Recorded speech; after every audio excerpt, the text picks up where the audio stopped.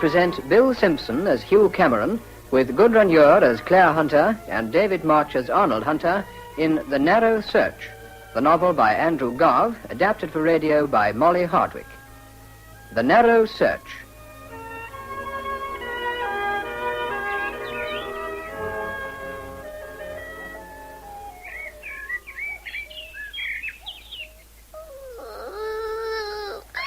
Oh, all right then, poor Christine.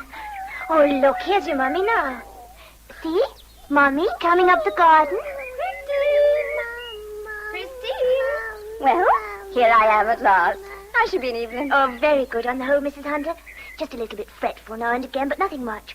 I gave her the orange juice about half an hour ago. Oh, God, it's about the only thing one can give them in this hot weather, and of course teething doesn't help. Now, why can't you babies have nice, ready-made, built-in teeth, darling? Oh, you're quite right. It might have its drawbacks. Oh, dear, it is hot.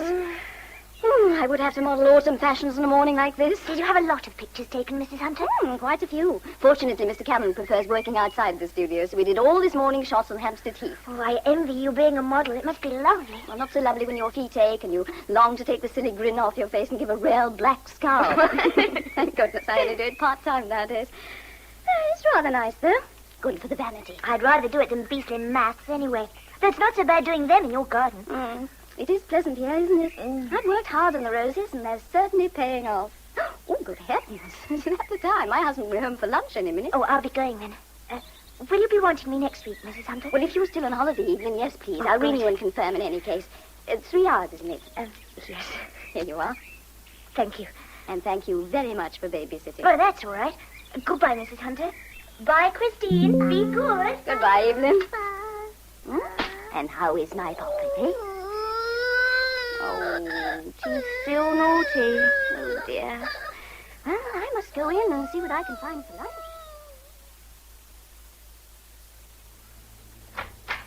Arnold? Who else would you expect it to be? Very amusing. Ready for a drink? Yes, and don't spare the ice. You having one? I don't mind. Sherry, perhaps. Busy morning? So. Lunch ready yet? Well, not quite. It'll be about 10 minutes. Oh.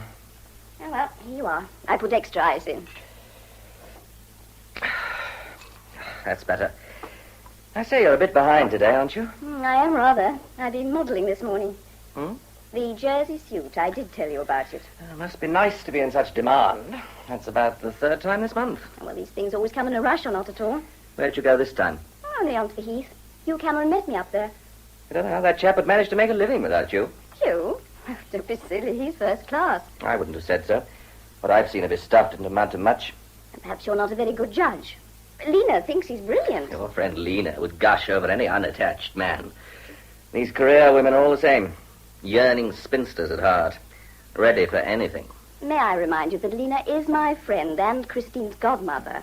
Also, it's quite ridiculous to talk about a very attractive, successful woman of 40 as a yearning spinster. My dear Claire, the heat is affecting you, isn't it? Or was it perhaps your exertions on the Heath? Oh, please, try not to be so stupid. Anyway, this chap Cameron, if he's as good as all that, why don't any of the big agencies offer him a steady job? They have. He prefers being a freelance. You ask me, he prefers lounging about to real work. Christine's been crying a lot this morning. She was very fretful with Evelyn. She's having a bad time with these teeth. No? Most kids do, don't they? Oh, not always. Some of them hardly notice it. Christine's got all this heat to put up with, poor little rabbit. No wonder she cries. Well, keep her away from me. I want a bit of peace when I get home on a Saturday. Did Chapel say anything this morning about having some chrysanthemum plants for me? No, he didn't. I just wondered. He said they'd be ready this weekend. Perhaps you'd ask him about them on Monday. He won't be at the office on Monday. Oh, why? Is he ill or something? He's left the firm. Left the firm? Chapel? Yes, I pensioned him off. I decided he'd been around long enough. Arnold, he's not nearly ready for a pension. He can't be a day more than 55. His age is beside the point. He's been behaving like a doddering old fool, and I can't put up with him any longer. I don't understand. You always said he was so useful. Well, as far as I'm concerned, he's outlived his usefulness. He can't even keep his files straight. I wanted some papers to show Matheson the other day. When Chapel brought them in, they were all mixed up, and I couldn't make head or tail of them. I just can't afford that sort of mistake. Well, what did Chapel say? He said he was sorry. Sorry? A child of 10 could keep those few papers in order. Well, it's Sounds most extraordinary. He's so methodical. Well, anyway, Arnold, it's hardly fair to get rid of a man because of one mistake. Oh, I've had trouble with him before. Now, what about this lunch? Well, I want to get to the bottom of this thing first. Chapel happens to be rather a friend of mine. What, because he gives you a few plants? No. He's a nice little man. And sweet to Christine. I like him. You make some funny friends, that's all I can say. At least my friends aren't shifty. I thought that man you brought for a drink last week was perfectly horrible, and there have been others like him. In business, you can't pick and choose. You've got to deal with all sorts. It's a pity I only seem to see the one sort. What pension are you giving Chapel? £5 a week. How can he live on that? He hasn't finished buying his house yet. That's his affair. I don't run my business as a charity. And I think you're treating him abominably. Everybody makes mistakes sometimes. Good Lord, Claire, what are you going on about the man for? After all, what is he? Just a grown-up office boy who's been kept on because he knows where to find the string and sealing wax. I wish you'd give him another chance. Arnold, please. I can't. It's settled and he's gone. Now, can I have my lunch, please, if you've quite finished your inquiry into my affairs? I better bring Christine in first. Oh. I left her in the pram near the porch and it's so hot. Oh, for heaven's sake, do we have to have that noise without food? I don't know why I bothered to come home at all.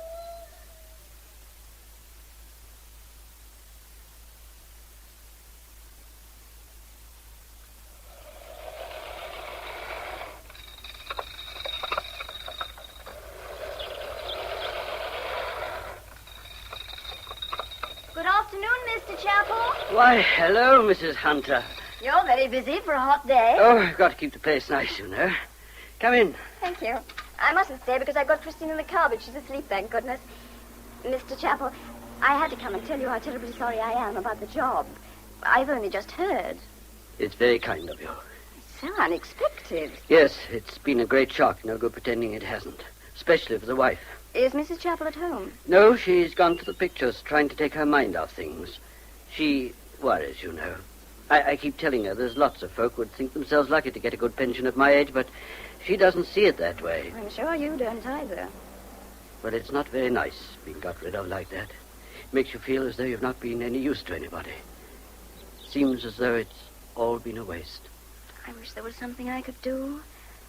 I did wonder if perhaps you'd not been feeling very well lately, or if you'd had something bothering you. I could explain that to my husband. I've been as right as rain, Mrs. Hunter.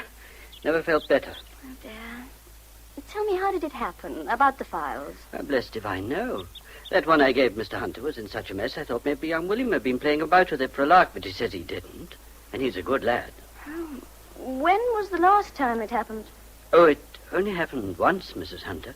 Really? But I understood from my husband there had been trouble before. No, not over the files. Over something else? Well, Mr. Hunter was very angry with me back in February, but that was a different thing. What was it? Oh, I stayed on a bit at the office to clear up after the others had gone home, and Mr. Hunter didn't like it. Didn't like you're doing extra work? No, it wasn't that.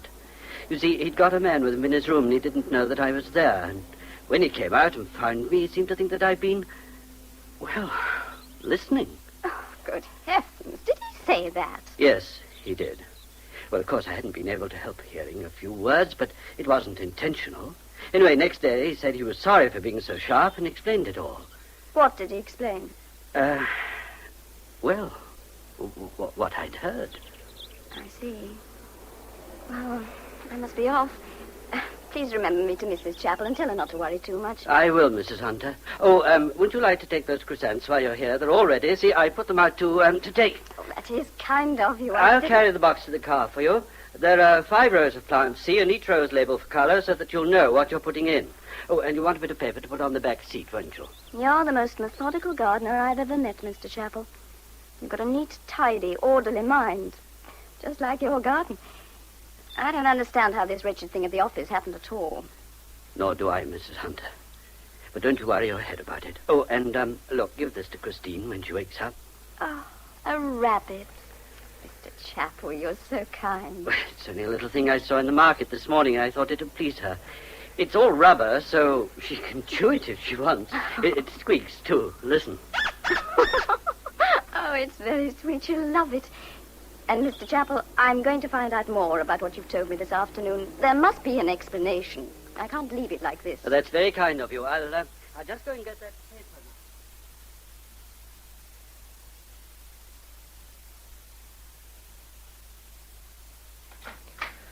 Oh, you're back at last, are you? You slipped out very quietly. Yes, Arnold. I went to see Chapel. Chapel? How dare you? Don't talk to me like that, Arnold. I'm not one of your employees. You'd no right to go. I had to go. I thought he might have been ill or something. I went to see if there was anything I could do. And was there? Arnold, when you found Chapel working late in the office one evening last February and accused him of eavesdropping, what exactly were you... Well, you're a fine, loyal wife, I must say. I get rid of an incompetent fool, and you rush off and gossip with him behind my back. I didn't gossip with him, and you haven't answered my question. What were you afraid Chapel might hear? Nothing that's any concern of yours. Very well, I shall have to ask Chapel outright. Now, look here, Claire. Sit down. Let's be reasonable. Certainly, that's what I want. I'm not trying to keep anything from you. It's just that I don't like being badgered. Fact is, I've been out having a drink with Arthur Peebles, and I brought him back to the office to show him some samples he was interested in. Suddenly I heard someone moving in the corridor. Well, it was late. I thought someone must have broken in. I pulled open the door, and there was old Chapel. I was completely taken aback. I packed him off home with a flea in his ear. And that's all there is to it. Is it? I understand that Chapel did hear something and that you explained it next day. What was there to explain? Oh, for heaven's sake, Claire. If you must know, Peebles and I were discussing a case that had been in the papers about some chaps who'd shipped stuff behind the Iron Curtain without a license. I thought Chapel might have got hold of the wrong end of the stick. So next day I explained to him it was just a newspaper story we'd been talking about. I'm sorry, Arnold, but I'm afraid I don't believe you. Why not? It's true. Is it? Well, I don't believe anyone with a clear conscience would have bothered to explain. Arnold, if you won't be frank with me, I shall go to Chapel again. I simply have to know. All right, I'll tell you. Last winter, Peebles came to me with an idea for shipping some aluminium to Poland, and he asked me if I'd help finance the deal. I just had one or two bad breaks, so it was a tempting proposition. In the end, I said I'd join in. He went ahead and pulled it off, and I got a nice cut. Several thousand. Go on. Well, Peebles must have slipped up because a couple of officials called at his place and started asking questions. It could mean jail for him. Jail? Oh, they won't get around to me. You can be sure I took good care to cover up. After all, it isn't as though we were doing anything dishonest, only trying to get around a lot of damn fool regulations and red tape. Still, you can see why I couldn't keep Chapel on. If there were ever any inquiries at the office, he'd be just the sort of idiot to give the show away without realizing what he was doing. Arnold, did you fix those files? Well, I had to find some reason. He'd have had to leave anyway. I see. So now I know where we are. Where are you going? Out. Just out.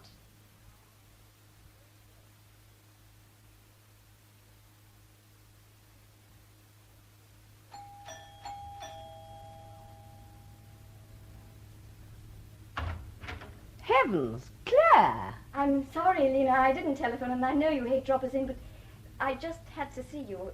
My dear child, come in. Thank you. I'm usually out on a Saturday evening. Tonight I just happened to be catching up with my chores. Sit down. Put your feet up. We'll have some coffee. Lena, you are good. Most people would be furious. I'd love some coffee. Right. Oh, what's up? Speaking as one girl to another, you look terrible. Lena, I think I'll have to leave Arnold. Oh. Well, I can't honestly say I'm surprised. But what's precipitated this? It's rather awful. Do you think you could manage to forget what I've told you afterwards? Go ahead. Well, Arnold's in some kind of a mess at the office. He and another man have been shipping aluminium behind the Iron Curtain without a license and doing very well out of it financially. Now the authorities have got on to the other man, and if they find out everything, they may both get sent to prison. Whew, what a fool. Oh, I've been half expecting it for ages. I've had a feeling for a long time that Arnold's business wasn't quite straight. And what's his attitude? Well, according to him, he's done nothing wrong. As long as he's not caught, that's all he cares about. And that's what frightens me. If he'd simply made one foolish mistake, given way to sudden temptation and was sorry about it and needed me, I'd feel quite differently about him.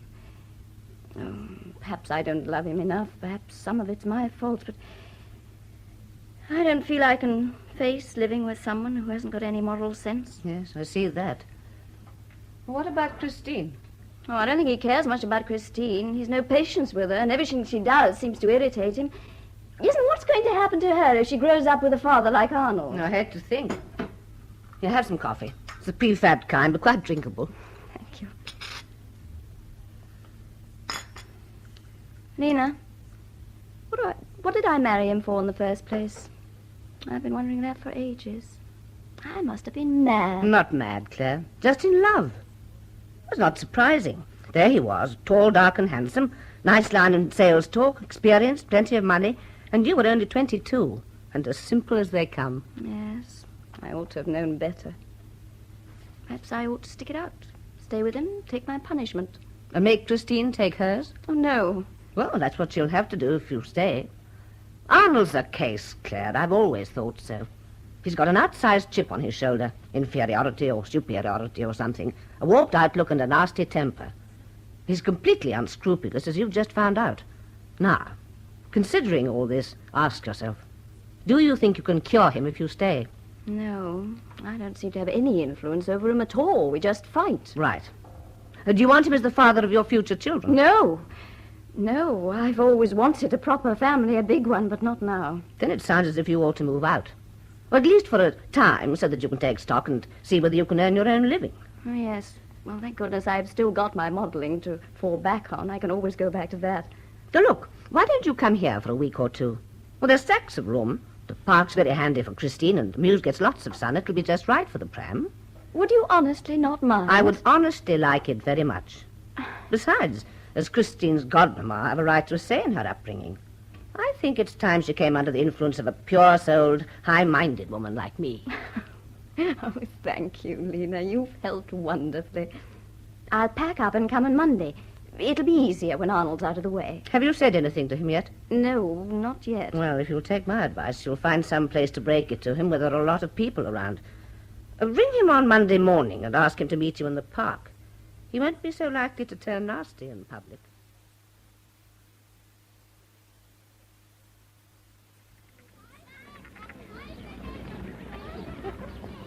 But it's ridiculous. It's fantastic. You make me cancel a lunch date and cross half London to meet you, and then you give me this extraordinary rigmarole about dishonesty, all over a bit of trouble at the office. I told you it's more than a bit of trouble to me. There's a lot more to it than that.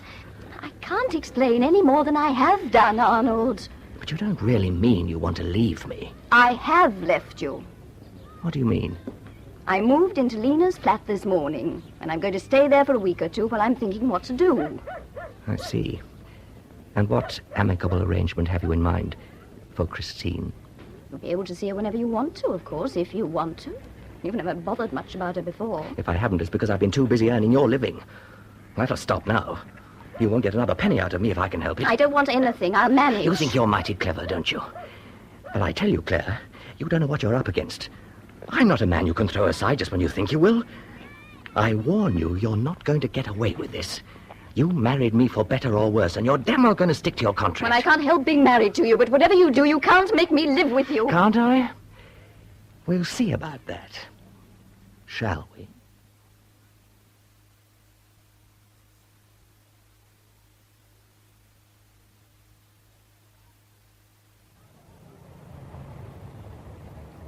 Do hurry up, Hugh. I want my lunch. All right.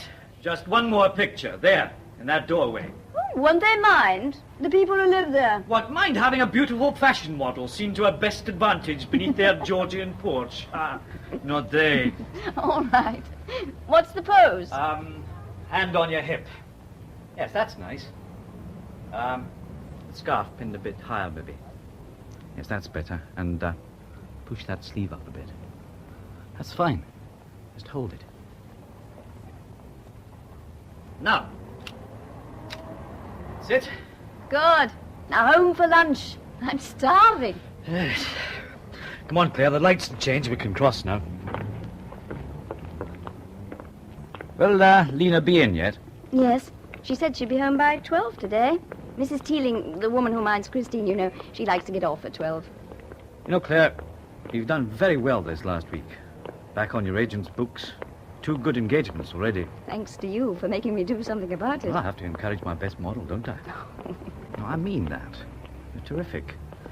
You get the right sort of breaks, we'll have you famous in no time. I don't care about being famous, but I want to make money, Hugh, for Christine's sake.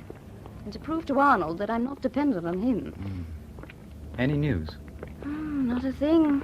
I've been back home every day and tried to keep things straight with the tradesmen and people, but there's been no word at all from Arnold. I've left a note every day and offered to help with house arrangements. Oh, well, not to worry. He's angry, naturally enough. When he realizes that what you're doing is for everybody's good, he'll come round. I hope so. I don't want hatred in this situation. Oh, well, here we are. Oh, and Lena's back. There she is in the kitchen. Yes, whisking up a choice little ratatouille for us, no doubt. Or maybe it's fish and chips. You know, personally, I don't mind much. My appetite... Hugh! Christine's pram, it's empty. What? Well, Lena's probably taken her inside. She doesn't, usually, but it's funny. Her pram rug's gone, too, and... Hugh, look at this. It's pinned to the pillow. Oh, you read it, I daren't. I've taken Christine. If you still want to discuss things, I'm ready to talk to you now, Arnold. This is ridiculous. He's taken Christine. He's taken her. Now, look, just take it easy. There's a good girl. Look, come on. We must tell Lena. See if she knows anything about it. Christine was most certainly here when I came in and Mrs. Teeling left. Somebody's timed it very cleverly. Now, I thought you were a bit hard on him, Claire, but after this, I'll believe anything. What shall I do? What shall I do? Ring him. He'll be there, you can bet, waiting to make terms. Now, go on, darling, do it now. We're here to back you up. Yes, come on. Look, I'll dial it for you. All right. If you think it's best, perhaps I ought to go myself. Well, it's much easier to keep calm by telephone. If you go, he'll bully you. Anyway, it's too late now. The number's ringing. Hello? Arnold? Yes, my dear. Arnold, why have you taken Christine? You know perfectly well why. Well, you can bring her back now, this minute. I'm afraid I can't do that. Then I'm coming to fetch her. I shouldn't bother. She's not here. Not there? Well, where is she, then? In a nice, safe place. In a nice, safe place. What are you talking about? Where is she? Oh, what have you done with my baby? She's being looked after very well. You're not the only woman in the world, you know. Well, how could you take... You've no right to... The father's right, I believe. And had you any right to take her away from me? But you didn't want her. You never did. Arnold, she's so little. She needs me. Oh, Anna, please. Please give her back to me. Tell me where she is. Let's get things straight. You want Christine back. I want you back. All you have to do is come and live with me again, and we'll both get our wish. I can't live with you. I told you why not. I want you back on any terms. You're my wife, and you're going to stay my wife. Nobody's going to laugh at me as a man whose woman walked out on him. Oh, you're mad. Do you think you can force me to come back to you? I hate you. You'll change your tune. No. Oh, yes, you will. You'll be on your knees to me before long. You're coming back to me, Claire. Nobody's going to treat me as you've treated me and get away with it. Oh, so that's it. It's your pride that's hurt. Oh, Arnold, don't be a fool. I'll never be any good to you.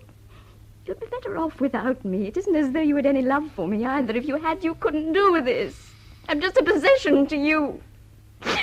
Tell me where Christine is. I'll tell you when you come back to me. All right. I'll go to the police. They won't be interested. She's my child, too, you know.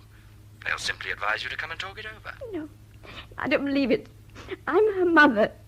They never let you keep her. They can't stop me. You forget that possession's 9 points of the law. You don't even know where she is, so what can they do? They'll help me. They must. Try it and see. Goodbye. Well,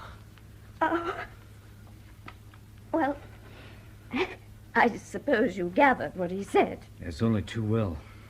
That man's a maniac. we ought to have inhuman. thought of this. We knew he was vicious. But where could he have taken her? He said, you're not the only woman in the world, you know. That's the only clue. Might mean anyone. Well, what about his relatives? Oh, he hasn't seen any of his family for years. Didn't get on with them. He must have taken it to strangers. Well, no decent person would take in a 12-month-old baby just on the husband's say-so. They'd know there was something phony about it, whatever he said. Especially if she was brought along without a bib to her name. Now, he must have paid someone to take her. Someone unscrupulous. It wouldn't be difficult. He knows so many horrible people. And Lena, she didn't have a bib to her name.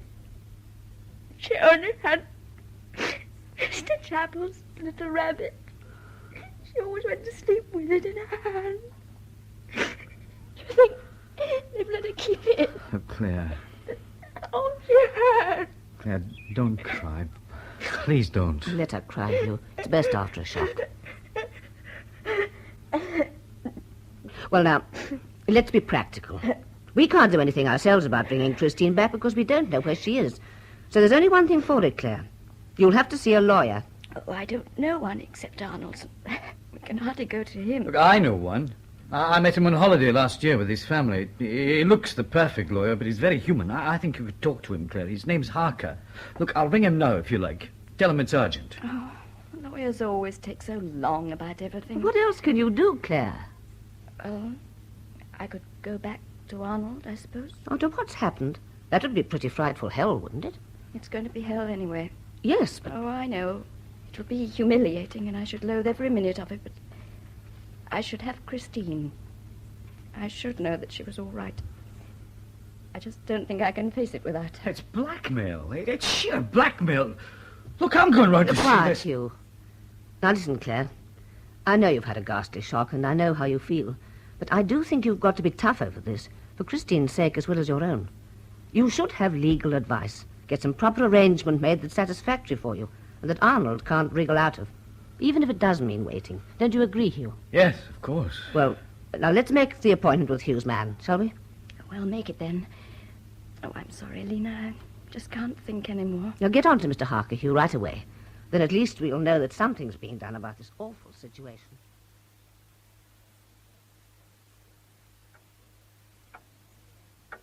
Well, now, Mrs. Hunter, you've been extremely frank with me and most explicit. I think I see the picture quite clearly now. And my advice to you is that you should not return to your husband merely to get possession of your child. That would be a false basis for the resumption of the marriage. Oh, I know it would. But what am I to do, Mr. Harker? Perhaps as a first step, I should myself write to your husband, explaining your attitude and reasoning with him. He doesn't want to be reasonable. He wants me. Mr. Harker, he's stolen my baby and hidden her. Surely something can be done quickly. Now, Mrs. Hunter, you have just used the word stolen. In law, I'm afraid it is very doubtful whether a parent can steal his own child. Personally, I don't believe he can. You see, father and mother are both natural guardians of their children, and as the ruling on guardians has it, if one taketh the infant out of possession of the other hath no remedy by action of law, but to take the infant out of the other when he sees his time. I see. That makes it pretty impossible for me, doesn't it? Apparently.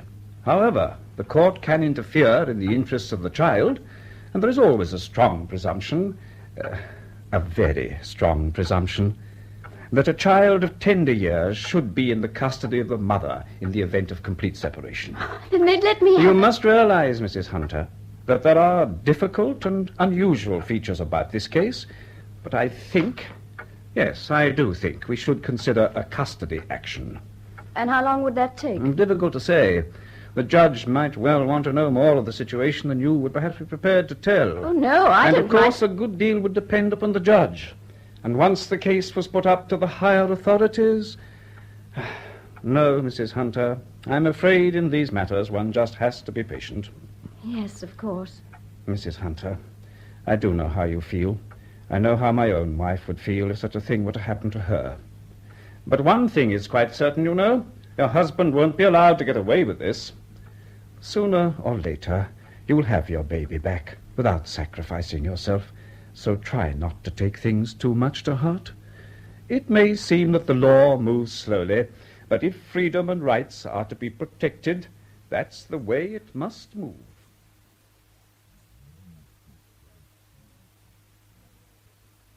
Cot made up? Playpen equipped. Teddy in the middle, with his arms held out. We're all ready for her. Oh, Claire, isn't it marvellous? Aren't you excited? Oh, I hardly dare be. I'm trying not to be, Lena. Just in case... There's no in case about it, my dear. The High Court order is quite final, and it says that Arnold's got to hand Christine over to you here in this very flat at 11 o'clock this morning. He can't dodge that. No, of course he can't. And it's 5 to 11 already. Any moment now they'll be here. Oh, Lena, do you think she'll remember me after all these weeks? Good gracious, Claire. Do you take your own child for an idiot? Of course she'll remember her mum. And her godmum, if she's any respect. Look, here's a taxi turning into the mews. Oh, where? Let me see. It stopped. Oh, next door, but what? Well, perhaps the driver's made a mistake. No, it's for one of them. Well, they'll be in the next one. Oh, our clock must be slow. Yes. Well, look, of course, we mustn't forget that he may not get here on time. The traffic's terrible this morning, and we don't know where he's travelling from. No. Hello? Hello, Claire. Oh, Hugh. Have they arrived yet? No, they're not here yet. It's only just time, of course. Oh, well, don't forget to ring Mr. Harker when they do arrive. No, I won't. You must be very excited. I am. Well, it's nice of you to ring, Hugh. Goodbye. Goodbye, Claire. Why don't they come? Relax, Claire. It will be all right, you'll see. We've only to wait. Only to wait. Wait. That's the trouble.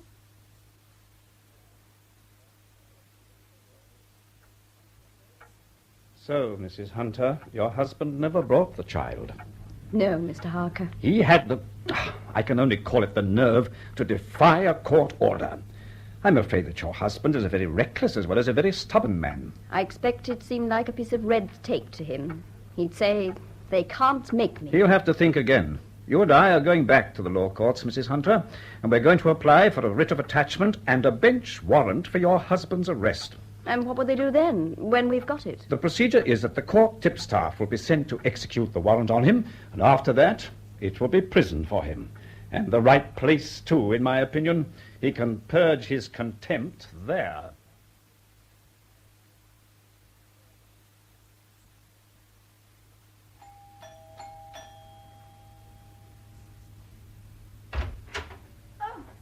Good evening. Good evening, madam.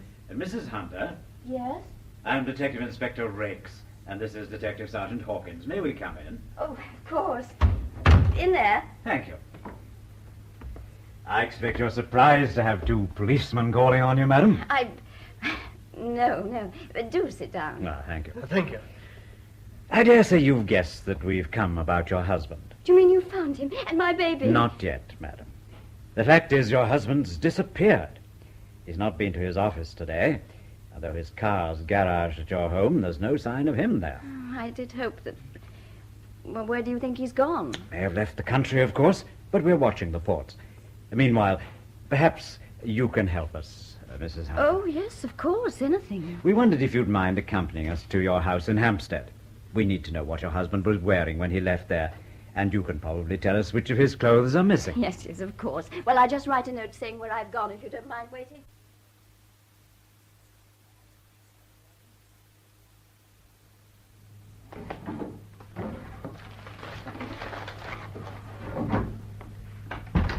Any luck, Sergeant? Nothing in here, sir.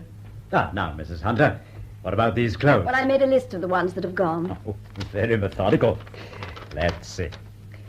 Light grey overcoat, pinstripe grey suit, dark suit, 2 pairs shoes, dressing gown, slippers, shirts, underclothes.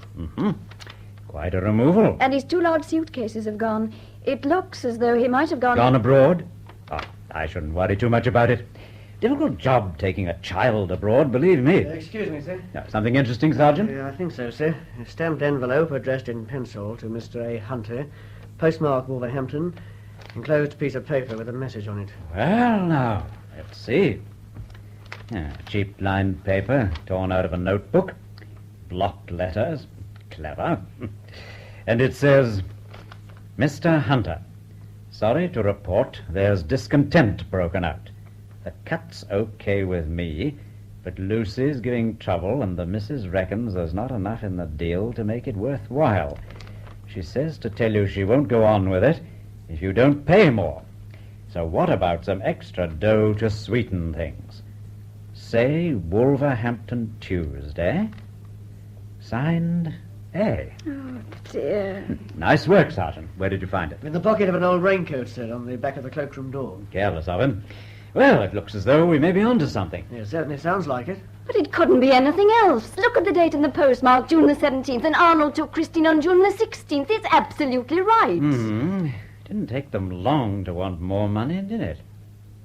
Have you ever heard him talk about Wolverhampton, Mrs. Hunter? Any friends or business connections there? I don't think I've ever heard him mention it. Does this initial A suggest anyone in particular? No. Do you know of any woman called Lucy?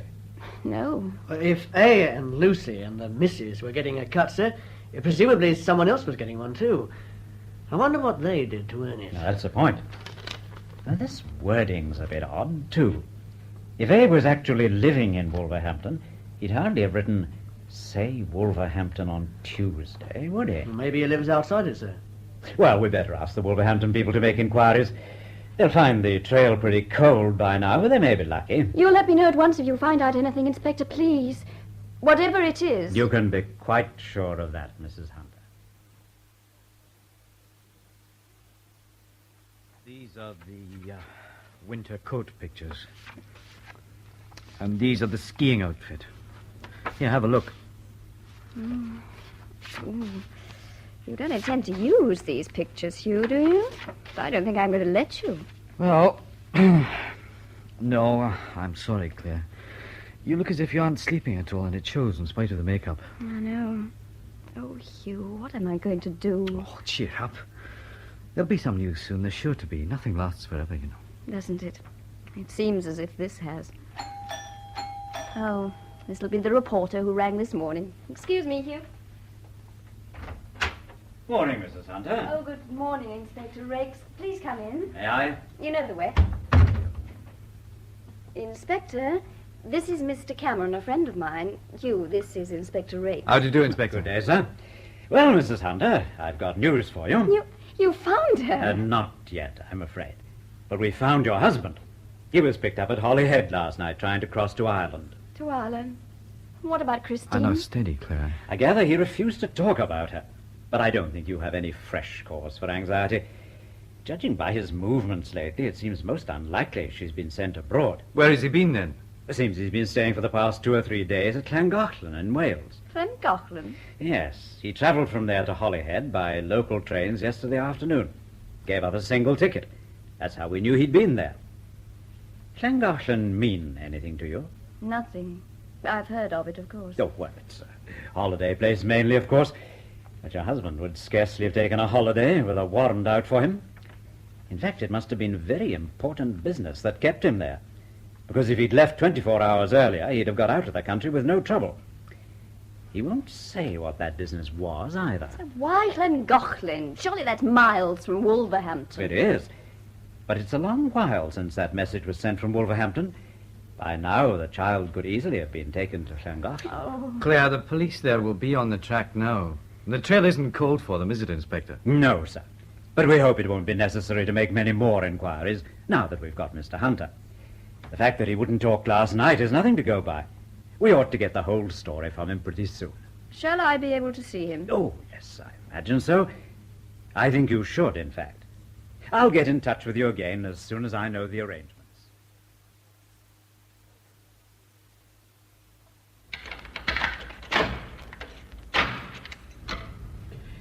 In here, Mrs. Hunter. I shall have to remain in the room with you, but you can talk quite privately. That's all right, thank you. Well, Clara? Well, Arnold? Why wouldn't you see me before? I didn't choose to. I wanted to make you wait. But now I've got news for you. News? About Christine? Arnold, please tell me. No, not about dear Christine. About dear Arnold. Ah, lost interest, have you? I thought you would. But just you listen to this. Last night, a couple of men came and questioned me about my business affairs. Do you know why? because that swine Peebles has told them I was mixed up in the aluminium deal. No. Oh, is that all you've got to say? I shall probably get 7 years, you know. 7 years. Oh, that's awful. You don't know quite everything, do you, Claire? Well, there's no harm in telling you now.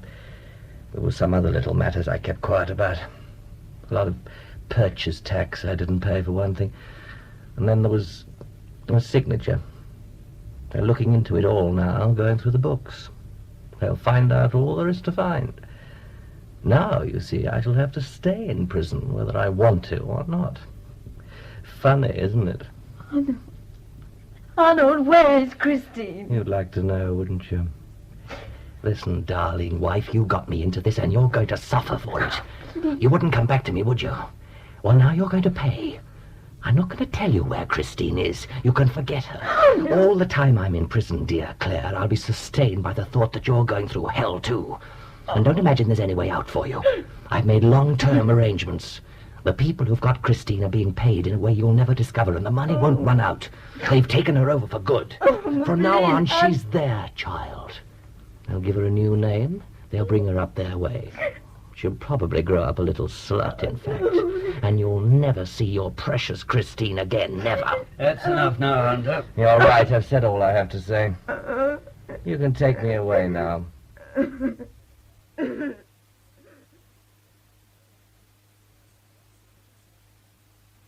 Well, one thing's perfectly clear to me. It's no good looking for a change of heart from that psychopath.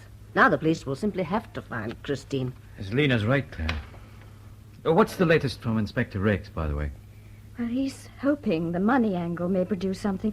If the people who've got Christine are being paid regularly, he may be able to trace the payments. That seems extraordinary to me. Surely it can't be all that easy to hide someone else's child. Evidently it is, Hugh. Well, how can you prevent other people knowing when you've suddenly brought a new baby to the house? Christine yells sometimes. The big clothes to hang out and special shopping to do, all that sort of thing. I mean, they'd have to have a very good explanation ready. Well, they could say they were looking after her for a relative. I rather agree with Hugh. I wouldn't imagine they'd feel very happy about it. I mean, after all, presumably the police are making inquiries about babies that have suddenly appeared from nowhere. And there's quite a bit in the papers by now. They're taking an awful risk. I suppose Arnold's paying them so well they don't care. But the pay would stop if Christine were found. That would worry them. If I were they, I wouldn't be happy till I had got away to some new place where I could pretend the child was mine. I wonder if that's what happened. What do you mean, Hugh? Well, up to now, we've been taking it for granted that there were 2 lots of people involved. One at Wolverhampton and one at Llangollen. We could be wrong. Perhaps there's only one lot. They could have moved from Wolverhampton to Llangollen. I mean, what do you think, Lena? The idea makes quite a bit of sense. And if there's anything in it, there's a chance Christine might be traced quite quickly. After all, there can't be all that number of people moving house at the same time. You mean the police might do a street-to-street inquiry? Something like that. Well, then they'd need someone around to help them who knew Christine. Wouldn't be much good checking up on people with a baby if they didn't know whether the baby was the right one when they saw her. Do you think I ought to go to Llangollen? Yes, perhaps you ought, Claire. Why didn't I think of it before? I might even see her if I drove around, mightn't I? I know, it's a long shot, Claire. Yes, I know it is, but I can't just sit here and wait. I'd be happier doing something. Well, maybe you're right. And it's all settled. I'll drive up there tomorrow. I wish I could come with you and keep you company. They're not a hope. Not this week. Well, I come. 4 eyes are better than 2, and mine are pretty sharp. Oh, Hugh, could you? Would you? I don't see why not. I could manage a few days anyway. Yes, we could take both cars. What for? We'll cover twice the ground. Yes, I see what you mean, but it'll be pretty dull driving up one behind the other. I know. Let's send one car up by train. That's a good idea. I can't tell you how grateful I'll be for your company. Well, don't try then. Well, maybe I'd better go and pack. I can always bring the camera and practice my art on the mountain scenery.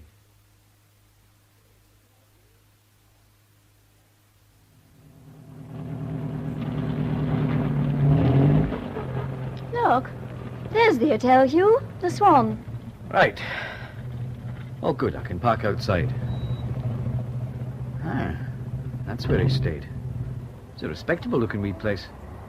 It's a nice spot, too, by the river. It's a nice town. Come on. Let's go in.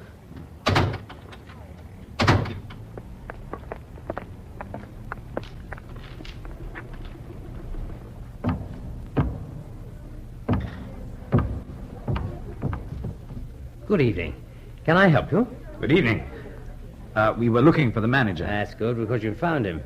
What can I do for you now? My name's Evans, by the way. Oh, well, Mr. Evans, we're making some inquiries, and we hoped you might be able to help us. This is Mrs. Hunter. Her husband stayed here a couple of weeks ago. Yes, of course. I know what you want to see me about. Come into my office just here. Oh. It's a quiet time just now. Very fortunate, that, isn't it?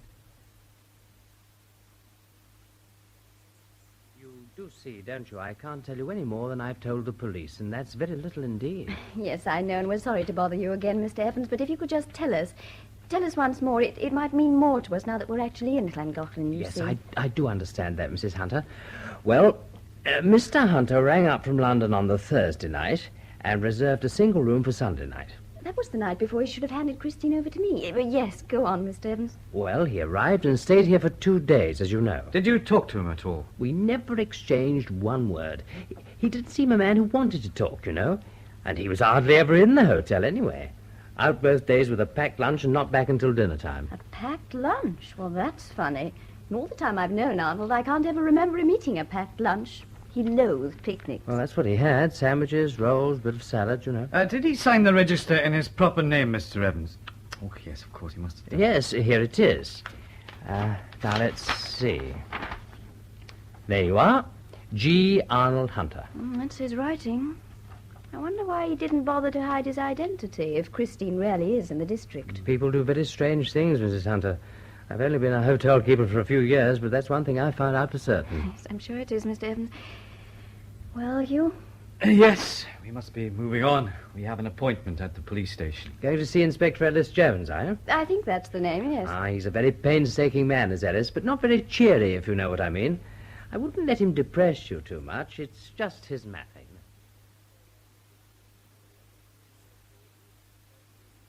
There's always the chance of a miracle. And if you was to search for weeks and months all around the district, you might happen to see your baby. We should be very glad. But I think what we've done is more likely to produce results. What have you done, Inspector? We've instructed all our officers to keep their eyes open as they go about their duties and report anything unusual that concerns a baby. But then we've had inquiries made about the car your husband was driving, the self-drive car from Di Williams' garage. Did Mr. Hunter book it before he got here, do you know? No, he just called in at the garage on the Monday morning to see what could be done. First, Di told him there was no self-drive car available, but he was very pressing, see? He said he'd pay anything that was asked, and in the end, the people who'd booked the car used a taxi instead. And what explanation did he give for all the fuss, Inspector? Urgent business, he said, and not liking to be driven by others. A very self-willed man he was. Didn't he drop any hint about where he was going? No, not a word. What about petrol? Did he have to fill up anywhere on the road? Oh, unfortunately not, Mr. Cameron. There was enough in the tank to last him. Do you know how many miles he covered? Yes, he did 72 miles in the 2 days he had the car. Look, this is just an idea, but isn't it likely that he went to the same place twice and nowhere else? After all, he'd have been in no mood for sightseeing. Well, it's possible, just Then possible. he'd have done 36 miles each day, 18 there and 18 back, so search would be easier than you think. Do you mean, sir, that we should draw a ring round Llangollen at 18 miles and inquire in all the houses near that radius? Well, would that be a very big job? Oh, much bigger than the situation justifies, Oh, sir. surely not. I'm speaking now from the public point of view, you understand, madam. If we was investigating a murder, it'd be a different matter entirely. I see, only a missing baby. Well, at least you'd have no objection to our following up the idea ourselves. Oh, by all means, if you have the time to spare, but my own opinion is you're much more likely to find the child as a result of information received. Yes, well, let's hope we receive some soon. Well, goodbye, Inspector. Thank you. Goodbye. I hope we shall have some results before very long. I don't believe they're even trying. Well, they're short of men, of course. They obviously think she'll turn up. They probably think Arnold will come clean in the end. Oh, they don't know him. Oh, well, thank heaven we came here instead of waiting in London. At least we've got a definite job to do. What do you mean, the 18-mile idea? Yes, I thought that was brilliant. Now, it could be all wrong, of course. Anyway, let's go back to the car and get the maps out so that we can see what we're up against. It's going to be a tricky job at best.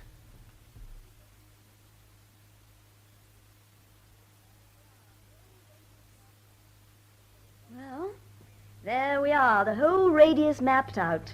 Very clever, Hugh. Marvellous. Except that I doubt whether working with a piece of string and crosses marking the boundary line's really efficient. There's all these different routes in the mountains. So we worked in the assumption that he'd have taken the shortest route. And if in doubt, we can always explore alternative routes. I suppose we ought to take different sectors and join up again in the evening. Why, yes, of course. All right. You take the western bit and I'll do the north. Now, here's your map. Shops, garages, that sort of thing as inquiry points. We'll start off tomorrow about 9, and we'll aim to get back here about 6:30. All right? All right.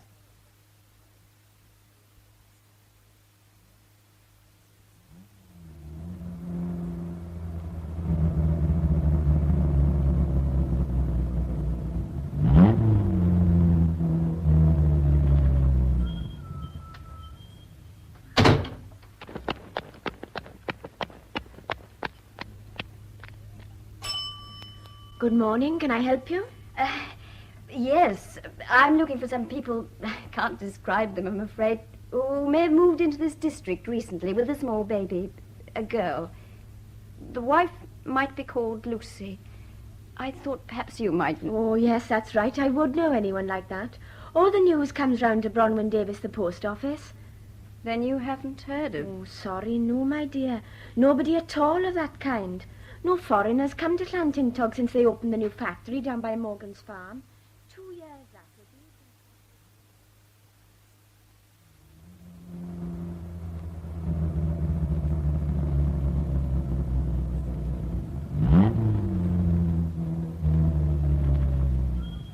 be. Excuse me?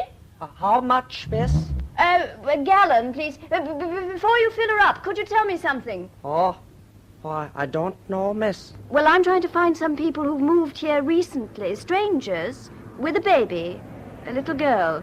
It would be in the past few weeks, I think. Oh, I don't know anyone like that, miss. Well, do you think your boss would know? My dad's out. I see.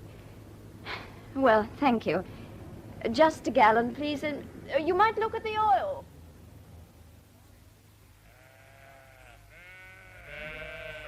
Good morning.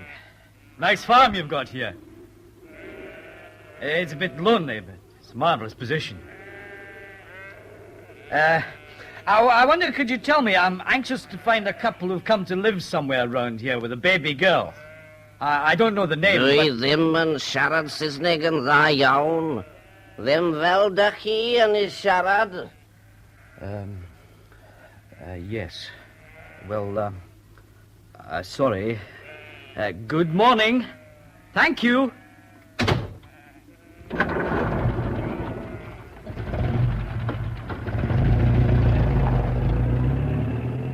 Well, of course, it does happen. I know some people like that. That's funny you should ask me now. Please tell me, where are they? How can I get there? Well, now, it's a cottage they've taken.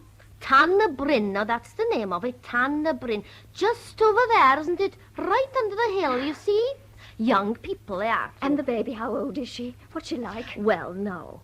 I should say about 15 months, thinking of Megan. That's my granddaughter, you know. Yes, very much the same as Megan is this little one, but much darker hair. Oh, but pretty, though. Yes, they're not Welsh people. No. Now, the wife I don't know about. But the man is English, from the Midlands, I think I did hear. Working for the quarry company. Yes, I see. Well, it sounds as though they might be the people I'm looking for. Oh. How do I get to Tannerbryn, please? Now, I'll come out and show you, isn't it? Now, you take the road right through the village, isn't it? And then at the crossroads...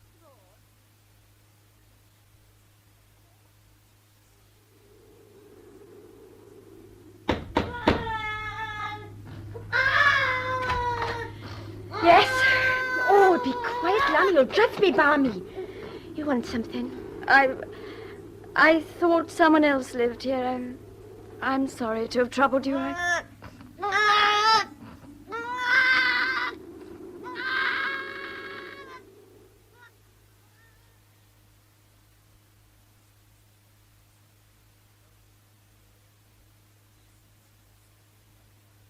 Well, that's that, Claire. Wasn't such a good idea after all. Where do we go from here? Well, I'm damned if I know. Yeah, let's have a nice cup of tea while we're thinking. If ye olde waterside cafe can provide one. Grand day, isn't it? And what can I get for you both? Oh, just tea and scones, please. And some jam. Tea and scones and jam for two. Right, thank you. Where do we look now, Hugh? Well, the moving house idea may still be all right. We could try further afield, the larger market towns, call in house agents and that sort of thing. Oh, it seems so hopeless. All those days of searching and nothing at the end of it, and that awful disappointment when that woman opened the door with the baby in her arms and it wasn't Christine. Claire, I'm very sorry. I prayed and prayed for a miracle. It's got to be that now. Here we are both. All the best china. Oh, thank you. This is a very pleasant spot, Mr. Sears, isn't it? I think I saw your name outside. Oh, that's me, Giles Sears. Yes, it's a grand place, isn't it? Lovely garden, and my own boat's at the bottom of it. Well, that's fine. You had it long? 5 years last May, but I'd my eye on it for 20 years before that. Really? Oh, I had that. I used to say to myself, Joe, lad, when you're retired, that's just the spot for a nice little cafe and boatyard. And 5 years ago, the dream come true. Finest place on the cut, and that's saying a lot. On the what? On the cut. The canal. Oh, that's what we call it where I come from. Oh, yes, of course. How stupid of me. Just call me if you want more tea. There's plenty more jam, only the wasps get at it if you put it all out, you know. Well, Claire, I expect I'm being crazy, but you know that message from Wolverhampton? I ought to. Why? I've just had a wild notion, or have I? Mm-hmm. I wonder if we've been putting the wrong construction on this thing all the time. What do you mean? Well, you remember it said, the cut's okay with me. You don't suppose it could have meant a canal, do you? Oh, Hugh, that's rather fantastic, isn't it? Oh, well, perhaps it is, but I don't know. Look, here we are, looking for Christine in a place we're pretty sure she's been to. Sitting beside the canal that's apparently called a cut, and the message says, the cut's okay. After all, a canal is a route. But surely it's money he was talking about. Yes, it certainly goes on to talk about money, but the cut part may not be about that. It's quite possible to read it another way. That the canal's okay with A, but Lucy doesn't like it, and so the missus thinks that they should get more pay. Now, don't forget, we were never quite happy about the idea of a cut in the money sense because, well, there was no real evidence that anyone else had done anything to earn it. That's true. You mean that Annie's family may have gone to live in a canal? Well, they may work in a canal. Judging by the tone of the message, it's just the sort of rough, tough job they could easily have. Well, families do, don't they? Why, yes. They've long, narrow boats with cabins at the back. I've seen them unload... Hugh, I've seen them unloading at Arnold's Wharf. Arnold's? I didn't know he had one. Yes, he has. His office is beside the canal, the Regent Canal. Could... So he'd know about canals. He'd know boatmen. And a boat would be mobile. It could have come here without attracting any special attention, and they'd have had all the advantages of moving house without any of the problems. I wonder if Wolverhampton's on a canal. Well, let's see what the map says. Midland section. Birmingham. Wolverhampton. Railways, roads. Look, what do these other lines mean? Oh, do the you key know? thing in the corner tells yes. you. Canals. Look, it's a positive centre. There are canals running in from all directions. And things are beginning to fit. Oh, I've just thought of something. Do you remember how puzzled Rakes was about the phrase, say, Wolverhampton Tuesday, because it didn't mention a time or a meeting place? Well, if A was living on a barge, any time would have done. And as long as Arnold knew it was Wolverhampton, he could have found it quite easily whenever it was. Hugh, I honestly believe we're onto something. Well, let's not go too fast. There are still some things that don't fit, you know. If this man A is a bargee, why should he say the cut's okay with me as though he'd just tried it for the first time? For that matter, why shouldn't it be okay with his family? Well, perhaps he meant that having Christine in the cut was okay with him, but not with them. Anyway, there's something more important than that. Now, does the canal at Wolverhampton join up with this one? Yes, apparently it does.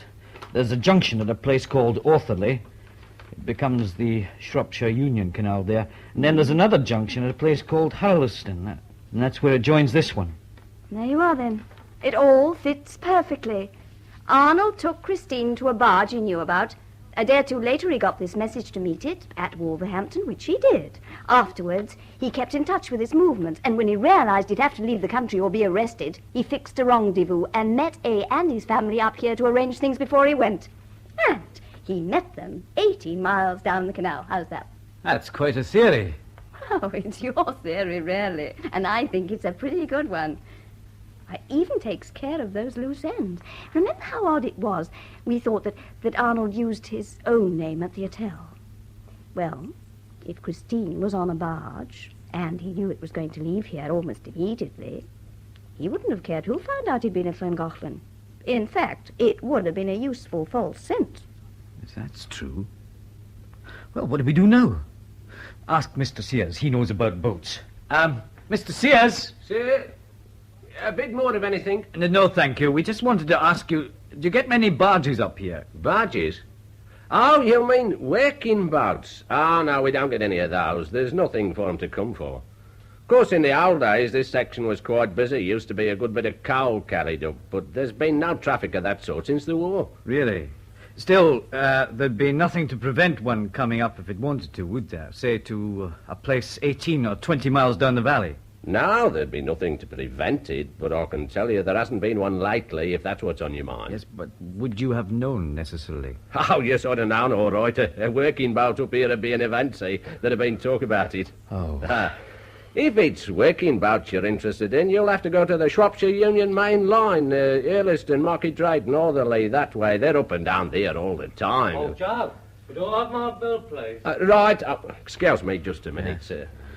Well, it didn't take long for that theory to hit a snag. I don't know. Is it such a snag? How far away from here is the Shropshire Union? Well, it depends what part. Say, 30 miles, perhaps a bit more. Oh. Couldn't the 18-mile point have been a sort of halfway house? Arnold might not have wanted to risk being seen near a boat. And he could easily have taken a bus and met him somewhere. Yes. Yes, I suppose that's possible. And the theory's still perfectly sound. Well, it's going to be much more difficult to test, you know. Now, about these working boats, you'll find plenty of them on the Shroppy Cut, you know. Do you know anything about them? The people who live on them, for instance? Well, I ought to. I was in the business all my life till I settled here. Owned a whole string of boats. Did you? Oh, well, then perhaps you can help us. Oh, glad to if I can. Hey, Madge, take over a minute, will you, love? Okay. Well, the fact is, this lady's looking for a baby. Her baby. It's been stolen, you see. Oh, I've heard about that. It's a bad business. Well, we wondered if it might have been taken on a canal boat. Up this way? When was it now? Well, if we're right, the boat would probably have been travelling along the Shropshire Union about 2.5 weeks ago, and it would have been at Wolverhampton back in June when the baby was taken. It was a pretty steady traffic between the Midlands and the ports, Liverpool, Manchester, you know. Most stuff on the Shroppy Cut's doing that run. So, if your boat was a regular, I'd say there was quite a chance it wouldn't be far away. Would anybody notice if a boat had a new baby on board? Any of the other boat people? Well, I reckon they might. They all know each other, the canal folk. Look, how do you get in touch with them? Are there special pubs they go to when they're on their runs? Well, there are, but I don't know as you'll get much out of them that way. They're clannish, you see. They don't talk easily to strangers. Now you want to get on the cut yourselves, or a boat. Oh, dear, we don't know anything about boats. Oh, you'd soon learn. There's nothing in it. Do you let out boats, Mr. Sears? Only rowing boats, for pleasure like. Oh, and by the way, I suppose you have not thought of pleasure boats. Pleasure boats? Hey, just a minute. I've got an idea. Phoebe! Madge, tell Phoebe I want a word with her. She's out in the back garden. Righto. Phoebe's my daughter, you see, and she's just been on one of them holiday canal cruises with a lot of other young folk. She might just have seen your lot. She was up on the Midland runs. Well, it's a long shot, I'm afraid. Did you want me, Dad? Oh, yes, I do. Now, this lady and gentleman want some news of a couple with a baby who might have been on a boat somewhere around where you were on your holiday. Oh, good afternoon. Good afternoon. Good afternoon. Well, there was lots of boats, of course, and lots of kids running about all over them. Well, mine's only a baby. She'd have to be carried. Oh, I wish I could remember. What's she like? Well, she's got curly dark hair and brown eyes. And she's brown with lying in the sun. Might pass for one of the gypsies' babies. There's a lot of them on the cut. What's her name? Christine. But I don't suppose they're calling her that. No, I don't remember any Christine. We talked to a lot of them. I suppose you didn't come across a woman called Lucy. She might have been with these people. No, I wouldn't forget that. Sort of old-fashioned name, isn't it? I'll tell you what, though. There was a boat called Lucy. There was a boat? A pleasure cruiser up by Gailey Lock. It was an oldish boat, nothing special about it. I remember it because David, that's a boy who was with us, kept reciting a lot of Wordsworth's poems about Lucy. He just passed his joy to you. Thank you, Phoebe. Hugh. Hugh, I think this is it. Yes, I think so, too. Lucy's giving trouble. A boat gives trouble. A person makes trouble. And the message means the canal's all right with Mr. A. He doesn't mind living on it, but his wife won't go on unless they get paid more. That's it.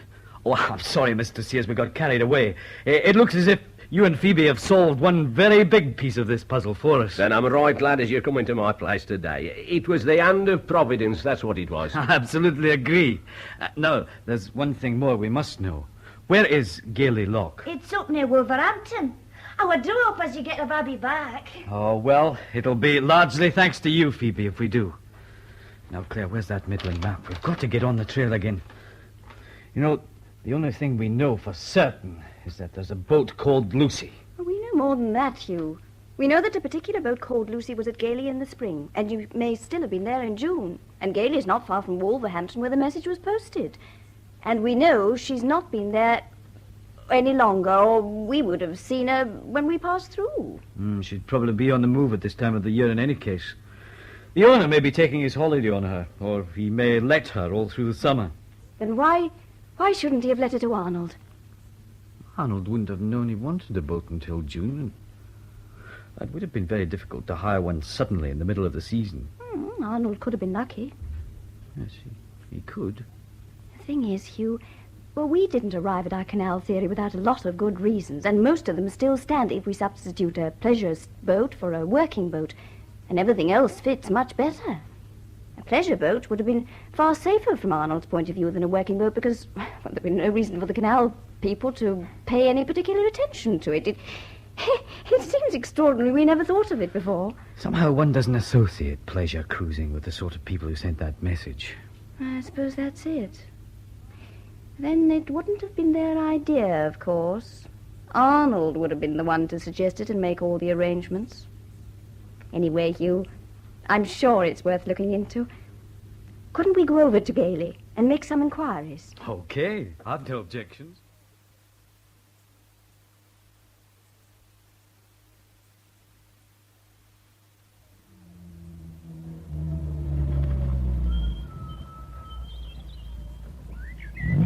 Look, there's a boy fishing.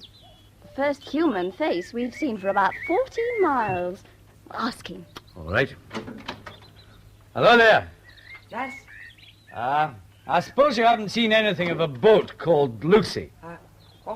Yes, I have. You have? When? It was 3 weeks ago on a Monday. I remember, see, because I was fishing. Are you sure Lucy was the name? Oh, yes, I'm quite sure. Dirty old cruiser she was. Well, where did you see her? Down a cut, moored against the towpath. She was about a mile down. I passed her when I came here to fish. It was in the morning. Did you notice if there was a baby on board? Baby? No, I didn't see a baby. There was just a chap on his own. Oh. Did you pass her again when you went home? Yes, at dinner time. And was the chap still on his own then? Yes, he was. Did you see the boat again? No, I didn't. When I came by next time, she had gone Look, away. what was this chap like? Can you tell me? Well, it was so dirty. See, it's hard to say. Grease and oil all over him he had on his head. It was bent down over the engine and a spanner in his hand. There was something wrong with it, I'm sure. Good heavens. Did the man speak to you? No, he didn't say a word. He was too busy. You see, very surly he looked. Do you remember which way the boat was pointing? Oh, she was pointing up the cut where you've come from. I see. Oh, thank you very much indeed. Here. Buy yourself some bait with this. Oh, diolch yn fawr. I'll get some now. And we hope you catch a lot of fish. So, we were right. Oh, Hugh, I'm sure we're getting somewhere at last. What about this chap being on his own? Well, I don't think that's much to go by, really. After all, if he knew he was going to be tinkering about with the engine all morning, he'd have wanted to be left on his own. He could easily have sent his wife off somewhere with Christine. Yes, he could, I suppose. Hugh, it was the right day. The second day of Arnold's stay at Llangollen. The right day, the right canal, and a boat that was giving trouble. Now, you're not going to say that was all coincidence. I don't know. This canal is a favourite cruising ground, after all, and Lucy had to be somewhere on that day, and I imagine lots of old boats give trouble. All the same, it's certainly interesting about the Dickey engine. That could be the answer to all sorts of things. How do you mean? Well, it could be the explanation of all that dashing around that Arnold did. Remember, we never quite understood what business could have kept him hanging about here for 2 days when he was so desperately anxious to get him abroad. Yes. Well, if the boat he intended to meet had had a last-minute breakdown on the way to the rendezvous, he might have been looking for it, more or less the way we've been doing it. On the first day, he could have failed to find it, and on the second day, he could have succeeded. Oh, that is an idea. It does seem more plausible than 2 meetings at the same spot, doesn't it? Now, incidentally, if he expected to be searching along a lonely canal each day and knew he hadn't a moment to lose, that might explain the packed lunches, too. Oh, but of course. And that's not all, either. The boat was still heading for Llangollen. Perhaps the original rendezvous was there. And if so, that would take care of another loose end. The casual way Arnold seemed to rely on picking up a self-drive car in the middle of the holiday season. You mean he wouldn't have expected to need one? Exactly. He could have planned to stop off at Llangollen for one night, meet A at the boat after dark according to a prearranged schedule, have a quick talk and go straight off to Ireland next day. Oh, but Hugh, that's fine. Now it does all fit. Yeah. And why do you look so doubtful? I suppose because it all seems too good to be true. Now, that's pure superstition. No, not entirely. Things do begin to fit, I agree, but then a lot of things seem to fit the working boat idea until we started to investigate. The same thing could happen again. I don't think it will. Anyway, we'll find Lucy, and then we'll know.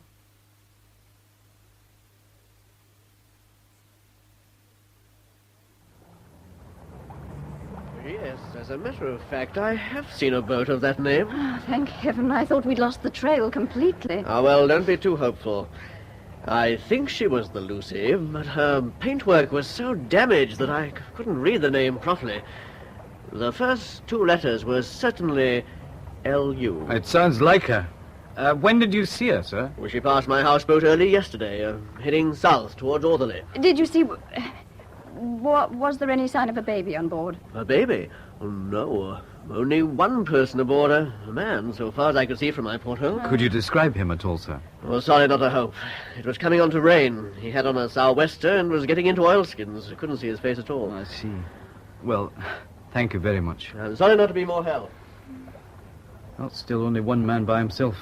Doesn't look so good there. If it was raining, the others would have been inside. That's true. You know, it's interesting about the name not being clear. That would be why no one seems to have seen her. The fishing boy saw it, because she was stationary. Wonder if she's past Ortherley. I shouldn't think so. She can't be in a tearing hurry, or she'd have come faster down the Welsh section. So she's somewhere between here and Ortherley. Right. So we start from Ortherley tomorrow, working back along the towpath on foot. That way we can't miss her.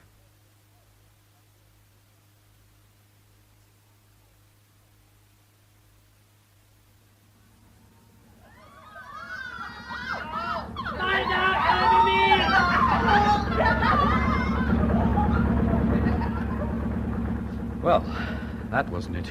4 winds. A lot on board. Perhaps we ought to have stopped them and asked them. Oh, don't worry. We'll find out for ourselves. Oh, here's another one.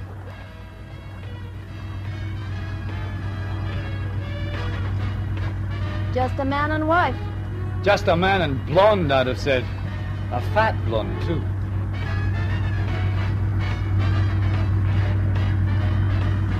Morning! Lovely day! Good morning. Yes, it is.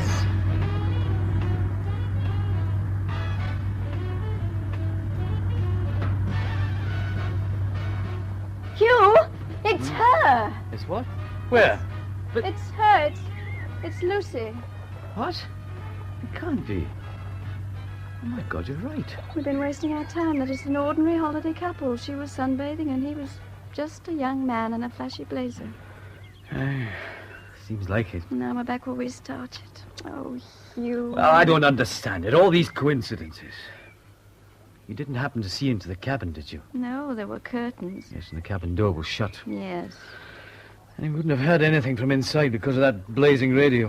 But they're the wrong sort of people.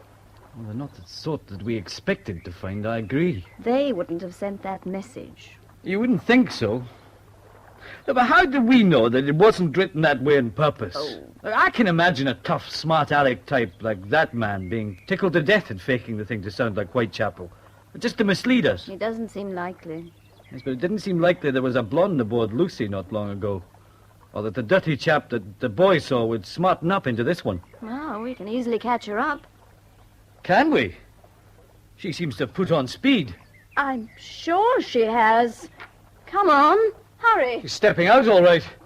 Yeah, look at the wash she's made on the towpath. The blonde's taken over the wheel now. Must be doing 8 or 9 knots. Look, Claire, can you run? Yes. Right. Yes, come on.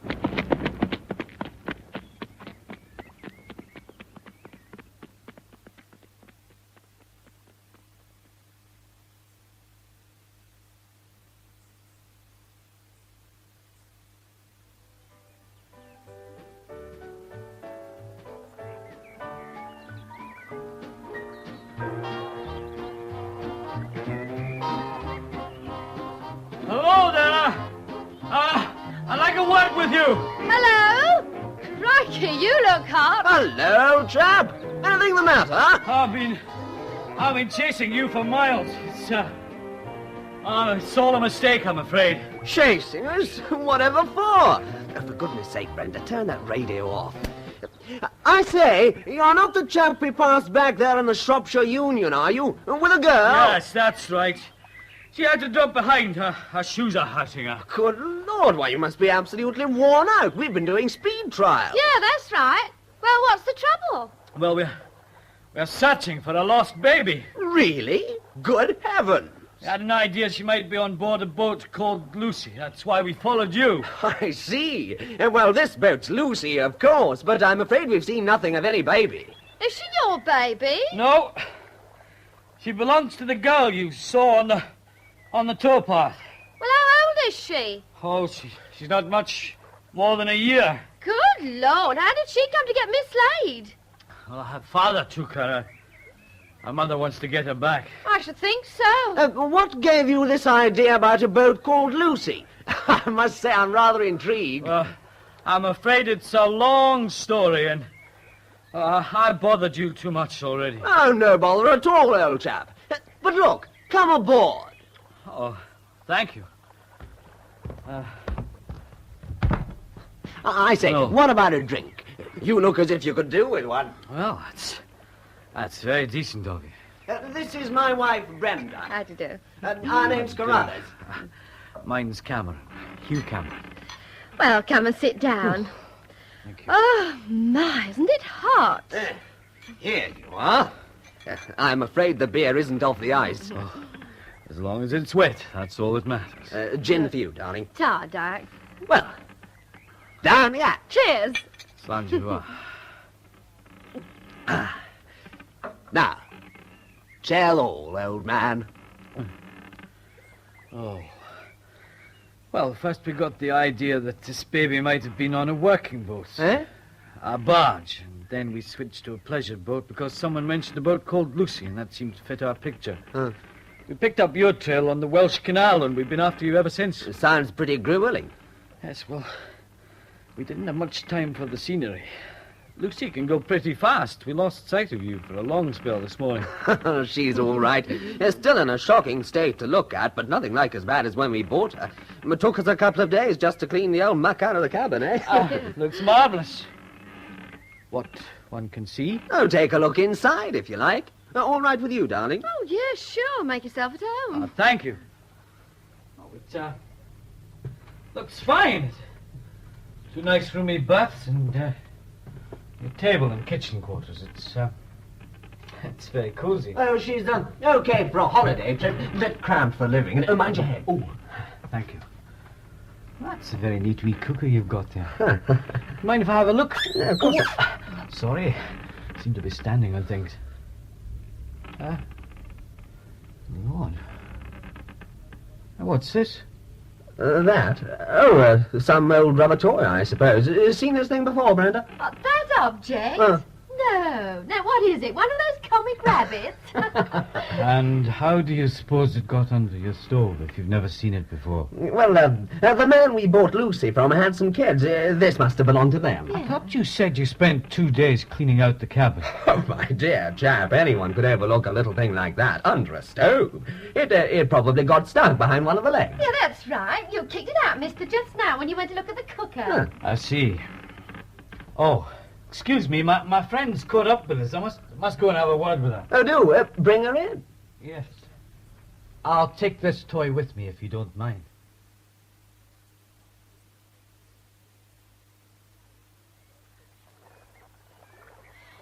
Any luck, Hugh? Yes, now take it easy, Claire. Now get your breath back. Well, Christine's not there, and they say they know nothing about her. But I've just found this. Here it is. It's Christine's rabbit, the one Mr. Chappell gave her. It was what she had with her in the pram when Arnold took her. Oh, Hugh. Now, steady now. I think it's Christine's, but these things are mass-produced. And anyway, there's nothing else. No pram, no cot, nothing. And their story is that this was left by the last people. It's Christine's rabbit. I'm going to face them with it. Now, easy, Claire. It's no good accusing them without proof. Well, why were they running away if they've nothing to hide? Well, they say they weren't. They were testing their engine. Anyway, where is Christine? Were they inside all the time you were following them? No, I lost them several miles back. Well, they might have stopped and hidden her. What, and all her things as well? Well, they could have thrown them over the canal, into the canal. Oh, Hugh, we can't let them leave till we know. Look.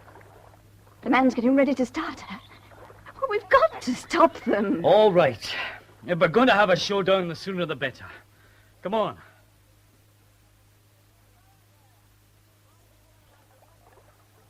Hello there. Sorry to hear about the baby. Now, look, Carruthers. We may be making a bad mistake, but there are one or two inquiries we want to make about you and your boat. You can't be serious. Oh, really? I'm quite serious. We're not satisfied about this toy. I've already explained about the damn thing, and I tell you we know nothing about any baby. Okay, Brenda, any moment now. Well, at least it won't hurt you to wait while we make inquiries. We certainly won't wait. You seem to forget we're on holiday. Right. Claire, go back to Gailey and ring the police. Tell them you want to charge a man with kidnapping your child. You're asking for trouble, my friend. Oh, easy now, sir! Oh, watch out! You're right. Oh, you beast! You knocked him in! Well, maybe that will cool him down a wee bit. Oh, go on, help him out. Oh, look, he can't even get clear of the weeds. Oh, Arthur! All right, come on, give me a hand. Don't you pay for this? I'll have you jailed. I'll see you suffer. Claire, would you pass me that boat hook, please? Yeah. Joe. What do you want it for? There's something in the water.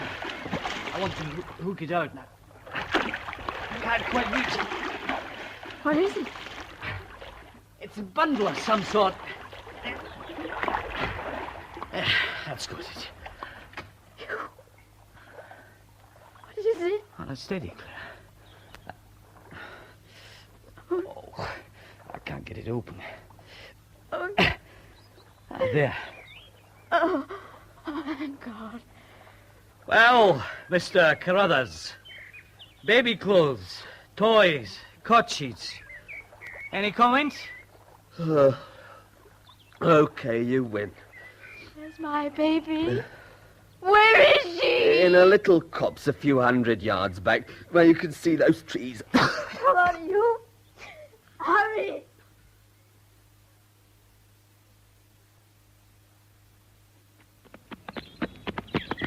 Here we are. This is where it went. Can't look. I'm afraid. Look there, by those holly bushes. Look, she's in a pushchair. She's strapped in quite safely. Oh. It's all right, Claire. It's all right now. Oh. We found her. Oh, Christy. Oh, Christy. Oh, my baby. Christy, darling.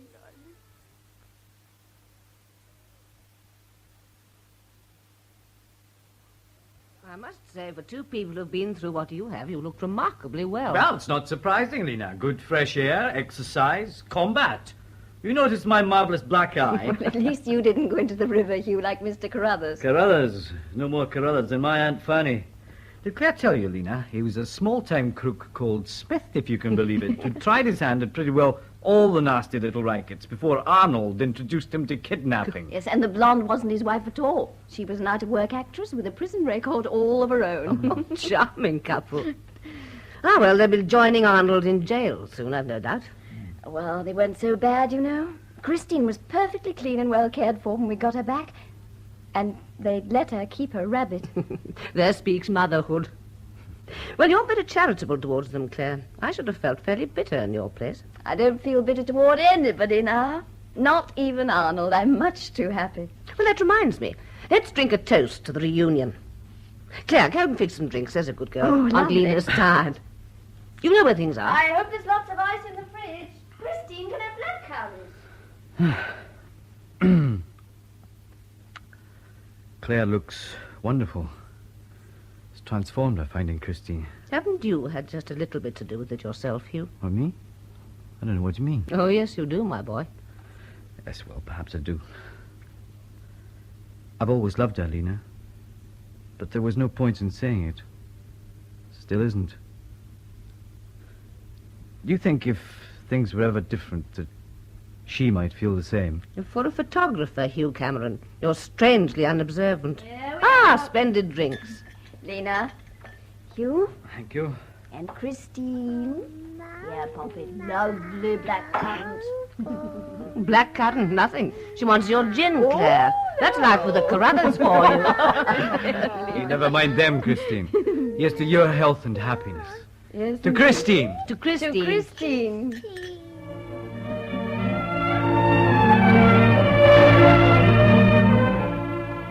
That was Bill Simpson as Hugh Cameron, Gudrun Ure as Claire Hunter, and David March as Arnold Hunter in The Narrow Search by Andrew Garve. The rest of the cast was as follows: Lena Howell, Moira Mannion, Detective Inspector Rakes, George Hagan, Joe Sears, Ronald Baddeley, Phoebe Sears, Sheila Grant, Mr. Harker, Godfrey Kenton, Inspector Ellis Jones, Timothy West, Detective Sergeant Hawkins, and houseboat owner Jonathan Scott. Albert Chappell, James Thomason, David Evans, Anthony Vickers, Bronwyn Davies, Meg Wynne Owen, a petrol pump attendant and a boy, Anthony Hall. Carruthers, Michael Deacon, Brenda, Elizabeth Morgan. The play was produced by Audrey Cameron.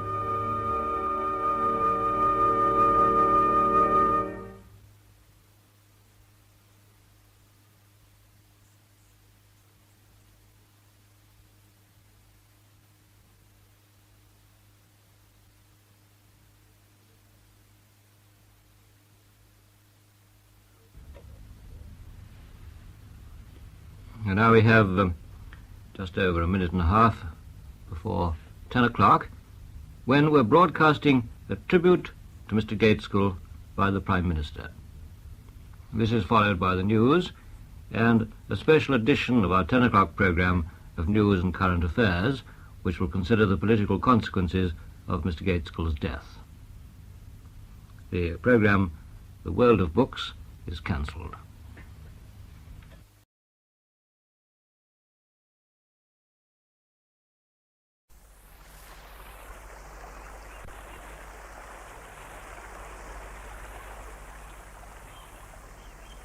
A bloated, smooth-bellied pup, sightless and filmy-eyed, bobbed ceremonially in the wake of a moorhen.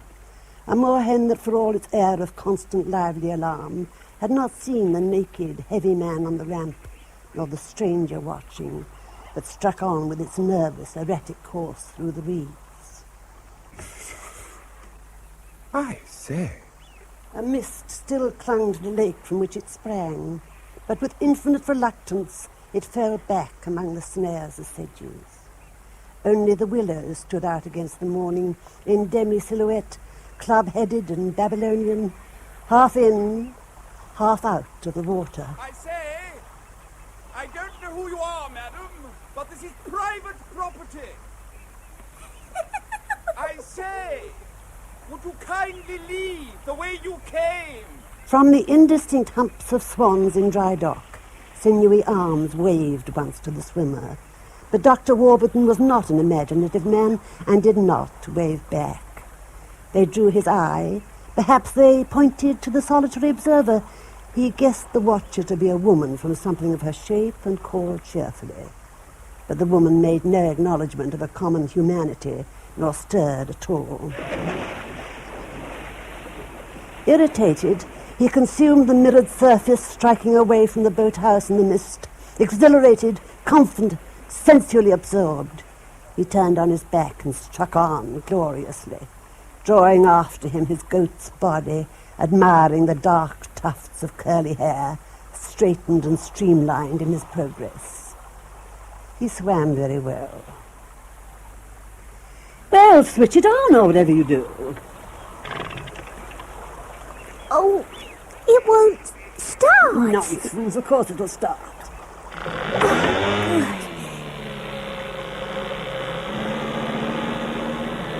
The paint's coming off the little sailor. Can I keep him? No, dear. Oh, you have to have the aerial out first on the little radio. Then you move the switches, you see. Yes, dear, I know. You remember where it lives in the boathouse? Oh, yes. There's a good girl. He recognized it for what it was instantly. It sought him out through the mist. I say! Do you see me? I say! Ah! Ah! Ah!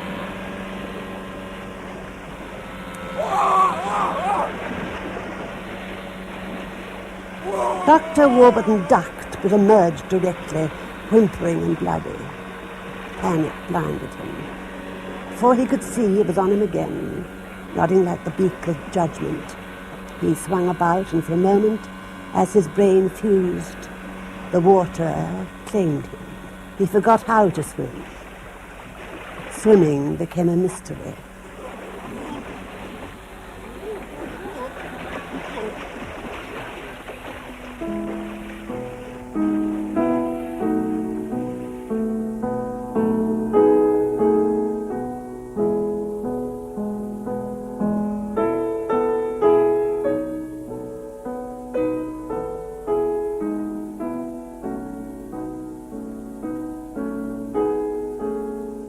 Murder as Art by Graham England, with Noel Hood as Dame Hetty and John Rye as Leo.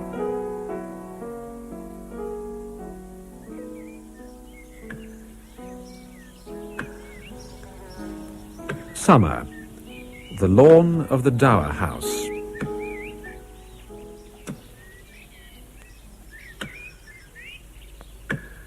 The small, naked clinician and the large Dr. Warburton stood off, watching and nodding gravely as a star burst in Dr. Warburton's chest with a force that quite separated pain from its threshold and allowed for its passion. Dr. Warburton had a vision of his body as a thing apart, like some perspex model of itself, with every nerve end a coloured filament glowing brilliantly with pain of such vigour it did not hurt at all. He felt again the wonder and excitement of his student days, and eagerly raised an arm as if to speak a thought. Instead, he waved once, or seemed to wave, as the swans on the bank had seemed to wave to him before that arm, too, slid under the water after the rest of him. His wife, though an imaginative woman, did not wave back, nor did the swans hiss her, as they had always, for some dim reason of their own, hissed him, as he conducted the little boat back to her and the floating dog by the shore. Oh, I like it. It's very good. How inadequate that sounds. It really is very good. It's not finished. There has to be an inquest. I need one more for my very last collection of stories, but I do like that one. A model boat, you see, will be just the weapon an unhappy woman would use, particularly if her husband had built it himself, if it was his only real passion. What will the coroner say? What they always say, that he struck his head when diving, or that his struggle brought on a heart attack, that natural seepage from the lake drew his body to where it was found. They always say that. I've noticed in my very long life that society has a bias in favour of the least alarming explanation. What will you call it? I don't know, the water demon. I have terrible trouble with titles. Did you get the idea from the little model boat I saw in the hall? No, not really. We bought that yesterday at an auction. Jennifer wanted it. I once killed an admiral with Weil's disease. Do you know what that does? It paralyzes the kidney, if there's a malfunction to start with. Retired, of course. Used to play Gilbert and Sullivan records all day long. Oh, by the way, Dame Hetty, do you mind me using this thing? Not at all. What is it? It's a tape recorder. I find it most helpful. I've never used tape recorders. I bought a Swan fountain pen in 1947. Broad nib, never use anything else. It's the same nib, you know. Is it really? Could I see it? Whatever for, it's just a fountain pen. Oh, that's most interesting. Muriel Spark never lets anyone use her writing pens. If they do, she throws them away. Who's Muriel Spark? A novelist. I don't know any lady novelists. Well, I don't think you can call Miss Spark a lady novelist. Her private life is her own affair. Oh, quite. Nevertheless, I think it worth recording, if that is what you're doing, that scandalous behaviour and creativity do not mix, whatever the paying public may think. Quite. Wasn't it working? Wasn't switched on. What did she do, this Spark woman? Well, nothing that I know of. Perfectly respectable lady. How dull. Your own life, Dame Hetty, hasn't been entirely untouched by newspaper comment, has it? I see one of your reviewers accuses you of anticipating the novel of faction, of being unable to start a book without somebody else's body. I was glancing through the cuttings in your library. I hope you don't mind.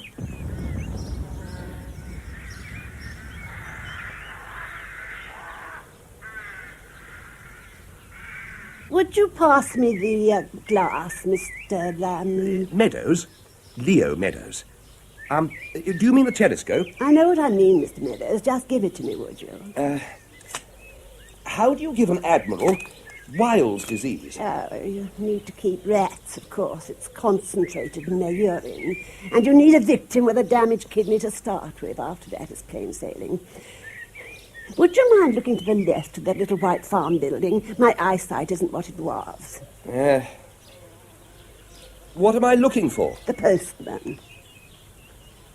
Gosh. It's powerful, isn't it?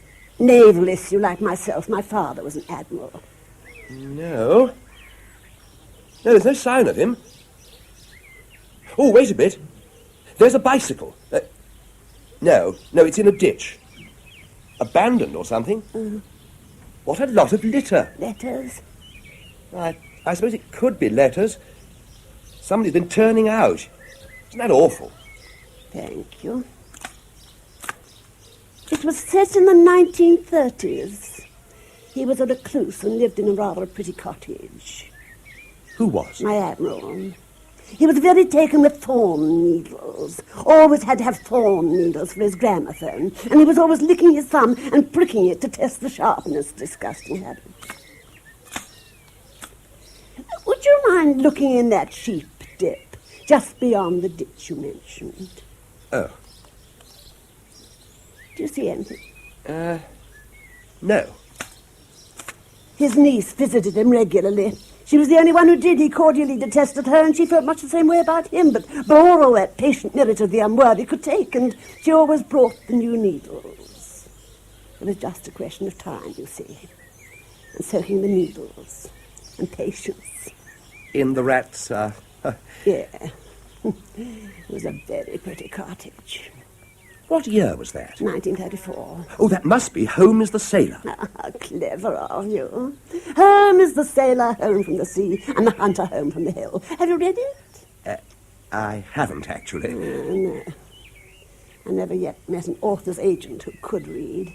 They always have to employ someone to do it for them. Oh, I'm not an agent, Dame Hetty. But you did say my agent sent you. Oh, yes, he did. What did you say your name was? Meadows. Leo Meadows. Jewish? No. My chauffeur is very anti-Semitic. Oh. You have to be a poet, Mr. Meadows. Well, I am, actually. How did you guess? No, of course, it's not a living. It doesn't pay. I couldn't say I was a poet in that sense. No, it wouldn't be. What? A living.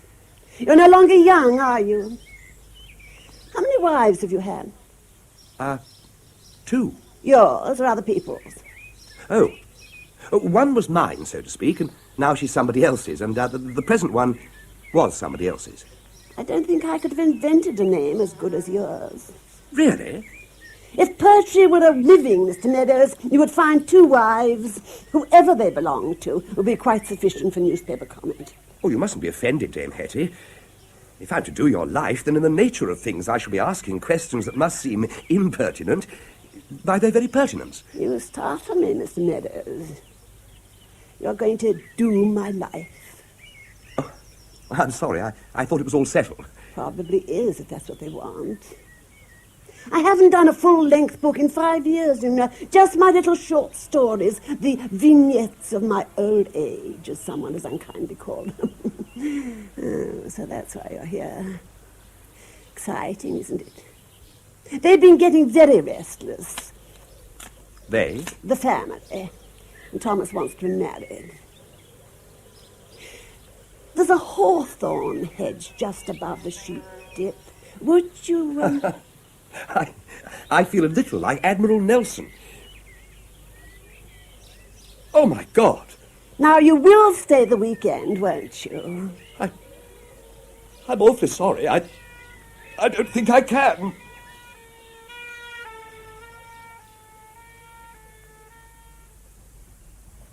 Is that him?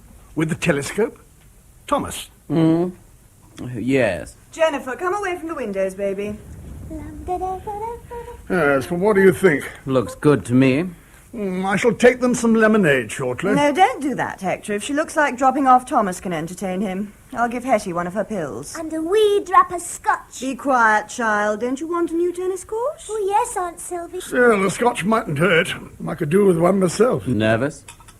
I always am before she starts a new book. I suppose you aren't. Well, I amuse her. You, on the other hand, do not amuse her. Still, perhaps she's fond of you. Well, I did marry her, after all. Oh, no, I shouldn't think so. What?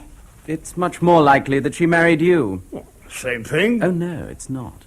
You must have been very fetching in your day, Hector. Rather dashing, I shouldn't wonder. The galloping major, what? I had my moments. Rather a lot of them, by all accounts. Aunt Hetty says everyone should have a hobby. Go and play under the elm trees, Jennifer. Not likely. Before the bough breaks. 1957. Ooh. Did you see the film? Only on television. She paid off my mortgage with the film. Ah, so that's how she got you. No, that was after we married. Well, didn't you mind being married to a woman 20 years older than yourself? Of course I bloody well minded. She was as ugly as sin even then. Quick contest, was it? One more for the tally? Just keeping your hand in, as it were. Oh, chuck it, Thomas. That's the trouble with womanizing. Any old boot, so long as it's high-heeled. Can't understand it myself. Must be some sort of disease. I bet Hetty cured you. Why on earth didn't you cut and run? I came for the weekend. The summer of 56. And it rained. And afterwards she told me about her first book. Aunt Sylvie? That funny man's been sick in the rhododendrons.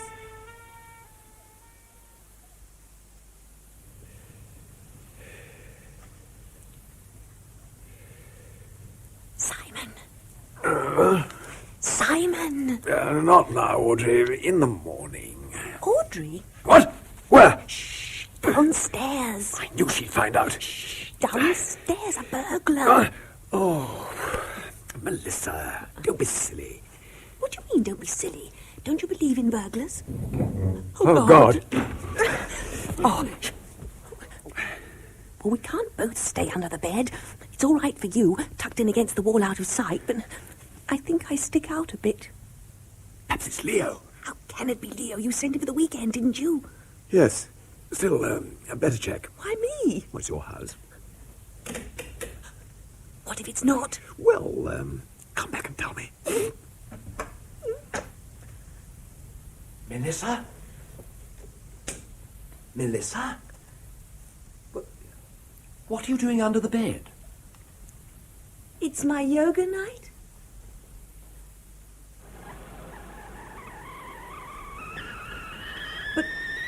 Why was she looking for the postman? She's always looking for the postman. What else is there for her to do? She is a marvellous writer. Coffee. What's wrong with the postman? Oh, God. She does, in a sense, kill people, of course. It's her trade. Yes, but... What's wrong with the postman? Oh, everything's wrong with the postman. He's dead for a start. Someone sent the vicar a parcel bomb. Our poor friend was a little late delivering. I was there. They found most of him in somebody's sheep dip. Now she's turning it into a short story. That's what I object to. It's like making lampshades out of people you know. Well, what else do you want her to do? She's a writer. Unlike some. Oh, sweetheart. I don't call poetry writing, darling. I mean, it's hardly material for a saga, is it? For her sort of novel, she needs an archetype. Like a poet. Melissa? What's she going to call it? What, the story? Yeah. Well, she's stuck between Blessing in Disguise and Post Early for Christmas. In the story, you see, it won't be meant for the vicar at all. That's the red herring. The postman's young wife is in love with a new vicar, and they plan to get rid of Mr. Plod. So, it's her, you see. He bills the thing, and, well, she sends it. I like it. I can sell that. It was tremendous of you, Simon. No one ever commissioned me before. I do appreciate it, but, well, if it's all the same to you, I'd rather write a few poems and starve quietly. It is not all the same to me. I've got faith in you, Leo, and we'll make a killing, you know. Oh, please don't say that. Sorry. I go down with you like a shot, you know that, but, well, we're not on the best of terms at the moment. Anyway, Thomas is on your side. I could get a job. Well, don't you see? Death in life doesn't concern her. It's only death in the novel that rouses her passion. It trivializes death somehow. I mean, art isn't just therapy. Ooh. Shan't be a tick. That's why she's so good. She argues backwards from the event, turns fact into art. Her corpses are real people, aren't they? They don't just lie there like a clue in a crossword. It's made a Queen of the Vicarage murder set. She's done it all on her own, Leo. Leo! Can you hear me? Oh, yes. Not now. Oh. But is it fair? I don't know. Is it art? She is a marvellous writer. Should the novelist accept responsibility for the actions of his characters? I don't know. That's something you could ponder in your book. I'd have to take it up with her. A free hand, Leo. Really? Tell you what, I'll run down in the car late Friday. Put up at the pub, give you a sort of backup till you get established. Oh, goody. A weekend in the country. You are not coming. Oh, yes, I am. What? Shall I bring Melissa?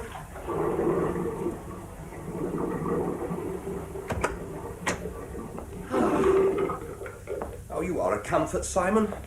It was good of you to come over so late. I don't know how you got here so quickly. Oh, well, what are friends for?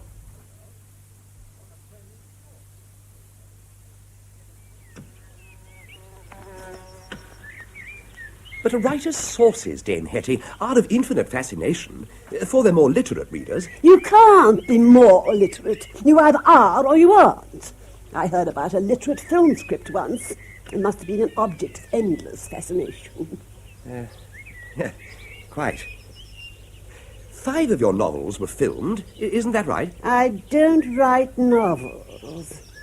Thrillers? I write books, Mr. Meadows. Not novels or thrillers, but books. Oh, I see. Oh, no, you don't.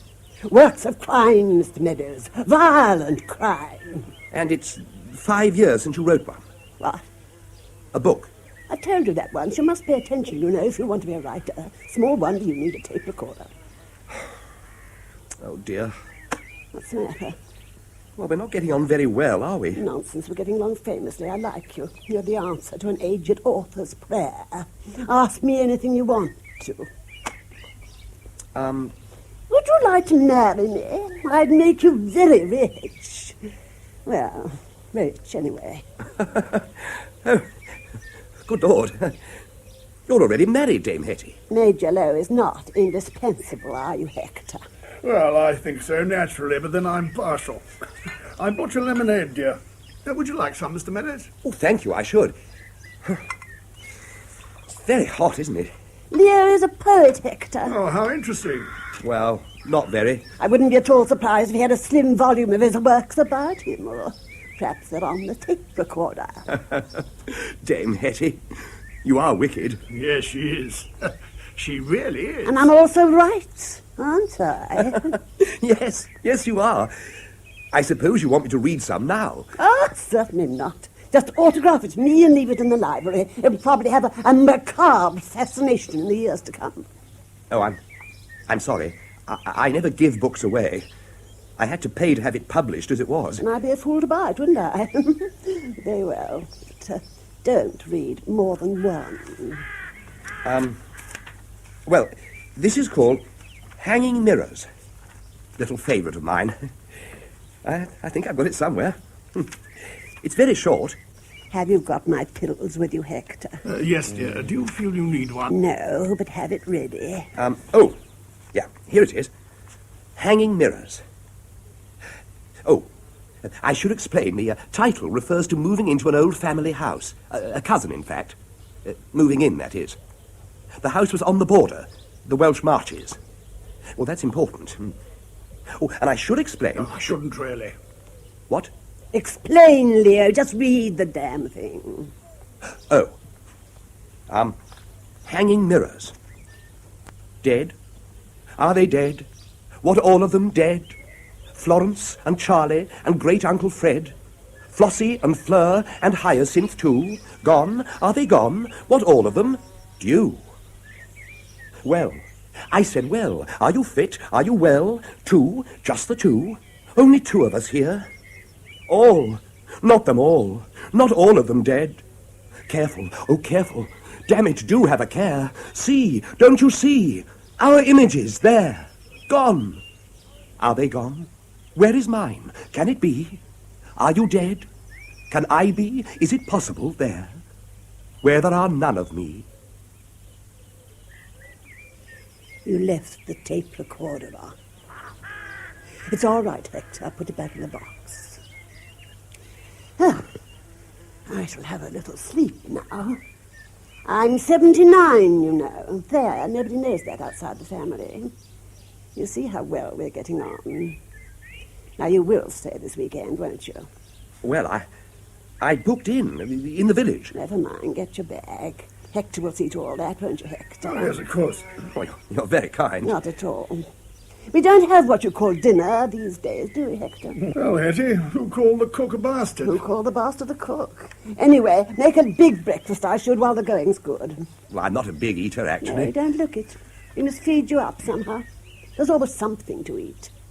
Don't sit under the elm trees, Leo. The elm hateth man and waiteth. Ah. Before the bough breaks? Yes, 1950 something. 7. Was it? A lovely book, whatever year it was. Well, be off with you. Thomas will amuse you if Hector can't. He wants to be married, after all. Well, I'll see you later on, then. Certainly you shall, but perhaps not today. No, I've got to work, dear. Shall I leave the pills? I wish you wouldn't ask me that. And no, I do not need the pills.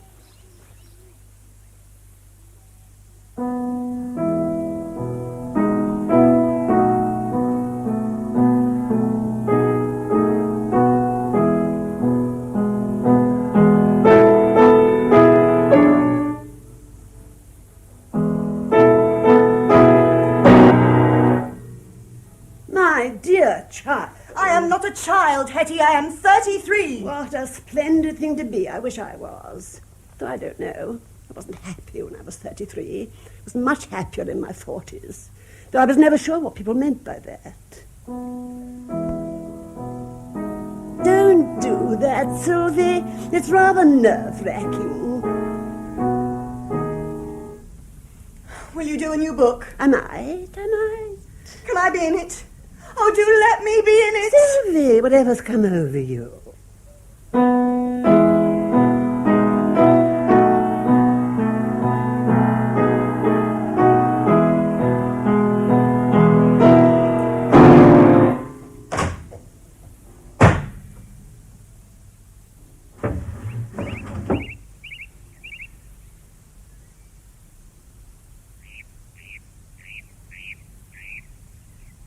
I didn't mean that. What? About being in the book. Of course you didn't. Have you seen the new vicar? He isn't married, I understand. Oh, good. I'll go and leap on him. Velvet. Well, he's not likely to leap on me, is he? I've been meaning to ask you, dear, if I do another book, and I don't say I shall, would you like a nose job? A sort of little present. Not that I mind your nose, understand. Goodness knows, mine used to bother me, before I was 40. But I'm behind it most of the time, whereas I can see your problem, but to see one's own, one has to shut one eye, and that gets you into all sorts of bother. Oh, chance would be a fine thing. I don't think it ever worried me, being plain. After I was 40, anyway. Strange that you should take after me. We're not related by blood, after all. What was my father like? He drank, rather. But what did he look like? You, dear. No wonder he drank. Was he drunk when he had his accident? Very drunk. You wouldn't have liked him, Sylvie. Awful bounder. Frightful drone.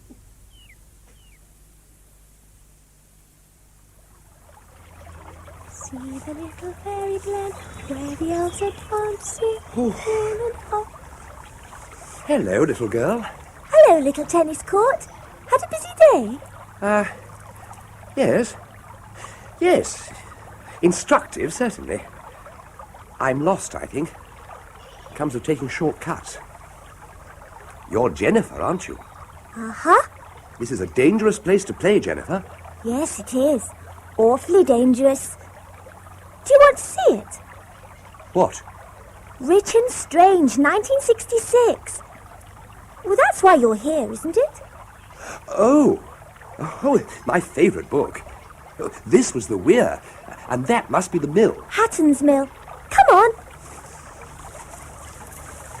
Of course, it isn't called Hatton's Mill, only in the book. It hasn't got a name. Ah. Look. Gosh. Are you an orphan, Jennifer? Yes, I am.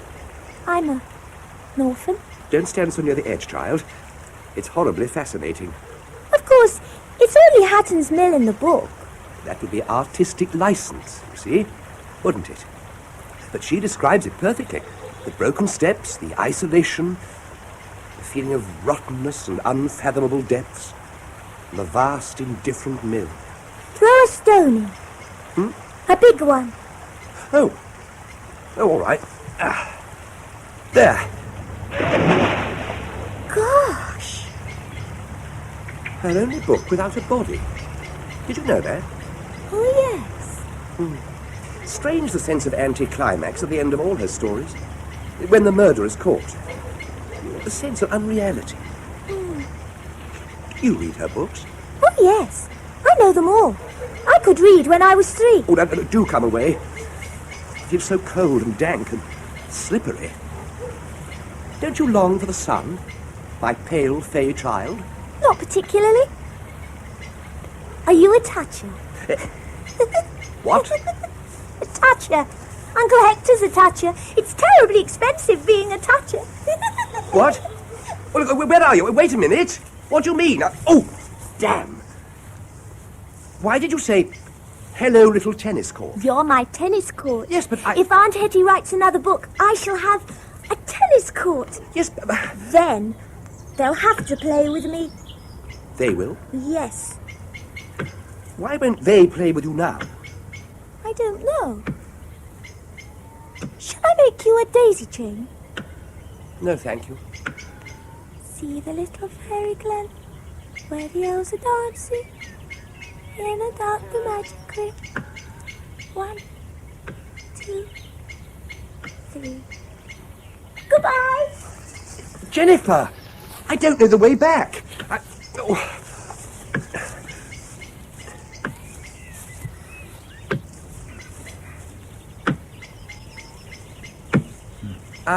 Could you direct me to the village, please? Please. 1 moment, please.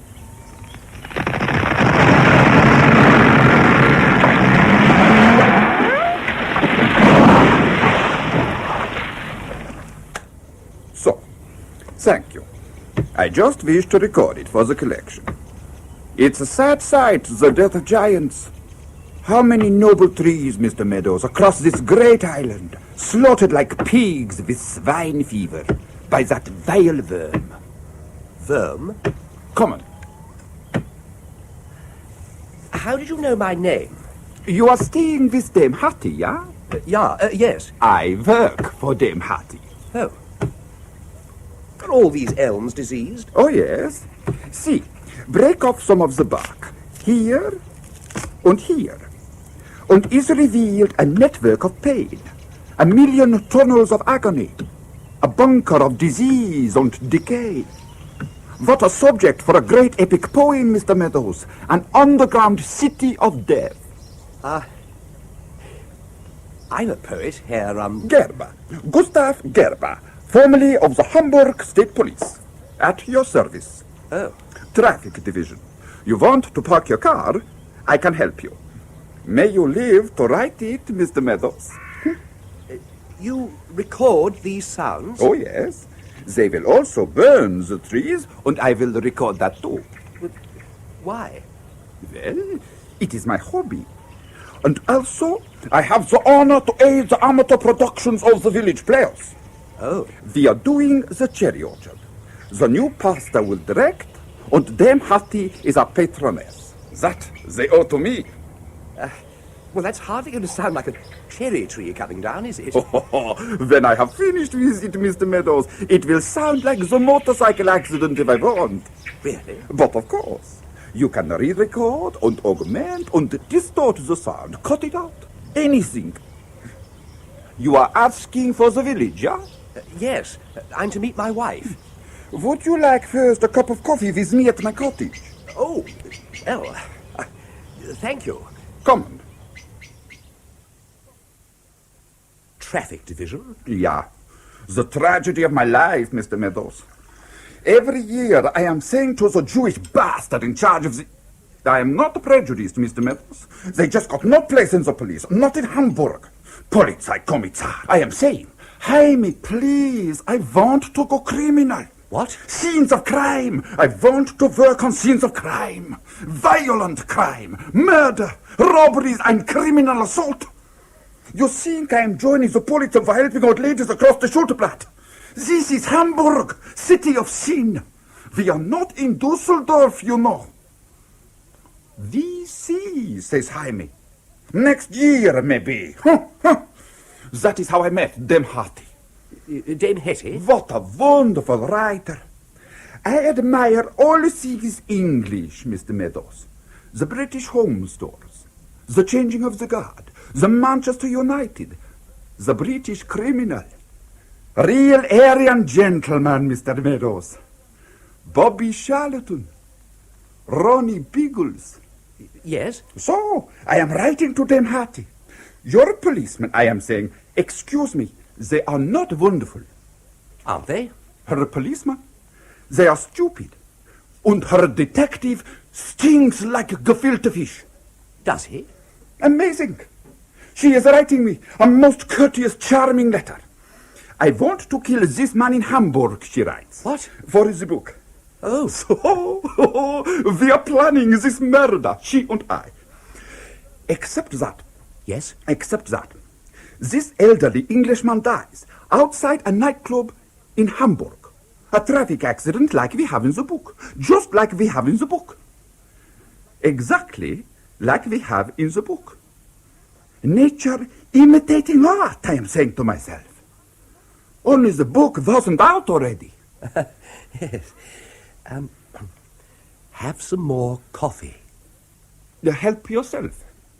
So, again I am writing to Dame Hattie. After all, I am a traffic policeman. And I am putting frankly my feelings in the matters. And? I am getting no reply. Well, Herr Secretary, somebody writes and thanks me. Dame Hattie is engaged, looking for another subject and so. And I am saying to myself, Gustav Gerber, we are in the most unusual situation. Because if Dame Hattie is writing another book, it's a paradox, Mr. Meadows. Instead of having a body and looking for a murderer, we a murderer have and must look for the body.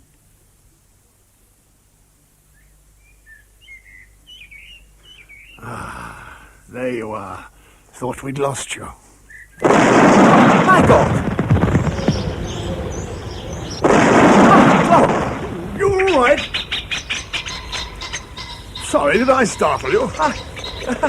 I mean, if you could, would you warn me next time, Major? Please? I might have been killed. Oh, sorry. Lost your way, have you? Yes. Oh, easily done. You're not far off. You could see the Dow House from here if the light wasn't fading.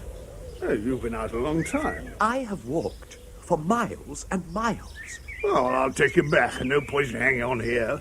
Not your cup of tea, is it? Actually, I think I need my wife. I am going to the village. Well, why not phone her from the Dow House? Those birds were sitting, Major Lowe. Not anymore, they're not, are they? Nasty fat brutes. Vermin, Mr. Meadows. Come along.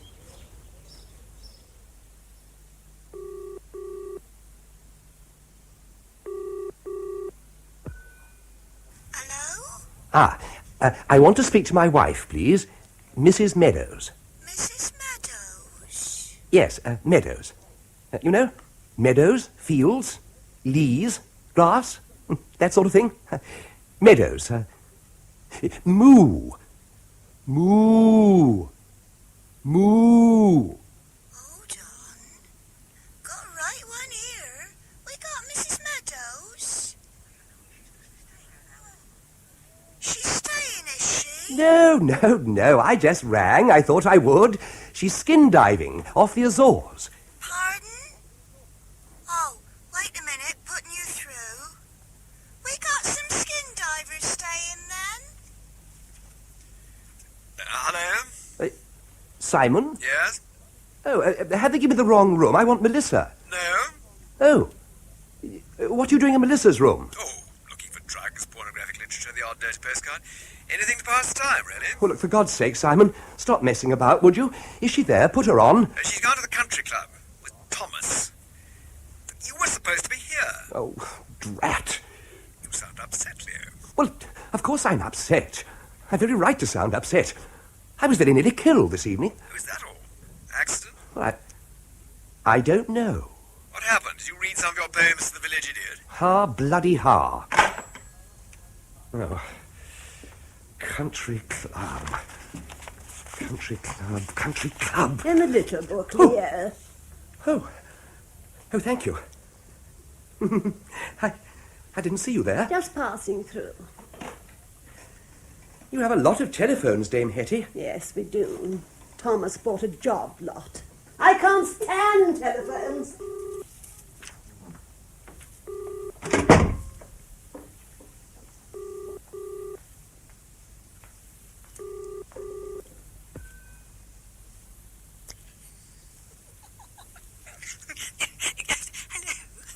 Well, I haven't said anything funny yet. What? Oh, darling. Is that you again, Simon? What? Oh, Leo! Oh, don't do that. Darling? What do you want, darling? You, honey bun, desperately. Oh, poor baby. Why didn't you wait for me? Well, I waited and waited, sweetie. Honest injured. Oh, I'm sorry. Oh, it's all right, darling. I understand. Oh, by the way, Simon was in your room. Was he, cheeky devil? Yeah, he sounded awfully fed up. Why didn't you take him with you? Oh, two's company, Leo. Three's disgusting.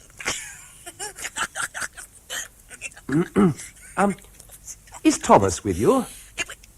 Yes, he's at the bar, getting some drinks. Oh, don't do that. Whatever's going on, Melissa? Just some tomfool. Oh, is Thomas looking after you for me? Oh, yes, he is. Oh, nice chap. What time will he be back, baby? Oh, I don't know. 1 o'clock. Half past. Get off that. Oh, honey bun. What's the matter, darling? Well, I shan't see you. Oh, sweetie. Can't you get someone to drive you over? Well, they go to bed so early. What a pity you don't drive. Yes, but Melissa, I've got to talk to you. I'm beginning to get the oddest feeling. Do tell. Oh, I'll ring you in the morning, darling. Sleep tight. Mind the bugs don't bite. What? Do I disturb you? No, not at all. My wife. Oh. Lovely girl. Is she? Marriage is a wonderful institution. I recommend it wholeheartedly. Do you? Oh, yes. Strong chaps like yourself perhaps may not need it, but of course... oh, but my goodness. It is a comfort to we weaker brethren. I am not a chap, Mr. Meadows. No. No, of course you're not. Sort of little joke.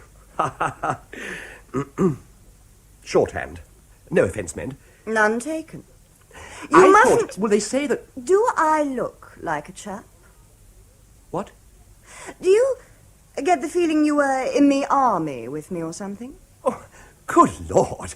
No. Why is it adults are so devious when as children we're so direct? Oh.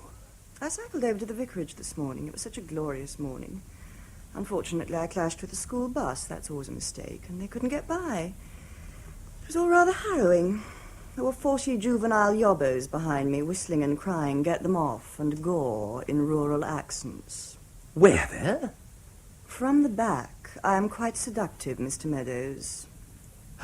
Oh, of course you are.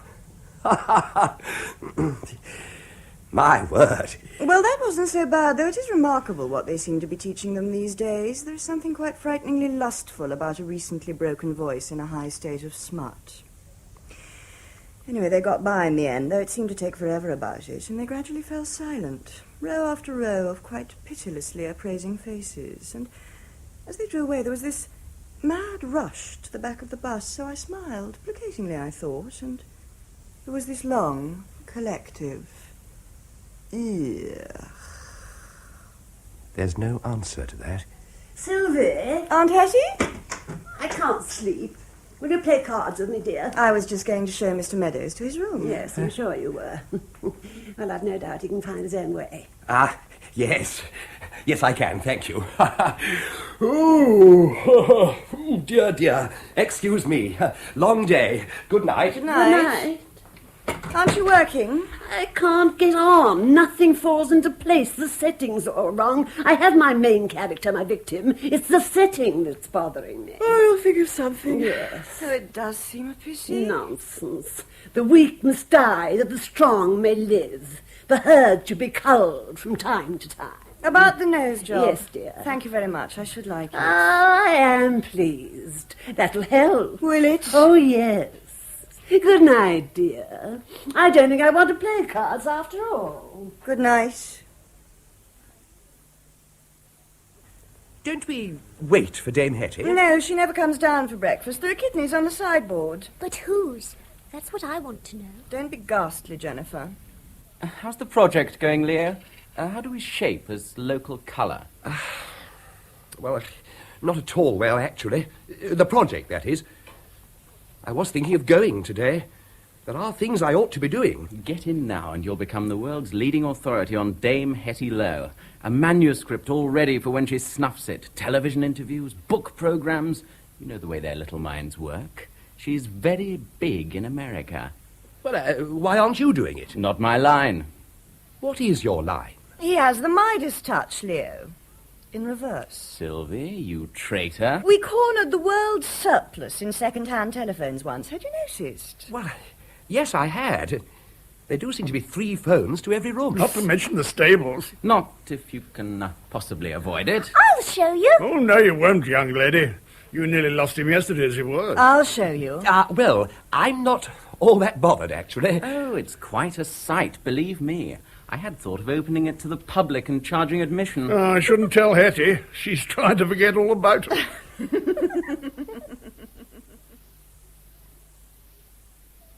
This is the Long Gallery, Leo. Died in a hunting accident. How tragic. Yes. Tragedy seems to stalk your family. Well, not mine so much as his. His wife disappeared during the war, you know.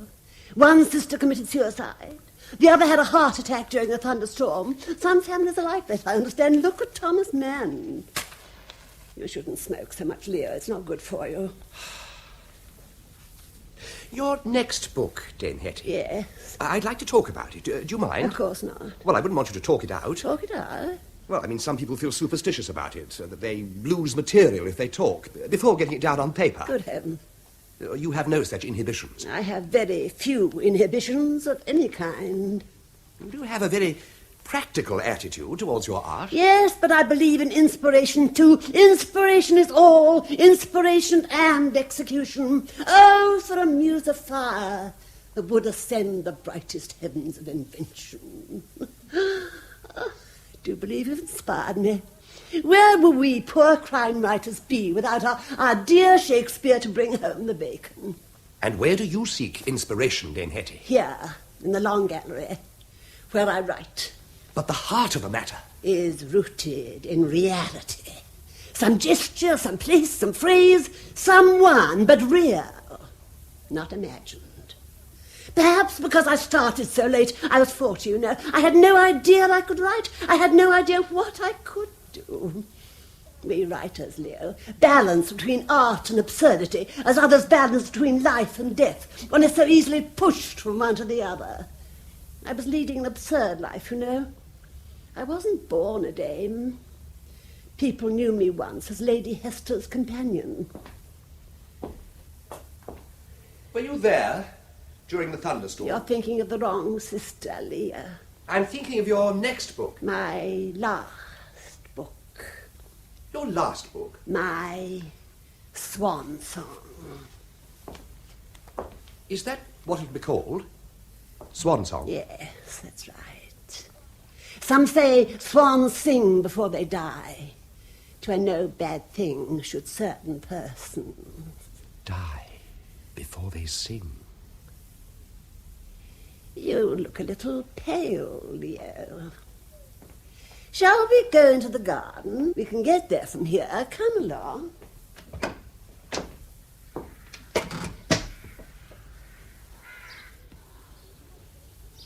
People have extraordinary ideas of my wealth. I am not a millionaire.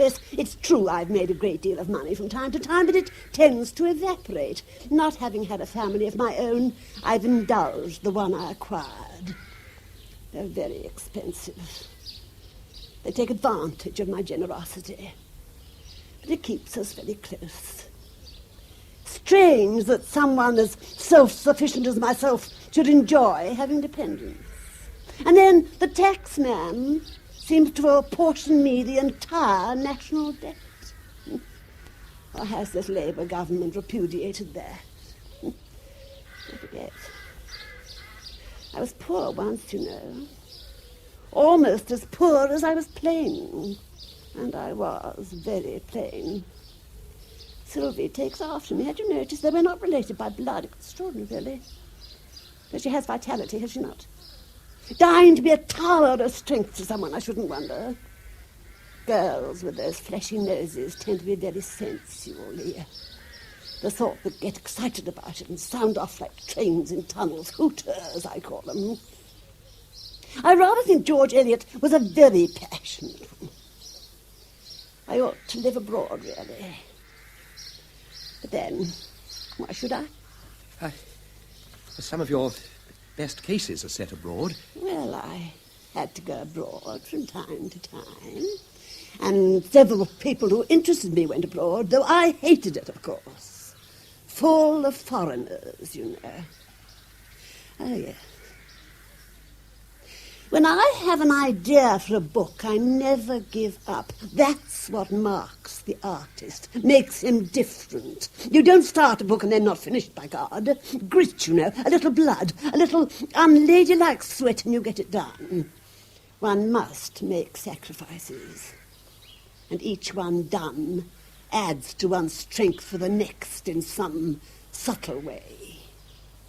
Nothing, I do believe, could stop me finishing a book now. One just makes the sacrifice and feels quite strong and glorious. How much does it cost to have a book of poems published? Dee-doo-dee-doo-dee, lovers at first sight. Dee-doo-dee-doo-dee-doo-dee-doo-dee-doo. Sylvie? Yes, Leo. I I met a man in the park yesterday. You have better luck than I do. What? Gustav. Yes, that's right. He said he worked for Dame Hetty. Well, sort of. He helped her with a book once. Yeah, so he said.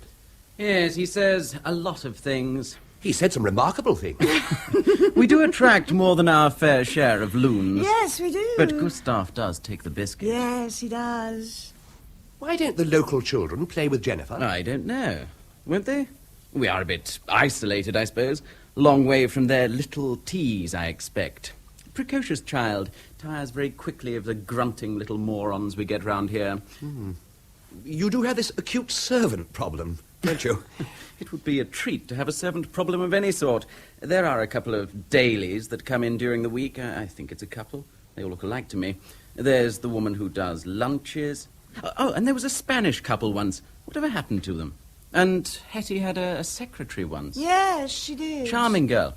Gustav helps with the garden and odd jobs. He's a very good driver. Loves the rolls. He's a very interesting man, if you keep him off his obsession. Obsession? He has this remarkable theory about Hetty. He wrote her a fan letter, ages ago. She wanted a continental setting for a book she was doing at the time, so she wrote back. Frightful mistake. Always is. I tell her not to.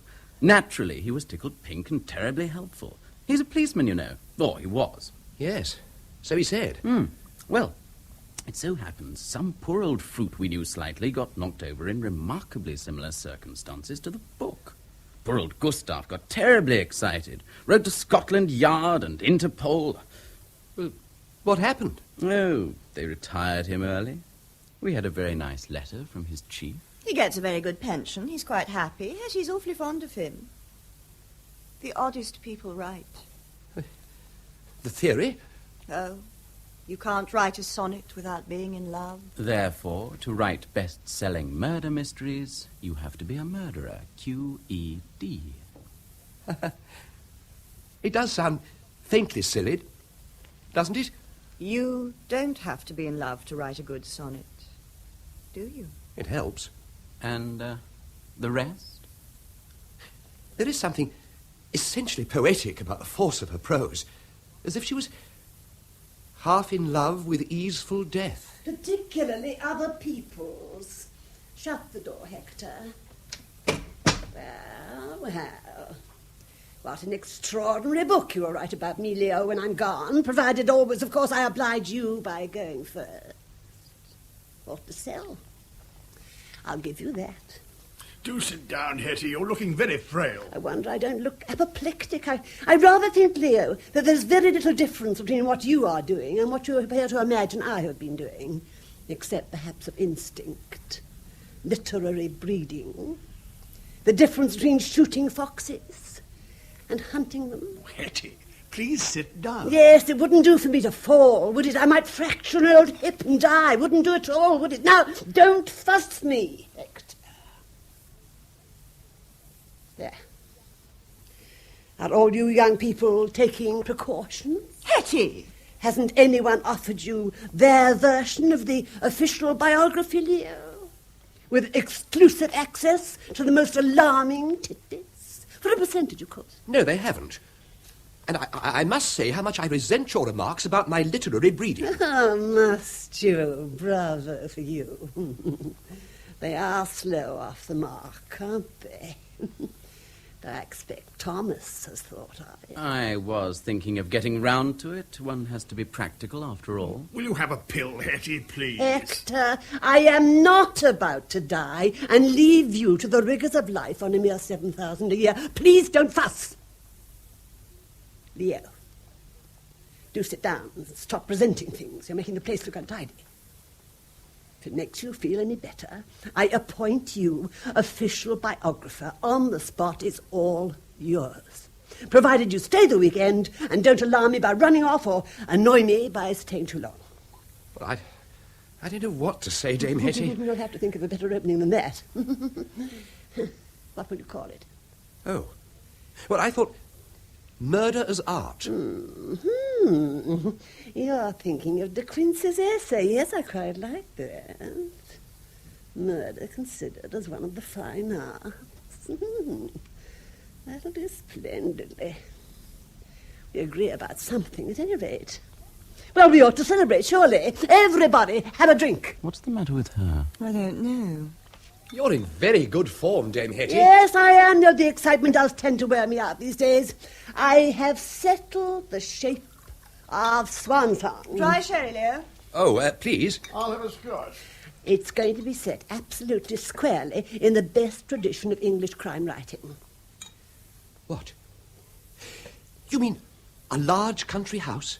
That sort of thing? Yes. In this case, an historic one, redolent of the long past, the many dead. To it will be gathered. Will be drawn, as if by force majeure. The last remnants of our glorious heritage, a trip down memory lane. The weekend in the country. We must get another cook, Hector. Croquet on the lawn.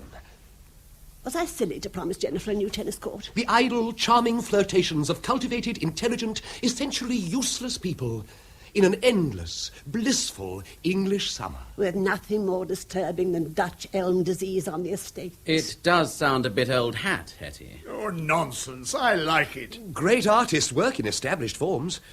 Great art is not necessarily an innovation of form, but tried and true are nonetheless for being that. Yeah, you begin to grow on me. I can't have my characters getting out of hand. Well, have you all got a drink?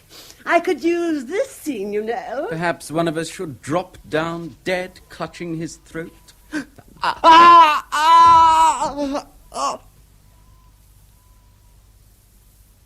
Thomas? Stop playing the fool, Thomas. Get up.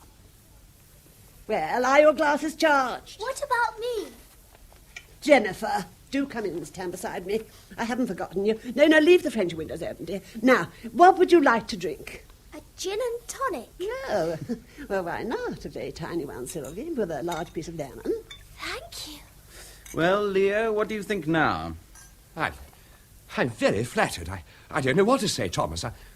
I'm very grateful to you. Not at all, not at all. She's very big in America, you know. Thank you. Wait, baby. So, to my official biographer, in whom I am well pleased. Oh, thank you, all. Leo. Do you think you're God, Dame Hetty? Gustav. Leo, dear, do be careful. Put him down. He's mine. What? Put him down. I don't want him turning back into a frog, do I? Sylvie, this is my wife. How do you do? Are you surprised, Leo? Yes, I am. Hector told me your wife was in the village with my agent of all people, so I sent the car for them, you silly boy. Why didn't you say? Well, Where's Simon? He has fled. Simon? Well, gone, certainly. Oh, dear, such a delightful man. I did so want you all here. Gustav, you didn't? You weren't discouraging, were you? I never said a word. Dance, dance, dance, little ladies, use this fleeting da-da-da-da-da. You sound almost like the real thing. I am the real thing, Ducky. Stick with me, kid. Oh, Thomas, this is absurd. Yes, isn't it? But it does give me an excuse to hold you close. Does she always wear that incredible long black dress? The dame. Only on special occasions. Oh. Where's your girlfriend? In Paris, buying her trousseau.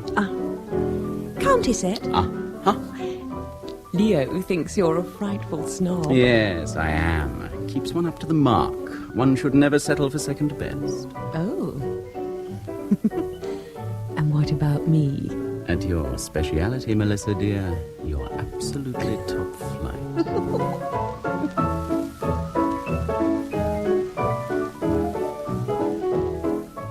What a delightful couple they make.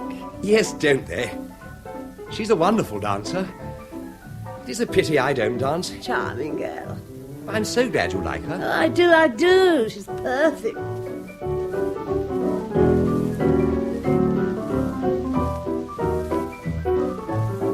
Hector, do stop doing that. Jennifer's watching. Oh, sorry. You're very stiff, Sylvia, and may I say it, glowering somewhat. Sorry. Oh, what do you think? Oh! Do you remember the last time I saw her in such good form? It really was an inspiration of Thomas's. I thought we'd seen the last Hetty Lowe mystery. I truly did. Yes, Thomas can get married. Jennifer will have her tennis court. I shall have a weekend in Boulogne. Harwich for the continent. Paris for the incontinent. And I shall have a nose job. God's in her heaven, all's right with the world. Makes you glad to be British, what? But it does seem a pity. Oh, don't be silly.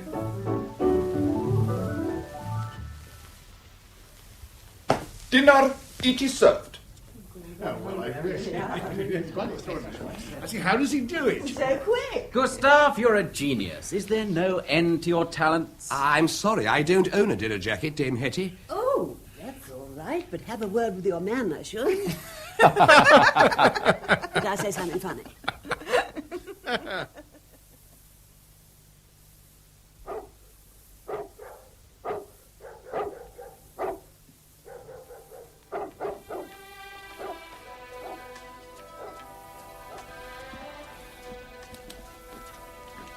Oh, Melissa, what are you doing? Oh, I'm packing. Oh, but you can't go now. What's wrong with tomorrow, anyway? Simon's coming for me tonight. Simon? I thought... Why didn't he stay? Was it something I said? Oh, Melissa, what have I done? Nothing, darling. Ever since I met you. Nothing. Oh, but... I'm leaving you, sweetie. Yes, but Melissa... Simon's going to marry me. He doesn't know it yet, but he is. I'm coming with you. No. I'll stay. I will do the book. I'll get a contract. You'll be proud of me. Oh, don't go. Don't go. It could be different. That would be nice. Bye, Leo.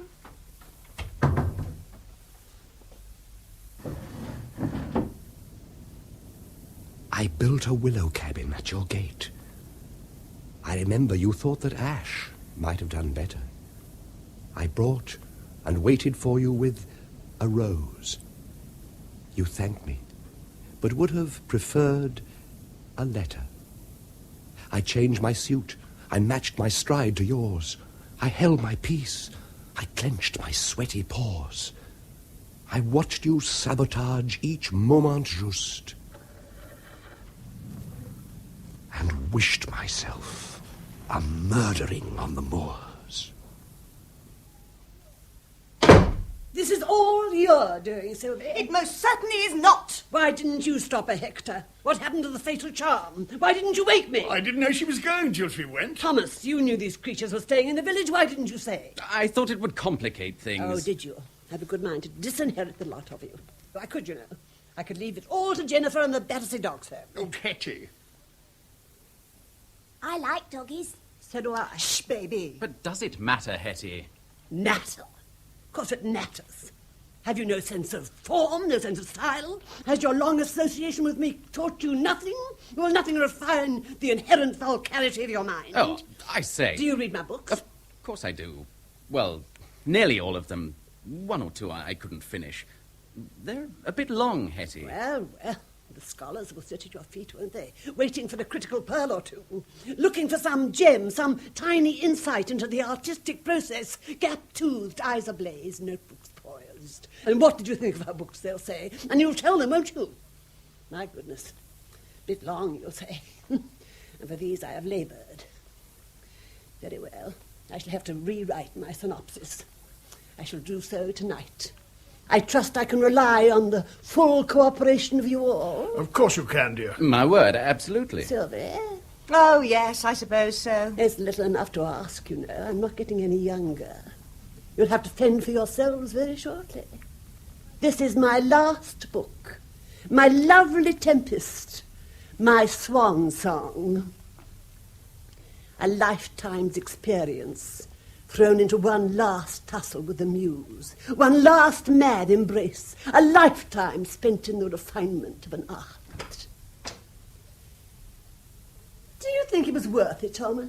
Oh, yes, of course it was. I'll try not to make it too long.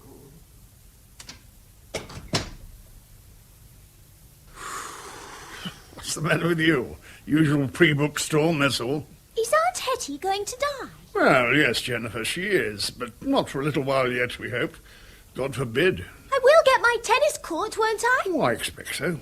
If she She leaves it all to me. You can come and live at the dog's home if you want. There you are, Hector. One kennel shuts, another opens. I wasn't looking to spend my old age with you exactly. Hello, Jennifer. Hello, little tennis court. Why does she keep saying that? Oh, come in, Leo. Your wife get off all right? Yes, thanks. Charming gal. Yes, bucked us up no end. Treat to have her round the old place. Oh, sorry to see her go so suddenly. Desperately sad. Yes. Gustav was wondering what you'd like for dinner. Was he? Sort of little treat. The honoured guest. That sort of thing. Rather fancies his cooking. Oh, so do I. Has he taken over as cook? He's going to do dinner from now on. Gets him into the house more often. Well, he was always in and out of the library with stuff for the theatricals. I expect he feels he can keep an eye on us. Now he's got the kitchen.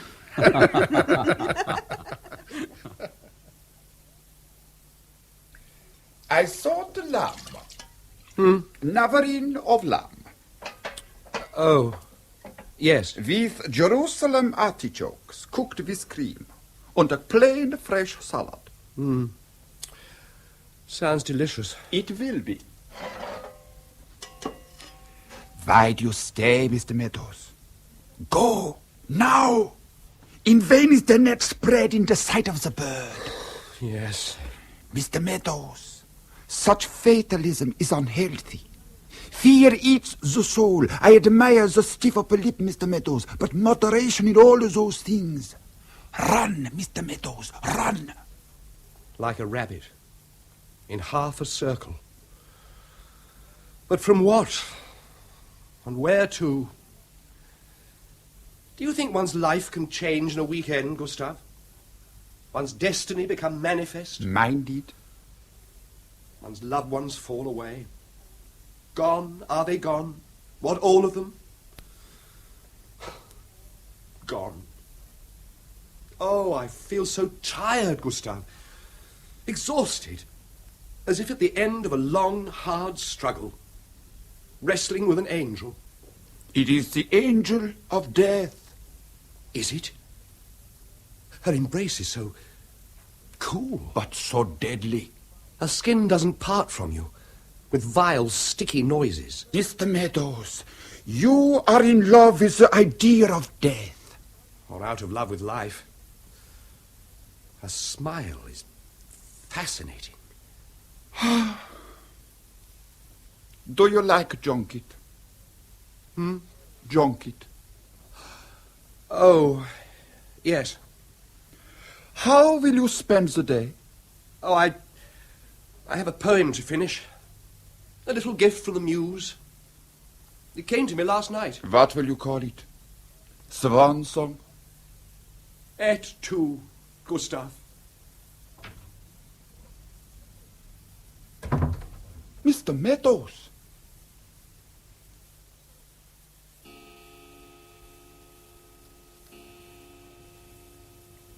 The last of the junket, Lear.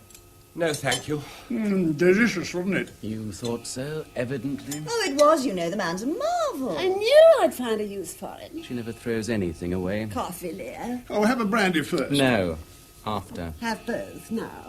I think I'll go to my room, if you'll excuse me. There's something I want to finish. Yes, I must work tonight. Do you drink when you work, Leo? Sometimes. Take the bottle. Thank you. I'm sure you don't need it. No, I don't. How's the book going? Oh, very well. We must talk about it sometime. Yes. Good night. Leo! Yes? Has he forgotten something? Have you forgotten something? No. Do you like poetry, Sylvie? Oh, it doesn't matter. I like poets. Well, I had this book of my poems. I had to pay to have it published, as I think I said. I usually do. It's not very big, is it? But you can't always go by weight. Some of them are quite good, I think. The early ones had promise. Well, people said so, you know, and I believed in them. The poems, that is. And the people come to that.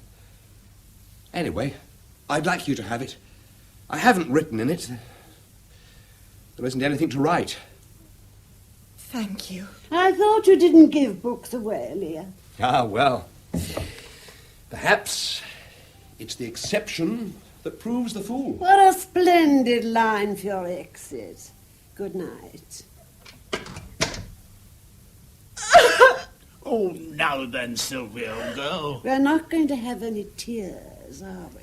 No, we can't afford to be sentimental, can we?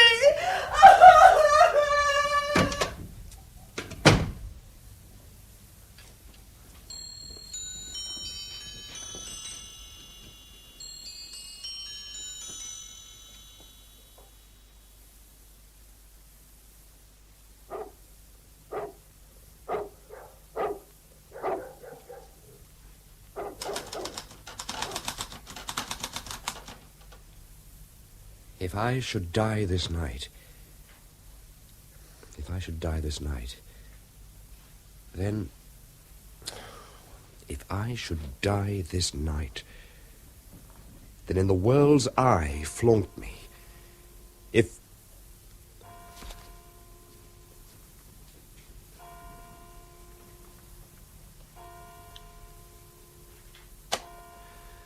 Midnight. I fear the worst. My door locked and bolted. Why do I stay? Is flight futile? Has she mesmerized me? Oh, Melissa, I am not. Nothing. I exist. I write, therefore I am. I write, therefore I am. I write, therefore I am.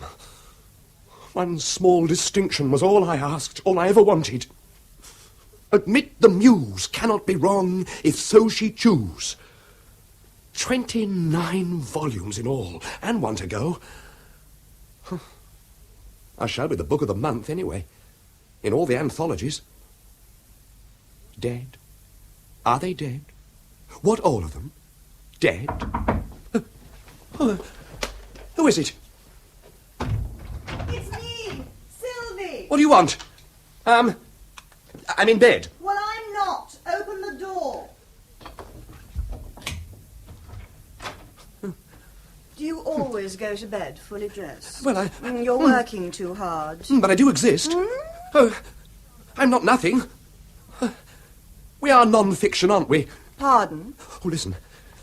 Set your face against women. Let it burn, shot full of love's knot, tail slime and dog dream. Love's not time's fool. Do fish love less than frogs porn? To night's queen, endless burn, sleeping duty, ice creamy dream, angelic saluki, bordelic bream. Let it burn, let it cool. Love not time's fool. Set your face against women. Let it burn.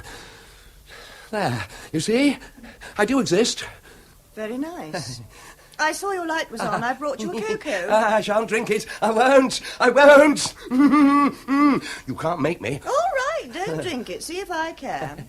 Hetty wants to borrow your tape recorder. Is that all right? She's working in the long gallery. Little Miss Muffet, the concrete prima donna. Uncle Tom's carbine. Nanny makes 3. Do you think I don't know? You sure you're all right? She can't. I won't. It doesn't work. Put it down. It was working just now. Or were you talking to yourself? Yes. Yes, I was. I do. Often, all the time. I'm doing it now. Well, I'll leave you to get on with it. She only wants to look at it, I think. Bring it back. Oh, yes. I'll bring it back. The visitor. Find the lady. The swelling scene. Emily and the defectives. A 4th at bridge. The lady is for burning.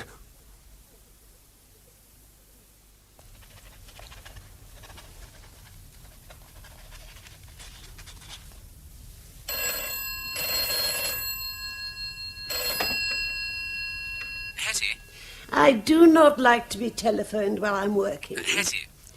Who is that? You know very well who it is. It's Thomas. Hetty, my door is locked. So is mine. I want everyone to stay in their rooms tonight. I do not wish to be disturbed. Oh, Good night.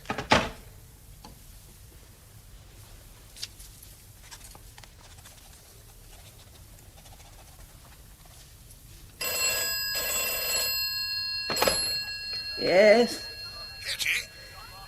Where are you, Hector? The blasted country club, of course, where you sent me. Good, stay there. Oh, Hetty, can't I come home? It's frightfully dreary. Who else is there? Oh, the usual crowd, a chief constable with his arse in the fire.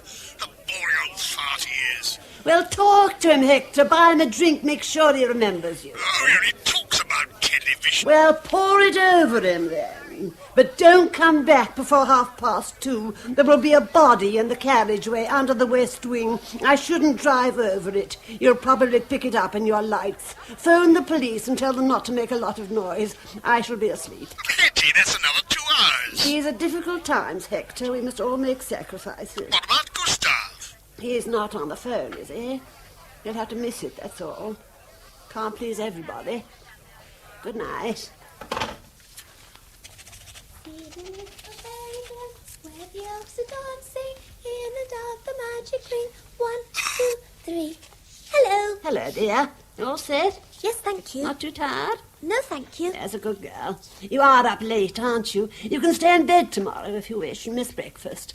Is the can on the landing? And the little source of the blue liquid? Yes, by the door. And the great big candle? Yes.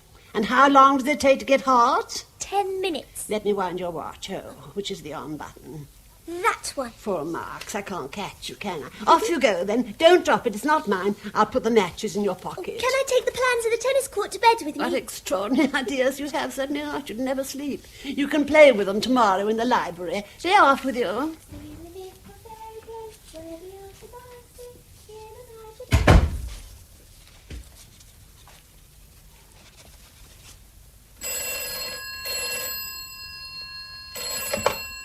Dame Hetty? Yes, Leah. Look, I don't know how to put this, Dame Hetty, but this woman has locked herself in my room. I'm sorry, you don't know where to put what? Her! You don't know where to put her? I couldn't put her anywhere. She's stronger than I am. Well, lie still and think of England or a poem or something. Please leave this line free, Leo. I'm expecting a call. But she says you sent her. Well, what do you want? Written confirmation. Get off the line, you idiot.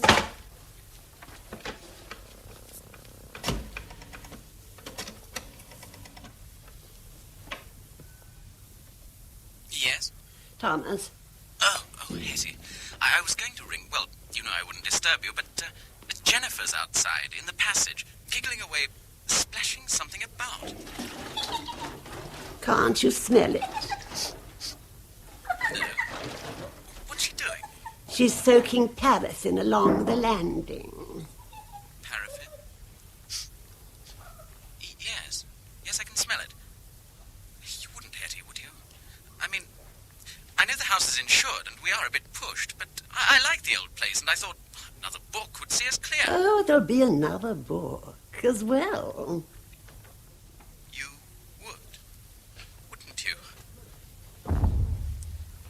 There's smoke coming under the door. Of course there is. Hetty, if I ever get out of here... But you won't, will you? The door's solid oak, isn't it? But the telephone. I shall call the fire brigade. But you can't since I'm the caller. I control the line. Ah! The doorknob! It's red hot! Good job you can't open the door. Actually, they say you shouldn't keep all windows and doors shut. The window. Don't, Thomas. Whatever you do. You know why it's sealed. The balustrade's not safe. I hate your books. Did you know? I always have. I never finished one of them. Long and tedious. Not a lot in them. Now, that is strange. Lord Derby thought Wuthering Heights was terribly funny. You're past it. Ingenuity is all. And now you're finished. Oh, you'd like this one. It's very ingenious. Why me, you old hag? Why me? Thomas, you are as elegant and ignorant as a swan. The money? Oh, it's not the expense, Thomas. It's those bloody telephones everywhere. In the loos, in the bathroom, the dogs peeing over them in the stables. I hate telephones.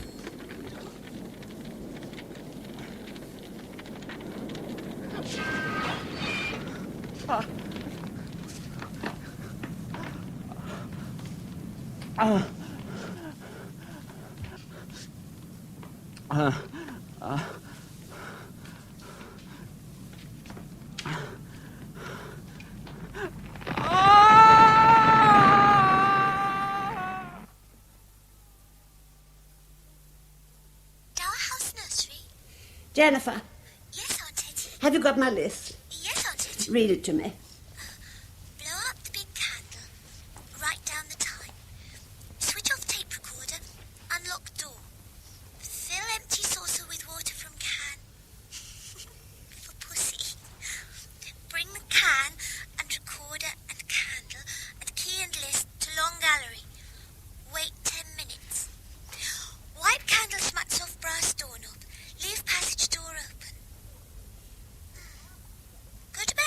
Splendid. Off you go, then. In and out the magic ring.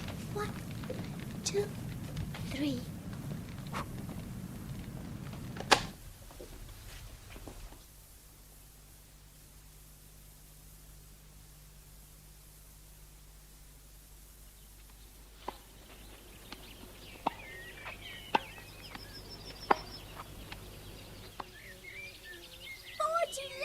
Jennifer, that was out. No, it wasn't.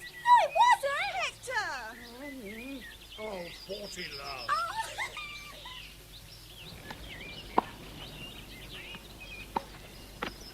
What time did you get up, Leo? Oh, 6 o'clock. Did you get 4 hours in? I most certainly did. And then some. 5,000 words. On you. For Playboy. What? No poetry. Some young man in Birmingham rang me up once, asked me if I'd like to do a centre spread for Playboy. I refused, of course. Did I do the right thing? What's a centre spread? Oh, I think you were very wise, really. Do they pay well? Oh, yes, very well. Ah, Gustav, the lemonade. Thank you. Mr. Meadows? Oh, yes, please. Are you having some? Not at the moment. Excuse me. Oh, righto. Have you heard from your wife lately? No. No, I haven't, actually. Will I get rid of her, or shall you? Oh, I'll get rid of her.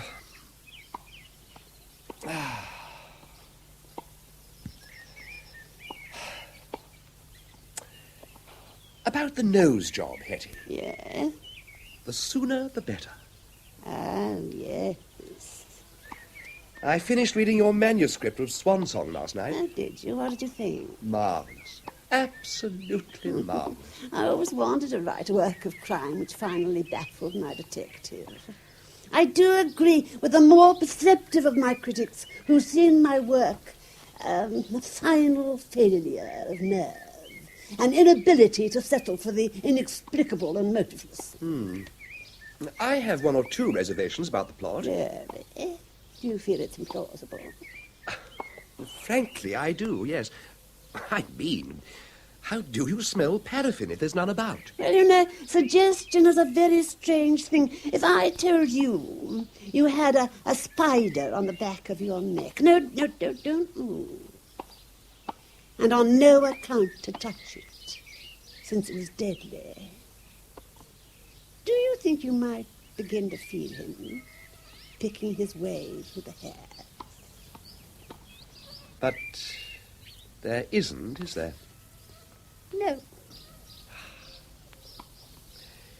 The water. Would dry very quickly on a warm summer's night with a good current of air. Still, perhaps I muffed it. What a pity. Oh, you'll get by. Make no mistake about it. On the sheer horsepower of the writing alone. Oh, thank you. That is nice. It is a treat to hear it from time to time.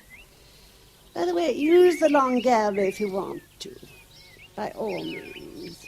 Well, thank you. It's very quiet. I shan't be going there anymore. You'll make a writer of you yet, Leo. Darling! Leo!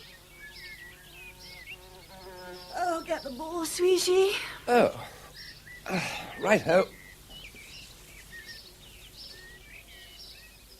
Oh, lemonade.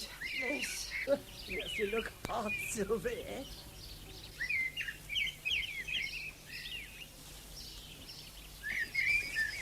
Mr. Meadows! Mr. Meadows! Gustav, you made me jump. What are you doing in the rhododendron? Mr. Meadows, I promise, my word as a gentleman, I don't do nothing. I don't tell nobody. Yes? How does she do it? Oh. Talent, Gustav. Talent. There's no substitute for it. But how did she kill him? Oh, well. It was an open verdict, you know. A perfect mystery, the coroner said. My own theory is that he killed himself. Huh? Well, that he desperately didn't want to be married, yet somehow couldn't resolve it. These things happen, Gustav. Has she really retired? Oh, yes, she won't write any more. What are you planning for tonight? It's a little something I invented myself. You have to wait and see. Oh, you're an artist, Gustav. Oh, Mr. Meadows. Is there a tennis ball round here?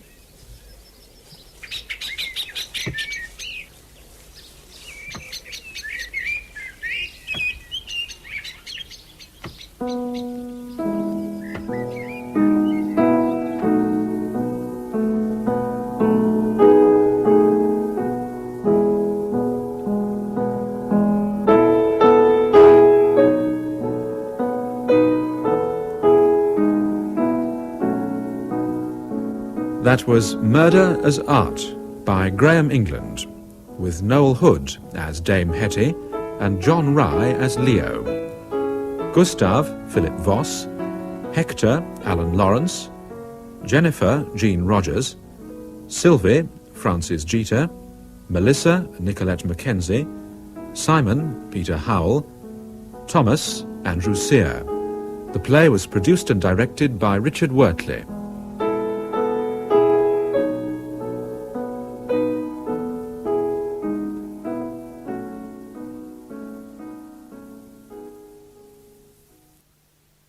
We present another play in the Flora Robson Festival series, Dangerous Corner by J.B. Priestley. Flora Robson plays the part she created when the play was first produced in 1932. Flora Robson as Alwyn Peel in Dangerous Corner.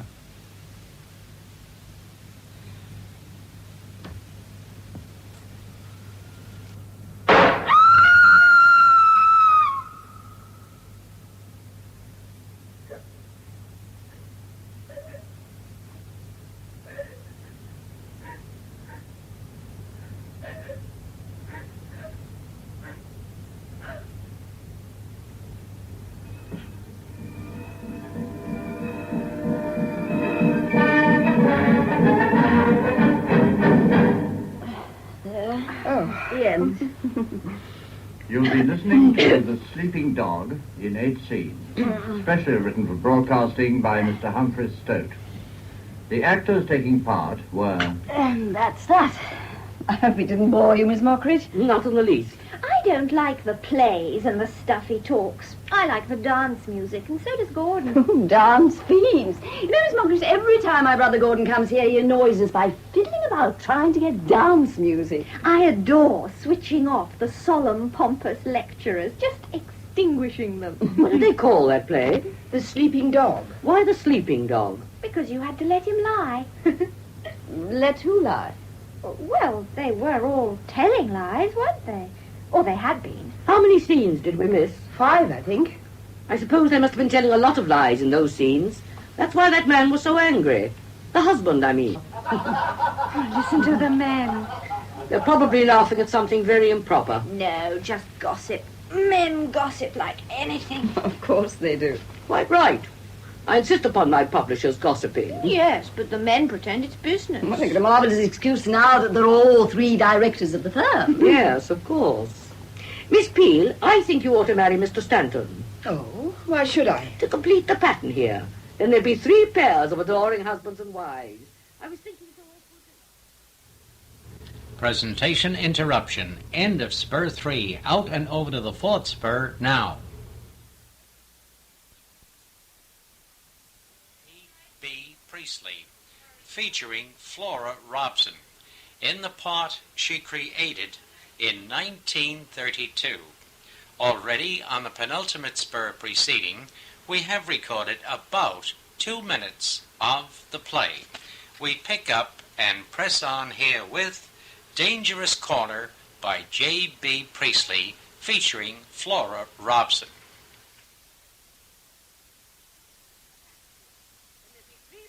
Adoring husbands and wives. I was thinking so all through dinner. There you are, Alden. I'm always prepared to marry Charles Stanton myself to one of your charmed circle. What a snug little group you are. Are we? Well, aren't you? The snug little group. Oh, Not awful at all. I think it's charming. it sounds disgusting. Yes, like Dickens or a Christmas card. And very nice things to be. In these days, almost too good to be true. Why should it be? I didn't know you were such a pessimist, Miss Mockridge. Didn't you? Certainly I'm a pessimist. But I didn't mean it in that way. Of course, I think it's wonderful. It is rather nice here. We've been lucky. Enchanting. I hate to leave it. You know, I'm in the town office now, not down here at the press. But I come back as often as I can. I'm sure you do. It must be so comforting to be all so settled. Pretty good. But I suppose you all miss your brother-in-law. You mean Robert's brother Martin? Yes, Martin Kaplan. I was in America at the time and never quite understood what happened. Something rather dreadful, wasn't it? Oh, have I dropped a brick? I'm always dropping bricks. No, not at all. Martin shot himself. It happened near a year ago. Last June, in fact. Not here, but at Farrow's End, about 20 miles away. He'd taken a cottage there. Oh, yes. Dreadful business, of course. He was very handsome, wasn't he? Yes, very handsome. Who's very handsome? Not you, Charles. Well, may we know? Or is it some grand secret between you? They were talking about me. Betty, why do you allow them to talk about your husband in this fulsome fashion? You know shame, girl. Now, how's the new novel going? Splendidly. Gordon, darling, I'm sure you've had too much manly gossip and old brandy. A typical financier. Without the... Sorry to be so late, Frida. But it's that wretched puppy of yours. No? What's he been doing now? It was eating the script of Sonia Williams' new novel, and I thought it might make him sick. Darling. I've just been saying what a charming, cosy little group you've made here, all of you. I'm glad you think so. I think you've all been lucky. I agree, we have. But it's not all luck, Miss Mockridge. You see, we all happen to be nice, easygoing people. Except Betty. She's terribly wild. Well, that's only because Gordon doesn't beat her often enough. Yet. You see, Miss Peel, Mr. Stanton is still the cynical bachelor. I'm afraid he rather spoils the picture. Oh, well, Miss Peel can't afford to talk. She's transferred herself to the London office and deserted us. Well, I come back here as often as I'm asked. But whether it's to see me or Robert, we can't yet decide. Anyway, Betty's getting jealous. Oh, frightfully. What's disturbing the ether tonight? Anybody know? Oh, I'll find something for you. Here's the radio time. Gordon, don't start it again. We've only just turned it off. What did you hear? The last half of a play. It was called The Sleeping Dog. Why? We're not sure. Something to do with lies and a gentleman shooting himself. What fun they have at the BBC. Yes, don't they? Shots and things. You know, I believe I understand that play now. The sleeping dog was the truth, you see, and that man, the husband, insisted upon disturbing it. He was quite right to disturb it. Was he, I wonder? You know, I think it's a very sound idea. The truth as a sleeping dog. Of course, we do spend too much of our time telling lies. And acting them. Very likely. I'm all for it coming out. It's healthy. Well, I think telling the truth is about as healthy as skidding round a corner at 60. And life's got a lot of dangerous corners, hasn't it, Charles? Can have, if you don't choose your route well. To lie or not to lie? What do you think, Alwyn? You're looking terribly wise. I agree with you. I think telling everything is dangerous. The point is, I think, there's truth and truth. I always agree to that. Something and something. Oh, shut up, Gordon. Go on, Alwyn. Yes, go on. Well, the real truth, that is, every single little thing with nothing missing at all, wouldn't be dangerous. I suppose that's God's truth.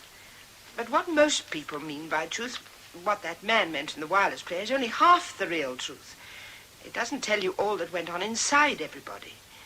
It's rather treacherous stuff. I'm not convinced, Miss Peel. I'm ready to welcome what you call half the truth. The facts. So am I. I'm all for it. You would be, Robert. What do you mean by that, Frida? Anything, nothing. Let's talk about something more amusing. Who wants a drink? Drinks, Robert? Yes. And cigarettes. Miss Mockridge? No, thank you. Owen, a cigarette? Oh, I remember that box. It plays a tune at you, doesn't it? I remember the tune. La Traviata.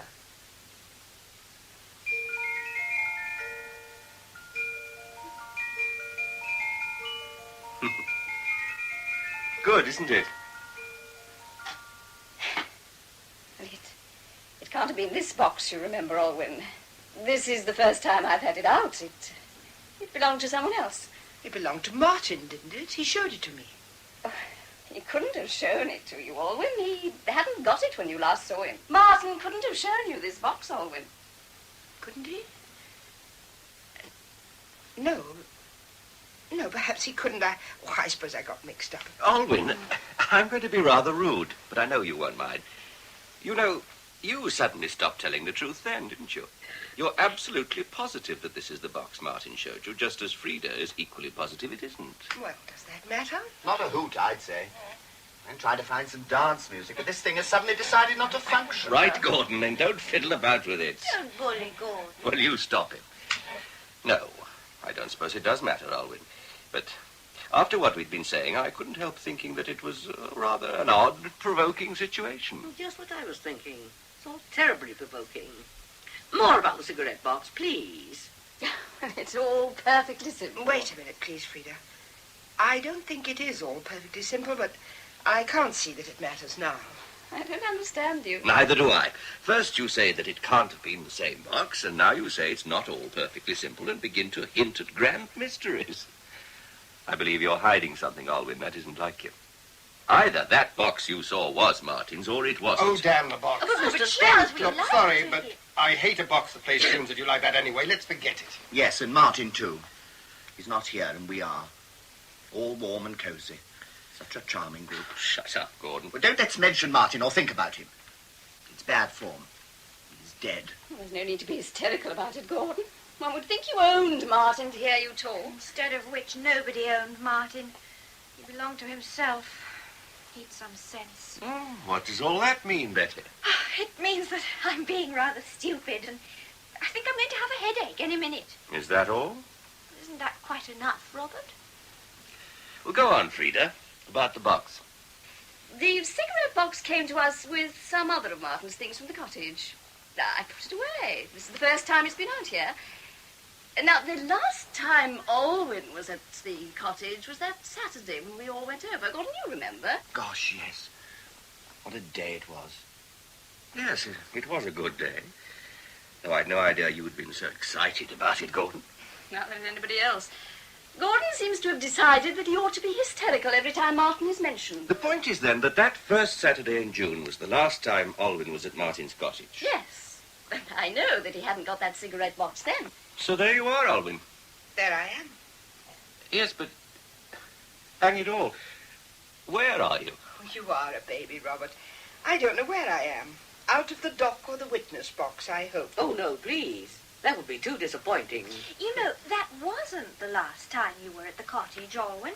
Don't you remember you and I ran over the next Sunday afternoon to see Martin about those little etchings? Yes. Yes, that's true. But I don't remember him showing us this cigarette box. In fact, I've never seen it before. I've never seen it before, and I don't think I ever want to see it again. I never heard such a lot of fuss about nothing. Oh, I wouldn't be too sure about this, Charles, but I may as well tell you that Martin couldn't have shown you the box that Sunday anyhow, because he hadn't got it then.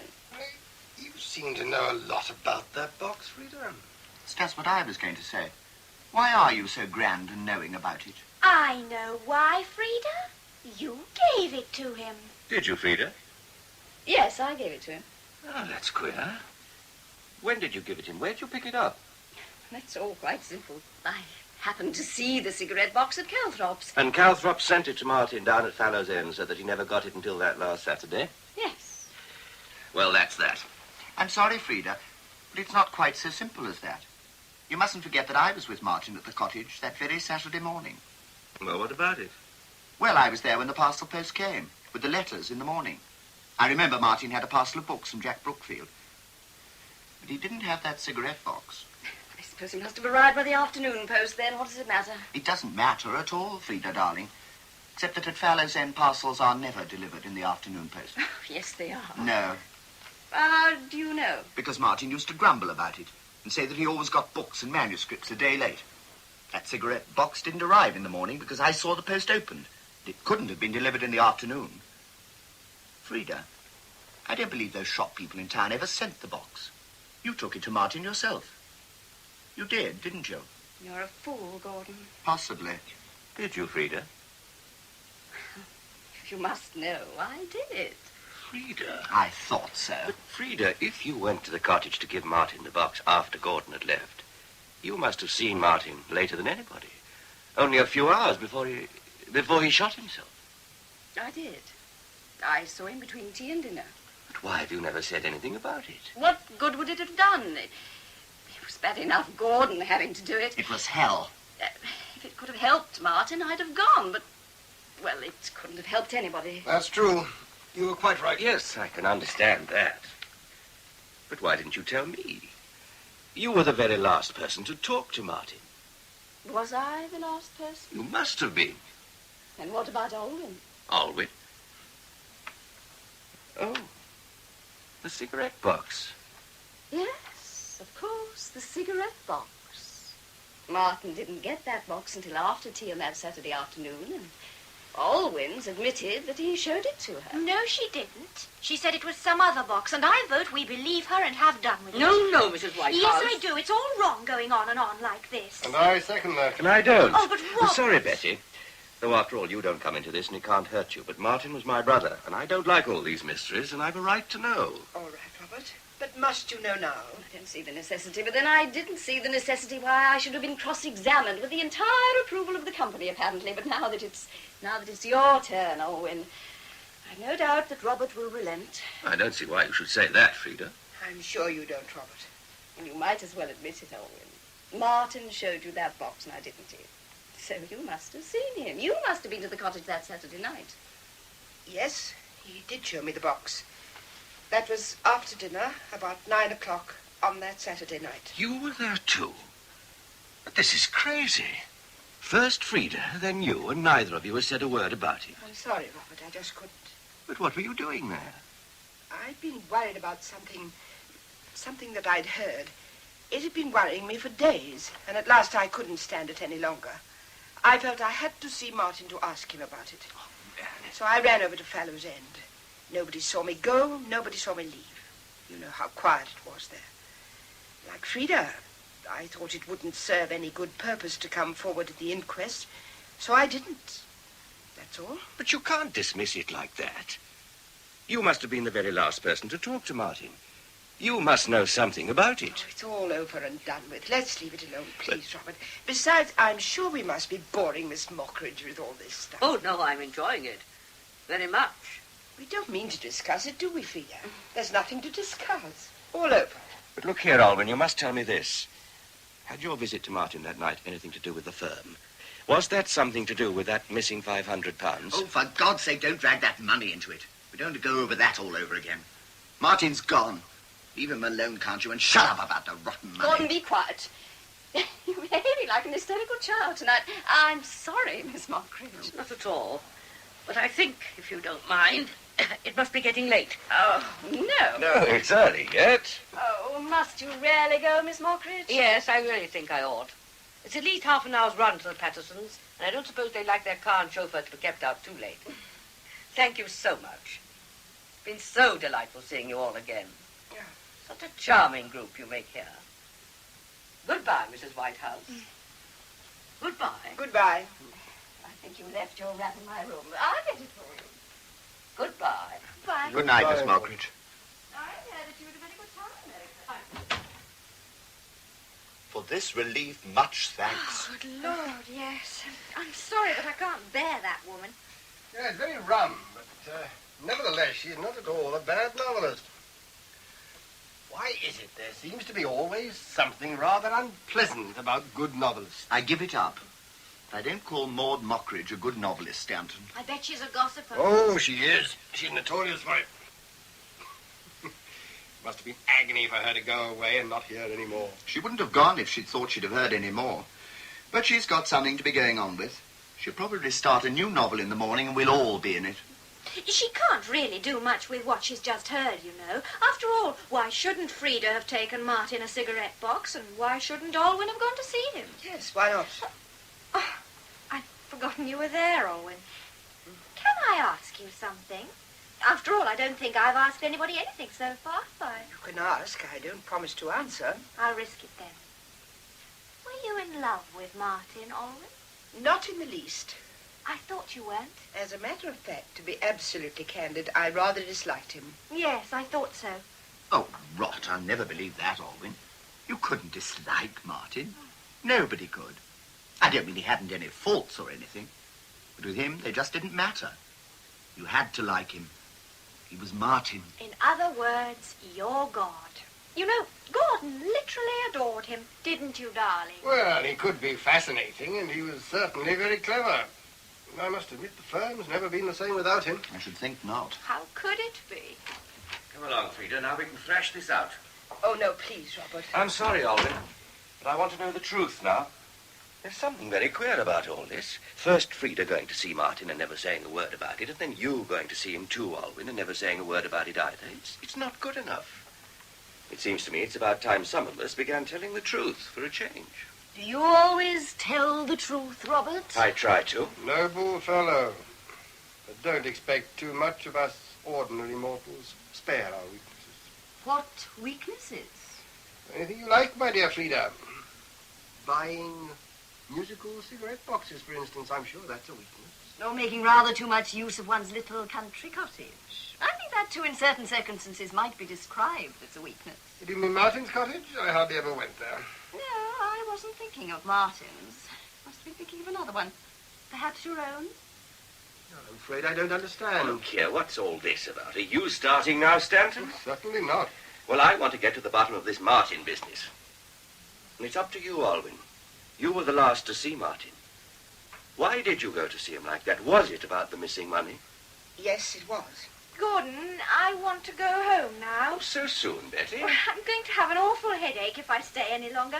I'm going home to bed. All right, just a minute. Well, I'll take you along, Betty, if Gordon wants to stay on. No, I want Gordon to come along too. All right, I'll come along, but hang on a minute. I tell you, I want to go now. Take me home. Why, what's the matter, Betty? I don't know. I'm stupid, I suppose. All right, we'll go. Well, I'll come along too. Betty, I'm awfully sorry if all this stuff has upset you. I know it's nothing to do with you anyhow. Oh, don't go on and on about it. Why can't you leave things alone?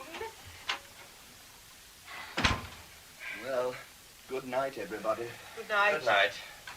Well, I'll see these infants home and then turn in myself. Very good of you. Yes, isn't it? Good night. Good night, Charles.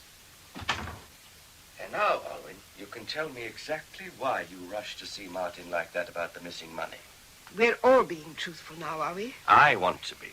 What about you, Frida? Yes, I don't care. What does it matter? Queer way of putting it. Is it? You started all this, you know, Robert. Now it's your turn. Will you be truthful with me? Good God, yes, of course I will. But it's not my turn. I asked you a question that you haven't answered. I know you have. But I'm going to ask you one before I do answer yours. I've been wanting to do it for some time, but I've never had the chance or never dared. Now I don't care. It might as well come out. Robert, did you take that money? Did I take the money? Yes. Of course not. You must be crazy, Alwyn. Oh. But do you think even if I had taken it, I'd have let poor Martin shoulder the blame like that? But Martin took it, of course. We all know that. Oh, what a fool I've been. I don't understand. Surely you must have known that Martin took it. You can't have been thinking all this time that I did. Yes, I have. And I've not been thinking it. I've been torturing myself with it. But why? Why? Damn it all, it doesn't make sense. Well, I might have taken the money, but never on earth could I have let somebody else, and especially Martin, take the blame for it. I thought you were a friend of mine, Alwyn, one of my best and oldest friends. Might as well know, Robert. Oh, no, Frida, please, please. Well, why not? What does it matter? You might as well know, Robert, and how you can be just so dense baffles me, that Alwyn is not a friend of yours. Oh, of course she is. She's not. She's a woman who's in love with you. A very different thing. She's been in love with you for ages. Frida, that's damnably unfair. It's cruel, cruel. Well, it's not going to hurt you, and he wanted the truth. Let him have it. I'm terribly sorry, Alwyn. I suppose I've been stupid. We've always been very good friends, and I've always been very fond of you. Stop. Oh, Frida, that was unforgivable. You'd no right to say that. But it's true, isn't it? Alwyn's been in love with you for ages. Wives always are aware of these things, you know. And not only that, I'll tell you now what I've longed to tell you for some time, that I think you're a fool for not being aware of it yourself, for not having responded to it, for not having done something drastic about it long before this. If somebody loves you like that, for God's sake, enjoy it. Make the most of it. Hold on to it before it's too late. Frida, I understand now. Understand what? About you. I ought to have understood before. If you mean by that you understand now that Frida doesn't care for me very much, you're right. We've not been very happy together. Somehow our marriage hasn't worked. Nobody knows. Of course they know. Do you mean you've told them? No, of course I haven't told them. They didn't need to be told. But Alwyn here has just said she understood about it for the first time. No, I knew about that before, Robert. It was something else. I've just... Well, what is it? I'd rather not explain. Being noble now, Alwyn? Needn't you know we're past that? No, it's not that. It's because I couldn't talk about it. There's something horrible to me about it. And I can't tell you why. Oh, I'm sorry I said I understood. It slipped out, please. Very well. But you've got to talk about that money now. You said you believed all along that Robert had taken it. It looked to me as if he must have done. But if you believed that, why didn't you say something? Oh, Robert, can't you see why she couldn't? You mean she was shielding me? Yes, of course. Alwyn, I'm terribly sorry. I had no idea. No, it's fantastic, I must say. It's why I said I've been torturing myself with If you're in love with somebody, you're in love with them. They can be as mean as hell, and you'll forget them or just not bother about it. Well, at least some women will. I don't see you doing it, Frida. Don't you? Well, there are a lot of things about me you don't see. This is what I wanted to say, Alwyn. If you thought that Robert had taken that money, then you knew that Martin didn't. Yes, I was sure, after I'd talked to him that last night, that Martin hadn't taken it. But you let us all think he had. I know. But it didn't seem to matter then. It couldn't hurt Martin anymore. He wasn't there to be hurt. And I felt I had to keep quiet. Because of me? Yes, because of you, Robert. But Martin must have taken No. it. That's why he did what he did. He thought he'd be found out. No, it wasn't that at all. You must believe me. I'm positive that Martin never touched that money. I've always thought it queer that he should. Oh, I know he could be wild and rather cruel sometimes, but he couldn't be a cautious, cunning little sneak thief.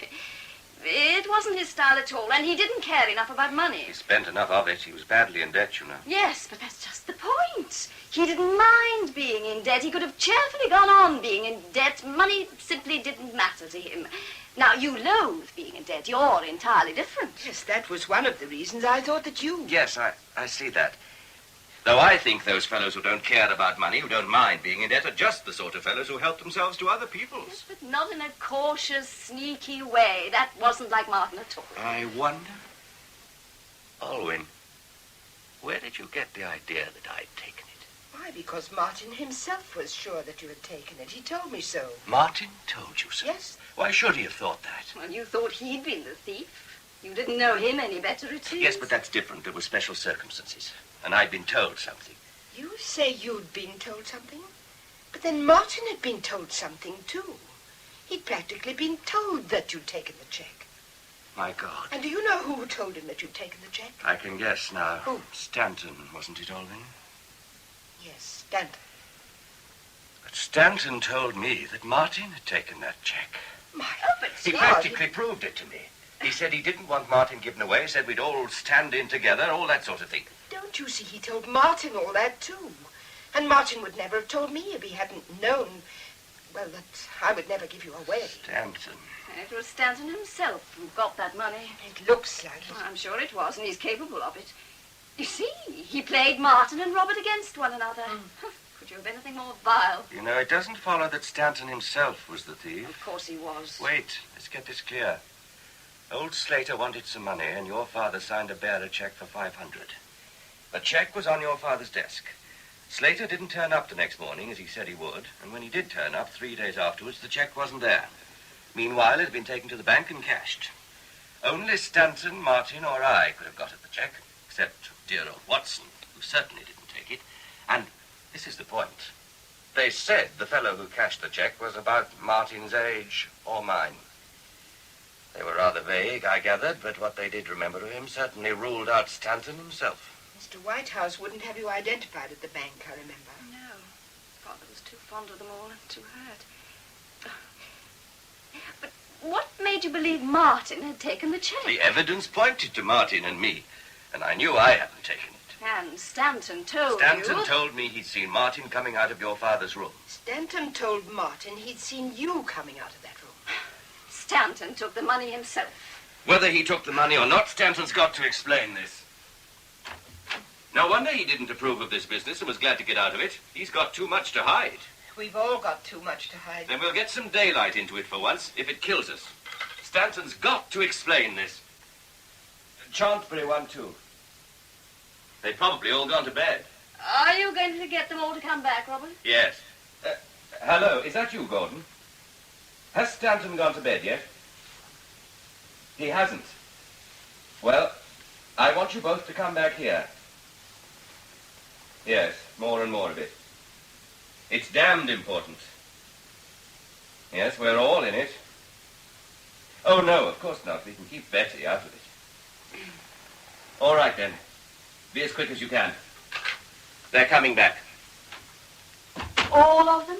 No, not Betty. She's going to bed. Wise little Betty. I don't see why you should use that tone of voice, Alwyn.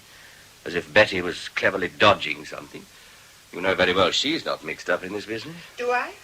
No, but hang it all, Alwyn. You've no right to sneer at Betty like that. You know very well it's better to keep her out of all this. No, we mustn't soil her pure young mind. That wasn't... Obviously you dislike her, Alwyn. I can't imagine why. She's always had a great admiration for you. Well, I'm sorry, Robert, but I can't return her admiration, except for her looks.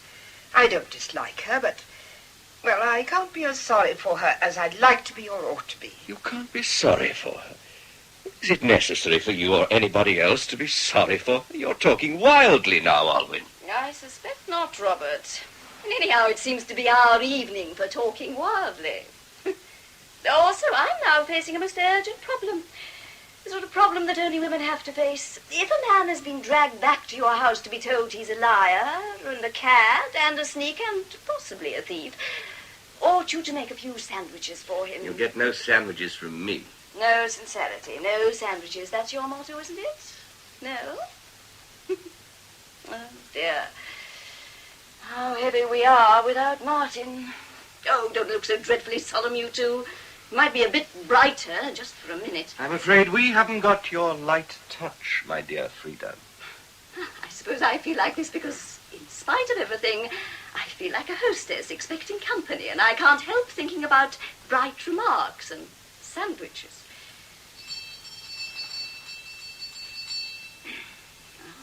Here they are. You let them in, Robert? Right.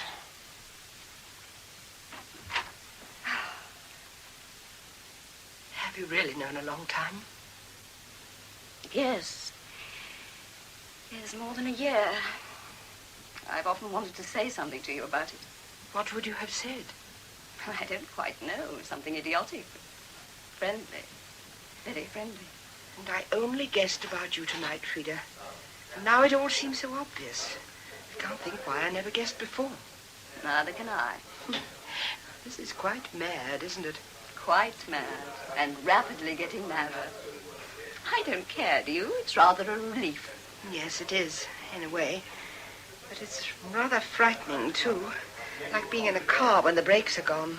And there are crossroads and corners ahead.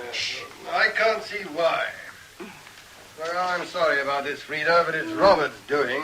He insisted on our coming back. Well, I think Robert was right. They have to change anyway. Well, what's all this about? Chiefly about that money, Gordon. Well, hell, I thought as much. Why can't you leave poor Martin alone? Wait a minute, Gordon. Martin didn't take that check. What? Is this true, Robert? Are you sure? Yes, we are sure. You know, I never could understand that. It wasn't like Martin. Do you really believe that Martin didn't get that money? And if he didn't, who did? And if he didn't, why did he shoot himself? Stanton, we don't know. But we're hoping that you'll tell us. Being funny, Robert? Not a bit. I wouldn't have dragged you back here to be funny. You told me, didn't you, that you were practically certain that Martin took that check? Certainly I did. And I told you why I thought so. All the evidence pointed that way. What happened afterwards proved that I was right. And if it did, then why did you tell Martin that you thought Robert had done it? Don't be ridiculous, Frida. Why should I tell Martin that I thought Robert had done it? Yes, why should you? That's what we want to know. Of course I didn't. Yes, you did. Alwyn, are you in this too? Yes, I'm in it too. Because you lied like that to Martin, telling him you were sure that Robert took the check, you've given me hours and hours and hours of misery. But I never meant to, Alwyn. It was a mean, vile lie. After this, I feel that I never want to speak to you again. I'm sorry, Alwyn. I'd rather anything have happened than that. You better stop lying now, Stanton. You've done enough. Why did you play off Martin and me against each other like that? Well, there can only be one explanation, because he took the check himself. My God. You didn't, did you, Stanton? Yes, I did. Then you're a rotten swine, Stanton. Oh, I don't care about the money, but you let Martin take the blame. You let everybody think he was a thief. Don't be such a hysterical young fool. Keep quiet and stop waving your hands at me. You don't want this to develop into a free fight. But you let Martin... I did not let Martin take the blame, as you call it. It happened that in the middle of all the fuss about this money, he went and shot himself. You all jumped to the conclusion that it was because he'd taken the money and was afraid of being found out. I let you go on thinking it, that's all. But you deliberately tried to fasten the blame onto Martin or me. Of course he did. It makes it so foul. Not really. I'd not the least intention of letting anybody else be punished for what I'd done.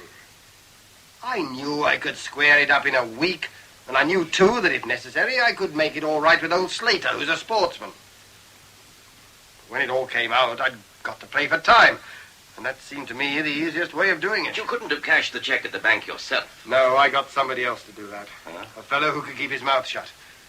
It was pure coincidence that he was a fellow about the same age and build as you and Martin. Don't go thinking there was any deep-laid plot. There wasn't. There never is in real life.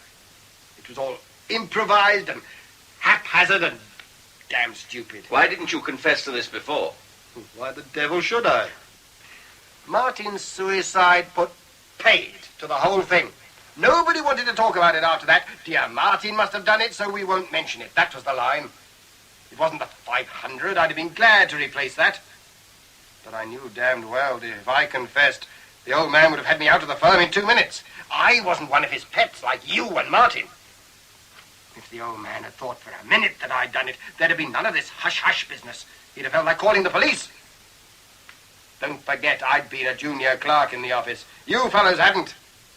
Oh, it makes a difference, I can tell you. But my father's been retired from the firm for 6 months. Well, what if he has? The whole thing was over and done with. Why open it up again?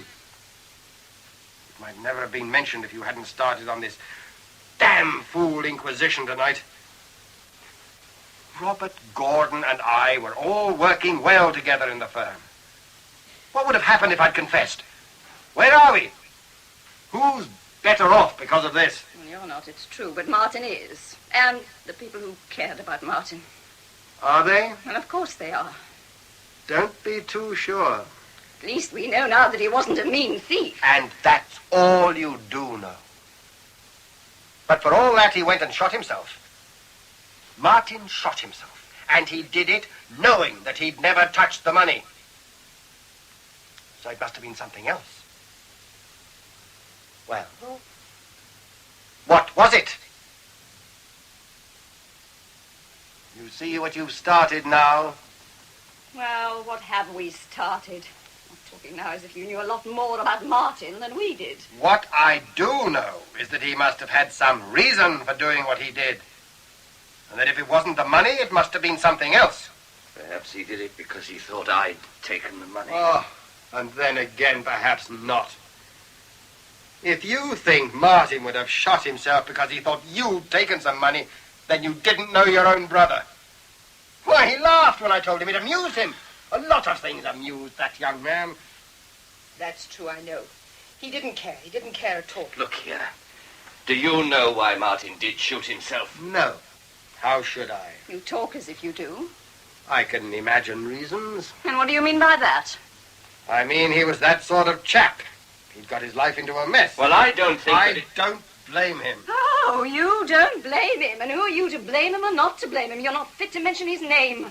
You hung your mean little piece of thieving around his neck, tried to poison our memory of him, and now, when you're found out and Martin's name is cleared of it, you want to begin all over again and start hinting that he was a criminal or a lunatic or something. That's true.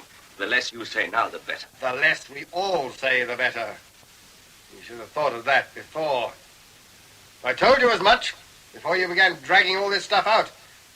Like a fool, you wouldn't leave well alone. Anyway, I've cleared Martin's name. You've cleared nothing yet. And if you'd a glimmer of sense, you'd see it. But now I don't give a damn. You're going to get all you ask for. One of the things we shall ask for is to be rid of you. Do you really think you'll be able to stay on with the firm after this? I don't know and I don't care. Well, you did a year ago. Yes, but now I don't. I can get along better now without the firm than they can without me. Well, after this, at least it will be a pleasure to try. You always hated Martin, and I knew it. I had my reasons. Unlike the White House family, father, daughter, and son, who all fell in love with him. Does that mean anything, Stanton? If it doesn't, just take it back, now. If it does, you'll kindly explain yourself. I'll take nothing back. Stanton, please. Don't let's have any more of this. We've all said too much already. I'm sorry, Alwyn, but you can't blame me. I'm waiting for your explanation. And don't you see? It's me he's getting at. Is that true, Stanton? Well, I'm certainly not leaving her out. Be careful. It's too late to be careful. Why do you think Frida's been so angry with me? There's only one reason, and I've known it for a long time. She was in love with Martin. Frida, is it true? Yes. Has that been the trouble all along? Yes, all along. When did it begin? Oh, a long time ago. Oh, it seems a long time ago. Ages. Before we were married? Yes. I thought I could break it then. I did for a little time. But it came back worse than ever. I wish you'd told me. Why didn't you tell me? I wanted to. Hundreds of times I seem to have tried to. I said the opening words to myself, you know. Sometimes I've hardly known whether I didn't actually say them out loud to you. Oh, I wish you had. I wish you had.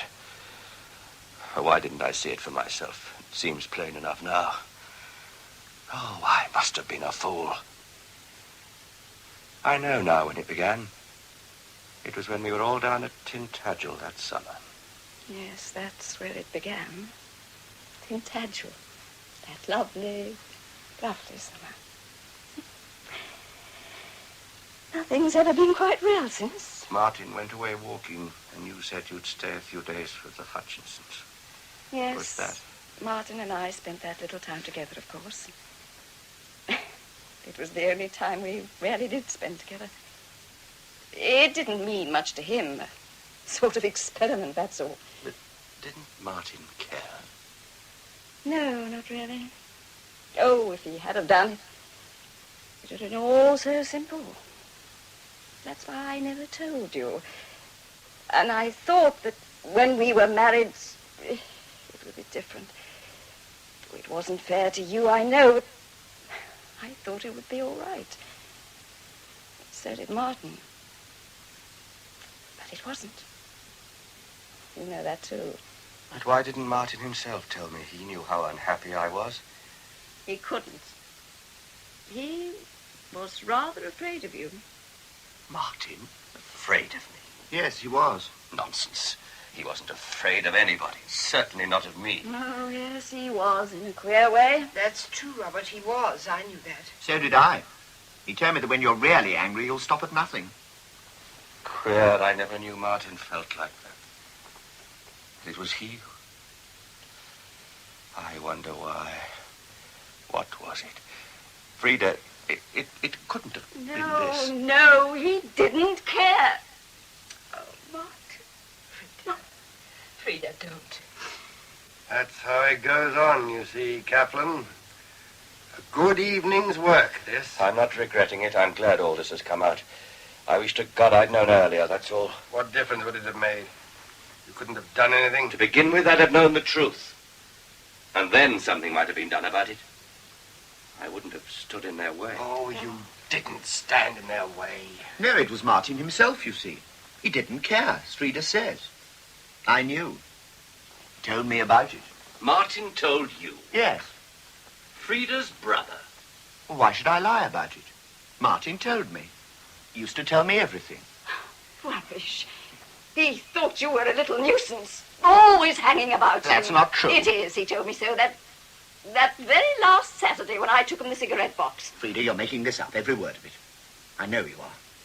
Martin would never have said that about me. You're just saying this because you're jealous. I'm not. You've always been jealous of Martin's interest in me. Gordon, that's simply disgusting. Now, It isn't. It is.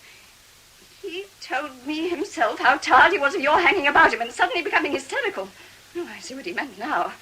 Every time he's been mentioned tonight, you've been hysterical. What are you trying to persuade me into believing you are? Frida, you're mad. It's all jealousy. Jealousy. If he thought I was a nuisance, Martin wouldn't have kept asking me down to the cottage. But he was tired of you pestering him and worrying him all the time. He didn't care for women. He was sick of them. He told me so. He wanted me to tell you so that you'd leave him alone. Oh, you make me feel sick. Will you just leave me alone? Stop it, both of you. No, let them have it out. They might as well, now they've started. And I was going to tell you too, Frida. And then he killed himself. I don't believe it. I don't believe it, Gordon. Martin couldn't have been so cruel. Couldn't he? Well, what did he say to you that afternoon when you took in the cigarette box? Oh, what does it matter what he said? You're just making up these abominable lies. Look here, I'm not having any more of this. You're like a pair of lunatics, screaming at each other like that over a dead man. I understand about you, Frida, and I'm sorry. But for God's sake, keep quiet about it now. I can't stand any more. As for you, Gordon, you must be tight or something. I'm not. I'm as sober as you are. Well, behave as if you were. You're not a child. I know Martin was a friend of yours. Friend of mine? He wasn't a friend of mine. Talks like a fish. Martin was the only person on earth I really cared about. I couldn't help it. There it was. I'd have done anything for him. £500. My God, I'd have stolen £5,000 from the firm if Martin had asked me to. He was the most marvellous person I'd ever known. Sometimes I tried to hate him. Sometimes he gave me a hell of a time. But it didn't really matter. He was Martin. And I'd rather be with him, even if he was just jeering at me, than with anybody else I've ever known. He didn't really care about women at all. Tried to amuse himself with them. He really distrusted them, disliked them. He told me so many a time. Martin told me everything. And that was the finest thing that ever happened to me. And now you can call me any name you like. I don't care. What about Betty? You can leave her out of it. I want to. I can't help thinking about her. Well, you needn't. She can look after herself. That's just what she can't do, and she oughtn't to have to do. You ought to see that. Well, I don't see it. And I know Betty better than you do. Oh, you know everybody better than anybody else does, don't you? You would say that, wouldn't you? I can't help it if Martin liked me better than he liked you. How do you know that he liked... Oh, stop that. Stop it. Both of you. Can't you see that Martin was making mischief just to amuse himself? No, I can't. He wasn't like that. Oh, no. Not at all like that. You couldn't ask for a quieter, simpler, more sincere fellow. Nobody's going to pretend that he was that. But at least he didn't steal money and then try to put the blame on other people. We could all start talking like that, you know, Frida, just throwing things at each other's heads, but I suggest we don't. I agree. But I do want Frida and Gordon to understand that it's simply madness quarreling over anything Martin ever said to them. He was a born mischief maker and as cruel as a cat. That's one of the reasons why I disliked him so much. Disliked him? Yes, I'm sorry, Robert, but I didn't like Martin. I detested him. You ought to have seen that. I saw it. And you were quite right. afraid you always are, Owen. No, I'm not. I trust your judgment. So would I, for that matter. No. And you're the only one of us who will come out of this as sound as you went in. No, that's not true. No. It was Alwyn and the damn cigarette box that began the whole business. Oh, that was nothing. I knew all about that all along. You knew about that? I knew you'd been to see Martin Kaplan that Saturday night. You knew? Yes. But how could you? I don't understand. I was spending that weekend at my own cottage. You remember that garage where the road forks? You stopped there that night for some petrol. Yes, I believe I did. They told me. And said you'd taken the Fallows End Road, and so I knew you must have been going to see Martin. You couldn't have been going anywhere else, could you? Quite simple. And you've known all this time? Yes, all this time. I suppose, Stanton, it's no use asking you why you've never said a word about it. I'm afraid not. I think I've done my share in the confession box tonight. Well, I wish I'd known a bit more about it, that's all. There was I dragged into this foul inquest. Did I know this? Did I know that? My God. And all the time I wasn't the last person he talked to at all. Frieda had been there sometime in the afternoon, and Alwyn was there that very night, at the very moment for all we know. Don't talk rubbish. Well, is it rubbish? After all, what do we know? What was Alwyn doing there? She's told us that she was there to talk to Martin about the money. And how far does that take us? What do you mean by that? He means, I imagine, that Alwyn hasn't told us very much so far. We know she went to Martin to talk to him about the missing money. We know that Martin thought Robert had taken it, and that she thought so too. And that is all we do know. Yes. We don't know how long she was there, or what Martin said to her, or anything. It's a good job she wasn't pushed in front of that coroner, or he'd have had it out of her in no time. I think it's up to her to tell us just a little bit more. Well, there's no need to sound so damned vindictive about it. Oh! Hello. What's the matter, Alwyn? Someone outside the window. There's nobody there now. No, they darted away, but I swear there was somebody. They've been listening. Well, they couldn't have chosen a better night for it. It's impossible, Alwyn. And there isn't a sign of anybody. Thank the Lord for that.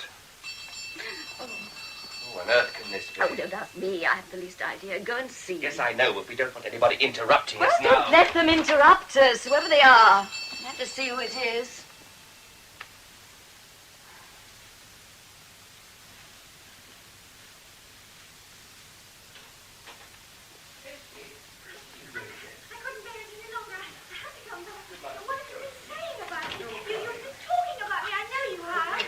I assure you, we've never been mentioned. I know you have. I can feel it. That's why I had to come back. I tell you, we haven't. I thought you'd gone to bed, Betty. What's the matter? You're talking about me, all of you. I know you are. I wanted to go to bed. I started to go. And then I couldn't. I knew you were all talking about me. I couldn't stand it. I had to come back. Well, you were wrong. As a matter of fact, you're the one person we haven't been talking about. Is that true, Robert? Yes, of course. You were outside just now, weren't you, Betty? Outside the window, listening. No, I wasn't listening. I was trying to peep in, to see exactly who was here and what you all looked like. You see, I was sure you were all saying things about me. And I meant to go to bed, and I was tired, but I felt too excited inside to sleep, and so I took 3 of those tablets I have to make me sleep, and now I feel absolutely dopey. God knows what I shall be saying in a minute. You mustn't mind me. I'm so sorry, Betty. Can I get you anything? No. Sure? And not a word's been said about you. In fact, we all wanted to keep you out of this. It's all rather unpleasant. But seeing Betty's married into one of the families concerned, I think she ought not to be too carefully protected from the sordid truth. Oh, shut up, Frieda. I won't, and why should I?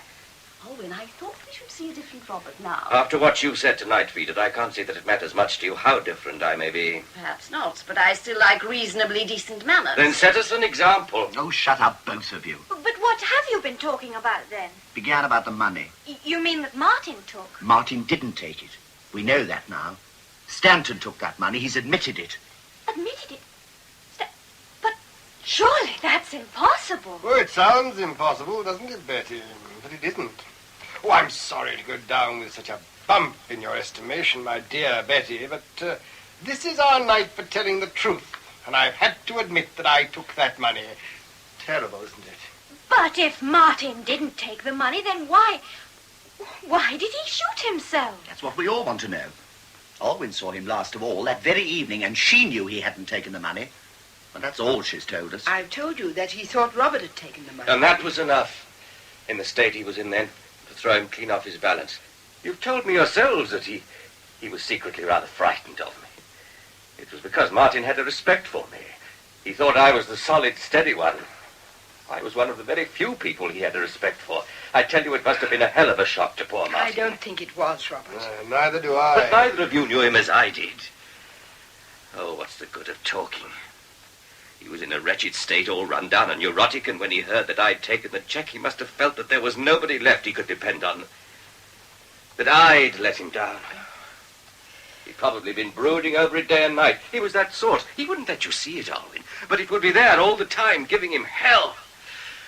Oh, what a fool I was. You? Yes, of course, I ought to have gone straight to Martin and told him what Stanton had told me. If this is true, then the person really responsible is Stanton. Yes. Rubbish. It isn't.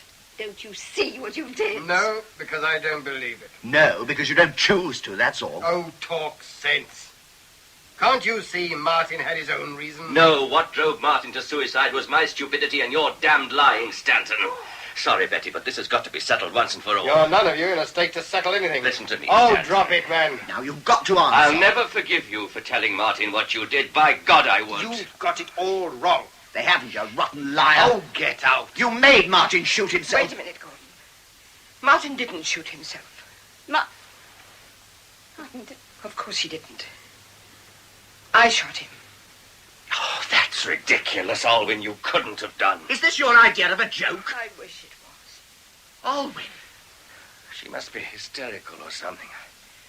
I believe people often confess to all sorts of mad things in that state, things they couldn't possibly have done. Alwyn's not hysterical. She means it. But she can't mean she murdered him, can she? You might as well tell us exactly what happened now, Alwyn, if you can stand it. And I might as well tell you before you begin that I'm not at all surprised. I suspected it was you at the first. You suspected I'd done it? Stanton, why?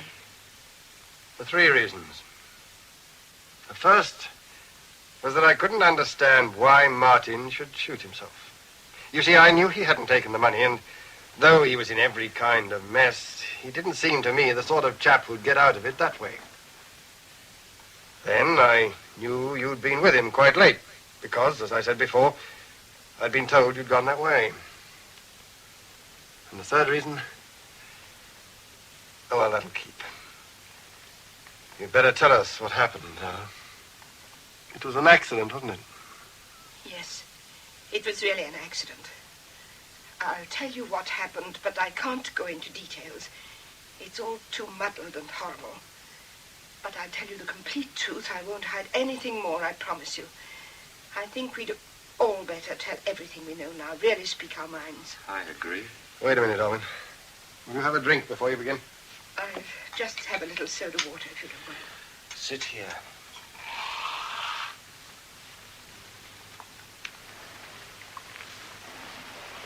Thank you. I went to see Martin that Saturday night, as you know, to talk to him about the missing money. Mr. Whitehouse had told me about it. He thought that either Martin or Robert must have taken it. I gathered it was more likely Robert, so I went to see Martin. I didn't like Martin, and he knew it. But he knew, too, what I felt about Robert, and after all, he was Robert's brother. He believed that Robert had taken the money, and he wasn't a bit worried about it. I'm sorry, Robert, but he wasn't. I hated him for that, too. He was rather maliciously amused. The good brother fallen at last, that sort of thing. I can believe that. I hate to, but I know he could be like that sometimes. He was that day. You found that, too, that day? Yes, he was in one of his worst moods. He could be cruel, torturing sometimes. I've never seen him as bad as he was that night. He wasn't really sane. Alwyn. I'm sorry, Robert. I didn't want you to know all this, but there's no help for it now. You see, Martin had been taking some sort of drug. Drug? Do you mean dope stuff? Yes, he'd had a lot of it. Are you sure? I can't believe it. It's true, Kaplan. I knew it. So did I. He made me try some once. I didn't like it. Just made me feel rather sick. When was this? You remember when he went to Berlin and how nervy he was just then? Yes, I remember. Well, a fellow he met there put him onto it. Some new drug that a lot of the literary and theatrical set were doping themselves with. But did Martin? Yes. He liked it. Took more and more of it. But where did he get it? Through some German he knew in town. When he couldn't get it, he was pretty rotten. Not as bad as those dope fiends one reads about, you know, but nevertheless pretty rotten. But didn't you try to stop him? Of course. He only laughed. I don't blame him, really. None of you can understand what life was like to Martin. He was so sensitive and nervy. He was one of those people who are meant to be happy. We are all those people who are meant to be happy. Martin's no exception. Yes, that's true, but I know what Gordon means. You couldn't help knowing what he means if you knew Martin. There's no sort of middle state, no easy jog trot for him. Either he had to be gay, and when he was gay, he was gayer than anybody else. Or he was intensely miserable. I'm like that. Everybody is, aren't they? Except old and stuffy people. But what about this drug, Alwyn? Well, he took some. It was in little white tablets while I was there. And it had a horrible effect on him. It gave him a sort of devilish gaiety. I can see him now. His eyes were queer. Oh, he wasn't really sane. What happened? It's horrible to talk about. I've tried not to think about it. He knew I disliked him, but he couldn't believe I really disliked him. He was frightfully conceited about himself. He seemed to think that everybody young, male or female, ought to be falling in love with him. He saw himself as a sort of Pan, you know. Yes, he did. And he'd every reason to. He began taunting me.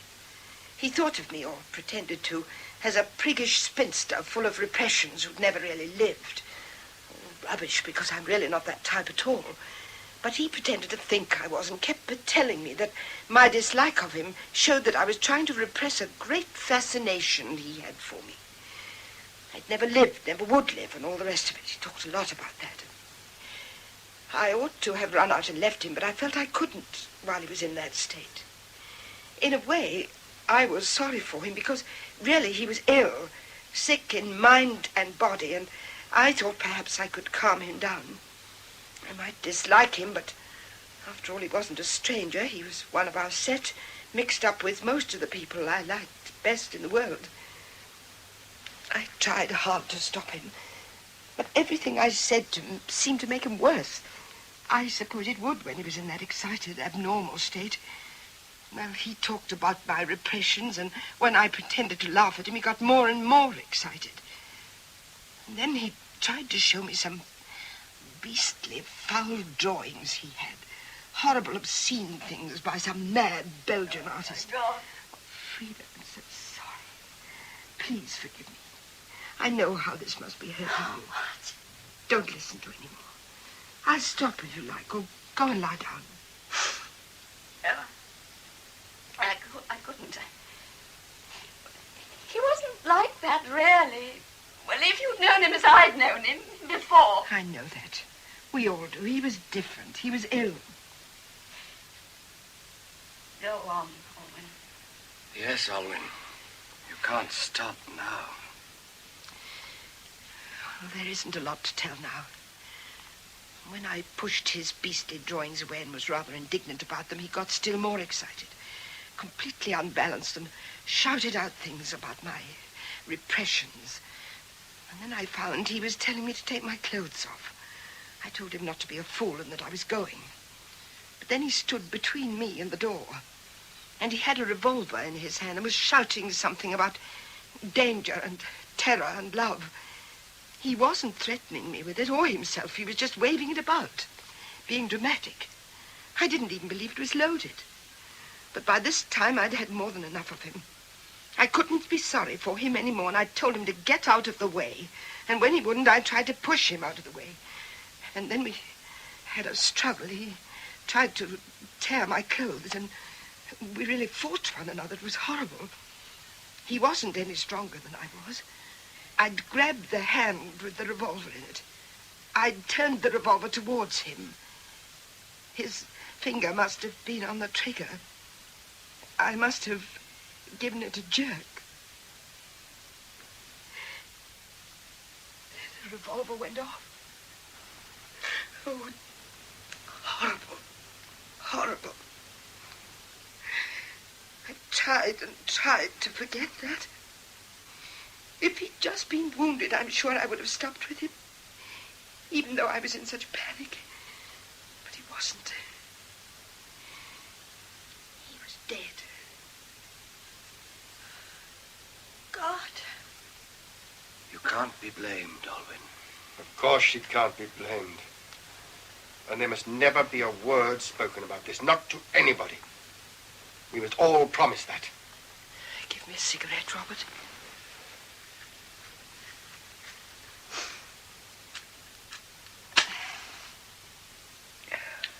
It's a pity we can't all be as cool and businesslike about this as you are, Stanton. I don't feel very cool and businesslike about it. But you see, it's not as big a surprise to me as it is to you people. I guessed long ago that something like this had happened. But it looked so much like suicide that nobody bothered to suggest it wasn't. Never seemed to me to be anything else. All the evidence pointed that way.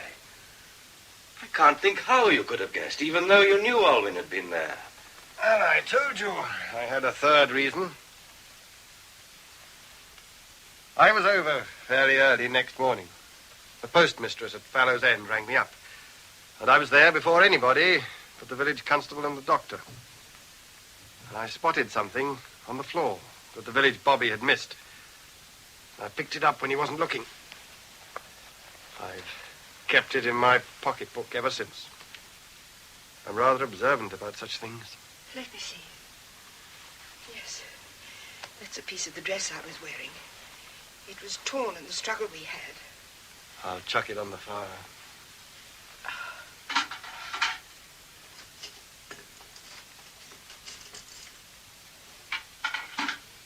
So that's how you knew. That's how I knew. But why didn't you say anything? I can tell you that. He didn't say anything because he wanted everybody to think that Martin had shot himself.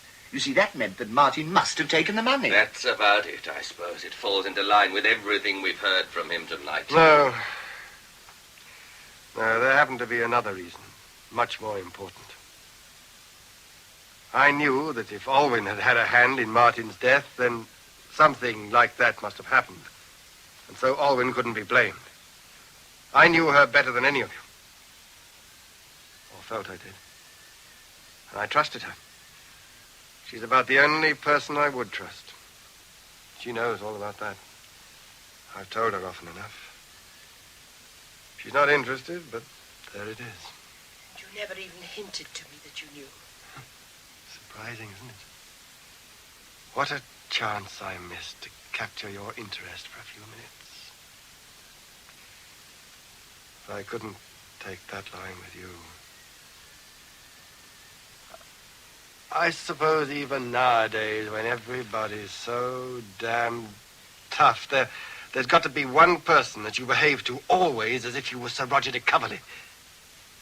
And with me, you've been that person for a long time now. And I knew all along that you were saying nothing because you thought Robert here had taken the money and that he was safe after everybody put it down to Martin. And that didn't always make it any easier for me. No? What a shame. But what a fine, romantic character you are, aren't you? Steady, Betty, you don't understand. How could she? Why do you say that in that tone of voice? Oh, why does one say anything in any tone of voice? You know, Stanton, I nearly did take you into my confidence. And that might have made a difference. But I chose a bad moment. Why? When was this? Tell me. I told you I sat in my car that night for some time, not able to do anything. But then, when I felt a little better, I felt I had to tell somebody. And you were the nearest person. But you didn't go there that night? Yes, I did. I drove over to your cottage at Church Marley that very Saturday night. I got there about 11 o'clock or just afterwards. I left my car at the bottom of that tiny, narrow lane and walked up to your cottage. And then I walked back again. Oh. You walked up to the cottage? Yes. Don't be stupid about it, please, Stanton. I walked right up to your cottage and saw enough to set me walking straight back again. So that's when you came.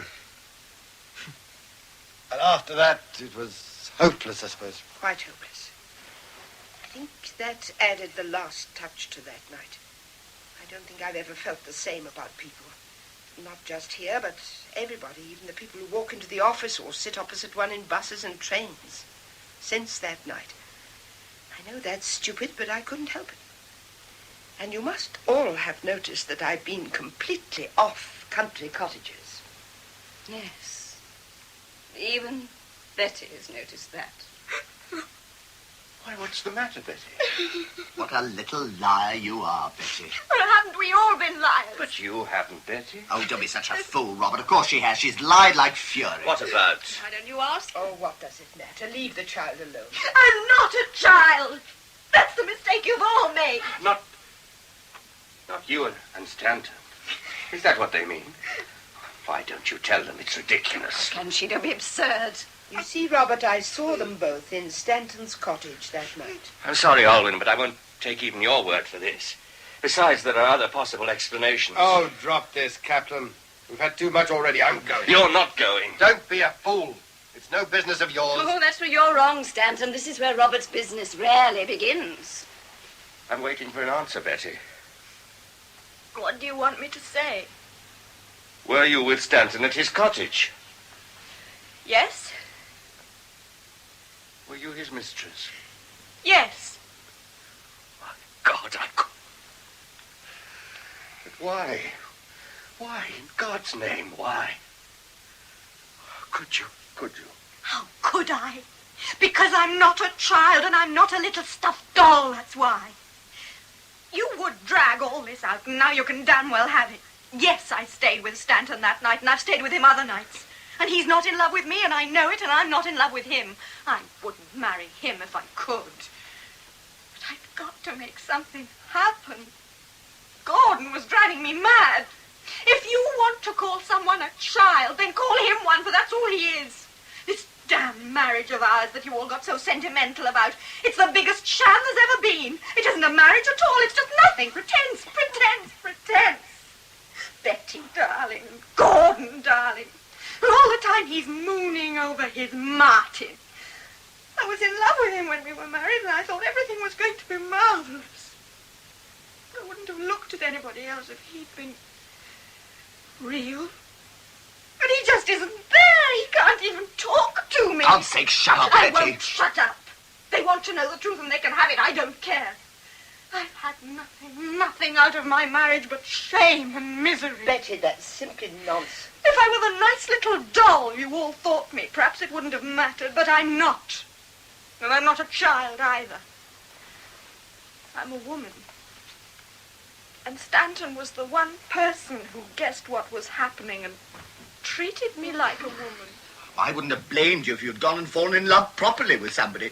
This was just a low, sordid intrigue, a dirty little affair. Not worth all your silly lies. I suppose Stanton was the rich uncle in America who kept giving you all those fine presents. Yes, he was. You couldn't even be generous, though you'd have given your precious Martin everything we'd got. I knew Stanton didn't really care for me, so I got what I could out of him. Betty. It served you right. Men who say they're in love with one woman and keep spending their weekends with another deserve all they get. Is that why you suddenly found yourself so short of money that you had to have that £500? Yes. Queer how it works out, isn't it? Then Betty's responsible for everything. For all this misery. For Martin. You see, always Martin. If I was responsible for all that, then it's your fault, really, Gordon. Because you're responsible for everything that happened to me. You ought never to have married me. I didn't know. It was a mistake. We seem to make that kind of mistake in our family. I'm going to have a drink. I ought to have left you long before this. That was my mistake. Staying on. Trying to make the best of it. Pretending to be married to somebody who wasn't there, simply dead. Yes. I think I am dead. I think I died last summer. Alwyn shot me. Oh. Gordon, I think that's unfair and also rather stupid and affected. It may have sounded like that, but it wasn't. I meant it, Alwyn. I began this, didn't I? Well, I'll finish it. I'll say something now. Betty, I worshipped you. I suppose you knew that. She didn't. She must have been very dense. I'm talking to Betty now. You might leave us alone for a minute. Did you realize that I felt like that, Betty? Yes. But I didn't care very much. No, why should you? No, it isn't that. But I knew you weren't in love with me. You don't know me. You were only worshipping somebody you'd invented who looked like me. That's not the same thing at all. I didn't do much about it. I couldn't, you see. I thought you and Gordon were reasonably happy together. Yes, we put up a good show, didn't we? You did. Yes, we did. And what would have happened if we'd gone on pretending like hell to be happy together? Nothing. No? If we'd gone on pretending long enough, I believe we might have been happy together. Sometimes. It often works out like that. Never. Yes, it does. That's why all this is so wrong, really. The real truth is something so deep you can't get at it this way. And all this half-truth does is to blow everything up. It isn't civilized. I agree. You agree. You might as well. Oh, you'll get no sympathy from me, Captain. Sympathy from you? I never want to set eyes on you again, Stanton. You're a thief, a cheat, a liar, and a dirty cheap seducer. And you're a fool, Kaplan. You look solid, but you're not. You've a good deal in common with that cracked brother of yours. You won't face up to real things. You've been living in a fool's paradise. And now, having got yourself out of it by tonight's efforts, all you're doing, you're busy building yourself a fool's hell to live in. I think this was your glass, Stanton. And now take yourself after it. Get out. Good night, Alwyn. I'm sorry about all this. So am I. Good night. Good night, Frida. Good night, Charles. I suppose you're coming along, Gordon? Not with you, I'm afraid. And don't forget, Stanton, you owe the firm £500 and a resignation. Oh, you're going to take it that way, are you? Yes, I'm going to take it that way. You'll regret it. Good night. No, don't trouble. I can find my way out. Don't be too hasty, Gordon. Whatever his faults, Stanton's a first-class man at his job. If he goes, the firm will suffer. I can't help it. I couldn't work with him after this. The firm will just have to suffer, that's all. Don't worry, it's not a case of the firm suffering. The firm's smashed to hell now. Nonsense. Is it? I don't think so. Well, Betty, darling, I think we'd better return to our happy little home. Our dear little nest. Oh, don't, Gordon. I'll let you out. Goodbye. Why do you look like that? I'm not saying goodbye to you. I don't know you. I never did, it seems. I'm saying goodbye to your body, that's all. Robert, I can't bear seeing you like this. You don't know how it hurts me. I'm sorry, Alwyn. I really am sorry. You're the only one who's really come out of this. I know that. Strange, isn't it, that you should have been feeling like that about me all the time? Yes, all the time. I'm sorry. I'm not. I mean about myself. I suppose I ought to be, but I'm not. It's hurt like anything sometimes, but it's kept me going, too. I know. And you see, now I've stopped going. Something's broken inside. It won't seem bad tomorrow. It never does. All this isn't going to seem any better tomorrow, Alwyn. Frida will help, too. After all, Robert, she's fond of you. No, not really. It isn't that she dislikes me steadily. But every now and then she hates me. And now I see why, of course. She hates me because I'm Robert Kaplan and not Martin. Because he's dead and I'm alive. She may feel differently after tonight. She may. I doubt it. She doesn't change easily. That's the trouble. And then again, you see, I don't care anymore. That's the point. Whether she changes or doesn't change, I don't care now. And you know, there's nothing I wouldn't do, Robert. I'll run away this very minute with you, if you like. I'm terribly grateful, Alwyn. And nothing happens here, inside. That's the damned awful, cruel thing. Nothing happens. all hollow, empty. I'm sure it's not at all the proper thing to say at such a moment, but the fact remains I feel rather hungry. What about you, Alwyn? You, Robert? Have you been drinking too much? Yes, I've been drinking too much. Well, it's very silly of you. Yes, And you did ask for all this. I asked for it. And I got it. I doubt if you minded very much until it came to Betty. Oh, that's not true. But I can understand your thinking so. You see, as more and more of this rotten stuff came out, so more and more I came to depend on my secret thoughts of Betty. I've known for some time, of course, that you were getting very sentimental and noble about her. And I've known sometime, too, all about Betty. I often thought of telling you. I'm not sorry you didn't. You ought to be. Why? Well, that kind of self-deception's rather stupid. What about you and Martin? I didn't deceive myself. I knew everything. Or nearly everything about him. I wasn't in love with somebody who really wasn't there, somebody I'd made up. I think you were. Probably we always are. And it's not so bad, then. You can always build up another image for yourself to fall in love with. No, you can't. That's the trouble. You lose the capacity for building. You run short of the stuff that creates beautiful illusions, just as if a gland had stopped working. Then you have to learn to live without illusion. Can't be done, not for us. We started life too early for that. Or possibly they're breeding people now who can live without illusions. I hope so. But I can't do it. I've lived among illusions. You have? Well, what if I have? They've given me hope and courage. They've helped me to live. I suppose we ought to get all that from faith in life.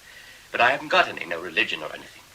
Just this damned farmyard to live in, that's all. And just a few bloody glands and secretions and nerves to do it with. But it didn't look too bad. I'd my little illusions, you see. Why didn't you leave him alone instead of clamoring for the truth all night like a fool? Because I am a fool. Stanton was right. That's the only answer. I had to meddle like a child with a fire. I began this evening with something to keep me going. I had good memories of Martin. I had a wife who didn't love me, but at least seemed too good for me. I had two partners I liked and respected. There was a girl I could idealize. Oh, no, And now- Robert, please, we know. No, but you don't know. You can't know. Not as I know. You wouldn't stand there like that as if we'd only just had some damn silly little squabble about a hand at bridge. Frida, Don't you see? We're not living in the same world now. Everything's gone. My brother was an obscene lunatic. stop that. And my wife doted on him and pestered him. One of my partners is a liar and a cheat and a thief. And the other, God knows what he is, some sort of hysterical young pervert. And the girl's a greedy little cat on the tiles. Robert, no, this is horrible mad. Please, please don't go on. It won't seem like this tomorrow. Tomorrow? Tomorrow? I tell you, I'm through. I'm through. There can't be a tomorrow. He's got a revolver in his bedroom. Stop, Robert, stop! Stop! Oh, it can't happen. It shan't happen.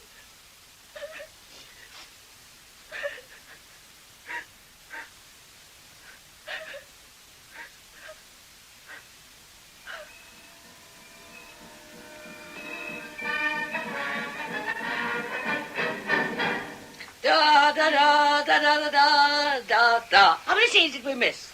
5, I think. I suppose I must have been telling a lot of lies in those scenes. That's why that man was so angry, the husband, I mean. Oh, listen to the men. They're probably laughing at something very improper. No, just gossip. Men gossip like anything. Of course they do. They've got a marvellous excuse now that they're all 3 directors of the firm. What a snug little group you are. Snug little group. Sounds disgusting. Enchanting. I hate to leave it. I should think you do. Must be so comforting to be all so settled. Pretty good. But I suppose, Frida, you all miss your brother-in-law. He used to be down here with you too, didn't he? You mean Robert's brother, Martin? I say, have I dropped a brick? I'm always dropping bricks. No, not at all. It was very distressing at the time, but it's all right now. Martin shot himself. Oh, yes, yes. Dreadful business, of course. He was very handsome, wasn't he? Yes, very handsome. Who's very handsome? May we know? Not you, Charles. They were talking about me. Betty, why do you allow them to talk about your husband in this fulsome fashion? You no shame, girl. Gordon, darling, I'm sure you've had too much manly gossip and old brandy. Sorry to be so late, Frida, but it's that wretched puppy of yours. What's he been doing now? He was trying to eat the script of Sonia Williams' new novel. I was afraid it might make him sick. You see, Miss Mockridge, how we talk of you novelists? Yes, I hear you. I've just been saying what a charming, cosy little group you've made here. I think you've been lucky. Oh, it's not all luck, Miss Mockridge. See, we all happen to be nice, easygoing people. Except Betty. She's terribly wild. Oh, that's only because Gordon doesn't beat her often enough. Oh. Yet. You see, Miss Peel, Mr. Stanton is still a cynical bachelor. I'm afraid he rather spoils the picture. What's disturbing the ether tonight? Anybody know? Oh, Gordon, don't start it again. We've only just turned it off. What did you hear? The last half of a play. It's called The Sleeping Dog. Oh, why? We're not sure, but it ends with a gentleman shooting himself. What fun they have at the BBC. Yes, shots and things. I think I understand that play now. The sleeping dog was the truth, you see, and that man, the husband, insisted upon disturbing it. He was quite right to disturb it. Was he, I wonder? I think telling the truth is about as healthy as skidding at 60 round a corner. And life's got a lot of dangerous corners, hasn't it, Charles? You can have, if you don't choose your route well. Let's talk about something else. Who wants a drink? Drinks, Robert. Yeah. And cigarettes. Oh, this box is empty. Oh, let's have this one. Miss Mockridge? No, thank you. Alwyn, a cigarette. Oh, I remember that box. It plays a tune at you, doesn't it? Well, I remember the tune. La Traviata.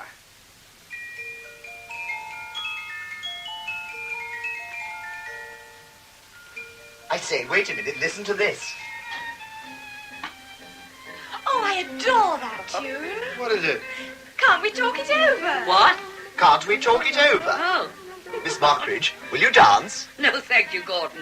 I will. Come on, Gordon, let's dance.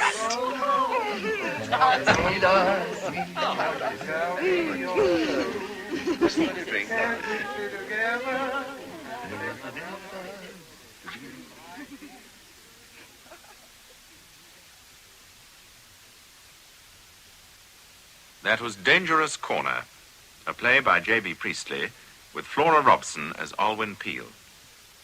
Frida Kaplan was played by Gudrun Ure, Miss Mockridge, the novelist, by Mary Grew, Betty Whitehouse, Elizabeth Proud, Charles Stanton, Garrard Green, Gordon Whitehouse, Noel Davis, and Robert Kaplan by David March.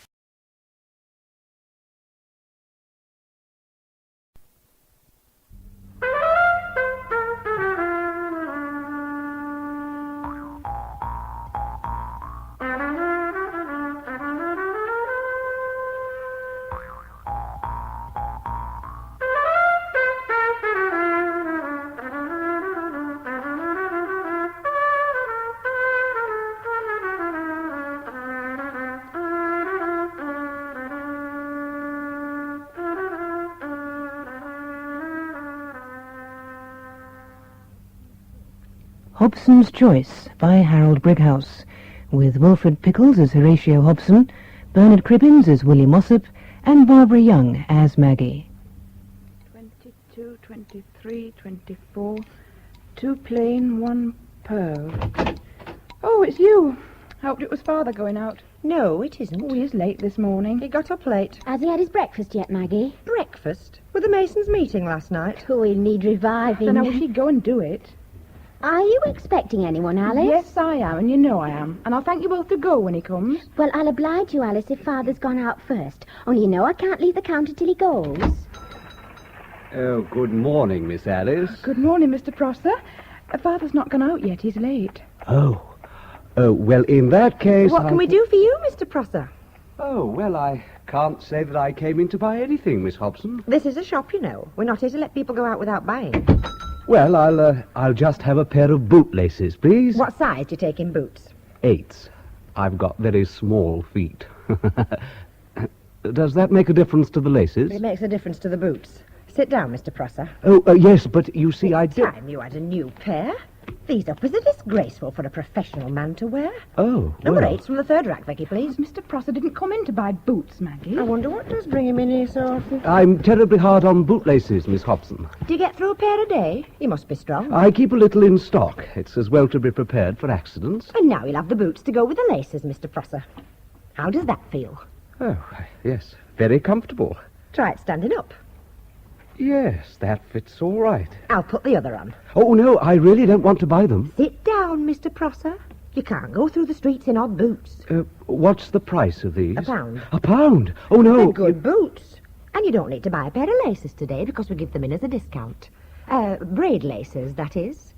Of course, if you want leather ones, you being so strong in the arm and breaking so many pairs, you can have them, only it's tuppence more. No, these will do. Very well. You'd better have the old pair mended, and I'll send them home to you with the bill. Well, if anyone had told me I was coming in here to spend £1, I'd have called them crazy. It's not wasted. Those boots will last. Good morning, Mr. Prosser. Good morning. Maggie, we know you're a pushing saleswoman, It'll teach him to keep out of here a bit. He's too much time on his hands. You know why he comes? I know it's time he paid a rent for coming. A pair of laces a day's not half enough. Coming here to make sheep's eyes at you. I'm sick of the sight of him. It's all very well for an old maid like you to talk. But if Father won't have us go courting, well, where else can Albert meet me except here when Father's out? If he wants to marry you, why doesn't he do it? Courting must come first. It needn't. Maggie, I'm just going out for a quarter of an hour. Yes, Father. Don't be late for dinner. There's liver. Why, it's an hour off dinner time. So that if you stay more than an hour in the Moonraker's Inn, you'll be late for it. Moonrakers? Well, who said... If your dinner's ruined, it'll be your own fault. Well, I'll Don't swear, Father. No. I'll sit down instead. Listen to me, you three. I've come to conclusions about you, and I won't have it. Do you hear that? Interfering with my goings out and comings in, the idea. I've a mind to take measures with the lot on you. I expect Mr. Healer's waiting for you in the Moonraker's, Father. You can go on waiting.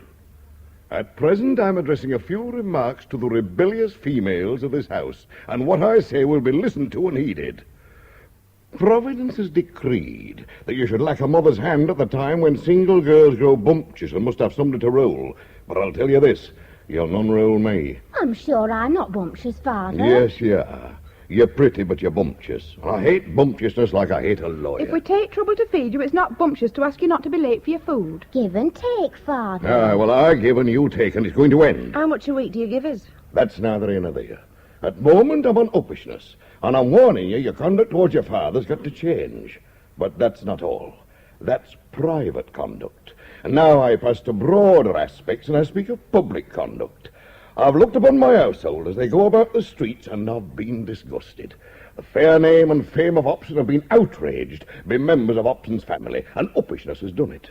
I don't know what you're talking about. Vicky, you're pretty, but you can lie like a gas meter.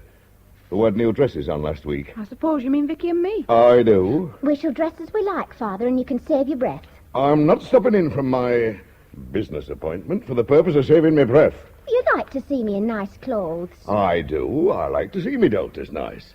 That's why I pay Mr. Tudsbury the draper £10 a year a head to dress you proper. It pleases the eye and it's good for trade. But I'll tell you, if some women could see themselves as men see 'em, they'd have a shock. And I'll have word with Tudsbury and all for letting you dress up like guys.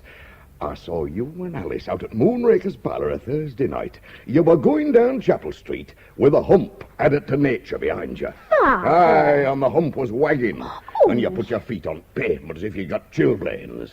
Aye, stiff neck above and weak knees below. It's immodest. It's not immodest, Father. It's the fashion to wear bustles. Then to hell with the fashion. Father, you're not in the Moonrakers now. You should open your eyes to what other ladies wear. If what I saw on you is any guide, I should have noted kind. Well, do you want us to dress like mill girls? No, not like French madams neither. It's un-English, I We say. shall continue to dress fashionably, Father. Then I've a choice for you two. Vicky, it's you I'm talking to, and Alice. You'll become sane if you're going to go on living here. You'll control this uppishness that's growing on you, and if you don't, you'll get out of this and exercise your gifts on someone else than me. Why, you don't know when you're well off. But you'll learn it when I've done with you. Aye, I'll choose a pair of husbands for you, me girls. That's what I'll do. Can't we choose husbands for ourselves? I've been telling you for the last 5 minutes you're not even fit to choose dresses for yourselves. You're talking a lot to Vicky and Alice, Father. Where do I come in? You? If you're dealing husbands round, don't I get one? Well, that's a good one. You with a husband. Why not? Why not? Well, I thought you'd sense enough to know. But if you want the brutal truth, you're past the marrying age. You're a proper old maid, Maggie, if ever there was one. I'm 30. 30 and shelved. Well, all the women can't get husbands, but you others now. I've told you, I'll have less uppishness from you, or else I'll shove you off my hands onto some other men. And I can just choose which way you like. I'm off. 1 o'clock dinner, Father. See you, Maggie. I set the hours in this house. It's 1 o'clock dinner because I say it is, and not because you do. Yes, Father. Well, now then, as long as that's clear, I'll go. Oh, no, I won't. Mrs. Hepworth's just got out of a carriage. Good morning, Mrs. Hepworth. What a lovely day. Morning, Hobson. I've come about those boots you sent me home. Oh, yes, Mrs. Hepworth. Well, now, they look very nice. Get off your knees, Hobson. You look ridiculous on the floor. Who made these boots? We did, our own make. Will you answer a plain question? Who made these boots? They were made on the premises. Young woman, you seem to have some sense when you served me. Can you answer me? I think so, but I'll make sure for you, Mrs. Hepworth. Toby? You wish to see the identical workman, madam? I said so. I'm responsible for all work turned out here. I never said you weren't. Yes, Miss Maggie? Now, my man, did you make these boots? No, ma'am. Then who did? Am I to question every soul in the place before I find out? The Willie's making those. Then tell Willie I want him. Certainly, ma'am. Willie! What? Who's Willie? Name of Mossop, madam. But if there's anything wrong, I assure you I'm capable of making the man suffer for it. Will Mossop, come up. Now, are you Mossop? Yes, Mum. You made these boots? Yes, I made them last week. Oh, well, take that. Eh? My visiting card. See what's on it? Writing. Well, read it. I'm trying. Mrs. Oh, bless the man. Can't you read? Well, I do a bit, only it's such funny print. It's the usual italics of a visiting card, my man. Now, listen to me. I heard about this shop, and what I heard brought me here for these boots. I'm particular about what I put on my feet. I assure you it shall not occur again, Mrs. Hepworth. What shan't? Well, I don't know. Then hold your tongue.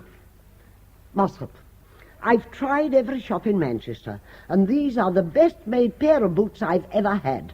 Now, you'll make my boots in future. You hear that, Hobson? Yes, madam, of course he shall.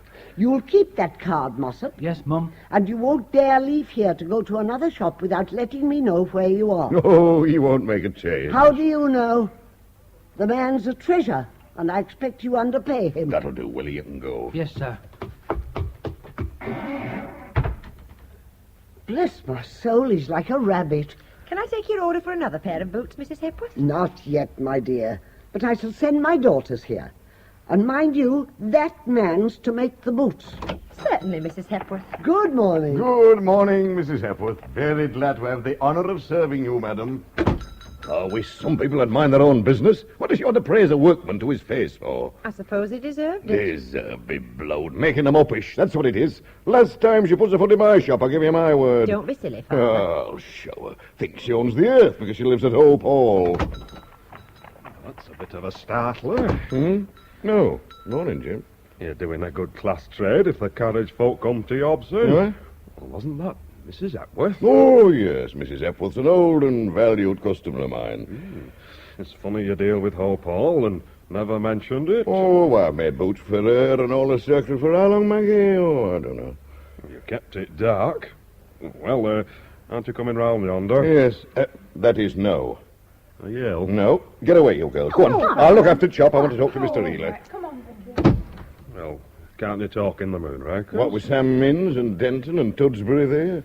Oh, it's private then. What's your trouble, Henry? They're the trouble. All three on 'em.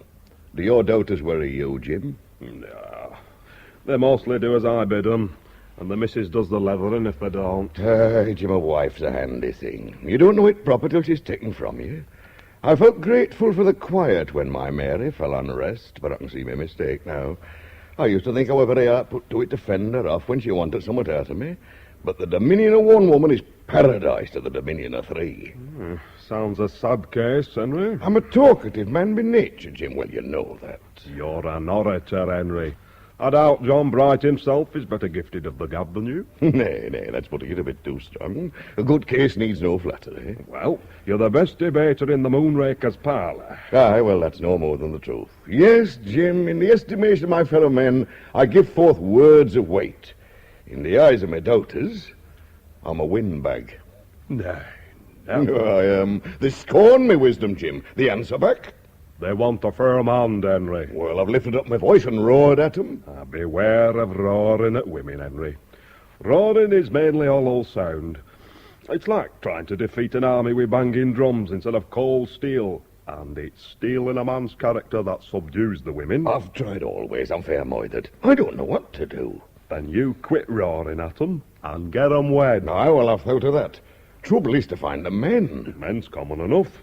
Are you looking for angels, i' breeches? I'd like my daughters to wed temperance young men, Jim. You keep your ambitions within reasonable limits, Henry. You've 3 daughters to find husbands for. 2, Jim, 2. 2? Well, Vicky and Alice are mostly window dressing in shop, but Maggie's too useful to part with. And she's a bit on the ripe side for marrying, is our Maggie. I've seen 'em do it at double her age. Still, leaving her out, you've 2. One'll do for a start, Jim. It's a thing I've noticed about wenches. Get one wedded in a family and it goes through a lot like measles. Well, you want a man, and you want him temperance. It'll cost you a bit, you know. Oh, I'll get me hand down for the wedding, all right. A warm man like you'll have to do more than that. There's things called settlements. Settlements? Aye. You've to bait your hook to catch fish, Henry. Then I'll none go fishing. But you... I've changed my mind. I'd a fancy for a bit of peace, but there's luxuries a man can buy too dear. Oh, settlements indeed. I had a man in mind. You keep him there, Jim. I'll rub along and chance it. Settlements. Oh, you saved their keep. They work for that, and there's none of them big eaters. And the wages. Wages? Do you think I pay wages to my own daughters? I'm not a fool. And it's all off. From the moment that you breathed the word settlement, it was dead off, Jim. Oh, let's go to Moonrakers and forget there's such a thing as women in world. Shop. I'm going out, Maggie. Dinner's at 1, remember? Dinner will be when I come in for it. I'm master here. Yes, Father. 1 o'clock. Oh, come on, Jim. Dinner at 1:30, girls. We'll give him half an hour. Right, Maggie. Here. Now for a talk with Willie. Willie, come here. Yes, Miss Maggie? Come up and put the trap down. I want to talk to you. We're very busy in cellar. Close the trap door.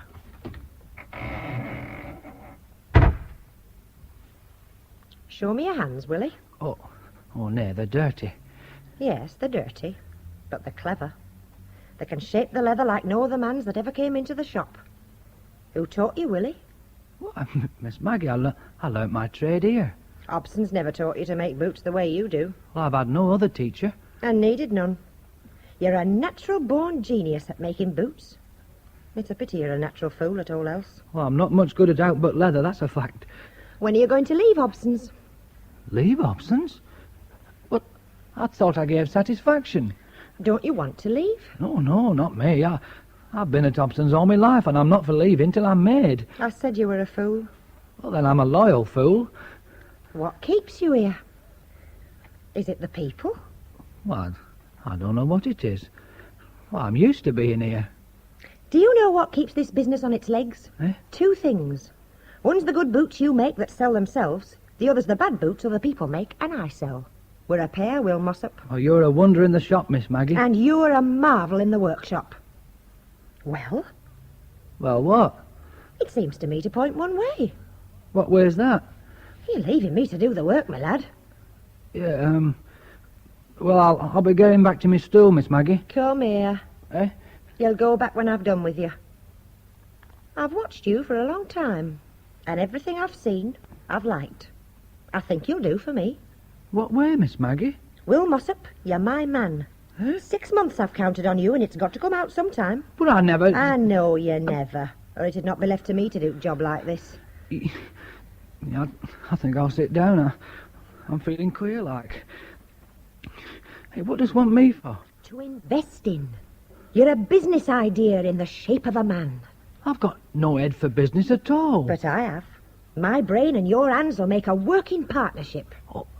A partnership? Well, that's a different thing. I thought you were asking me to wed you. I am. Well, by gum. And you the master's daughter. Maybe that's why, Will Mossop. Maybe I've had enough of father. And you're as different from him as any man I know. Well, it's a bit awkward, like. And you don't help me any, lad. What's awkward about it? Well, you talking to me like this. I'll tell you something, Will. It's a poor sort of woman who'll stay lazy when she sees her best chance slipping from her. I'm your best chance? You are that, Will. Well, by gum. And I never thought of this. Think on it now. Yeah, I am doing. Only the blow's a bit too sudden to think very clear. I've a great respect for you, Miss Maggie. You're a shapely body and you're a masterpiece at selling in the shop, but, well, when it comes to marrying, I'm bound to tell you I'm not in love with you. Wait till you're asked. I want your hand in mine, and your word for it that you'll go through life with me for the best we can get out of it. We'd not get much without there's love between us, lass. I've got the love, all right. Well, I've not, and that's honest. We'll get along without. Hey, you're desperate set on this. It's a puzzle to me always. What did your father say? He'll say a lot, and he can say it. It'll make no difference to me. Much better not upset him. It's not worthwhile. I'm judge of that. You're going to wed me, Will. Oh, no, I'm not. No, really, I can't do that, Maggie. I can see I'm disturbing your arrangements, like, but I'd be obliged if you put this notion from you. When I make arrangements, my lad, they're not made for upsetting. Well, what makes it so desperate awkward is I'm tokened. You what? I'm tokened to Ada Figgins. Then you'll get loose and quick. Who's Ada Figgins? Do I know her? I'm the lodger at her mother's.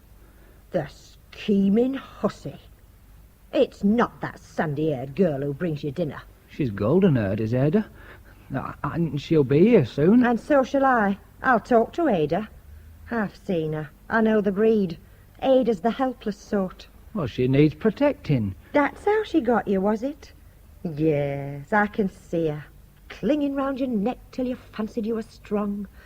But I'll tell you this, my lad, it's a desperate poor kind of a woman that'll look for protection to the likes of you. Well, Ada does. And that gives me the weight of her. She's born to meekness, Ada is. You wed her, and you'll be an 18 shillings a week bootmaker all the days of your life. You'll be a slave, and a contented slave. Well, I'm not ambitious that I know of. No, but you're going to be. I'll see to that. Oh. I've got my work cut out, but there's the makings of a man about you. Oh, I wish you'd leave me alone. You're my man, Willie Mossop. I saw you say, but Ada would tell another story, though. Here she is now. Hello. Hello. There's your dinner, Will. Thank you, Ada. Ada, I want a word with you. You're treading on my foot, young woman. Me, Miss Hobson. What's this with you and him? Oh, Miss Hobson, it is good of you to take notice like that. Ada. You hold your rush. This is for me and her to settle. Take a fair look at him, Ada. Will. Not much for two women to fall out over, is there? Maybe he's not so much to look at, but you should hear him play. Play? Are you a musician, Will? I play the Jew's harp. That's what you see in him, is it? A gawky fella that plays the Jew's harp. I see the lad I love, Miss Hobson. It's a funny thing, but I can say the same. You? That's what I've been trying to tell you, Ada. By gum, she'll have me from you if you don't be careful. So we're quits so far, Ada? You'll pardon me. You've spoke too late. Will and me's tokened. That's the past. It's the future that I'm looking to. What's your idea for that? You mind your own business, Miss Hobson. Will Mossop's no concern of thine. Well, that's what I tried to tell her myself, only she will have it. It's no use. Not an atom. I've asked you for your idea of Willie's future. If it's a likelier one than mine, I'll give you best, and you can have the lad. I'm trusting him to make the future right. It's as bad as I thought it was. Willie, you wed me. It's daylight robbery.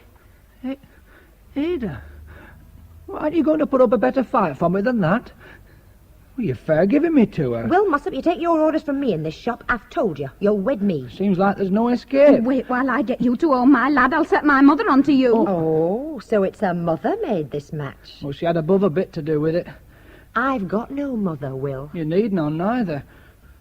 Well, can I sell you a pair of clogs, Miss Figgins? No, nor anything else. Then you've no business here, have you? Good morning. Will, are you going to see me ordered out? Well, it's her shop, Ada. You mean I'm to go like this? Well, she means it. It's cruel hard. When it comes to a parting, it's best to part sudden, and no whimpering about it. I'm not whimpering, and I'm not parting neither.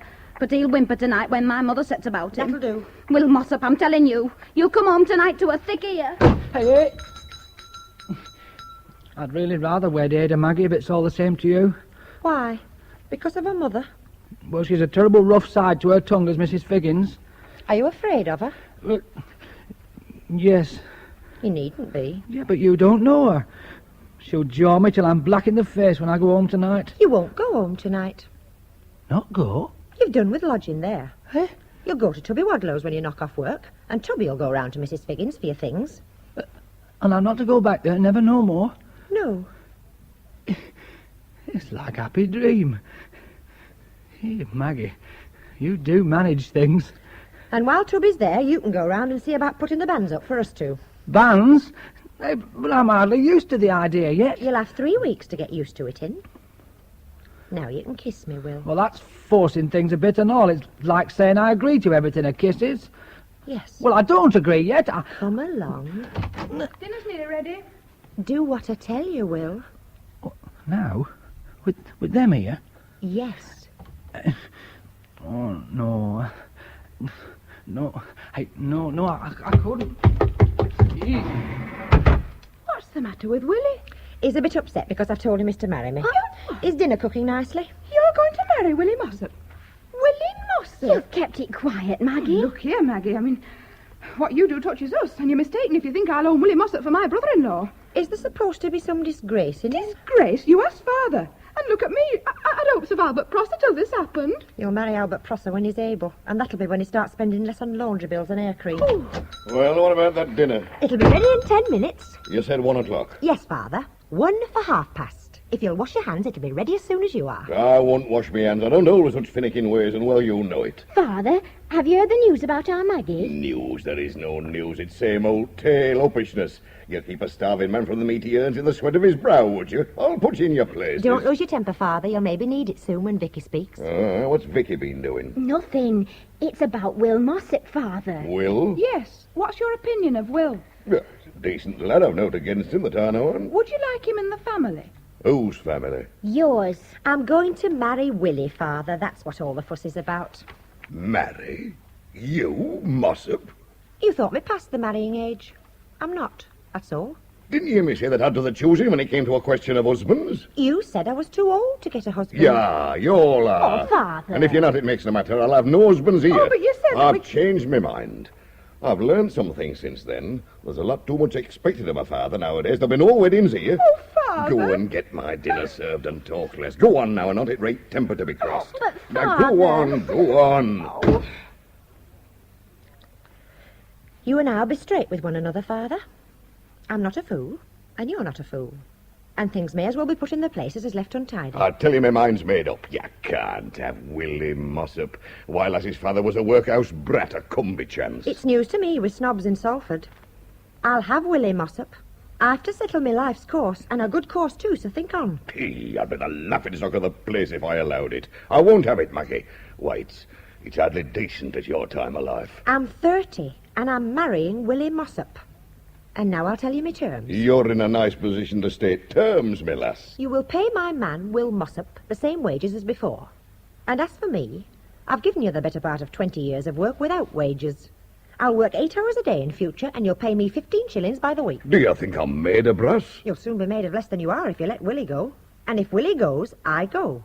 That's what you've got to face. Hey, I might face it, Maggie. Shop hands are cheap. Cheap ones are cheap. The sort you'd have to watch all day.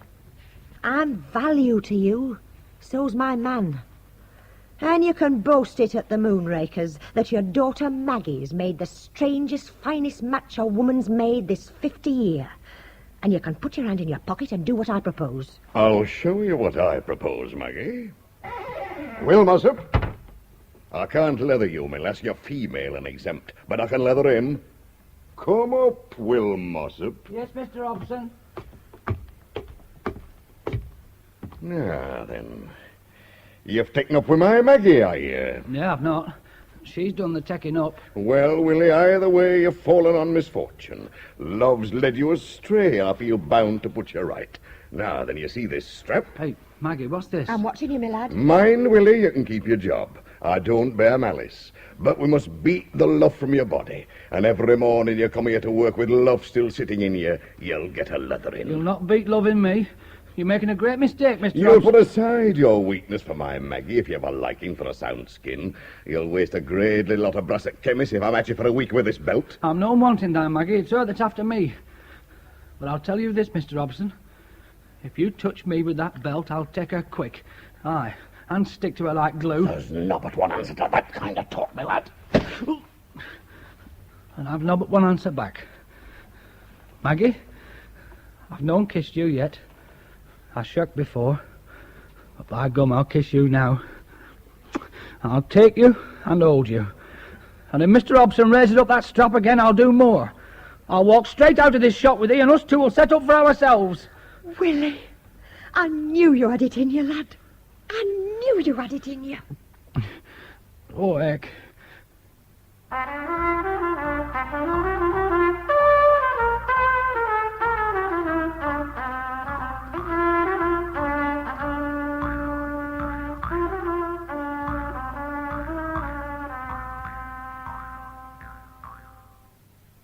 I'm sure I don't know what to tell you to do, Tubby. There's nothing at all to start on, Miss Alice. We're worked up. Well, Father's out and I can't help you. He'll play old Harry if he comes in and finds us doing out at workroom. The high-class trade's dropped like a stone this last month. Of course, we can go on making clogs for stock if you like. Then you'd better.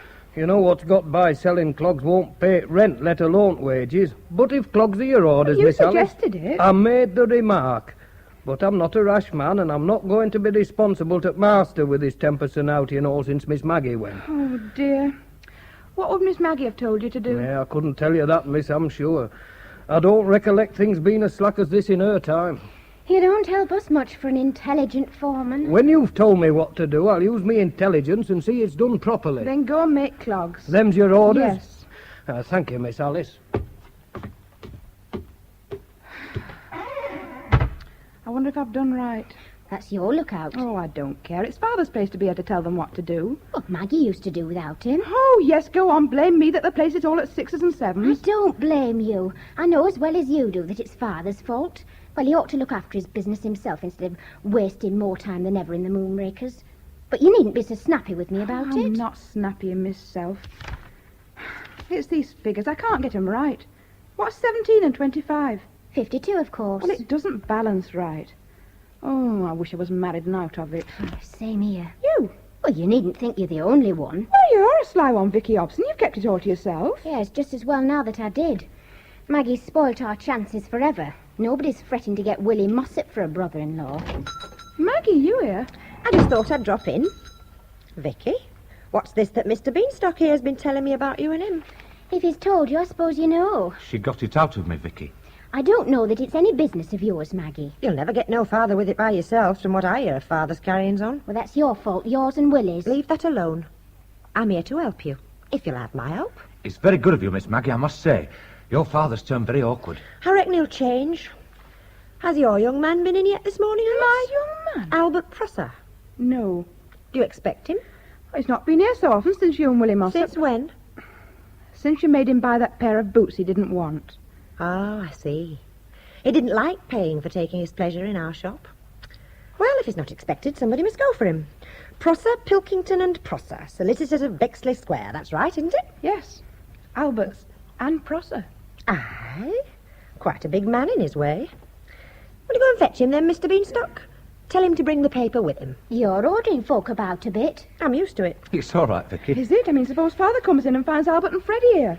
He won't. Well, he's beyond his time already. I know. You must have worried Father very badly since I went, Alice. Why? Tell them, Mr. Beanstalk. Well, the fact is, Mr. Hobson won't come because he's at our place just now. At your corn warehouse? What's Father doing there? He's sleeping, Vicky. Sleeping? You see, we've a cellar trap in our place that opens on the pavement, and your father wasn't looking very carefully where he was going, and he fell into it. Fell? Is Father hurt? He's snoring very loudly, but he isn't hurt. He fell soft on some bags. Now you can go for Albert Prosser. Is that all we're to be told? It's all there is to tell till Freddie's seen his solicitor. I'll not be long. Don't. I've a job here for you when you get back.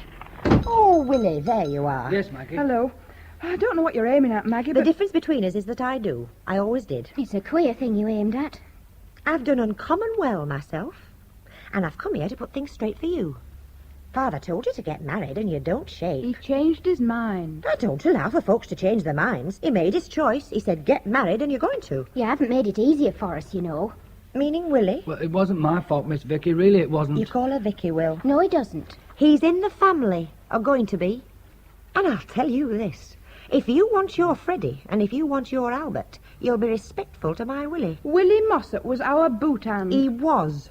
And you let bygones be bygones. He's as good as you are now and better. Nay, come, Maggie. Better, I say. The shop assistants. You're your own master, aren't you?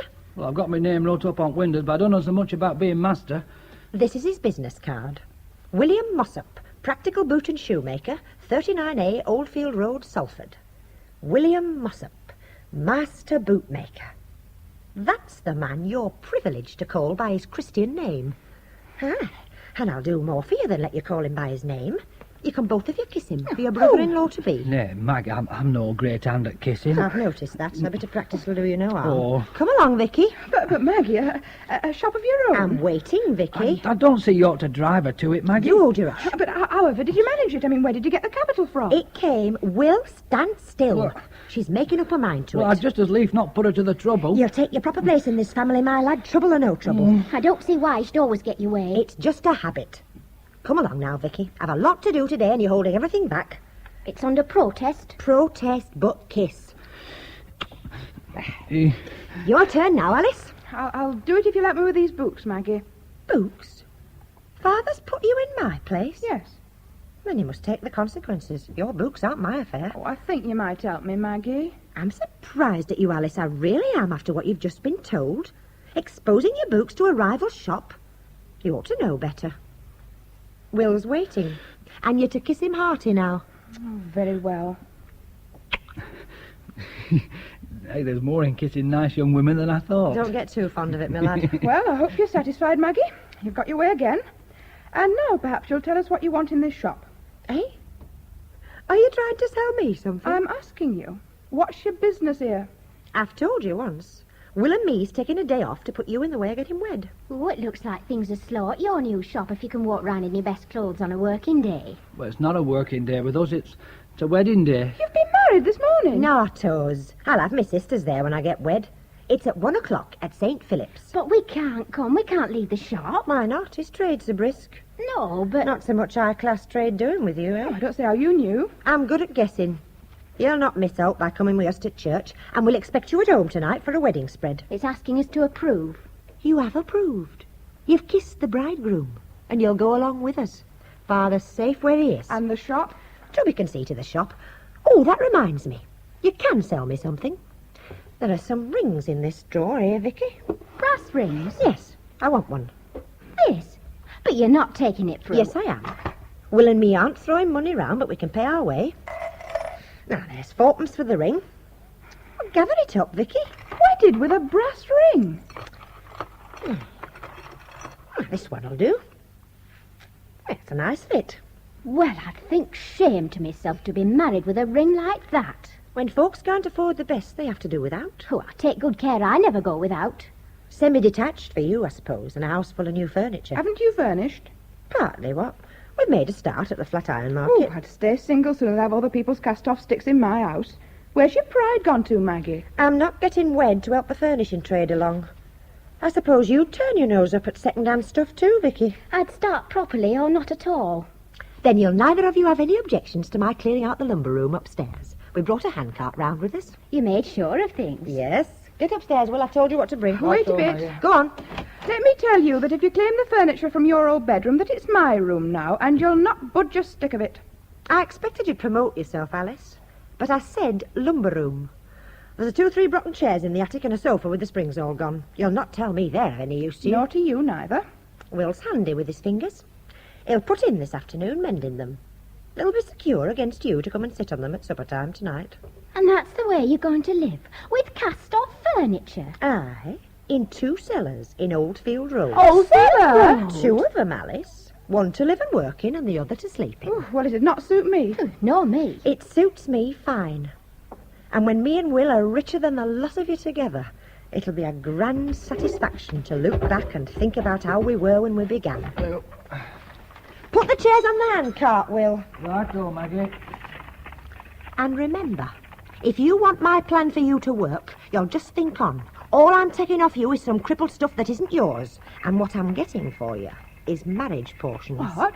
Marriage portions, Maggie? You'd better put your hats on now, you'll be late for the church. But aren't we to know You'll first? know all right. Be quick with your things now. Come on in, Albert. Good morning, Albert. Have you got what Freddie asked you for? Yes, but I'm Shall afraid I get that... the sofa now, Yes, yeah. Never mind being afraid.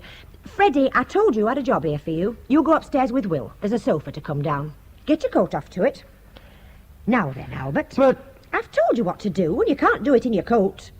If that sofa isn't here in 2 minutes, I'll leave the lot of you to tackle this yourselves. And a nice hash you'll make of it. All right, Maggie. Here's the paper you wanted, Maggie. Do you call this English? Legal English.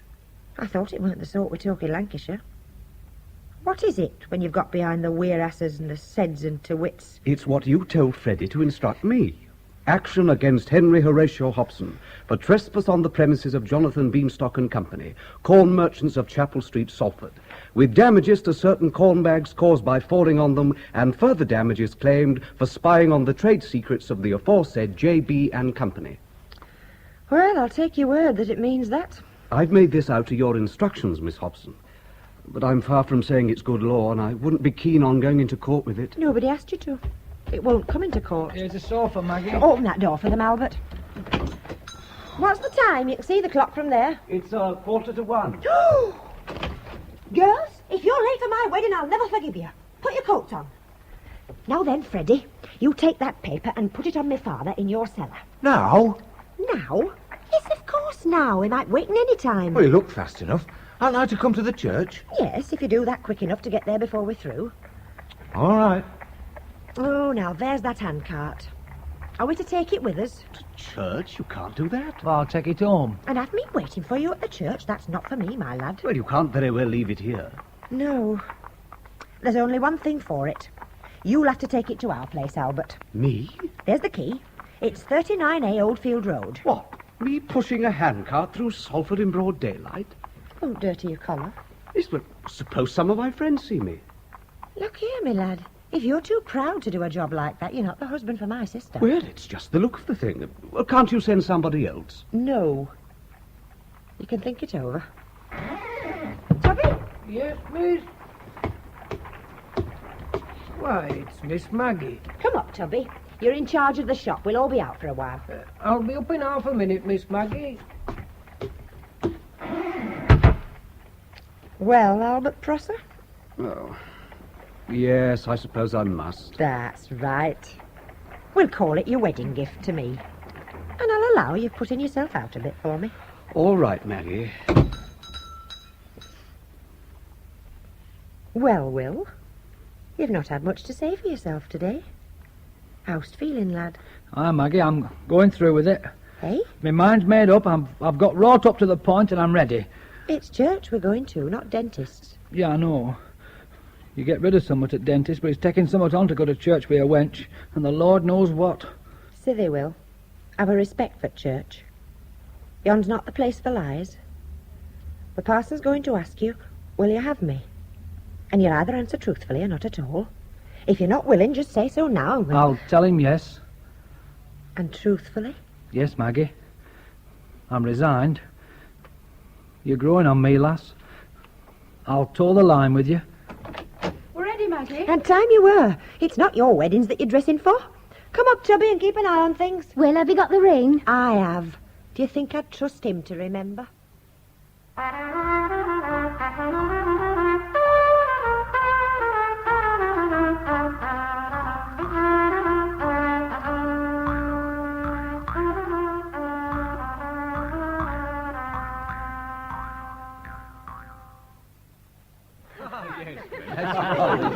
Speech! Speech! Your turn, Will. All right.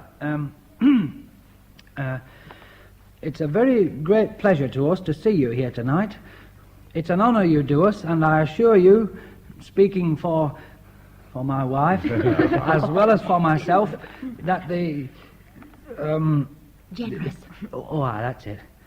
That the generous warmth of the sentiments so cordially expressed by Mr. Beanstalk and so enthusiastically seconded... Oh, no, I've got that the wrong way around. Expressed by Mr. Prosser and seconded by Mr. Beanstalk will never be forgotten by either my life partner or self. And I'd like to drink this toast to you in my own house. Our guests, and may they all be married soon themselves. Our guests. A very neat speech indeed. Who taught you Will? I've been learning a lot lately. I thought that speech never come natural from Will. I'm educating him. Very apt pupil, I might say. He'll do. Another 20 years, and I know which of you three men will be thought most of at the bank.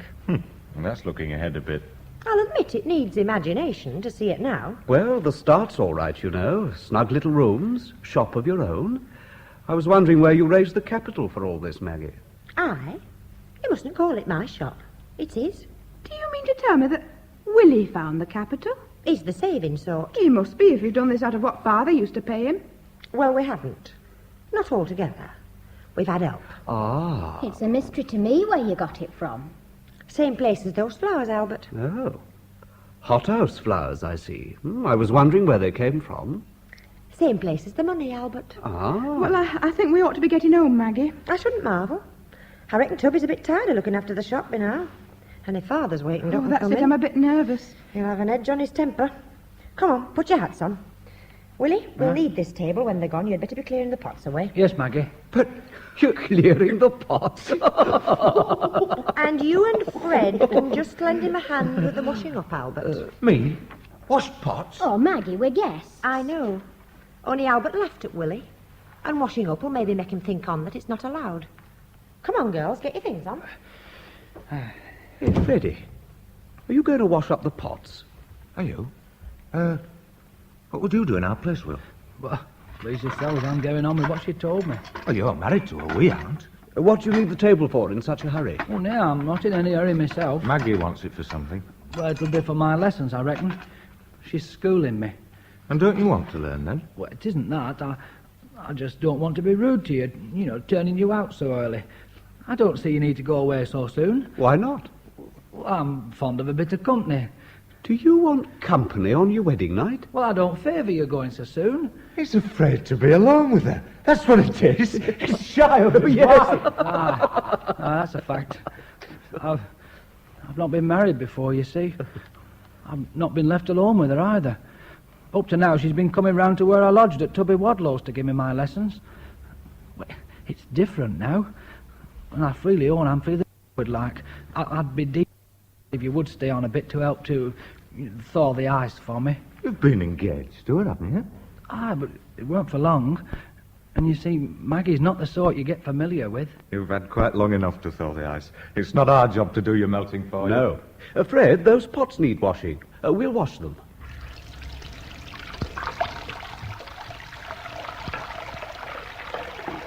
Fred, would you like it yourself with a wench like Maggie? Well, that's not the point. It wasn't me she married. It's that being alone with her that worries me. Well, I did think you'd stand by a fellow man to make things not so strange at first. That's not the way we look at it. Hurry up with the cups, Fred. You broken anything yet, Albert? Broken? No.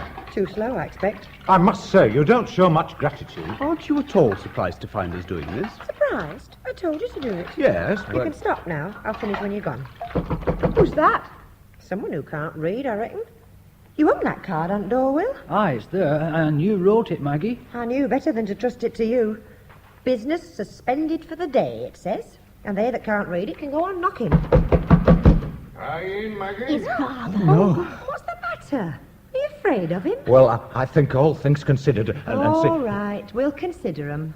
You can go into the bedroom, the lot of you. Right. No, not you, Willie. Oh. The rest. I'll shout when I want you. When he's gone. It'll be before he's gone. But we don't want to go. Is this your house or mine? It's your cellar. And I'm in charge of it. Go on, all of you. Hey, Maggie. Maggie. I'll open the door. You sit still. And don't forget you're the gaffer here. Oh, Well, Maggie, Well, Father? I'll come in. Well, I don't know. I'll have to ask the master about that. Hey, a master? You and him didn't part on the best of terms, you know. Will, it's me father. Is it to come in? Aye, let him come. You don't sound cordial about your invitation, young man. No, but I am. I'm right down glad to see you, Mr. Hobson. It makes the wedding day complete, like you being a father and all, and I hope you'll see your way to staying here a good long while. Well... That's enough, Will. You don't... A piece of pork pie now, Mr. Hobson. Oh, pork pie. You'll be sociable now you're here, I hope. It wasn't sociability that brought me, Maggie. What was it, then? Maggie, I'm in disgrace. A sore and sad misfortune's fallen on me. And a piece of wedding cake will do you good. Oh, it's sweet. That's natural in cake. Oh, dear, I've got such a head. Aye. But wedding cake's a question of heart. There'd be no bride's cakes made at all if we thought first about our heads. I'm quite aware it's foolishness, but I've a wish to see my father sitting at my table, eating my wedding cake on my wedding day. It's a very serious thing I've come about, Maggie. It's not more serious than knowing that you wish as well. Well, Maggie, you know my way. When a thing's done, it's done. You've had your way and you've done what you wanted. I'm none proud of the choice you've made, and I'll not lie and say I am. For I've shaken your husband's hand, and that's a sign for you. The milk's spilt, and I'll not cry. Then there's your cake, and you can eat it. I've given you my word there's no ill feeling. So now we'll have the deed. Eat it. Oh, you're a hard woman. You've no consideration for the weakness of old age. Finished? Oh, pass me that tea. Oh, that's easier. Now, tell me what it is you came about. I'm in sore trouble, Maggie. Then I'll leave you with my husband to talk it over. Eh? You'll not be wanting me. Women are only in your way. Maggie, you're not going to desert me in the hour I'm in need, are you? Surely to goodness you don't want a woman to help you after all you've said. Will'll do his best, I make no doubt. Give me a call when you're finished, Will. Maggie, it's private. Why, yes, I'm going. And you can discuss it man to man with no fools of women about. I tell you, I've come to see you, not him. It's private from him. Private from Will? Nay, it isn't. Will's in the family. And you've no to say to me that can't be said to him. I have to tell you this, with him there. Will and me's one. Sit you down, Mr. Hobson. You call him father now. Do I? Does he? He does. Sit down, Will. Now, if you're ready, Father, we are. What's the matter? This is the piece of paper. That's the matter. It's an action for damages for trespass, I see. It's a stab in the back. It's an unfair, un-English, cowardly way of taking a mean advantage of a casual accident. Did you trespass? Maggie, I say it solemnly. It's all your fault. I had an accident, I don't deny it. I'd been in Moonrakers and I'd stayed too long. And why? Why had I stayed too long? To try to forget that I'm a thankless child. To erase from the tablets of memory the recollection of your conduct. That was the cause of it. And the result, the blasting, withering result. I fell into that cellar. I slept in that cellar and I woke to this catastrophe. Lawyers, law costs, publicity, ruin. I'm still asking you. Was it an accident, or did you trespass? It's an accident as plain as Salford Town Hall. It's an accident. But they that live by law of twisted ways are put in things that make white show as black. I'm in the grip at last. I've kept away from lawyers all my life. I've hated lawyers. And they've got a chance to make me bleed for it. I've dodged them, and they've caught me in the end. Oh, they'll squeeze me dry for this. My word, that's somewhat like a squeeze and all. I can see it's serious. I shouldn't wonder if you didn't lose some trade from this. Wonder it's as certain as Christmas. My good class customers are not going to buy the boots from a man who stood up in open court and had to acknowledge he was overcome at 12 o'clock in the morning. They'll not remember it were private grief that caused it all. They'll only think the worse of me because I couldn't control my daughter better than to let her go and be the cause of sorrow in my old age. And that's what you've done. You've brought this on me, you two, between you. Do you think it'll get into paper, Maggie? Yes, for sure. You'll see your name in the Salford Reporter, Father. Salford Reporter, yes, and more.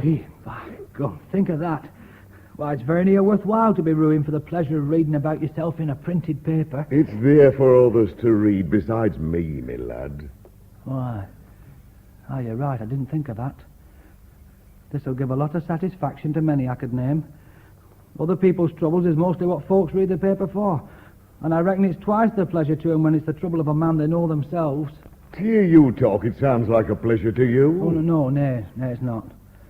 No, you've ate my wedding cake and you shook my hand.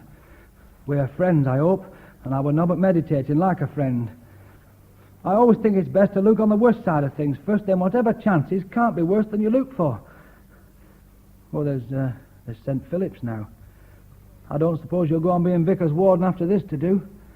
And it brought you a powerful lot of customers from the church, did that? I'm getting a lot of comfort from your husband, Maggie. It's about what you deserve. Have you any more consolation for me, Will? Well, I only spoke what came into my mind. Well, have you spoken it all? Well, I can keep my mouth shut if you'd rather. Don't strain yourself, Will Mossop. When a man's mind is full of thoughts like yours, they're better out than in. Let them come, my lad. They'll leave a cleaner place behind. Well, I'm not much good at talking, and I always seem to say wrong things when I do talk. I'm sorry if my well-meant words don't suit your taste, but I thought you came here for advice. I didn't come to you jumped-up cock-up. That'll do, Father. My husband's trying to help you. Yes, Maggie. Now, about this accident of yours. Yes, Maggie. It's the publicity that you're afraid of most. It's been dragged into a court of law. All me that's voted right all through my life and been a sound supporter of the Queen and Constitution. Then we must try to keep it out of court. If there are lawyers in heaven, Maggie, which I doubt, they may keep cases out of court there. On earth, a lawyer's job's to squeeze a man and squeeze him where his squirming's seen the most, in court. I've heard of cases being settled out of court, in private. In private, I dare say. And all the worse for that, it's done amongst themselves in lawyers' offices behind closed doors, so no one can see this squeezing twice as hard in private as they dare to do in public. There's some restraint demanded by a public place, but privately. It'll cost a fortune to settle this in private, Maggie. I make no doubt it's going to cost you something. But you'd rather do it privately than publicly. If only it were not in a lawyer's office. You can settle it with the lawyer out of his office. You can settle it with him here. Albert? Yes, Mrs. Mossop? This is Mr. Prosser, of Prosser, Pilkington and Prosser. He is? Yes. You're a lawyer? Yes, I'm a lawyer. At your age. Come out, all of you. Hello, Father. Alice? Vicky? Family gathering. This is Mr. Beanstalk of Beanstalk and Company. How do you do? What? Here? When you've got a thing to settle, you need all the parties to be present. But there's so many of them. Where they all come from? My bedroom. Maggie, I wish you'd explain before my brain gives way. It's quite simple. I got them here because I expected you. You expected me? Yes. You're in trouble. But what's it got to do with Alice and Vicky? What are they doing here? Hey, what's happening to Chop? Tubby Wadlow's looking after it. And is it Tubby's job to look after Chop? Well, he's got no other job. The shop's so slack since Maggie left. And do you run that shop? Do you give orders there? Do you decide when you can put your hats on and walk out of it? They came out because it's my wedding day, Father. It's reason enough. And Will and me'll do the same for them. We'll close the shop and welcome on their wedding day. Their wedding days. That's a long time off. It'll be many a year before there's another wedding in this family, I'll give you my word. One doubt to define me's quite enough. Hadn't we better get to business, sir? Young man, don't abuse a noble word. You're a lawyer. By your own admission, you're a lawyer. Honest men live by business. Lawyers live by law. In this matter, sir, I'm following the instructions of my client, Mr. Beanstalk. And the remark you have just let fall before witnesses appears to me to bear a libelous reflection on the action of my client. What? So it's libel now? Isn't trespass and spying on trade secrets enough for you? You're blood. One moment, Mr. Hobson. You can call me what you like. And I shall. But I wish to remind you in your own interests that abuse of a lawyer is remembered in the costs. Now, my client tells me he is prepared to settle this matter out of court. Personally, I don't advise him to do this, because we shall probably get higher damages in court. But Mr. Beanstalk has no desire to be vindictive. He remembers your position, your reputation for respectability. How much? I beg your pardon? I'm not so fond of the sound of your voice as you are. What's the figure? The sum we propose, which will include my ordinary costs, but not any additional costs incurred by your use of defamatory language to me, is £1,000. What? £1,000 for tumbling down a cellar? Why, I might have broken my leg. That is in the nature of an admission, Mr. Hobson. Our flour bag saved your legs from fracture, and I'm therefore inclined to add to the sum I have stated a reasonable estimate of the doctor's bill we have saved you by protecting your legs with our backs. Albert Prosser. I can see you're going to get on in the world. But you needn't be greedy here. That 1,000's too much. We thought... Then you can think again. But... If there are any more signs of greediness from you two, there'll be a counteraction for personal damages due to your criminal carelessness in leaving your cellar flap open. Maggie, you've saved me. I'll bring that action. I'll show 'em up. You're not damaged. And one lawyer's quite enough. But he'll be more reasonable now. I know perfectly well what Father can afford to pay, and it's not £1,000, nor anything like £1,000. No, not so much you can't afford, Maggie. You'll make me out a pauper. You can afford 500, and you're going to pay 500. Oh, but there's a difference between affording and paying. You can go to the courts and be reported in the papers if you like. It's the principle I care about. I'm being beaten by a lawyer. Father, dear, how can you be beaten when they wanted £1,000 and you're only going to give 500? No, I hadn't thought of that. It's they who are beaten. Oh, well, I'd take a good few beatings myself at that price, Vicky. Still, I want this keeping out of court. Then we can take it as settled. Do you want to see the money before you believe me? Is that your nasty lawyer's way? Not at all, Mr. Hobson. Your word is as good as your bond. It's settled, hooray. Well, I don't see what you have to cheer about, Vicky. I'm not to be dragged to public scorn. Well, you know, this is a tidy bit of money to be going out at family. It's not going out of the family, Father. Well, I don't see how you make that out. Their wedding day is not so far off as you thought.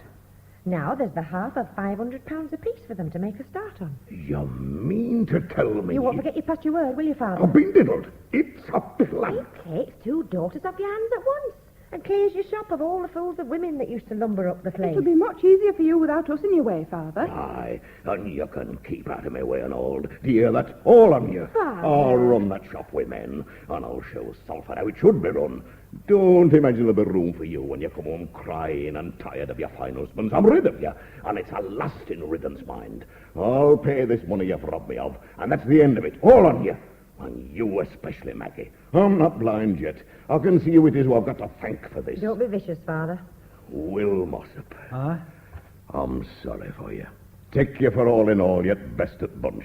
You're a backward lad, but you know your trade. And it's an honest one. So does my Albert know his trade. Oh, I'll grant you that. He knows his trade. He's good at robbery. Oh, Father. Ah, you may father me. But that's a piece of work I've finished with. I've done with fathering, and they're beginning it.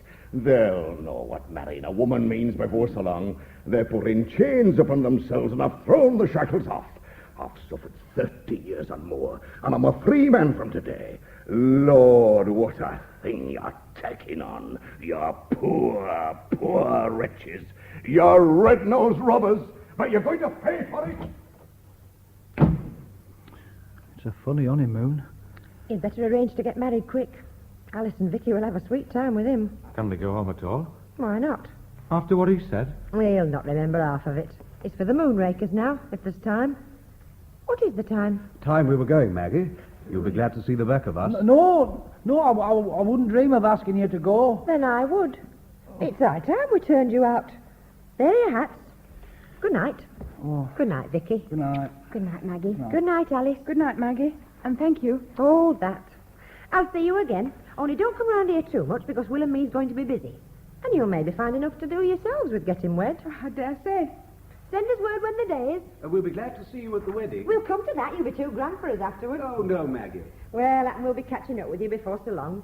We're only starting here. Good night. Good night, Good night. Good night. Maggie. Good night. Good night. Good night. Now you've heard what I've said of you tonight. In 20 years, you're going to be thought more of than either of your brothers-in-law. I heard you say it, Maggie. And we're to make it good. I'm not a boaster, Will. And it's to be in less than 20 years and all. Well, I don't know. They've got a long start on us. And you've got me. Your slate's in the bedroom. Bring it out. Righto. I'll have this table clear by the time you come back. Off with your Sunday coat now. You don't want to make a mess of that. Hey, whatever are you doing with that mopping rag? We're going to wash out what's on the slate. Let's see it first. That's what you did last night at Tubby's after I came here. Yes, Maggie. There is always room at the top. Your writing's improving, Will. I'll set you a short copy for tonight because it's getting late and we've a lot to do in the morning. Great things grow from small. Now then, you can sit down here and copy that. I'll put these flowers of Mrs. Epworth's behind the fire, Will. We'll not want litter in the place come working time tomorrow. You're saving one. Oh. Now, I thought I'd press it in my Bible for a keepsake, Will. Oh. I'm not beyond liking to be reminded of this day. Hey, Lord, I'm tired. I reckon I'll leave them pots till morning. It's a slackish way of starting, but I don't get married every day. No.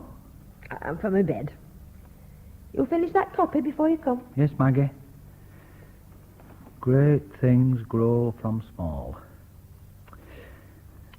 G R A T.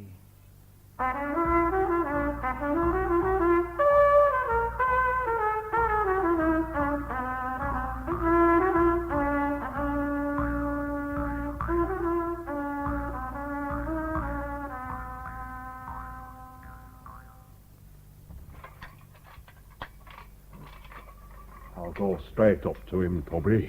He's getting up, Mr. Ealer. Getting up? Why, you I said that told he you what he told me to tell you. Run for Dr. MacFarlane, he said, and I rang for Dr. MacFarlane. Now go for Mr. Ealer, he said, and tell him I'm very ill, and I came and told you. Then he said he'd get up and I was to have his breakfast ready for him and he'd see you down here. Nonsense, Toby. Of course I'll go up to him. Hey, you know what he is, sir. I'll get blamed if you go on. He's short-tempered this morning. I don't want to get you into trouble, Toby. Thank you, Mr. Ealer. I quite thought it was something serious. Well, if you ask me, it is. Which way? Well, every way you look at it.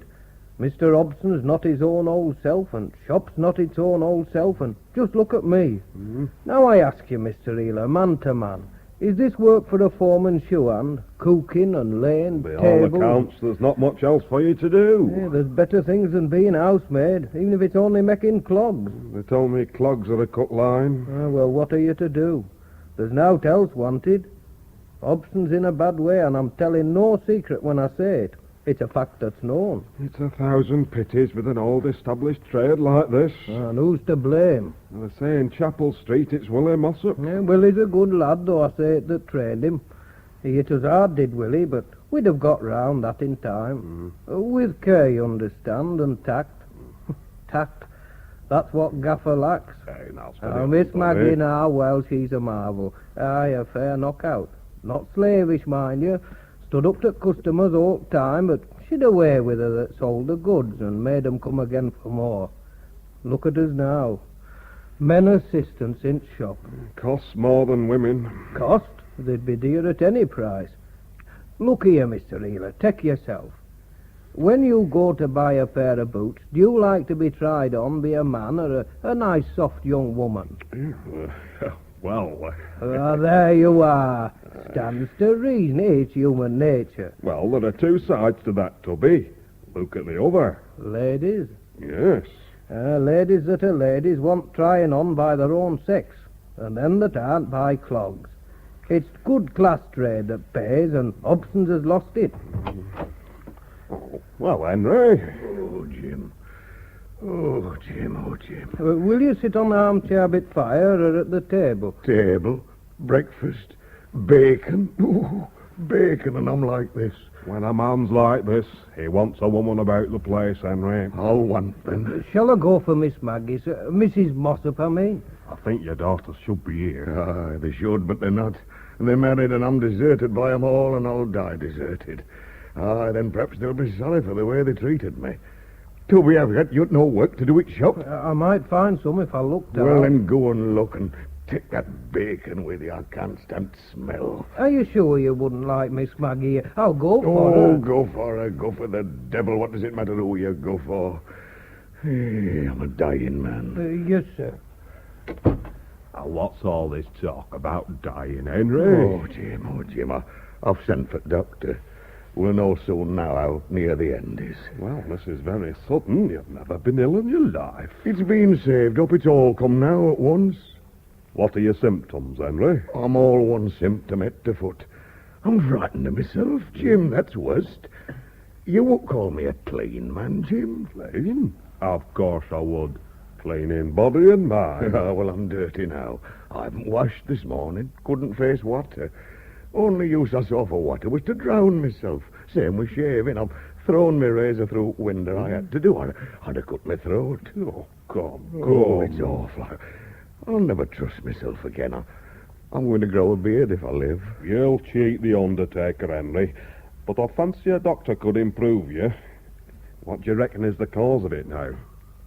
Moonrakers. You don't think... I don't think I know. I've seen it happen to others, but I never thought it had come to me. No, me neither. Why, you're not a toper, Henry. I'll grant you're edler, but you don't exceed. It's a hard thing if a man can't take a drop of ale without it's getting back at him like this. Why, it might be my turn next. Here's Dr. McFarlane. Good morning, gentlemen. Where's my patient? Here. Here? Up? It looks like it. And for a patient who's downstairs, I'm made to rise from my bed at this hour. It's not as early as all that. But I've been up all night, sir. A young woman with her first. Are you Mr. Hobson? Certainly not. No, I'm not ill. Not much to choose between you. You've both got your fate written in your faces. Do you mean that I mean, he has and you will. Huh? Doctor, will you attend to me? Yes. Now, sir, let's feel your pulse. I've never been in a bad way before this morning. I've never needed a doctor in my life. You've needed, but you've not sent. But this morning... I know. Well. What, you know? Any fool would know. Eh? Any fool but one fool, and that's yourself. You're damn polite. If you want flattery, I dare say you can get it from your friend. I'm giving you my medical opinion. I want your opinion on my complaint, not on my character. Your complaint and your character are the same. Then you'll kindly separate them and you'll tell me what's wrong. I'll tell you nothing, sir. I don't diagnose as my patient's wish, but as my intellect and sagacity direct. Good morning to you. But you've not diagnosed. Sir, if I am to interview a patient in the presence of a third party, the least that third party can do is to keep his mouth shut. After that, there's only one thing for it, Henry. He shifts and I do. Well, you'd better go, Jim. There are other doctors, Henry. I'll keep this one. I've got to teach him a lesson. Scotchmen can't come over Salford lads this road. Well, if that's it, I'll leave you. That's it. I couldn't bully as well as a foreigner. That's better, Mr. Hobson. Well, if I'm better, you've not had much to do with it. I think my calculated rudeness... If you calculate your fees at the same rate as your rudeness, they'll be high. I calculate by time, Mr. Hobson, so we'd better get to business. Will you unbutton your shirt? No hanky-panky now. Aye. Yes, it just confirms my first opinion. You've had a breakdown this AM. You might say so. Melancholic? Depressed? Question was whether Razor was going to beat me or me beat Razor. Well, I won that time. Razor's in yard. I'll never dare to try shaving myself again. And do you seriously require me to tell you the cause, Mr. Hobson? I'm paying the brass to tell me. Chronic alcoholism. If you know what that means. Aye. A serious case. I know it's serious. What do you think you're here for? It isn't to tell me so much I know already. It's to cure me. Very well. I will write you a prescription. Hey, stop that. I beg your pardon. I won't take it. None of your druggish muck for me. I'm particular about what I put into my stomach. Mr. Hobson, if you don't mend your manners, I'll certify you for a lunatic asylum. Are you aware that you've drunk yourself within 6 months of the grave? You'd a warning this morning that any sane man would listen to, and you're going to listen to it, sir. I'll be taking your prescription. Precisely. You will take this mixture, Mr. Hobson, and you will practice total abstinence for the future. You ask me to give up my reasonable refreshment? I forbid alcohol absolutely. Much good your forbidding is. I've had my liquor for as long as I remember, and I'll have it to the end. If I'm to be beaten by beer, I'll die fighting. You'll die fighting, will ye? It's a gay high-sounding sentiment, my manny, but you'll no do it, do you hear? You'll no slip from me now I've got my grip on you. You'll die sober, and you'll live the longest time you can before you die. Have you a wife, Mr. Hobson? Up there. In bed? Higher than that. It's a pity. A man like you should keep a wife handy. Well, I'm not so partial to women. Women are a necessity, sir. Have you no female relative that can manage you? Manage? You keep her thumb firm on you. I've got 3 daughters, Dr. McFarlane, and they tried to keep the thumbs on me. Well, where are they? Married.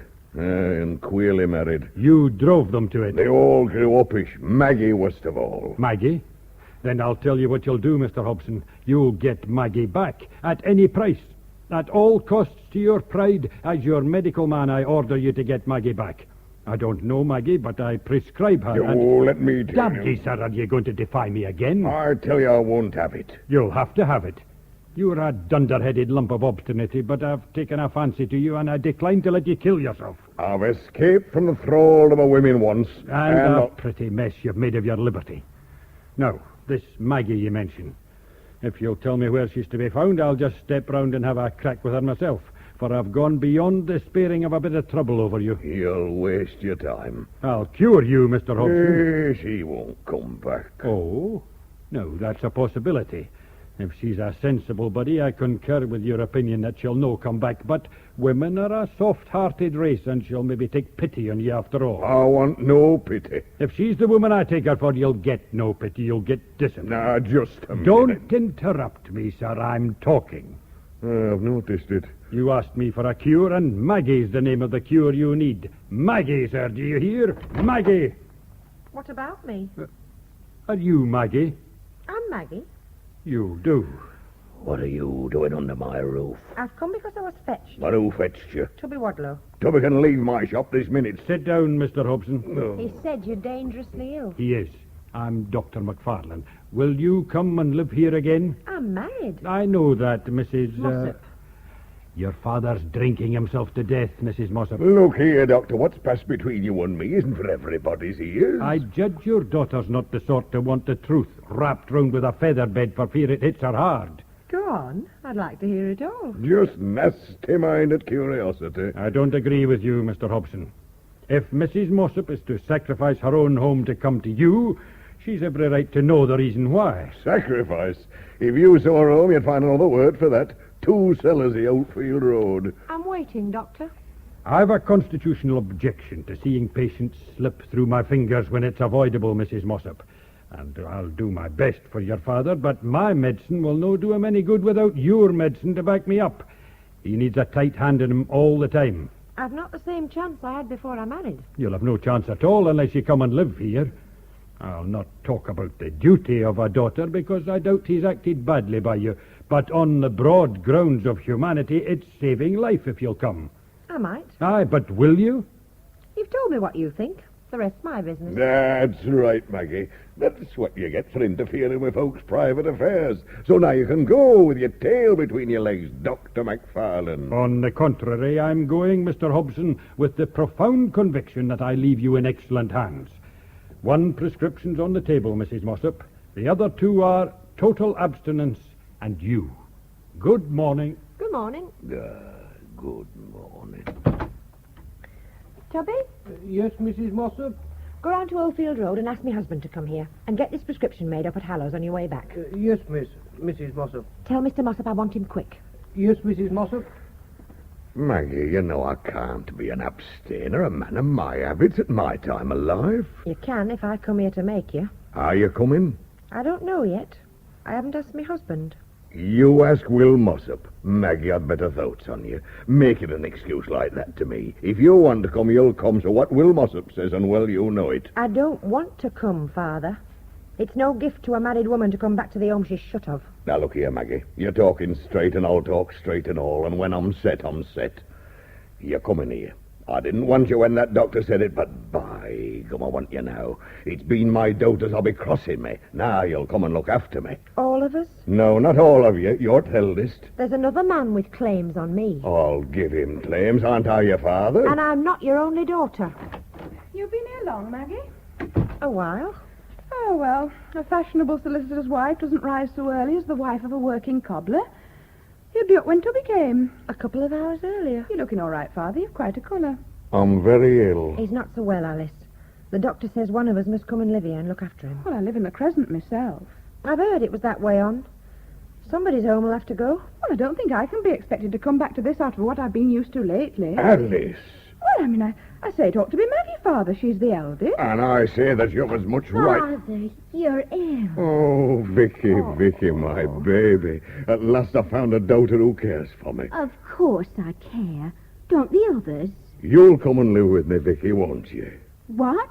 One of us is needed to look after him. Oh, but it can't be me. In my circumstances, Maggie. What circumstances? No. What's the matter? What are you all whispering about? Father, don't you think you ought to put a collar on before Will comes? Put a collar on for Will Mossop? There's something wrong with your sense of proportion, me girl. Maggie, you're always pretending to talk about your husband, but you needn't keep it up with us. We know Will here. Father, either I can go home or you can go and put a collar on for Will. I'll have him treated with respect. I expect you put our collar on in any case, Father. Well, of course I should. I'm going to put a collar on. But understand me, Maggie. It's not for the sake of Will Mossop. It's because me neck's cold. Now then, which of us is it to be? Well, it's no use looking at me like that, Maggie. I've told you I'm expecting. I don't see that rules you out. It might happen to any of us. Maggie. What's the matter? Children do happen to married women, and we're all married. Well, I'm not going to break my home up, and that's flat. My child comes first with me. I see. You've got a house of furniture, and you've got a child coming, so Father can drink himself to death for you. That's not fair speaking. I'd come if there were no one else. You know very well it's your duty, Maggie. Duty? I should think it'd be a pleasure to live here after a year in a cellar. I've had 30 years of the pleasure of living with Father, thanks. Do you mean to say that you won't come? It isn't for me to say at all. It's for my husband. Oh, do stop talking about your husband. If Alice and I don't need to ask our husbands, I'm sure you never need to ask yours. Will Mossop hasn't the spirit of a louse, and we know it as well as you do. Maybe Will's come on since you saw him, Vicky. It's getting a while ago. There he is now in the shop. I'll go and put it to him. Stop her. Oh, let her do it in her own way. Well, I'm not coming back here. No, me. There's only Maggie for it. Yes, but we've got to be careful, Alice. She mustn't have things too much her way. Hey, don't let's leave her too long with Will. She's only telling him what to say, and then she'll pretend he thought of it himself. Why, Will, are you coming into this? Ah, that's a proposal, isn't it? Well, I didn't know it was. Now then, Maggie, go and bring your father down and be sharp. I'm busy at my shop, so what the art is. All right, Will. It's been a good business in its day, too, as Hobson's. What on earth do you mean it's a good business still? You try and sell it, you'd learn. Stock and goodwill would fetch about, what, 200? Oh, don't talk so foolish, Will. 200 for a business like Father's. 200 as it is, nor as it was in our time, Becky. Do you mean to tell me that Father isn't rich? If you'd not married into the law, you'd know what they think of your father today in trading circles. Vicky ought to know her husband's in trade. My Fred in trade? Well, isn't he? He's in the wholesale. That's business, not trade. And the value of Father's shop is no affair of yours, Will Mossop. Oh, I thought maybe it was. If Maggie and me are coming here... You're coming here to look after Father. Maggie can do that with one hand tied behind the back. I'll look after the business. You'll do what's arranged for you. I'll do the arranging, Alice. If we come here on my terms. There'll be fair terms. I'll see the fair to me and Maggie. Will Mossop, do you know who you're talking to? Aye. My wife's young sisters.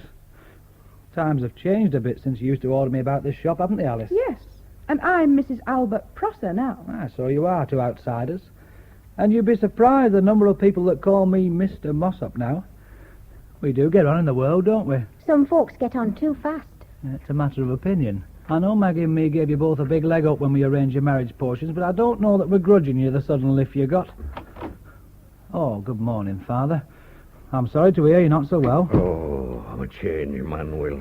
There used to be room for improvement. You what? Sit down, Father. Now don't let's be too long about this. You've kept me waiting now a good while, and my time's valuable. I'm busy at my shop. Is your shop more important than my life? Well, that's a bit like asking if a pound of tea weighs heavier than a pound of lead. I'm worried about your life because it worries Maggie, but I'm not worried that bad that I'll see my business suffer for the sake of you. That isn't what I've a right to expect from you, Will. You've no right to expect I care whether you sink or swim. Will! Well, what's to do? You told me to take a high hand, didn't you? And we're to stay here and watch Maggie and Will abusing Father when he's ill. There's no need for you to stay. That's a true word, Will Mossop. Father, you take his side against your own flesh and blood. That doesn't come too well from you, me girl. Neither of you to leave your homes to come to care for me. You're not for me, so you're against We're me. not against your father. We want to stay and see that Will deals fairly by you, that's all. Oh, I see, I'm not capable of looking after myself, aren't I? I'm to be protected by you girls, lest I'm overreached by you. Be Willie Mossop. Well, I might be ailing, but I've fight enough left in me for a dozen such as him. And if you're thinking that the manhood's gone from me, you can go and think it somewhere else than in my house. Oh, but Father, dear Father... I'm not so dear to you if you had to think twice about coming here to do for me, let alone jibbing at it the way you did. A proper daughter would have jumped. Aye, skipped like a calf by the cedars of Lebanon at the thought of being helpful to her father. Did Maggie skip? She's a bit ancient for skipping, is Maggie, but she's coming round to reconcilement with the thought of living here, and that's more than you're doing, Alice, isn't it? Hey, are you willing to come? No. Are you, Vicky? Well, it's my child, Never Father. mind what it is. Are you for coming or not? No. Then you that aren't willing could leave me to talk with them that are. Do you mean that we're to go? I understand you've homes to go to. Oh, Father. Open door for 'em, Will. Vicky? Well, I don't know. We'll be glad to see you here at tea times on a Sunday afternoon if you'll condescend to come sometime. Oh, beggars on horseback. Nah, my lad. I'll tell you what I'll do. We can come to grips better now there's no fine ladies about. They've got stiff necks with pride, and the difference between you and two of them's a thing I ought to mark, and a thing I'm going to mark. There's times for holding back and times for letting loose and being generous. Now, you come in here to this house, both on you, and you can have back bedroom for your own, and the use of this room split along with me. Maggie'll keep house, and if she's time to spare, she can lend a hand in the shop. I'm finding Will a job. You can come back to your old bench in the cellar, Will, and I'll pay you the old wage of 18 shilling a week, and you and me will go equal whacks in the cost of the housekeeping. And if that's not handsome, well, I don't know what is. I'm finding your house, rent-free, and paying half keep of your wife. Come on, Maggie. I think I'll have to. Why, whatever's the hurry for? It may be news to you, but I've a business round in Oldfield Road, and I'm neglecting it by wasting my time here. Wasting time? Maggie, what's the matter with Will? I've made him a proposal. He's a shop of his own to see to, Father. A man who's offered a job at Hobson's doesn't want to worry with a shop of his own in a wretched cellar in Oldfield Road. Shall I tell him, Maggie, or shall we go? Go. If he goes, I go with him, Father. You'd better speak out, Will. All right, I will. We've been a year in yon wretched cellar, and do you know what we've done? We've paid off Mrs. Epworth what she lent us for our start, and we've made a bit of brass on top of that. We've got your high-class trade away from you. That shop's a cellar, and as you say, it's wretched. But they come to us in it, and they don't come to you. Your trade's gone down till all you sell is clogs. You've got no trade. Me and Maggie's got it all. And now you're on your bended knees to her to come and live with you, and all you think to offer me is my old job at 18 shilling a week. Me, that's the owner of a business that's starving yours to death. But you will muss up my old shoe, Anne. Aye, I were, but I've moved on a bit since then. Your daughter married me, and she set about my education. And now I'll tell you what I'll do. And it'll be the handsome thing, and all from me to you. I'll close my shop. Oh, that doesn't sound like doing so well. I'm doing well, but I'd do better here. I'll transfer to this address, and what I'll do that's generous is this. I'll take you into partnership, and I'll give you your half share on the condition you're sleeping partner, and you don't try interference on with me. A partner? You here? William Mossop, late Hobson is the name this shop'll have. Wait a bit, Will. I don't agree to that. Oh, so you've piped up at last. I began to think you'd both lost your senses together. It had better not be late, Hobson. Well, I meant it should. You just wait a bit. I want to know if I'm taking this in right. I'm to be given a half share in my own business on condition I take no party running it. Is that what you said? That's it. Well, of all the impetus I've heard It's all before, right, this Father. is... But did you hear what he said? Yes, that's settled. Quite settled, Father. It's only the name we're arguing about. I won't have late Hobson's. Oh, I'm not dead yet, my lad, and I'll show you I'm not. I think Hobson and Mossop is best. His name on my signboard? The best I'll do is this. Mossop and Hobson. No. Mossop and Hobson, or it's Oldfield Road for us, Maggie. Very well. Mossop and Hobson. Hey, but... I'll make some alterations in the shop and all, I will so. Alterations in my shop? In mine. Look at that chair. How can you expect the high-class customers to come and sit on a chair like that? Well, we'd only a cellar, but they did sit on cretonne for the trying on. Cretonne, it's pampering folk. Cretonne for a cellar and Morocco for this shop. Folk like to be pampered. Pampering pays. There'll be a carpet on that floor, too. Carpet Morocco. Young man, do you think this shop's in St. Anne's Square, Manchester? Not yet, but it's going to be. What does he mean? Look, it's no farther from Chapel Street to St. Anne's Square than it is from Oldfield Road to Chapel Street. I've done one jump in here, and if I wait a bit, I'll do the other. Maggie, I reckon your father could do with a bit of fresh air after this. I dare say it's come sudden to him. Suppose you walk with him up to Albert Prosser's office and get Albert to draw up a deed of partnership. I'll go and get me hat.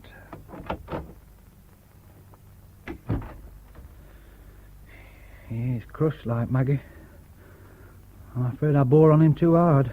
You needn't be. I said such things to him. And they sounded as if I meant them, too. Didn't you? Did I? I suppose I did. Ah, well, that's just the worst from me to him. You told me to be strong and use the power that's come to me through you, but, well, he's the old master and... You're the new. Master of Hobson's. It's an outrageous big idea. Did I sound confident, Maggie? You did all right. I won't be half so certain as I sounded. Words came from my mouth that made me jump at my old boldness. And when it came to facing you about the name, I tell you, I fair trembled in my shoes. I was carried away like I wouldn't have dared cross you, Maggie. Don't spoil it, Will. You're the man I've made you. And I'm proud. Thy pride's not in the same street, lass, with the pride I've got in you. Ah, that reminds me, I've got a job to see to. What job? Oh, it's about the improvements. You'll not do aught without consulting me. I'll do this, lass. What are you doing? You leave my wedding ring alone. You've worn a brass one long enough. I'll wear that ring forever, Will. I was forgetting your proper one, Maggie. I'm not preventing you. I'll wear your gold for show. But that brass stays where you put it, Will. And if we get too rich and proud, we'll just sit down together, quiet, and take a long look at it, so we'll not forget the truth about ourselves. Eh, lad. Eh, lass.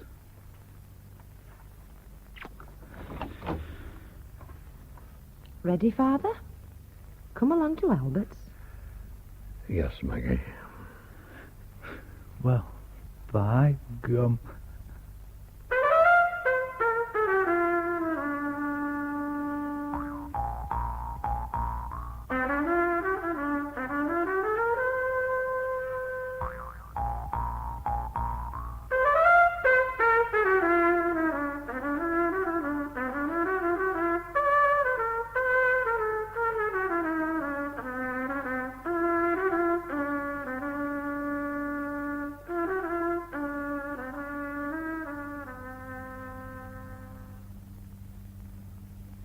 In Hobson's Choice by Harold Brighouse, Horatio Hobson was played by Wilfred Pickles, Willie Mossop by Bernard Cribbins, and Maggie by Barbara Young.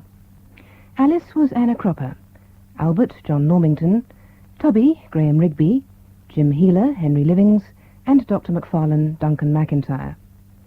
Vicky was Carol Gardner, Mrs. Hepworth Marion Dawson, Ada Figgins Elizabeth Bell, and Fred Beanstalk Geoffrey Hinsliff. The play was first broadcast in 1962, and it was directed in Manchester by Alfred Bradley.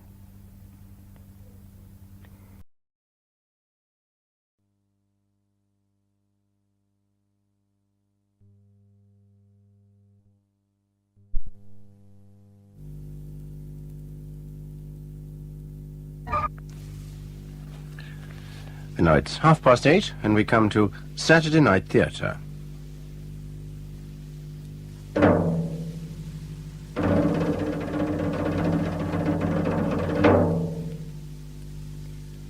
At 8 o'clock on the morning of Friday, March the 23rd, 1827, Baron Hullock took his seat on the bench at Lancaster. Although others were certainly involved, we are only really concerned with one man, Edward Gibbon Wakefield, and this, in substance, is how he was charged. The jurors of our Lord the King, upon their oath, present that Elizabeth Dalby, by lawful means, that is to say, by the consent, direction, and appointment of William Turner, Esquire, the father of Ellen Turner, a maid and unmarried, had the order, keeping, education, and governance of the said Ellen Turner. And the jurors present that on the 7th day of March, 1826, at Manchester, Edward Gibbon Wakefield, gentlemen, unlawfully, wickedly, and injuriously, and for the sake of lucre and gain, did conspire, combine, confederate with divers other persons, whose names are unknown, by divers subtle stratagems and contrivances, and by false representations, unlawfully to take and convey the said Ellen Turner, a maid unmarried and within the age of 16 years, from the possession of Elizabeth Dolby, and did then marry her at Gretna Green in Scotland, against the peace of our Lord the King, his crown and dignity.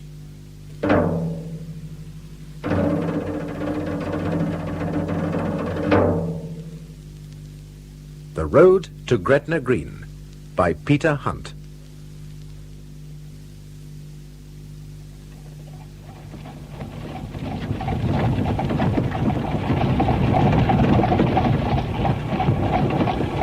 What's the time, Turner?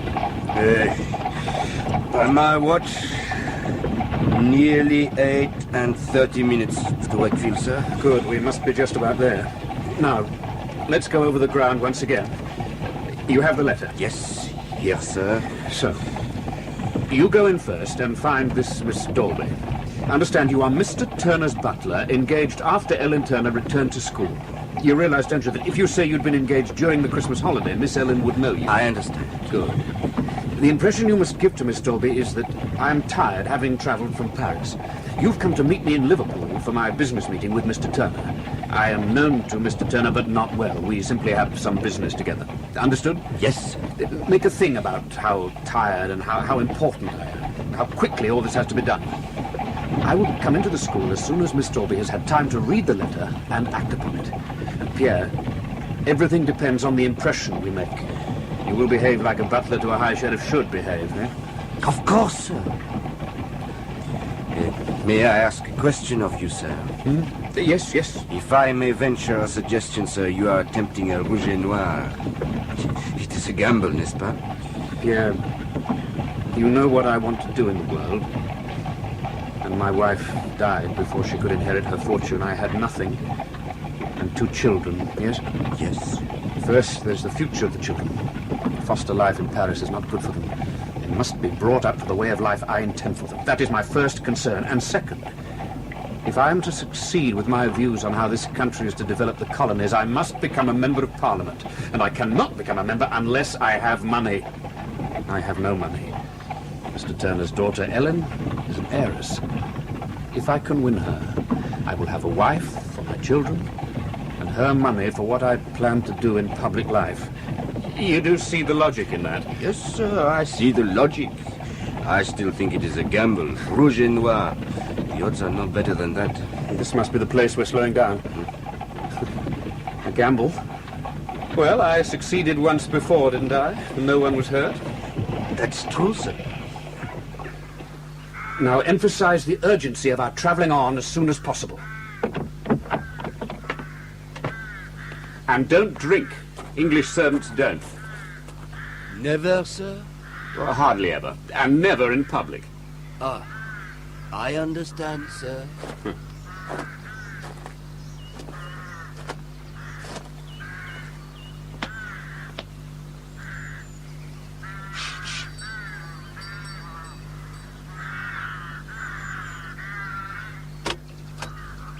Miss Dolby? Madame Dolby? Oh, no, sir. Just the maidservant.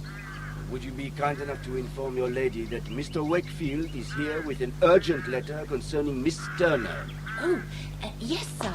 What is it, Mary? A letter concerning Miss Turner, Miss Dolby. Oh, I see. Good morning, sir. Would you please come in? You are most kind, madame. Miss Dolby, you understand, sir, that my sisters and I have this establishment for young ladies. You have a letter concerning Miss Turner? Yes, from Dr. Ainsworth. I know the contents, Miss Dolby, but forgive me, caution is necessary. Oh, I see. Would you care for some refreshment? Well, we have travelled a long way. I would appreciate a small glass of brandy. Oh, brandy. Oh, yes, just so. Mary. Yes, Miss Dolby. Will you fetch some brandy? Yes, miss. No, Mr. Devenu, Miss Dolby. Is that correct? Yes. I am butler to the High Sheriff, Mr. Turner. Oh, yes, yes, I see. I am here with an English gentleman, Mr. Wakefield. He is waiting outside in the carriage. He has instructed me to bring this letter to you from Dr. Ainsworth. Mrs. Turner's doctor. Oh, you know its contents? Yes. Forgive me, mademoiselle. We must be quick. I am to await your instructions, mademoiselle, until you have read the letter. I urge you to be quick. I must see Mr. Wakefield. Oh, of course. He is waiting outside to see if you will meet him. Oh, of course, yes. Will you ask him in? At once, mademoiselle. You will see when you have read the letter that we must act quickly. Yeah, I'm sure that can be done once I have met Mr. Wakefield. Shrigley, Monday night, 12:30, March the 6th. Madam, I write to you by the desire of Mrs. Turner of Shrigley, who has been seized with a sudden and dangerous attack of paralysis. Mrs. Turner wishes to see her daughter immediately. A steady servant will take this letter to fetch Miss Turner, and I beg that no time may be lost in her departure, as, though I do not think Mrs. Turner is in immediate danger, it is probable she may soon become incapable of recognizing anyone. Mrs. Turner particularly wishes that her daughter should not be informed of the extent of her danger, as without this precaution Miss Turner might be very anxious on the journey. And this house is so crowded and in such confusion and alarm that Mrs. Turner does not wish anyone to accompany her daughter from the school. The servant is instructed not to let the boys drive too fast, as Miss Turner is rather fearful in a carriage. Postscript. The best thing to be said to Miss Turner is that Mrs. Turner wishes to have her home rather sooner for the approaching removal to the new house, and the servant is instructed to give no other reason in case Miss Turner should ask him any questions. Mrs. Turner is very anxious that her daughter should not be frightened, and trusts to your judgment to prevent it. She also desires me to add that her sister or niece or myself, should she continue unable, will not fail to write to you by the post. John Ainsworth, M.D. Oh, dear. Oh, dear, oh, dear. Oh, the bell. The brandy. Oh. Miss Stolby, Sir? may I speak with you? Mr. Turner's butler has just delivered you a letter. My name is Wakefield. Oh, yes, please do come in, sir. You're very kind. I was looking for brandy for Mr. Tevernow, sir. Please, Miss Strawberry, do not concern yourself with him. He can take the matter up again when we reach Shrigley. Will you come to our drawing room, Mr. Wakefield? If it will not offend you, ma'am, I will wait here for Miss Turner, if that is convenient. Forgive me, sir, she is in my care. Do you know her? Does she know you? I have never had the pleasure. Mr. Turner is an old business acquaintance. I have business with him at Shrigley. He's away from home. I understand his wife has a seizure of some kind. Yes, that is so. Oh, I'm sorry to hear the rumours confirmed, but surely you have details in the letter from Dr. Ainsworth, is it? Dr. Ainsworth, yes. You know him? No, not at all, Miss Strawberry. I am simply asked by Mr. Turner, whom I am to meet, to escort his daughter back to her home. He cannot be here, or else I'm sure he would do that himself. It so happens that I am now on my way back to see him. I had business in Liverpool. The carriage is comfortable, the journey comparatively short. I am at his service. You are a married man, Mr. Wakefield? Indeed so, ma'am. I have 2 young children. I have a fair notion of how Mr. Turner must feel at the present time. Miss Strawberry, I hesitate to press the point on you, but if this matter is to be completed today, before nightfall... And you will be taking up Mr. Turner on the way? As fast as the horses will take us. Miss Strawberry, Mrs. Turner is very ill. If we are to act at all, we must act quickly. I will fetch Ellen to pack her things, Mr. Wakefield. It will take only a few minutes. Would you care for a glass of Madeira to speed you on your way? Well, that is a most agreeable notion. I'll see to it. Excuse me, sir. Your servant, ma'am.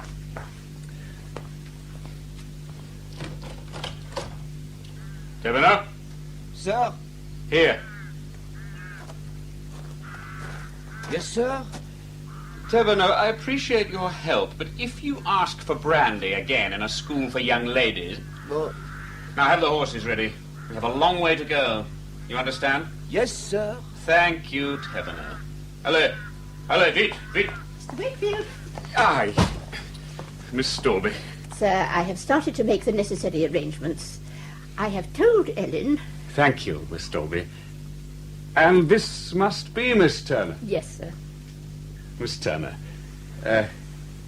Ellen, is that correct? Yes, sir. Miss Turner, I have the honour to present myself, Edward Gibbon Wakefield from Paris. I have business with your father. Excuse me, have you spoken with Miss Strawberry? Did you mean, sir, going back to Shrigley? Yes.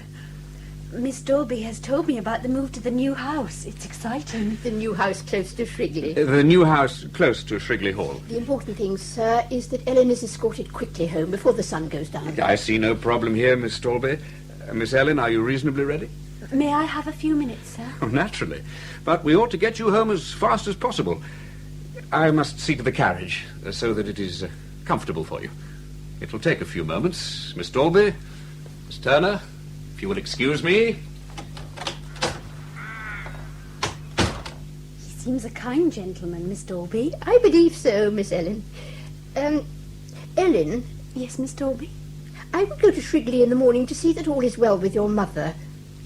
You must look after your mother. If she is not well, we must do all we can for her. Yes, Miss Dolby. Is she all right? I believe so, dear child. But you must hurry to her. The new house. But I thought you hinted just now that something was wrong with her. Oh, so I did, and perhaps she is not so well as of late, but you must take no account of this. As I understand it, she has not been herself the last few days before the move to your new house, and she wishes your help.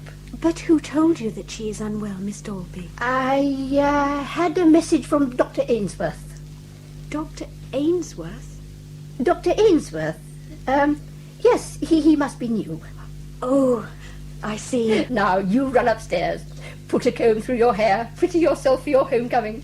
You are the daughter of the High Sheriff, and you are to travel with a very elegant gentleman. He seems very pleasant. Yes.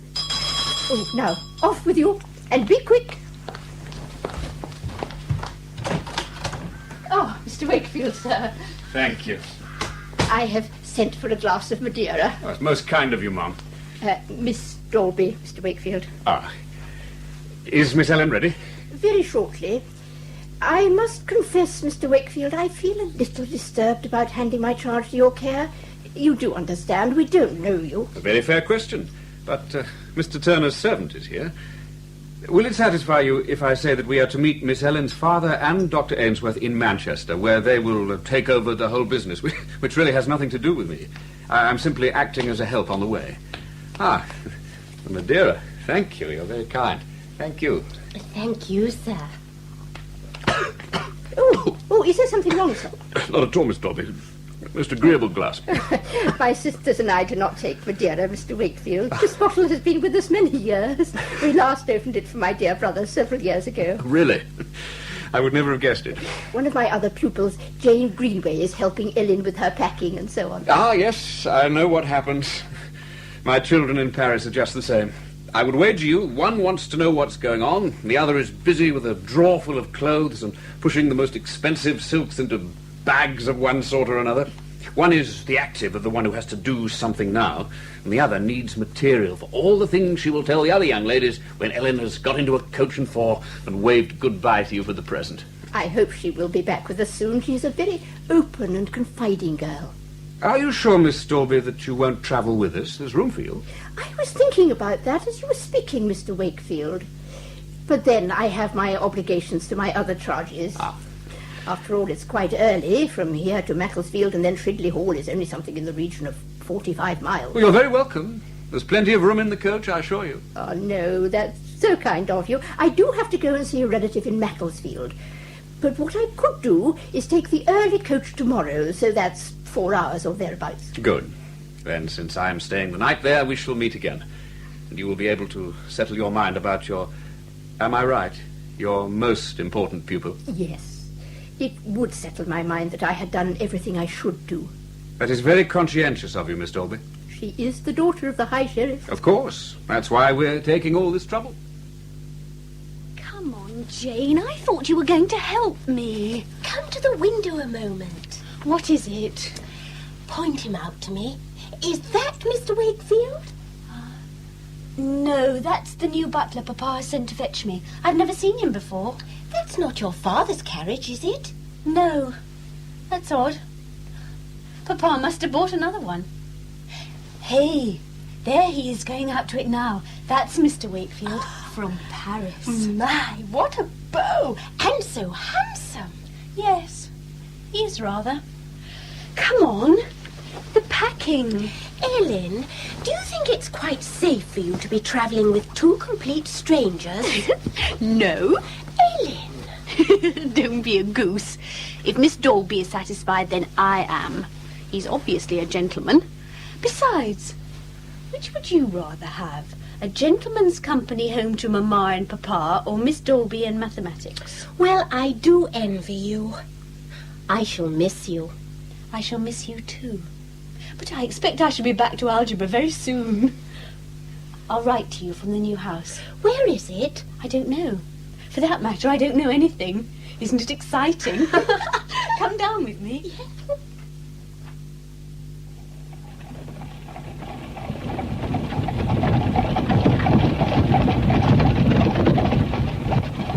Are you warm enough, Miss Ellen?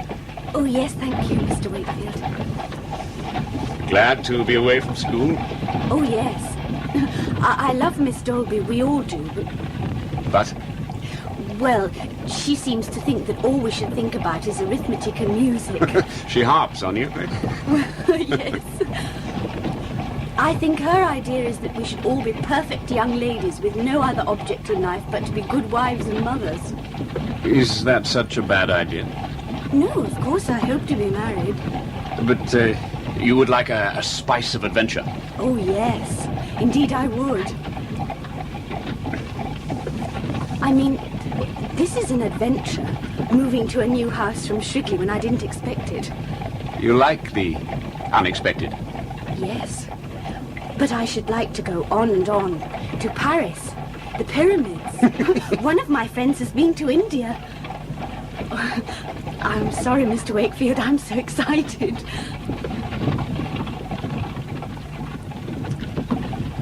You have been to Paris, Mr. Wakefield? Oh, indeed, yes. Yes, many times. Should you care to go there? Yes, indeed I would. Well, who knows? Who knows? Meantime, we shall be in Manchester presently.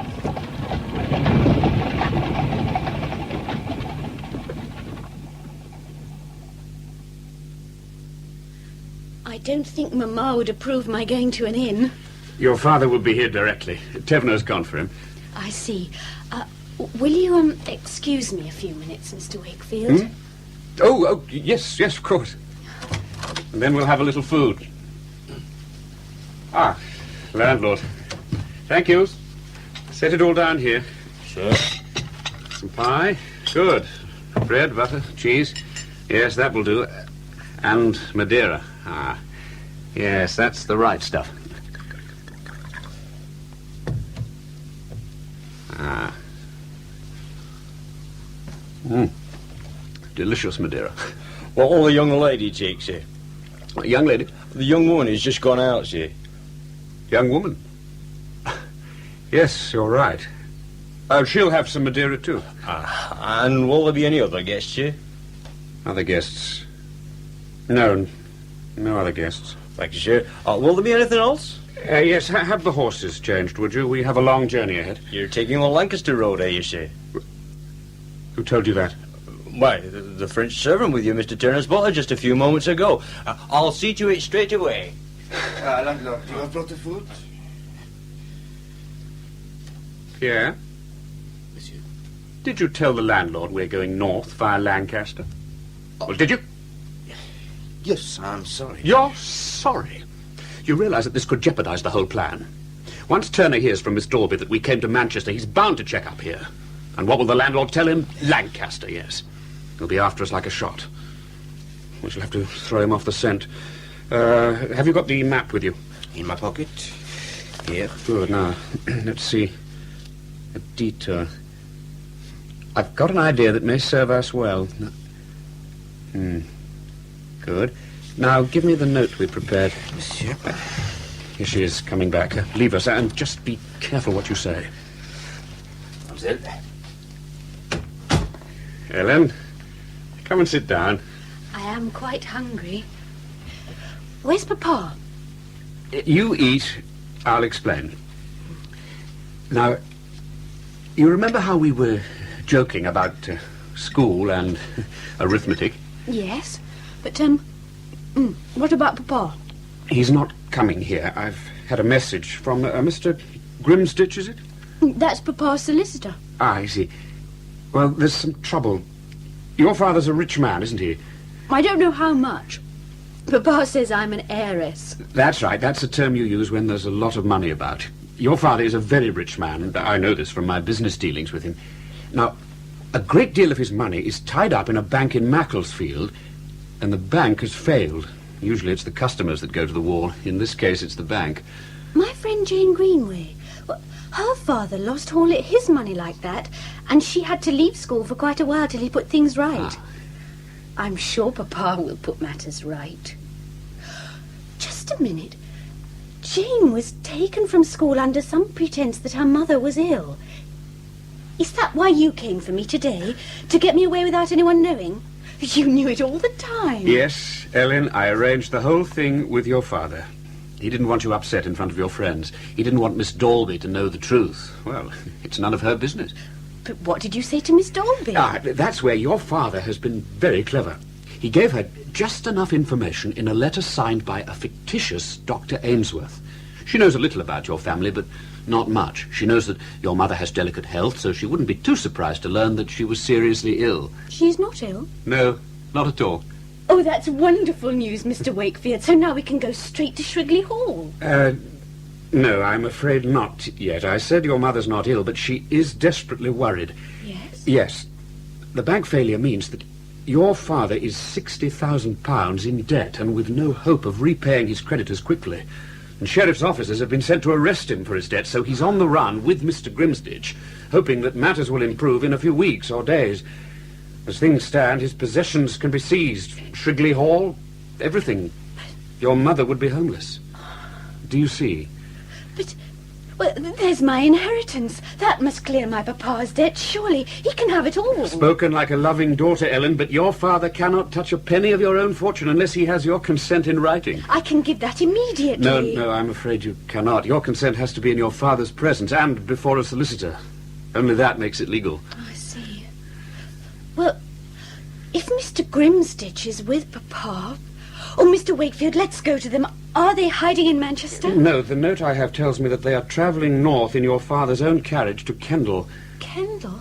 That's miles away. Well, I'm afraid so. The note says that they plan to travel via Huddersfield and hope that we may catch them up in Halifax. How far is that? It's about 26 miles. We should reach there by nightfall. But that means I shall not be home today. Well, if we reach your father, I'm sure he would want to drive through the night with you back to Shrigley. Oh, by the by, don't mention our route to the landlord. If sheriff's officers are nosing about, we don't want to lead them to your father, do we? Mr. Wakefield, you have been most kind to me. Can I persuade you to help me now? Are you sure you would not rather that I escort you back to Shrigley? After all, I did promise to take you home. No, I know my papa will thank you for the family if you deliver me to him. I must go to him.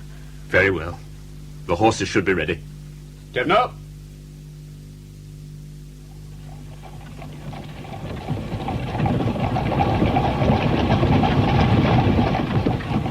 Now you must put all worries out of your pretty head. Think of it as an adventure. And you must call me Edward. It's so tedious to be Mr. Wakefield to you. Really, there's only a matter of 15 years difference in our ages. Very well. Edward. Edward, have you had many adventures? Oh, some interesting times, yes. Government service, here and there. King's messenger. How exciting. In far-off places. Well, not so far. Paris, Turin, Genoa. Dealing with diplomats and spies. Both sorts of rogues, yes. And your wife, you are married? I was. Eliza died 6 years ago. Oh, I am sorry. There's no reason why you should have known. It's long past. At least I have a son and daughter as compensation. Eliza was very like you, you know. In a curious way, there are other similarities. Her father was rich. I was a mere nothing by comparison. £150 a year. He was worth over £150,000. But you did not marry for money. Not at all. It was love at first sight. As I've said, though, I was not considered a suitable match for a young woman with £30,000 coming to her. However, we found our own way round that. I bribed 2 servants to drive north from Tunbridge Wells, where Eliza and her mother were staying on holiday. The clues we left behind were to the effect that we had made for Gretna Green, for a Scots marriage. In fact, we took another carriage and made straight for Calais. Oh, yes, there was quite a rumpus. Eliza was a ward in Chancery, which made matters quite delicate. But all came right in the end. What I mean is, once you were married, there is very little the law can do about it. And dear Mrs. Pattle, her mother, became reconciled to it. When there's true love in a match, what can you do about a fait accompli? I suppose nothing very much. And were you happy? Yes, very. Eliza was charming, modest, a little reserved, perhaps, but she had an excellent, acute sense. And above all, she was very kind. I was heartbroken when she died 6 years ago. Have you thought of marrying again? Yes, often, and especially for the sake of my 2 children. Nina, the eldest, is rather delicate, and Jerningham is 6. As you can imagine, they are just the age when they need a mother. Where are they now? In Paris, a friend of mine is looking after them. I say, forgive me. It's getting dark. We must be near Halifax. Let's hope for good news there. Yes. Though I shall be sorry to see the end of this adventure in a way. Oh, why is that? I don't really know. This is rather more fun than music and arithmetic at Miss Dolby's. You don't care for school, then? I like it well enough, but I'm ready to leave. For life's great adventure, eh? Now, look out of the window, Ellen. You can see the lights.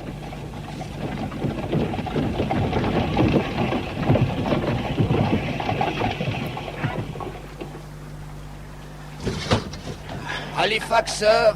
The horse and hounds. Thank you, Tevno. Just escort Miss Turner to the parlour for a rest and some refreshment. But do not speak to any strangers. If there are sheriff's officers about, I do not want the family exposed to any embarrassment. I understand, sir. I'll go to the landlord to find out how the land lies. Oh, and order me a bottle of brandy. Will you be comfortable here, mademoiselle? I suppose so, Tevno. Will you take a glass of Madeira? No. No. That would never do. What would my father say if he found me here late at night drinking Madeira? Évidemment. I will order some hot chocolate for you. That would be quite appropriate. Monsieur. Edward. Why, what's the matter? Just let me take a glass of brandy. Really, this matter is getting beyond a joke. But tell me. Well, the long and short of it is that your father and Mr. Grimstitch are not here. Oh, dear. Mr. Grimstitch left a brief and obviously hurried note. But to be frank with you, I was so put out when I read it that I tore it up. Well, enough is enough. They changed horses quickly and have set out for Kendal. Kendal? Where is Kendal? Oh, it's a long way.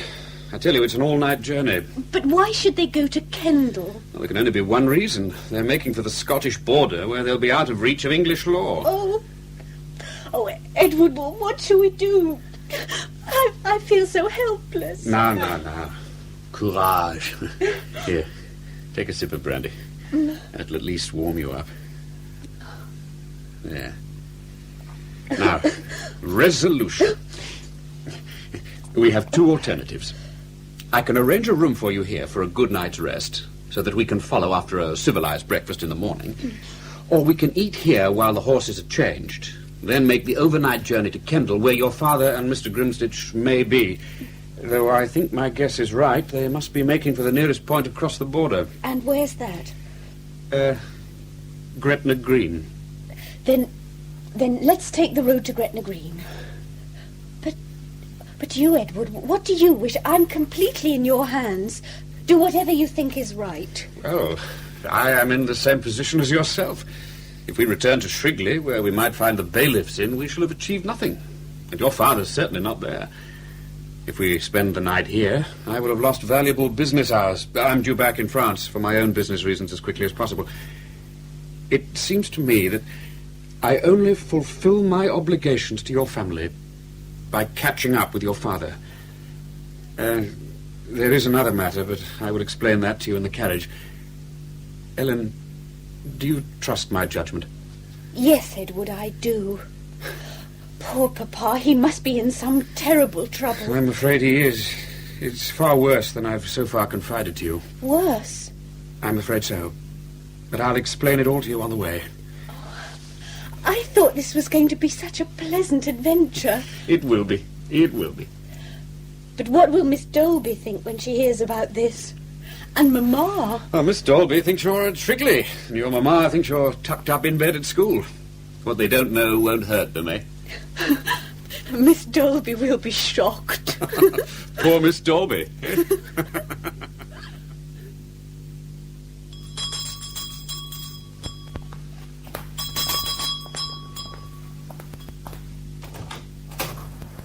Good evening, ma'am. I'm Miss Dolby, Miss Ellen's schoolmistress.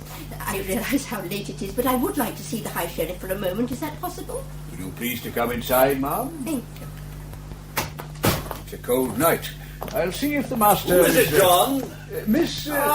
Miss Dolby. Oh, good evening, Mr. Turner. Come in, come in. How nice to see you. Well, come into the drawing room where it's warm. It's a cold night. That's all right, John. I'll see to Miss Dolby. Thank you, sir. 'Tis indeed cold. There now. Sit yourself by the fire. Let me take that box from you. Now, will you take some refreshment? No, indeed, thank you, sir. I have a carriage waiting outside lent by a friend in Macclesfield. She will worry if I'm late. I really came to satisfy myself that Ellen was home safe and sound. I brought some things she may need. Need? Why should she need her school things here when she is at school? But is she not here, sir? Did you not send for her through Dr. Ainsworth? Dr. Ainsworth? Ainsworth? Who is Dr. Ainsworth? Why, Mrs. Turner's doctor, sir. Just a moment, Miss Dolby. Mrs. Turner is coming down. I've been away on business quite a lot. Perhaps my wife can throw some light on this because I am quite baffled. Ellen is certainly not here. Oh, dear, they must have had some breakdown on the road from Liverpool. Oh, here is Mrs. Turner. Good evening, Miss Dolby. Why, what is the matter? Is something wrong with Ellen? Oh, no, indeed, ma'am. She was in perfect health and spirits when she left me this morning to return here. My dear, did you send for Ellen to come home? No, William. Whatever for? What has happened? Do you know a Dr. Ainsworth? Ainsworth? No. Where is Ellen? This morning, sir, your butler brought me this letter from Dr. Ainsworth in your carriage. Butler? What butler? Why, Mr. Taverneau, sir. Let me see that letter. Steady servant. Dangerous attack of paralysis. New house. Taverneau, Miss Dolby. Our butler has no such name, and he has been here all day. What has happened to Ellen? My dear, try not to upset yourself, but you had better read this tissue of lies. They must have broken down on the road, sir. They? Who are they? Why, Mr. Wakefield and Ellen, sir. Oh, so now a new name enters the plot. Who is Mr. Wakefield? Well, I understood from him that he is your friend, sir, from Paris, come to escort Ellen here and stay with you. Oh, heavens! William, what is this? My poor Ellen! Try to calm yourself, my dear. We must keep our heads and get to the facts. Just describe this Mr. Wakefield to me. He arrived from Paris and London to see you, he said. A young man, a gentleman, very elegantly dressed. Married or single? I understand he's a widower, sir, with 2 children. Had you ever seen him before? Had Ellen? No, sir, I never saw him before, neither had Ellen. Did you allow Ellen to meet any young men? I would never allow any meeting with young men without your express permission. So, to sum up, on the strength of a fictitious letter signed by a doctor we do not know, delivered by a butler we do not know, in my carriage, which is in the stable yard, but we must add, backed up by the personable manners of a single man we do not know, you, Miss Dolby, handed over our one and only daughter, an heiress, to 2 complete strangers. Is that the sum of it? Stop snivelling, woman. Is that it? Yes. Ellen seemed very willing to go, sir. So she would, believing that her mother needs her help over the move to a new house. That much is true. William, I don't understand. What has happened? It is certainly a fraud. It may also be an elopement. Elopement? But Miss Dolby says... If Miss Dolby is gullible enough to swallow what these scoundrels told her, she is gullible enough to be taken in by our daughter. But Ellen would never elope without telling us. Wouldn't she?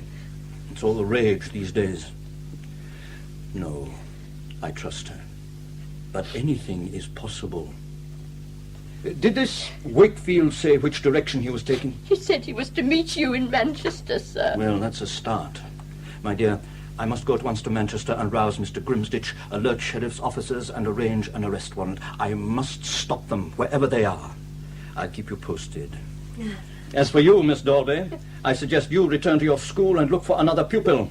Our daughter will never return to you. You are an idiot. Oh, but William, if it is an elopement, how can she marry? She's 15. So she is.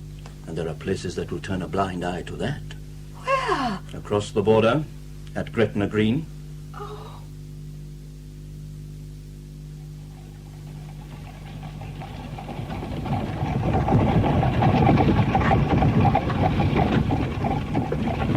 Are you tired, Ellen? Yes, I am. Here. You want this extra rug? Here. And I suggest you have another brandy. It'll help you to sleep. Anything you say, Edward. Now, listen carefully, because a decision has to be made that affects both of us. Both of us? Yes.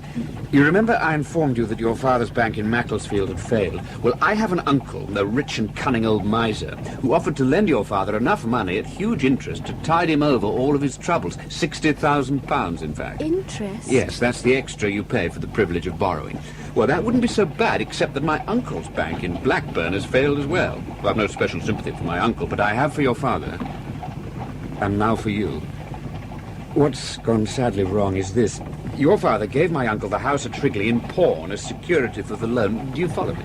Yes, I think so. Now, your father has failed to pay up. My uncle's bank has failed, so what he intends to do is to take possession of Shrigley. Your mother, your father, and yourself can be turned out of the house at any moment. Oh, Edward, more and more. Is that why Papa is running away? To escape? Surely he would never leave Mamma behind to face all that. No. As I see it, he's simply holding out as long as he can away from English law. And with the benefits of Scots law and a clear head, he can work out a solution. But my inheritance, won't that solve his situation? I don't give a fig for my inheritance. Well, according to the note Mr. Grimsditch left me at Halifax, your inheritance can go as well, unless it can be secured in some way. Now, do not shock yourself. Mr. Grimsditch knows his law. He has a solution which will make everything right. Are you warm enough? Yes, I'm sleepy. What is what Mr. Grimsditch says? Now try to keep awake, Ellen. Mr. Grimsditch tells me that the law, as it is in England, is that your inheritance is secure if it is in the hands of your husband. My husband? What husband? You have to have bands call when you go to church. Mr. Grimsditch must be mistaken. No, he's not mistaken. Your property becomes your husband's when you marry. But I am underage, surely. Not in Scotland. Did you know that the Duchess of Marlborough was married when she was 15? No, but I must have Papa's consent. Oh, yes, in England. But your father is so desperate, he's already given his consent. I have a note from Mr. Grimsditch here. You know his handwriting? No. It's here. Shall I read it to you now? No. I have to marry in Scotland, is that right? There's only a little more to explain to you. Ellen, are you awake? Yes, Edward. Mr. Grimsditch has calculated for everything. He knows that I am heir to my uncle. Everything he has will be mine. Ellen, are you awake? I see. Now, little one, I will put my arm around your shoulder. So. Oh, I'm tired, Edward. We both need some rest. Put your head on my shoulder. That's it.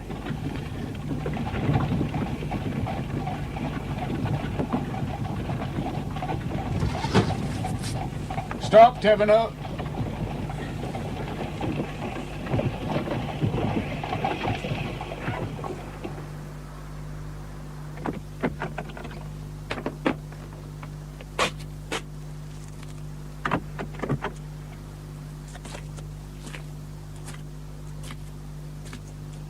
What is it, sir? Come over here. Away from the carriage. Another plan? Have we not succeeded well so far? It's cold. Have you some brandy? I gave you a bottle in Halifax. That was gone before Kitley. It's a wonder we're still on the road. Here. And give some to the post boys, but keep it quiet. She's sound asleep.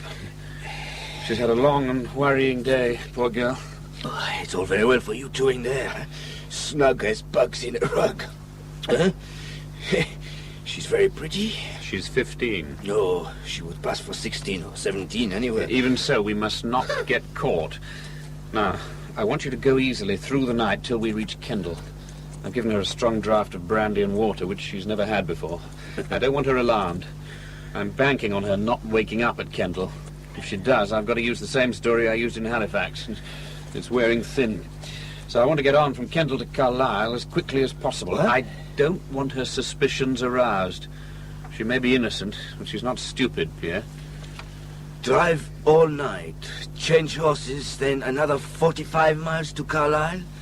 That's asking a lot. Now my reward for this little adventure should be reconsidered, with the addition of more brandy. You're a rogue, Pierre. I've been taught by a master, sir. Have you considered, sir, that my silence is worth at least double what you're paying me? Yes, I have. Have you considered that if we get caught, you will be charged with conspiracy just as I will? Oh, touché. Very well, Carlisle it is, but I guarantee nothing. What happens if she wakes at Kendal? If that happens, I want you to fetch a sheriff's officer to the carriage to speak with me. You are mad?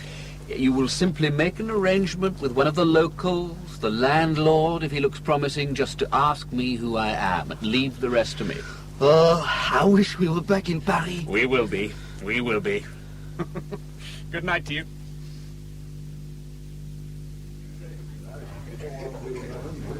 Well now, landlord, when did they arrive? Here in Manchester, sir. About 12:30. Landlord, I am Mr. Turner's solicitor. My name is Grimsditch. Could you describe the conveyance? It were a coach and four, sir. A green coach. Ah, that's significant, Mr. Turner. Suggests a long journey in prospect. It might just as easily suggest a journey completed. Oh, I hadn't considered that. Begging your pardon, gentlemen. I know for a fact the coach was only purchased day before yesterday, here in Manchester, sir. Ah. So whatever journey this man Wakefield had in mind began here and was to be a long one. Landlord, how long were they here? Oh, a short while, sir. Mr. Wakefield has to be informed as soon as the coach was ready. The young lady with Mr. Wakefield, was she in good spirits? As far as I could tell, sir. I see. Did you know where he was going? Mr. Wakefield said nothing to me, sir, but I heard the postboys grumbling that they might be travelling late.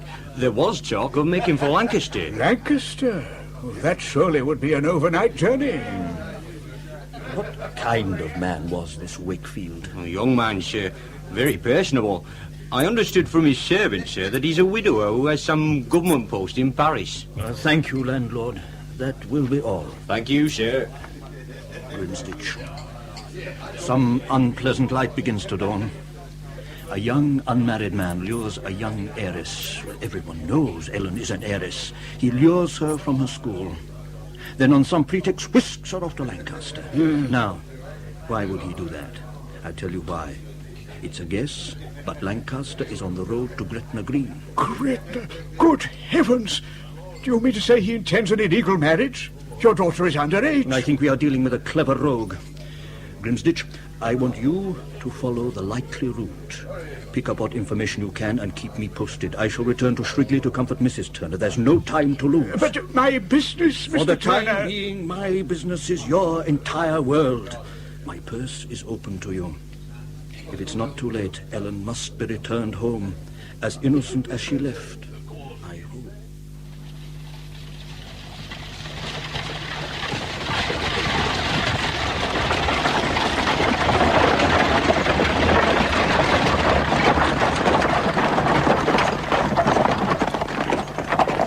What a night.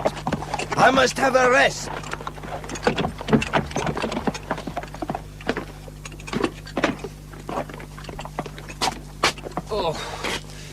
Oh, my bones ache.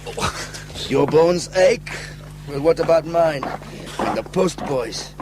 We're all frozen. Oh, of course. I'm sorry. You must rest and eat. We all must. This is Kendall, I suppose? Yes. Let me see.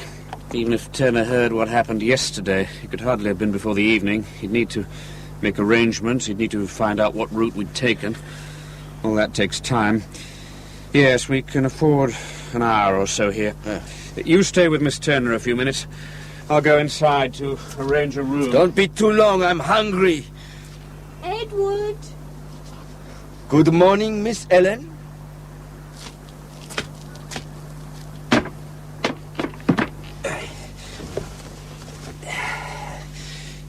You slept well? It's you, Taverner. Where are we? Kendall. I see. How far have we driven? More than 100 miles. Long way from home. Where's Mr. Edward? He went inside the inn to make some inquiries. About my father? Of course. He is almost as anxious as you are to find him and Mr. Grimstitch.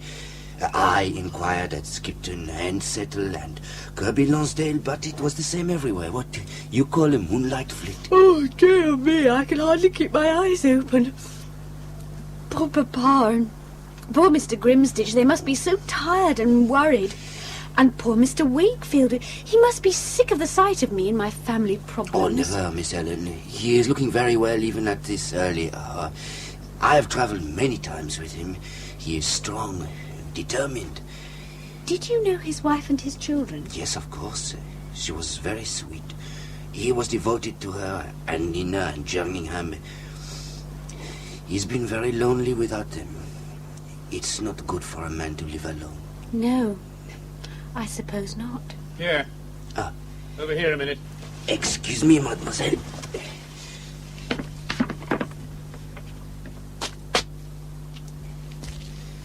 Something wrong? No, but we cannot take any chances. You remember the plan we discussed on the road? Well, discard it. Huh? There's a real sheriff's officer here. Look over there. So, what of it? We cannot possibly know about this affair. We can eat. Of course he doesn't know yet, but if he sees us, he'll remember us. A big carriage with 4 horses always attracts attention. And once they catch up, as they probably will, what could point to us more directly than the carriage with 2 men and a young lady? I'm hungry. So are we. We'll take our chance at Shapper. It's only 17 miles. Well, I'm thirsty. You and your brandy. Oh, very well, but be quick. Here's some money. Buy some bread and cheese to keep us all going till we get to Shap. And some brandy for me, too. I've seen to the horses and postboys. Helen? You all right? Yes. But why are we travelling on? Is Papa not here? On the contrary, both he and Mr. Grimstitch are here. Oh, at last! I must go to them. We can settle everything here and now. No, you stay where you are. But why, Edward? Keep well back and peep out of the window. Do you see a man in a tall hat in that group of men by the door of the inn? Yes. Well, he's a sheriff's officer. The landlord told me he's been asking questions. What he doesn't know is that your father and Mr. Grimstitch are hiding in a back room. They bribed the landlord heavily, and so did I. Oh, Edward, will they be discovered? I hope not. Just by being here, we're diverting the officer's attention. He probably takes note of all travellers, just in case they're fugitives from the law. That's why I'm standing out here, so that he can take a good look at me. Oh. A fugitive would hardly do that. But, Papa... I saw him, just for a moment. He sends his love to you, but begs you to cross the border as fast as possible. He hopes to join us there. And Mr. Grimstitch begs you to marry at once, so that even if your father's caught, your inheritance is safe. I'm sure he'd prefer you to marry the man of your choice, but, oh, there it is. I just don't know what to do. Well, there is one consolation about a Scottish marriage. It's very easy to dissolve in England. If you should choose me, I'm willing. Here, let me get in beside you.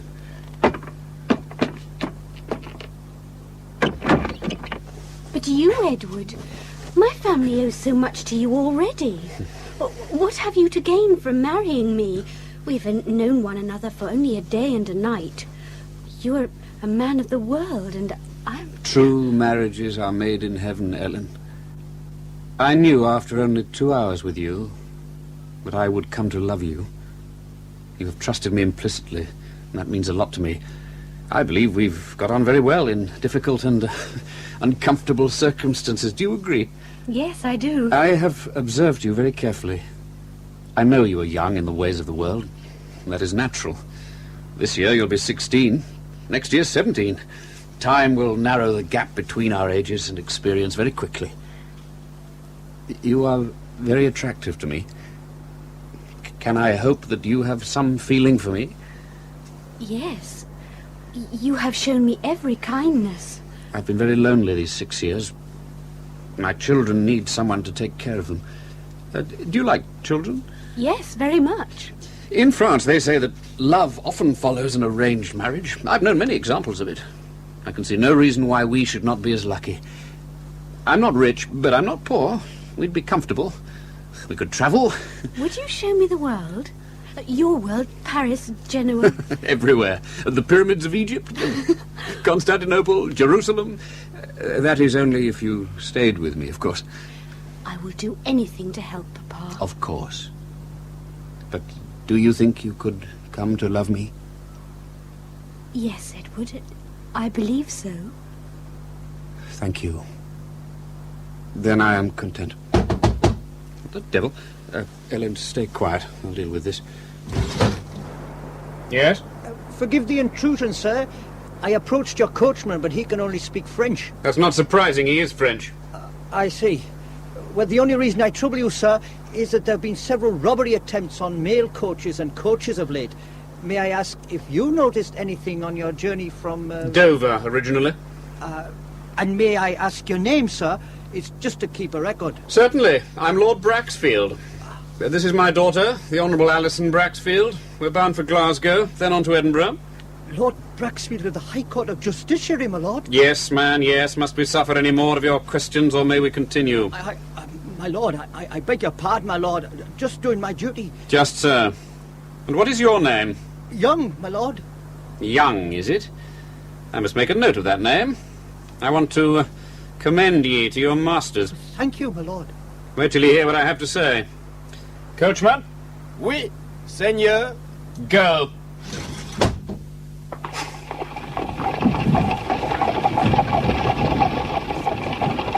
Edward, what a liar you are. I could never do it. Oh, years of practice, my dear. Wait till you're my age. Women are much better at it than men. Never. Where are we going now? Shap, for a slap-up breakfast.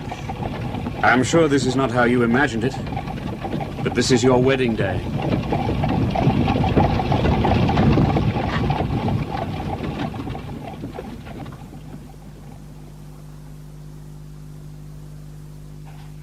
Landlord! Sir? Are you the landlord? The Lancaster Arms. At your service, sir. Will you partake? No, landlord, listen carefully. Has a green carriage and four passed this way on the road north? A green carriage? Yes, man. Green, with a young man and a young woman in it. A young man and a young woman in it. Yes, now. You've seen them? No. Oh, but wait a moment, sir. I did serve a young couple in a carriage a while back. Was it green? Well, couldn't rightly say, sir. In the dark. Well, were they travelling north, did they say? No, sir. They come from north. They came from Gretna. Just married, sir. Oh, this is hopeless. Listen. If a young man called Wakefield and a young lady called Miss Turner should pass here, you are to inform a sheriff's officer and have them detained. On whose authority, sir? On the authority of the High Sheriff of Cheshire, Mr. Turner. Miss Turner is his daughter. I am Mr. Turner's solicitor, Mr. Grimstitch. Do you understand? Well, they could be anywhere, sir. They could even be at another inn here in Lancaster. I cannot spend hours touring every inn in Lancaster. I'm going back to Manchester. Here, my man, here's a shilling for your trouble. Oh, thank you, sir. I will detain Mr. Turner as soon as I see him. No, fool! Mr. Wakefield! Oh, coachman, turn around. We're going back to Manchester. This is a very common occurrence in these parts, sir. A wedding and a bidding for some Bank of England notes. I understand your price is £20. Do you understand so, sir? When I was young, the price for a legal certificate of marriage was £20. That was the figure I understood. Ah, yes, that is so. In the old days. Huh? Now, am I right in thinking, sir, that you are the companion of an English gentleman, sir? A very smart gentleman. He is a gentleman, yes. With a carriage and 4 horses. 4 horses? Aye. Well, we have it arranged here, sir, that the price is by the horse. 1 horse, £10. 4 horses, £40. When this matter was before you there was a question of £20. I am 75, sir, and very hard of hearing. Now, seeing that you're in a hurry, I must readjust my marriages accordingly. The price, when I consider the time lost to me, is £50. Oh, is that how you do it in Gretna? Aye, we cut our cloth to the situation. £50. Are you a Scotch clergyman? £50. No, I am not. I am an honest man. A blacksmith. Honest are you? I think that you are a thieving old rogue. A rogue, am I? Well, and you see this hammer? Of course. Do you wish to have an argument with me or with the hammer? £20. 45. Would you care for me to put this hammer to your Frenchified skull? £30. Now we're getting closer. Correction, £15. No. £20. You're a rascal. Yes. Very well. £20 it is. And a bottle of champagne. £20 and a bottle of champagne. Agreed? Oh, well, agreed. You have the ring, Mr. Wakefield. I have. They're more expensive in Gretna than in London, I assure you. Well, sir, the price, as you might say, travels with urgency. Mr. Lang, how long have you been engaged in this traffic of granting certificates? Oh, near on 50 years, sir. And have you ever had any trouble with them? No, with the couple, sir. They're generally in too much of a hurry to have done. No, I mean the courts of law. Oh, no, I have been in the courts in Edinburgh and Dublin, and my marriages have always been held good. Across the border, you may get an argument or two, but there's no bother if the father has given his consent. Oh, that's all right, then. He's done that. He's trying to get here, but I think he's been delayed. He's asked us to press on with all speed. There are special circumstances. There generally are. Thank you to keep a civil tongue in your head. Oh, no offence, sir. No offence. Here she is. Ellen, you look charming. Thank you, Edward. It's all thanks to you. I love my new bonnet and these gloves. But have you had any word from Papa? No. For all I know, he may have doubled back on his tracks. He may have gone anywhere from Carlisle. But I have an idea. As soon as we are married, I will arrange for an announcement to appear in the London Times and in all the local papers. If he hasn't been arrested, he's bound to see it. It'll put his mind at rest, and your mother's mind as well. Yes, that's a good idea. Now, Tevno and one of the postboys are witnesses. Are you ready? Yes, Edward. Mr. Lang? Hey, will you join hands? Good. What is your name? Edward Gibbon Wakefield. And what is your name? Ellen Mary Turner of Shrigley Hall, Cheshire. Good. Will you place the ring on the lady's finger? Aye. Good. Edward Gibbon Wakefield, do you take this woman to be your lawful wedded wife? I do. And do you, Ellen Mary Turner, take this man to be your lawful wedded husband? I do. Ye have agreed to take one another for man and wife. So, by the laws of Scotland, and by the right of custom invested in me, I do declare ye lawfully man and wife. So, now, Mrs. Wakefield, let me be the first to congratulate ye. You may kiss the bride's heart. Congratulations, madame. That's the shortest £20 worth I ever witnessed. Thank you, Tivano. And now for the champagne. Also at Gretna prices? Aye, sir, but it's new every day. You're wed to such a bonny lassie. That's true. Well, we must eat something as well. We have a lot of travelling to do yet. Shall we be back at Shrigley by tonight? No, that's not possible. We shall have to spend the night on the road. I must get word of your father. Yes, we must do that. The question is, where is he? If he'd crossed the border, he'd certainly have come here. As things stand, he doesn't know we're married and must still be on the run. Most certainly he will not have gone back to Shrigley. That would be too dangerous. I think what I'd better do as soon as we reach Carlisle is to get word to Shrigley via the mail coach. Well, at least we know that he is saved. Yes. Yes, that's the main thing. I think what we will do now is retrace our route, spend the night, and see if any message has come from him. What do you think, Mrs. Wakefield? Oh, of course.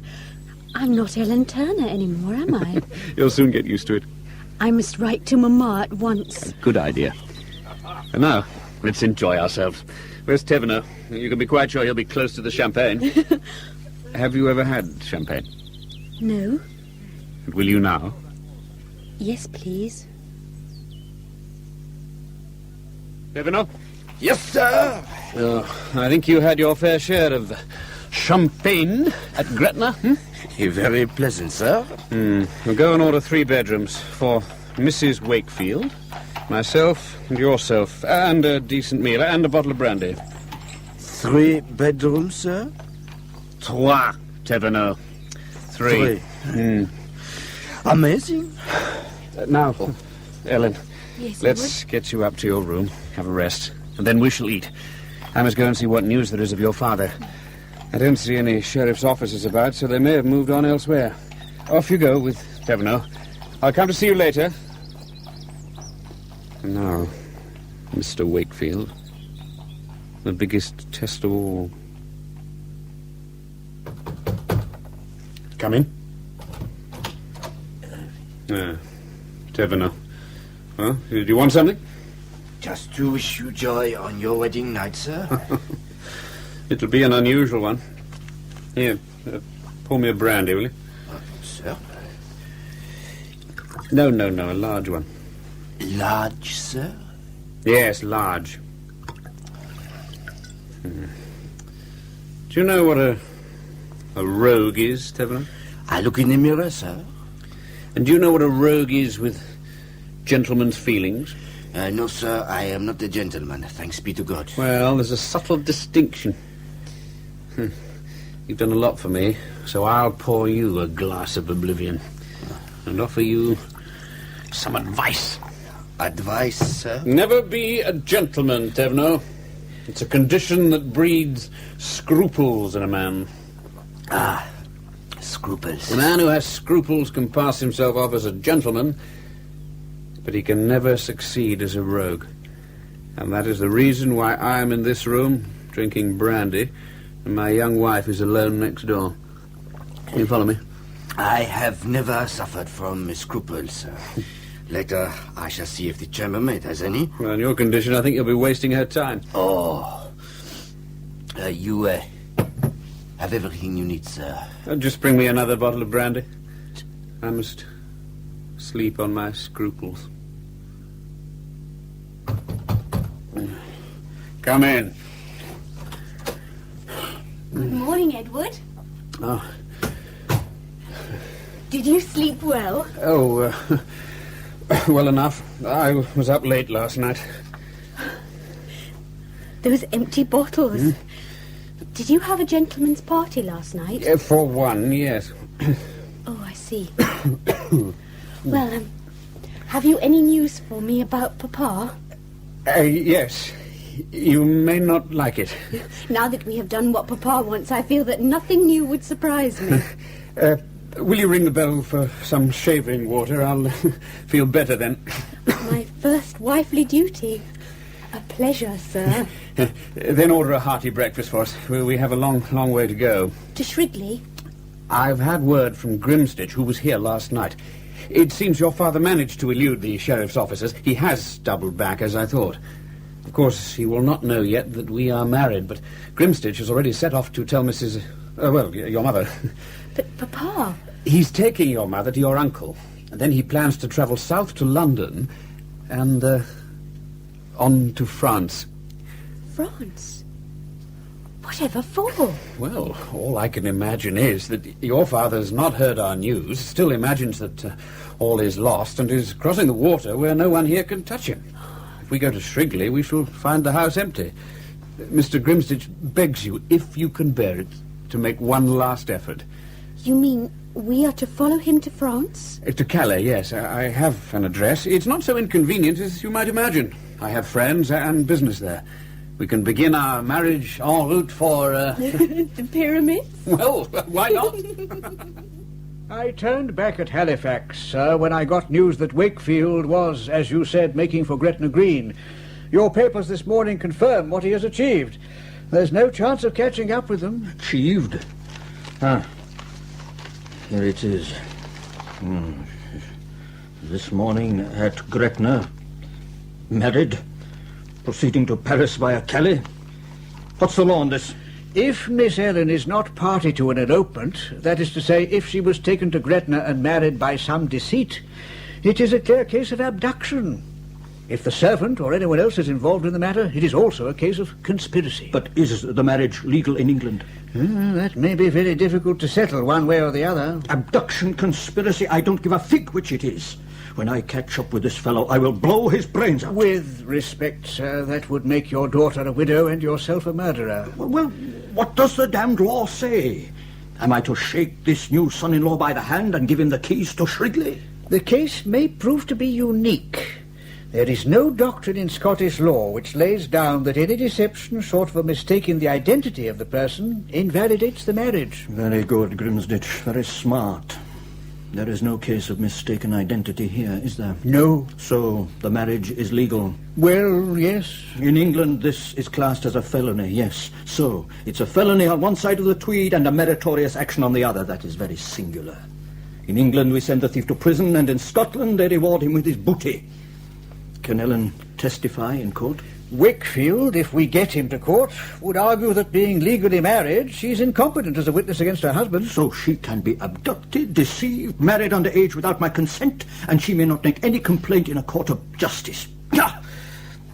This is what we do, Grimsditch. We pack our bags for Calais. Now? 10 minutes ago. Dear, oh dear, what will Mrs. Grimsditch think? Well, at least I can horsewhip him. Have a care, Mr. Turner. We do not yet know the state of Ellen's feelings in the matter. If you horsewhip her husband, she may appear as a witness against you.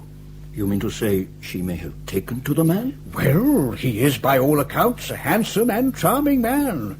She is undoubtedly an attractive girl, much more of a woman than of a schoolgirl. And they have spent 2 days and nights together. You don't think he... Why not? They are married. I don't know how I am going to break the news to my wife. It will break her heart. Come and look out of the window. It's a beautiful morning. Yes, it is. Oh, put your arm round my waist. I mustn't fall out. That would never do. You look lovely this morning, Ellen. You happy? Ever since I was a little girl, when Papa told me stories about the war against Bonaparte, I've dreamed of coming to France. And now you are here. Do you like it? Oh, yes. Well, what do you like to do today? Shall we do some shopping for you? Perhaps we could have 2 days' rest. Go to the play tonight. You're so kind and gentle with me, Edward. Kiss me. No, not like that. Like this. Edward? What is it, my love? I want to be completely happy with you now, but But what? Nearly 4 days and nights have passed, and still I have no word of Papa. My happiness will be complete when I see him. I must see him. And so you shall. He must know where we are by now. I'm sure he's in Calais. I do hope so. I have written again to Mamma. Will you post the letter for me while I dress? It really matters to you, doesn't it? Of course. Up to now, my mamma and papa have meant more to me than anything else in the world. I married you to help papa. You said that love might come after an arranged marriage, and I believe you. You're already very different to me now than when I first met you. And now? Like this. Hello, wife. Shall we be in one room tonight? Hello, husband. Yes. Ellen, I want to ask you a simple question. Supposing that you'd met me in the ordinary way, at your father's house, without all the business we've been through, do you think you would have come to feel the same way? Yes, I do. What's the matter? Oh, nothing. I'm just cursing my impatience and fate and the irony of things. Ellen, if you knew I had done something wrong, if I had lied to you, if I had deceived you in some way, would you hate me? How strangely you talk, Edward. No, but would you? I think I should be very hurt. But you wouldn't deceive me, would you? Now come. Be happy and post my letter. I'm sure this is the place. How's your French, Grimsditch? Somewhat erratic. Monsieur? Vous désirez, monsieur? Avez-vous une chambre avec un monsieur? Comment? Let me try, Mr. Turner. Avez-vous une chambre ici avec un monsieur, avec une mademoiselle? Oh non, c'est un hôtel comme il faut. Monsieur Wakefield. Wakefield? Ah oui, madame est très gentille. Ils sont mariés depuis 4 jours. What's the fellow say? He says they're on the 4th floor. Ils sont de premier étage. What's that? I don't know. He seems to have changed his mind. Forgive me, gentlemen.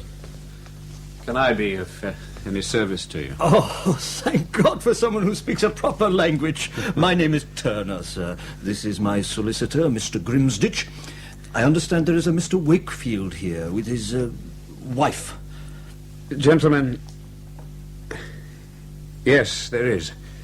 I'll take you up to the apartment.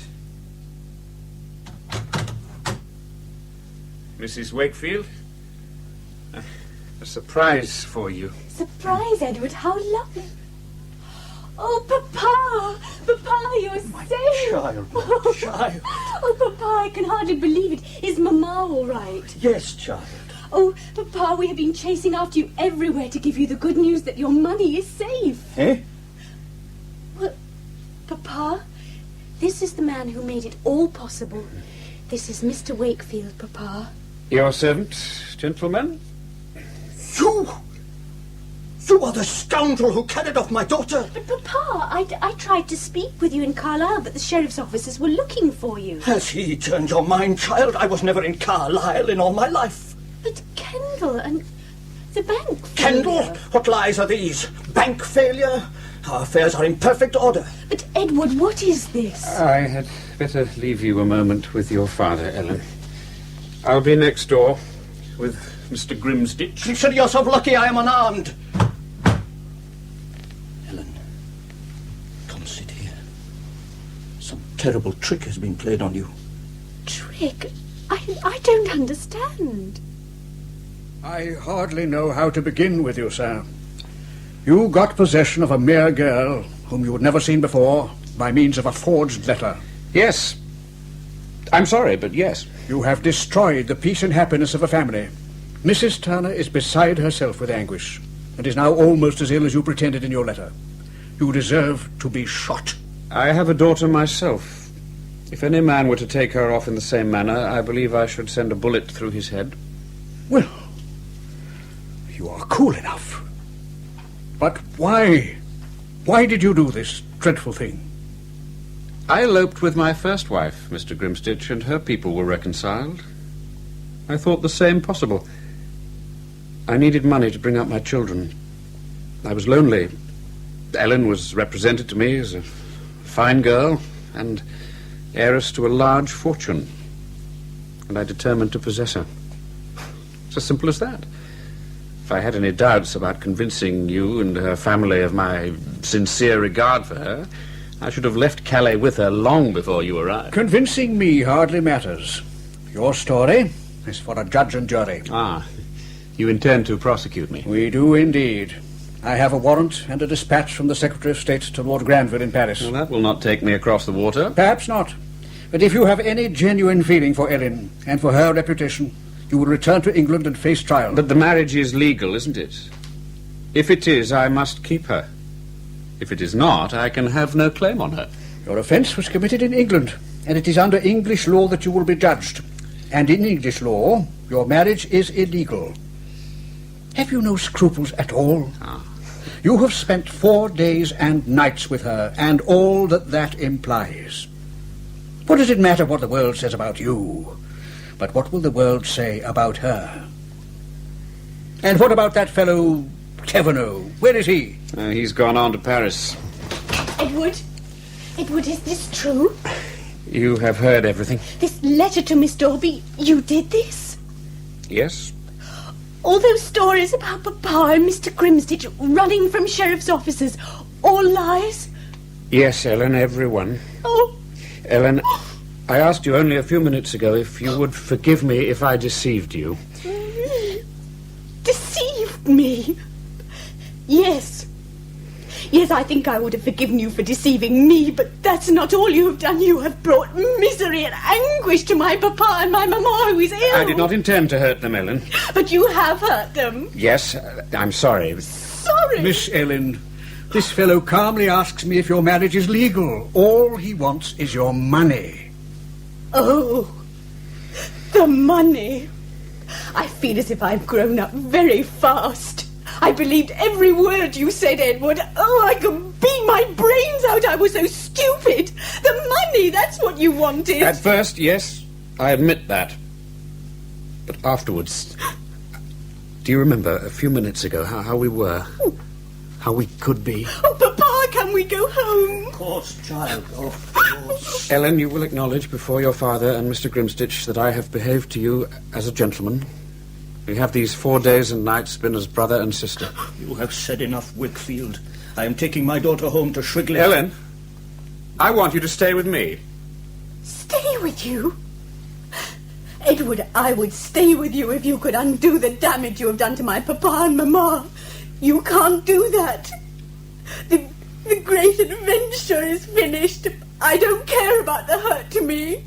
Oh, I was so looking forward to buying new clothes with you. Ellen. No. Come, my child, come with me. You see how the land lies, Mr. Wickfield? I leave it to your honour, if you have any honour. It seems that the French law will not allow us to take you back under arrest. Well, what do you propose to do now? Somehow, I don't think that you're an entirely bad man, Mr. Wakefield. Bad? I hope not. Well, not entirely. Thevenot told me it was Rouge et Noir. What's that? Some gambling game? Yes, it's called roulette. If I'd been the banker, I would have won, perhaps. Mr. Grimstitch, we've not met before. I give you my word that as soon as I've made some necessary arrangements for my children in Paris, I promise to you that I will submit myself for trial in England. At Lancaster? At Lancaster. You realize what may happen? Oh, yes. I will do what is right by Ellen. Will that suit you? Yes. Let's get it settled. What time does the court convene tomorrow, Grimstitch? 8 o'clock, Mr. Turner. How do you fancy our chances? The man's held up proceedings for a whole year. Is he going to slip through the net? No, there is no question of his guilt. Everything hinges on Ellen. Will she give evidence against her husband? Yes. Well, she has grown up a lot in the year. Sometimes I think she has some feeling still for the rascal. But will the marriage be declared null and void? I don't think the Lancaster court can decide that. If all Gretna marriages were declared illegal, it would make bastards of hundreds of men and women from the aristocracy downwards. My dear Ellen, all ready for tomorrow? I am quite composed, William, but Ellen is being very mysterious. Oh, Papa, we have been through all this over and over again. It's all such a long time ago. 4 days and nights. No one came to any harm. You young people have short memories. No. I remember it all as if it were yesterday. And I haven't the heart to destroy Edward. He did me no harm. Forgive the indelicacy, Ellen, but suppose his counsel suggests that there had been some intimacy between you. You mean, did we consummate the marriage? Ellen! Facing the rumours, Mamma. You know what has been suggested in the newspapers here and in France? That we, as man and wife... Scandalous. Is it? What do young women think about, talk about, and hope to do? Ellen! Such talk. Is it?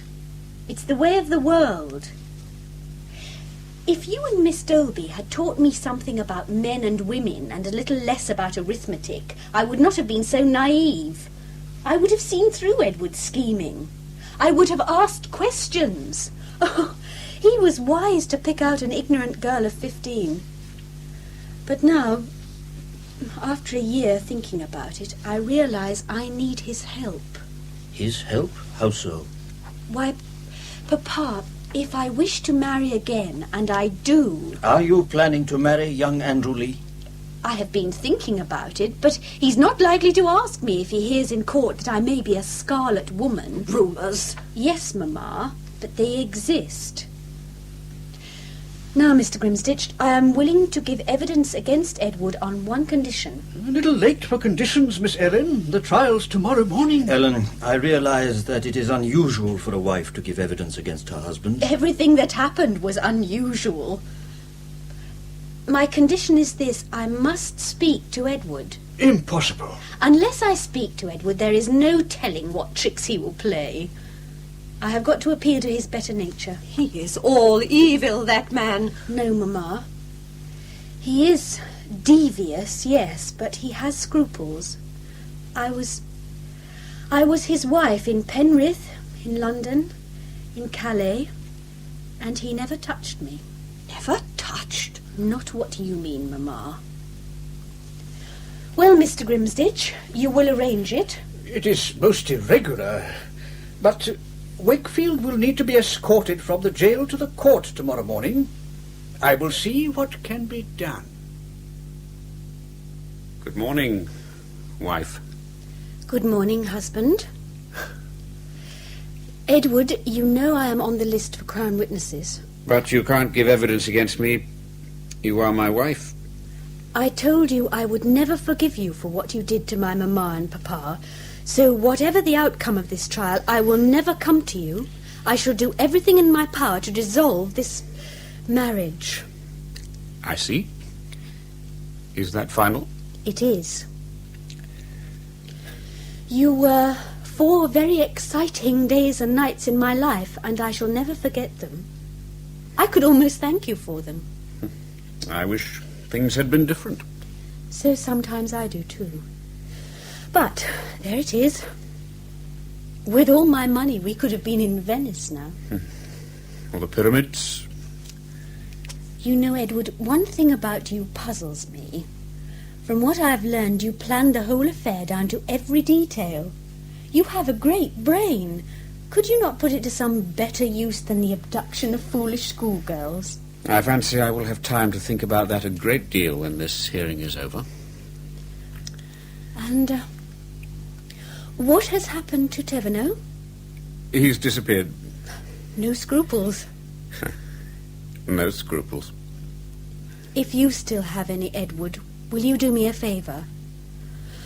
When our marriage comes to an end, I hope to marry a neighbour of ours, a Mr. Andrew Lee. And you don't want me to stand in your way? I don't want to be cross-examined by your counsel about whatever passed between us those 4 nights. No details? It would hurt him dreadfully, and I would be tainted forever. If it will give you any comfort, Ellen, I have already instructed counsel not to press for details. I see. Thank you, Edward. I could have made you love me. You did. Goodbye, wife. Goodbye, husband. Scruples. Edward Gibbon Wakefield went to Newgate Prison for 3 years. It took a special bill passed by Lords and Commons to declare his marriage null and void. Ellen did give evidence against her husband and was not severely cross-examined. She did marry Mr. Lee and died in childbirth in 1831. As for the villain of the piece, Wakefield wrote one of the most important books there are on capital punishment, another on colonial reform, the famous Letters from Sydney. He became an eminent colonial statesman, the founder of an empire and builder of the Commonwealth. He inspired the Durham Report on the affairs of British North America. He helped to found South Australia and New Zealand. His influence on British colonial policy was colossal. His name is remembered with respect and even reverence. Edward Gibbon Wakefield never married again.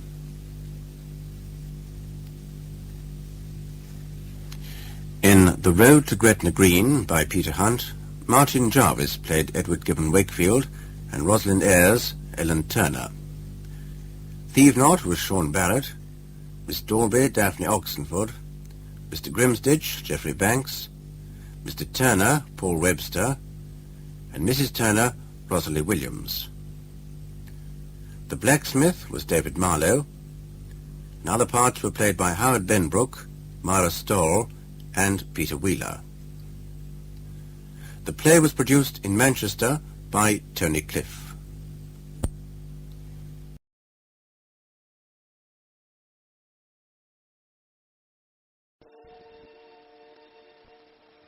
Afternoon Theatre.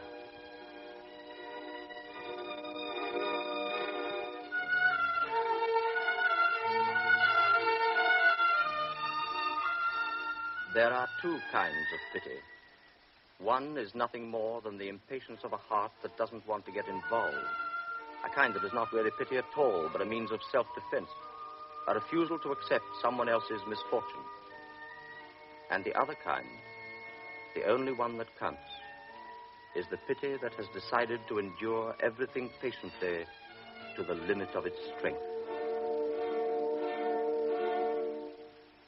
Beware of Pity, a novel by Stefan Zweig, adapted for radio by Gert Westphal and translated by Harry Guest. Music by Peter Tsvetkov.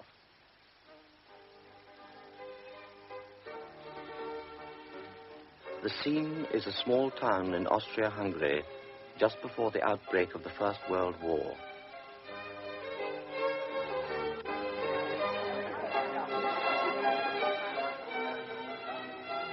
There is a dinner party going on at Keckersvalver's castle. It is the first time Lieutenant Hofmüller of the Lancers has been invited. Tall and slim in his best uniform, he is standing in the doorway of the great dining room. The butler announces him. Lieutenant Hofmüller.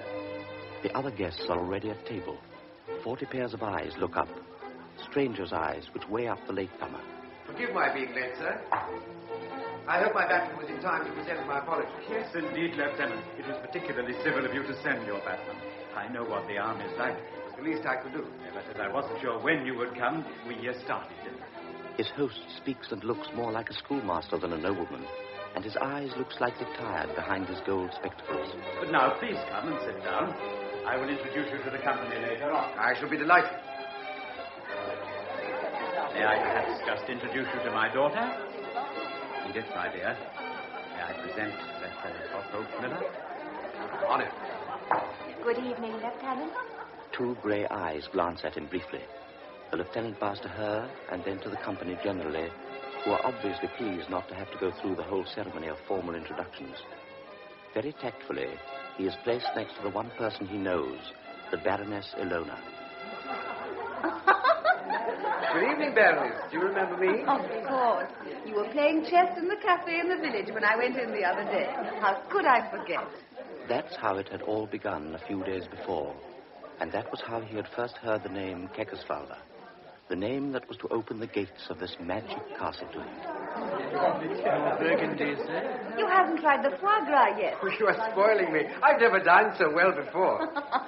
When she laughs, the air sparkles. Her arms are bare, and his hand occasionally touches hers. Not always by accident. This is a wonderful evening, Baroness. Will you have a maraschino, Lieutenant Hofmiller? Champagne, please. After a glass of champagne, I feel that I can... I drink your health, Lieutenant. May I have the honor of this dance, Baroness? Her eyes say yes even before he makes his bow. Her arms soft and cool. He leads her into the drawing room. While the old people watch and chaperones chatter, several couples spin over the floor which mirrors their dance. You dance wonderfully, Baroness. The whole evening is wonderful. He is happier than he has been for years. He dances brilliantly with each of the four most beautiful women there. Then he returns to Ilona, the Baron's niece. He laughs and dances and circles.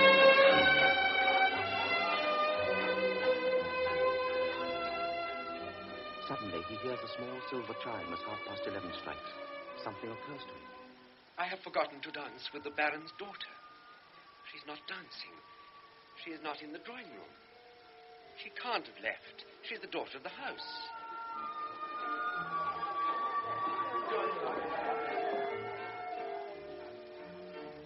He finds her at last. She is in the next room, sitting between two old ladies. It is just because the flowers near her are so warm and crimson that the lieutenant is aware how pale her brow is under the auburn hair. But there is no time to stand looking at her. He must make up for his rudeness at once. May I have this dance? May I have this dance, Baroness? She doesn't move for 2 or 3 seconds. Then suddenly her pale cheeks flush. She closes her mouth tightly. Only her eyes continue to stare at the lieutenant. Baroness? With a convulsive movement, she clutches the table and the vase of flowers totters. At the same time, something heavy falls with a clatter from her armchair to the floor. Oh, there. Oh, my poor child. Cripple. I can't dance like the others anymore. The two old ladies take hold of her gently. She lets go of the table and falls back in the armchair. She is still crying. I'm sorry. I didn't realize. I'm sorry. Neither of the old ladies bothers to glance up at him, and the lieutenant reels out of the room. Suddenly, he sees Ilona's face before him. Have you gone out of your mind? Didn't you see? Didn't you know? No, I didn't. I didn't. This is the first time I've ever been here. Edith is a cripple. She can't take two steps without her crutches. And you go and ask her to dance. But, Ilona, I didn't do it on purpose. Oh, please tell her how sorry I am. You must. I couldn't know. I only saw her for a second at the dinner table. Please explain. Ilona! But Ilona has gone hurriedly through the dancing couples. They'll all know in 5 minutes. Soon everybody will be talking about what I did. The servants will gossip about me, and by tomorrow the whole regiment will know. He decides to run away now before the couples have left the floor. Before he sees his host, he stumbles towards the door and runs through the hall. Are you leaving us already, sir? The lieutenant flings his coat over his shoulders and runs out. In front of the castle, he stands for a moment in the cold wind, his heart full of shame. I don't know how I managed to get back home. I can only remember the first thing I did when I got there. I drank 3 glasses of Slivovitz to try to get rid of the sick taste in my mouth. Then I threw myself down on the bed and tried to think back over what had happened. It was only a misunderstanding. Anyone might have done the same thing. But it wasn't only that I'd ruined the wonderful evening I'd been having with Ilona. I felt cruel. If only I'd kept my head, I could have made it all right again. But I ran away and spoiled everything once and for all. That's why I feel so guilty. That's why I'll be blamed all my life, why all my friends will gossip about me. At last I fell asleep. But I could have only slept lightly and feverishly, for images of the evening kept swimming before my eyes. I saw Edith's anguished face, her hands grasping the table. I heard again the sound of something falling, which must, of course, have been her crutches. And I kept on imagining the door opening and her father coming in. Once the apparition was so vivid that I leapt up. I saw the reflection of my own face in the mirror, pale and beaded with sweat.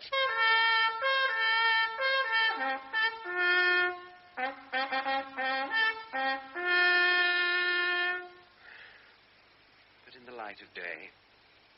You can think more clearly than you can in the dark. You are not haunted by ghosts once the sun is shining. And perhaps no one else noticed. Only poor Edith, and of course she will never... He suddenly thinks of something. Quickly, he changes his uniform, brushes his hair, and hurries past his astonished batman. But, sir, I've got your coffee. He goes down the stairs, 3 at a time, passes the sleepy soldiers on their way to see to the horses, goes out through the gate, and runs to the flower market in the square. Just look at those roses. And fresh in this morning. Smell them. Have you ever seen better? Oh, they are beautiful. How many would you like? All of them. Oh, If you just make up a bouquet, or better still, could you arrange them in a basket, do you think? but of course, Oh, sir. then I'll be off. If you'll arrange them as beautifully as you can and send them straight away, I'd be very grateful. Good morning, then. But Lieutenant Hoffmiller, sir, not so quickly, sir. Where am I to send the flowers? You haven't given me the address. Oh, sorry. They are to go to the Baroness Edith von Kekeswald. Ah, yes, of course, Baroness Edith. The Kekeswalvers are my best customers. Do you want to send a little message? Yes. Please forgive me. No, that won't do. No point in reminding her of the incident. Just put my card in with them, will you? Just my card. The flowers took all that remained of his month's salary. He will have to avoid Grossmeyer's cafe for a while, but at the moment he doesn't mind. In fact, he's pleased that his stupid behavior should be costing him so much. So he goes back to the barracks and pours out his coffee. I had to warm it up again for you, sir. He goes through the morning's duties punctiliously, but without much enthusiasm. At lunchtime, on the way to the mess, his batman runs after him. Lieutenant Huffmiller, sir. This has just come for you, sir. He hands him a long rectangular envelope of blue paper with just a hint of perfume. On the back is a coat of arms. The writing is precise and sloping. A woman's hand. Dear Lieutenant Hofmüller, thank you for the lovely roses. I didn't deserve them. They're far too beautiful. I keep on looking at them. Please come to tea any afternoon you like. You don't need to tell me in advance when you are coming because, unfortunately, I am always at home. Edith von Kekeswalver. Her handwriting looks gentle. He remembers the way her narrow hands clutched the table. He remembers her pale face. Dear Lieutenant Hoffmiller, thank you for the lovely roses. Please come to tea any afternoon you like. How discreetly she ignores his appalling indiscretion. How tactfully she herself refers to her infirmity. Unfortunately, I am always at home. Unfortunately, I am always at home. She is a real aristocrat. I must go and thank her for the invitation. Today is Thursday. Then I'll pay a visit to her on Sunday. Sunday? No, I'll go on Saturday. On Friday, he is in the drawing room up at the castle. Ilona greets him and takes him to Edith. The crippled girl is sitting in the same armchair by the green jade table. There is a white fur rug over her lap, which hides her legs. Good afternoon, Lieutenant Hofmüller. Edith smiles at him. She has probably been rehearsing this scene. I hope I'm not disturbing you, Baroness. This is their second meeting, perhaps a fatal one. Please sit down, won't you? Can't help noticing the embarrassed way she stretches out her hand to him over the table. She hasn't forgotten. What can we offer you, Lieutenant? Tea or coffee? Whichever you are having. No, it is for you to choose. Well, I prefer coffee, if I may. And Ilona leaves the room to tell Joseph. The lieutenant is embarrassed. He doesn't dare look at Edith. Won't you sit down, Lieutenant? Thank you. I want to thank you for those wonderful flowers. See how beautiful they look in that vase. And I want to apologize for the way I broke down yesterday. I was so ashamed I couldn't sleep a wink. Oh, you meant it so kindly. How could you possibly have known? Anyway, you guessed what I was thinking. You see, I was deliberately sitting where I could see the dancers. And the moment you came in, there was nothing I wanted to do so much as to dance. Oh, I love it.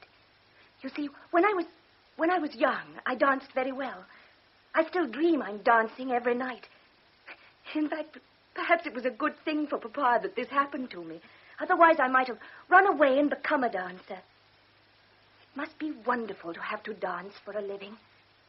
think of it, to have to dance. I collect all the pictures I can of the great ballerinas. Saharet, Pavlova, Kasavna. I got pictures of them all. I'll show you. They're in that box over there by the fireplace. The Chinese lacquer box. Oh, here? No, to the left, by the bookshelves. Oh. Yes, that's it. Bring it over here. See, the very first one is Pavlova. She's my favorite. The door opens and Edith hastily closes the box. Don't tell the others. Don't breathe a word of what I told you. The white-haired servant in exquisite livery wheels in a richly loaded trolley. The coffee, madam. Ilona comes in behind. She serves Edith and her guest, sits down herself, and at once the tension is perceptibly eased. They talk for an hour, perhaps an hour and a half, and then someone comes in cautiously, almost as if you were afraid of disturbing them. Please, don't get up, Lieutenant Hofmiller. It is her. He bends over his daughter and gives her a kiss. The observant eyes behind his gold spectacles make him look rather like a doctor. The worried way he glances at her disturbs the easy rhythm of the conversation they were having before he came in. Excuse me, sir. He's very punctual, Joseph. Tell him to wait. No, he can go away altogether and leave me in peace. I don't need him. Oh, please stay, Lieutenant. It's perfectly all right. But, Edith, dear. I really ought to be going. I'm sorry, Lieutenant. Yusuf ought to have waited instead of blundering in like that. It's only the masseur, a daily torture I've got to undergo. I have to do awful exercises, and it's supposed to do me good. It's my doctor's latest idea, and it's as useless as all the others he's had. But, dear, you don't really think the Dr. Oh, Condor all right, I'll see him. I'm sorry, Lieutenant. Please excuse me. But I do hope you'll come again. She picks up the small bronze bell on the table in front of her. There are bells like this near her everywhere in the house. Joseph reappears. Help me, Joseph. Just to get up. I'll walk by myself.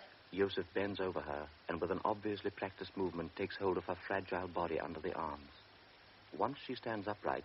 No, stay here with Father, Lieutenant. She looks at them all, then picks up the two crutches that were hidden underneath the blanket, bites her lip, and with extreme difficulty she crosses the room. Joseph walks immediately behind her, his arms ready to catch her in case she falls. The lieutenant realizes she won't let herself be helped. She wants everyone to know she's a cripple. The distance from the table to the door seems endless. The lieutenant stands there hardly daring to breathe, listening to the dry tapping of the crutches. Finally, the noise dies away behind the closed door. But still the lieutenant makes no move. Don't be offended, Lieutenant, if she seems a little brusque sometimes. These last few years, the poor child has gone through a great deal of pain. We tried all sorts of treatment, but improvement is very slow. No wonder she gets impatient. But what else can we do? Kekosvalva stays by the tea table. He doesn't look at the lieutenant. He has picked up a spoon and traces strange patterns on the table, still not looking at the lieutenant. If only you could have seen her before this happened. She was so full of life, so daring, so... And this had to happen to her. Yet, you know, it's very easy to make her happy. I wish you could have seen how delighted she was when your flowers arrived. You'd have almost wept. You can't imagine what a sensitive person she is. She'll be regretting the way she lost control just now. But how long can a child like that go on being patient when progress seems so maddeningly slow? While talking, his eyes have never left the strange patterns the spoon was drawing on the table. I'm sorry, Lieutenant. I've got no right to inflict our problems on you. It's just that I didn't want you to feel any resentment about the way she behaved just now. The lieutenant suddenly takes the old man's hand in both of his. Kekosvalva looks at him in some surprise. They both feel unwilling to break the silence.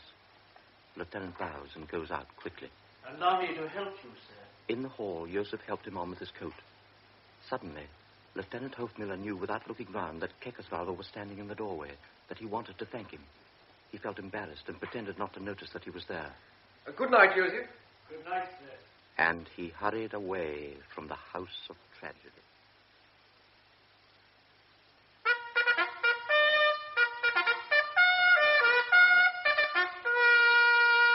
Second formation! Go out!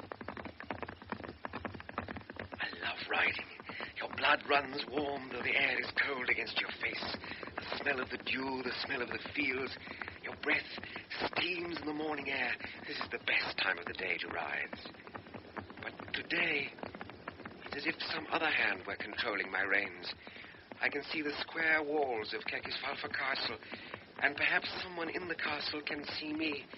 Someone I hurt because I wanted to dance, and someone I might be hurting today because I can ride. No. Stay here with Father, Lieutenant.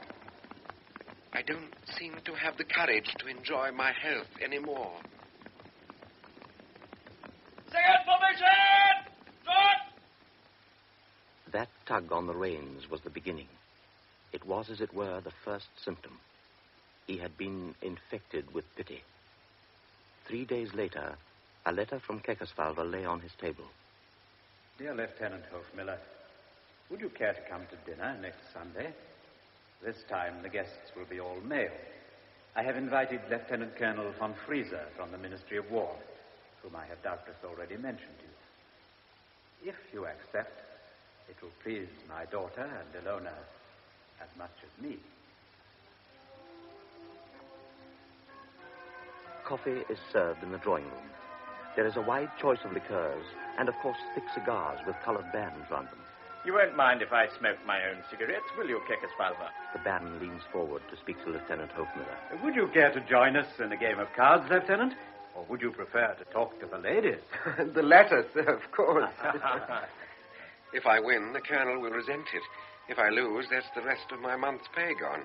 After sending the basket of flowers, he has only got 20 crowns left in his pocket. How's life down at the garrison, Lieutenant? I was at school with your colonel, you know.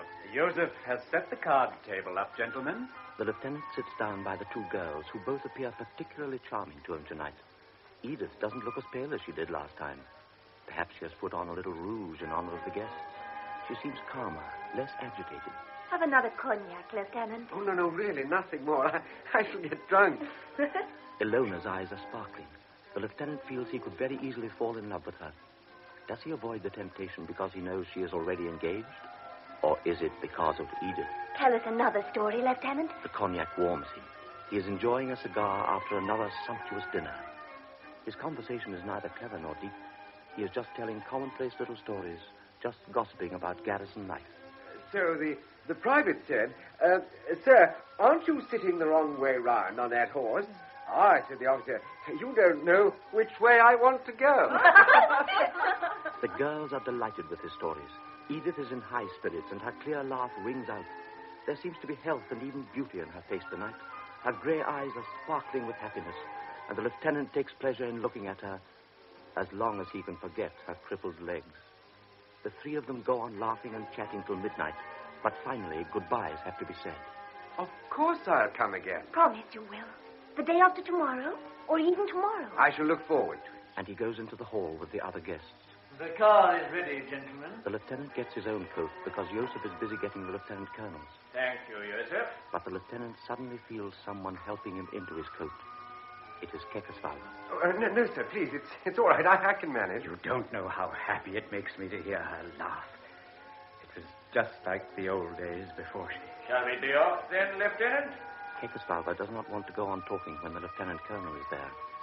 But his hand touches Lieutenant Hofmiller's arm, and in the shy little gesture, there is a whole wealth of gratitude and tenderness. So as the lieutenant follows his superior officer to the car, he has to be careful no one notices how moved he is. In the next few weeks, he spent almost every evening up at the castle. It was a pleasant habit to get into. He was spoiled, perhaps dangerously so.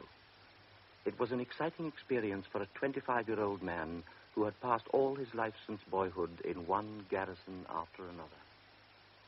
I had found a real home at last. A place where I was treated just like one of the family. This is the book I was telling you about. But... Go on. Take it with you when you go. Now sit down in your chair. My chair? It was always placed near Edith. I'll see you later, then. Yes, all right, Ilona. At the beginning, it had been Ilona who had captivated me. But now I was far more delighted to see a smile on Edith's face, to receive a flash of gratitude from those grey eyes. You will come again tomorrow? I hope you're not angry because of all those silly things I've been saying. You know how glad I am when you come here. These are strange and tender emotions, but dangerous emotions as well. Because a relationship between a healthy person and a sick one, between a free man and a prisoner, cannot be a balanced relationship. Somebody who has been unfortunate is easily hurt, and continual pain makes a person unjust. Wait a moment. I'll put your cup nearer to you. Must you go on reminding me I'm a cripple? But Edith, dear. And gradually, to his own surprise, he became aware of the effect these words of his had on her. He had only to say, "But Edith, dear." And the ill-tempered line between her brows would disappear. She would look down. She would blush. It's raining. You can't go back yet. I've just sent for the chauffeur. He'll take the lieutenant home. Oh, no, really, It's the least we can do. It's a very comfortable car. Would you stop in the square, please? It would never do if a mere lieutenant should be driven up to the barracks by a chauffeur in full livery and actually helped out of the car like an archduke. Perhaps my friends are still in the cafe. He hasn't been at their regular table for a week.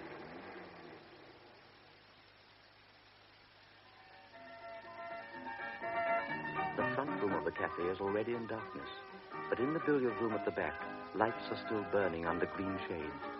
And there his friends still are, Lieutenant Ference, Lieutenant Yotzi, and the regimental doctor. Hello, Tony. You honor our sordid table with your presence. Coffee for me, please, Grossmeyer. Oh, it's new. Well, the best bit of news is that you've deigned to put in an appearance at last. Look, Tony's got his best uniform on, and he's wearing patent leather shoes in this weather. Oh, it's supposed to be pretty good up at the Baron's place. 5-course meal every night, so our friend the chemist says. Caviar, champagne. It's a bit different from the stuff we've had to put up with. You know, Tony, we'd underestimated you. I must say you might spare a thought for us. You might just drop a word in the old man's ear. You know, I've got a couple of friends I'd like to introduce you to. I hope at least you've brought back some cigars. No, I haven't. Still, have a cigarette. He takes out his cigarette case without thinking. It had been his 25th birthday the day before, and the two girls had found out. So when he had picked up his napkin at dinner, he had felt something heavy inside. It was a gold cigarette case. Well, look at that, Yotzi. Real gold. Oh, and look at this. There's an inscription. To our dear friend Anton Hoffmiller, with many happy returns of the day from Ilona and Edith. You'd have only got a box of matches from me. Would you care for another game of cards? Oh, do you hear that? He wants another game at 12:30 when the place is closing up. The rich don't worry about time. Of course, his friends hadn't meant it unkindly, but something had been destroyed in him. His confidence. Up till now, I'd thought I was going to the castle to give and to help. Yotzi and the others take it for granted I'm a parasite. I oughtn't to have accepted that gold cigarette case. Nor the silk scarf. An officer oughtn't to allow expensive cigars to be slipped into his pocket at the end of an evening. What about the horse? God, I must speak to the Baron tomorrow. I'd forgotten he'd said something about lending me a horse. That chestnut mare of yours now, Lieutenant. Which, of course, I'm still paying for. It's not a very good horse, is it? He's right, of course. But I can't let him lend me a 3-year-old out of his own stable. Now, this is a beautiful horse. You could win any race you liked with this one. He said lend. And I know what that means. He wants to buy me the way he's bought Ilona. He's promised her a dowry if she'd nurse his daughter for him. He's paying cash down for my pity. And I hadn't noticed how I was turning into a complete parasite. He has forgotten how the old man touched his sleeve in the hall that night. How he smiles each time he comes into the room. A complete parasite. He has forgotten the obvious sincerity of the two girls. Well, I shan't go up there tomorrow. Why didn't you come yesterday? There must have been a good reason for keeping us waiting all day. Otherwise, you'd have rung us up. Oh, of course I would have done, only we had an inspecting officer down, and then I'd hoped to get away at 5, but the colonel wanted me to put a new horse through its paces for him. Oh? Did the colonel like this horse? Well, I don't know whether he... That's enough of these lies. There was no inspection yesterday. At 4:30, you were in the cafe. And they certainly didn't bring the colonel's new horse in there for you to look at.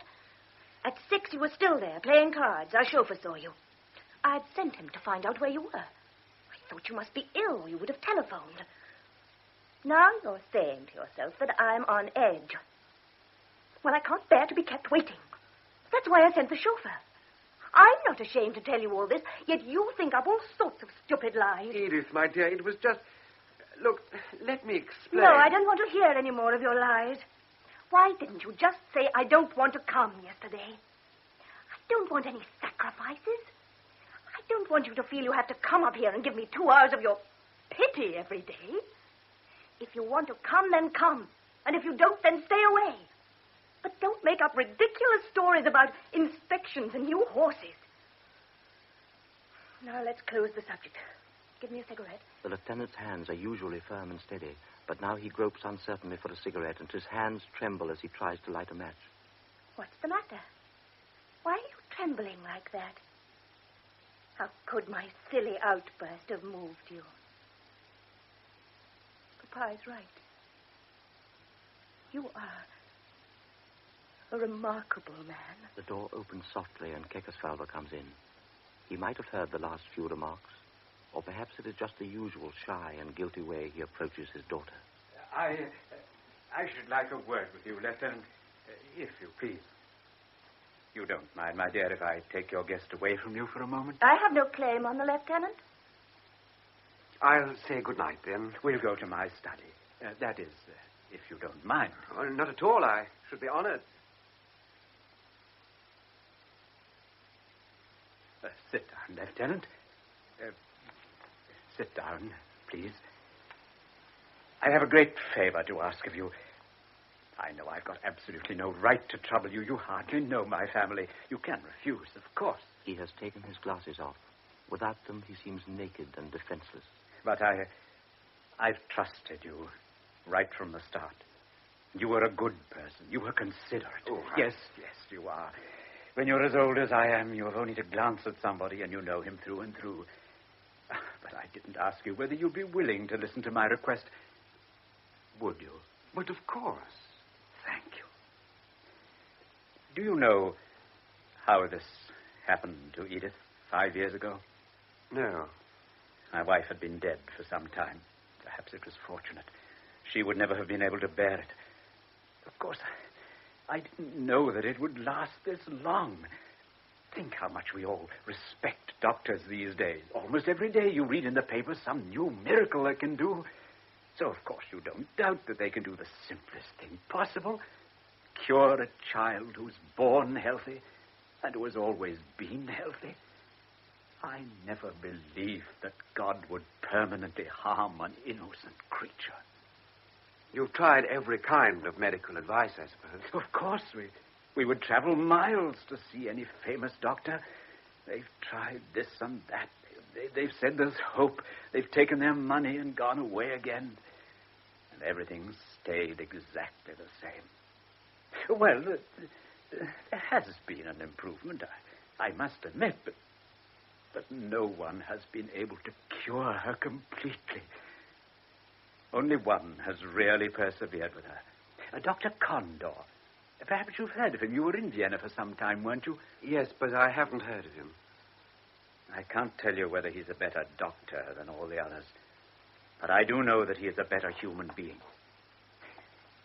He's got a burning desire to be stronger than disease, and not because of ambition like the others, not to get rich or get a title. The old man has become very excited. His eyes, still unprotected by his glasses, have taken on a gleam of violent enthusiasm. He's a marvelous man, I tell you. He once undertook a case where he wasn't successful. He'd promised that he would save the sight of a woman who was going blind.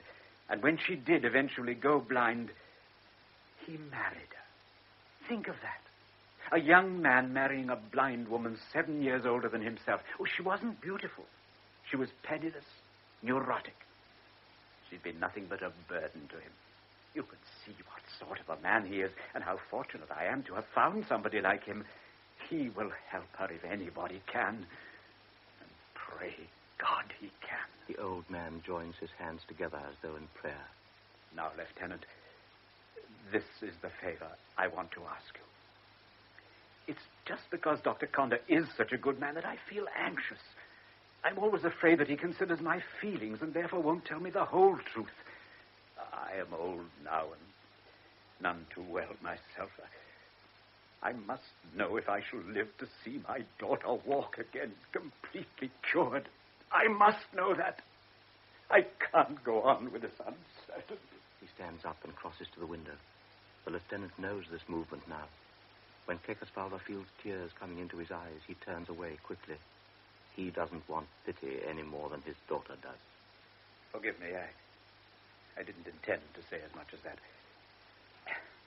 Yes, Dr. Condor arrives tomorrow from Vienna. He will examine Edith about midday and leave by the night express. I thought it would be a good idea if you were to ask him, quite casually, as a stranger, someone quite disinterested, whether she will ever be completely cured, and how long he thinks this will take. I don't think he would lie to you. He doesn't need to spare your feelings, but naturally, you mustn't let him know that I've spoken to you. Will you? Will you do this for me? Yes, sir. I promise you I'll do that for you. I knew you would. The first time you came back here and was so nice to Edith after... Well, you know, I felt straight away that there was someone who'd understand. And if ever I can do something for you... No, don't misunderstand me. I don't mean anything material. I just mean that I have good contacts. I know a number of people in the various ministries, in the Ministry of War, for example. And it's always useful nowadays if you've someone you can count on. And you never can tell. There might be a time when, you know... Kekosvalva has not once glanced at the lieutenant while he has been talking. Now he looks up, slightly exhausted, and puts his glasses on again with trembling fingers. Oh, perhaps we'd better go back. Otherwise, Edith might guess we've been... Since she's been ill, she's become far more acute than normal people. From her room, she knows everything that goes on in the entire house. She guesses what you are thinking before you've spoken it. Therefore, I must suggest we go back before she starts suspecting something. It is difficult to describe how moved I was by this conversation. That the Baron should have chosen me out of all his friends and acquaintances pleased me more than any congratulations or praise I'd ever received. But my pleasure was mixed with guilt when I realized how thoughtless I had been. How could I have gone on coming to this house week after week without asking the obvious question, will she always be crippled like this? I didn't once think of asking her father or Ilona, and now I too was worried by the same question that had been tormenting the Baron for years. Can this Dr. Condor really release Edith from her suffering? Will she ever run upstairs again, chasing her own laughter, happy and carefree? How fine it would be to gallop over the fields with her. One evening I'd be able to bow and say, "May I have this dance?" And she'd nod, looking at me with those grey, inquiring eyes. I should be delighted, Lieutenant. And we'd spin over the floor that would mirror our dance.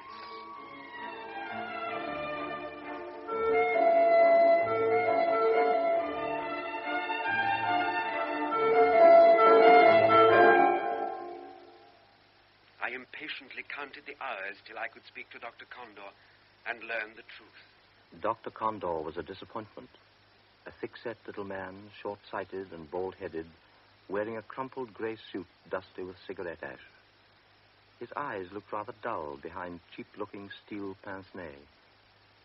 At the end of the evening, the lieutenant found no difficulty in leaving the castle with him. No, please don't order the car, Baron. I'd really prefer to walk. I need some fresh air. I spent the entire morning in the hospital and then caught the train to come here. And of course, I will take the lieutenant with me. No, really, I ought to be off. I'm on duty very early tomorrow. Well, if it's all the same to you, we'll walk. You know, our host ought to get more sleep than he does. A full moon stood in the sky, a polished coin of silver in the starless night. Their feet crunched on the frozen gravel. Condor didn't break the silence until they had shut the garden gate behind them.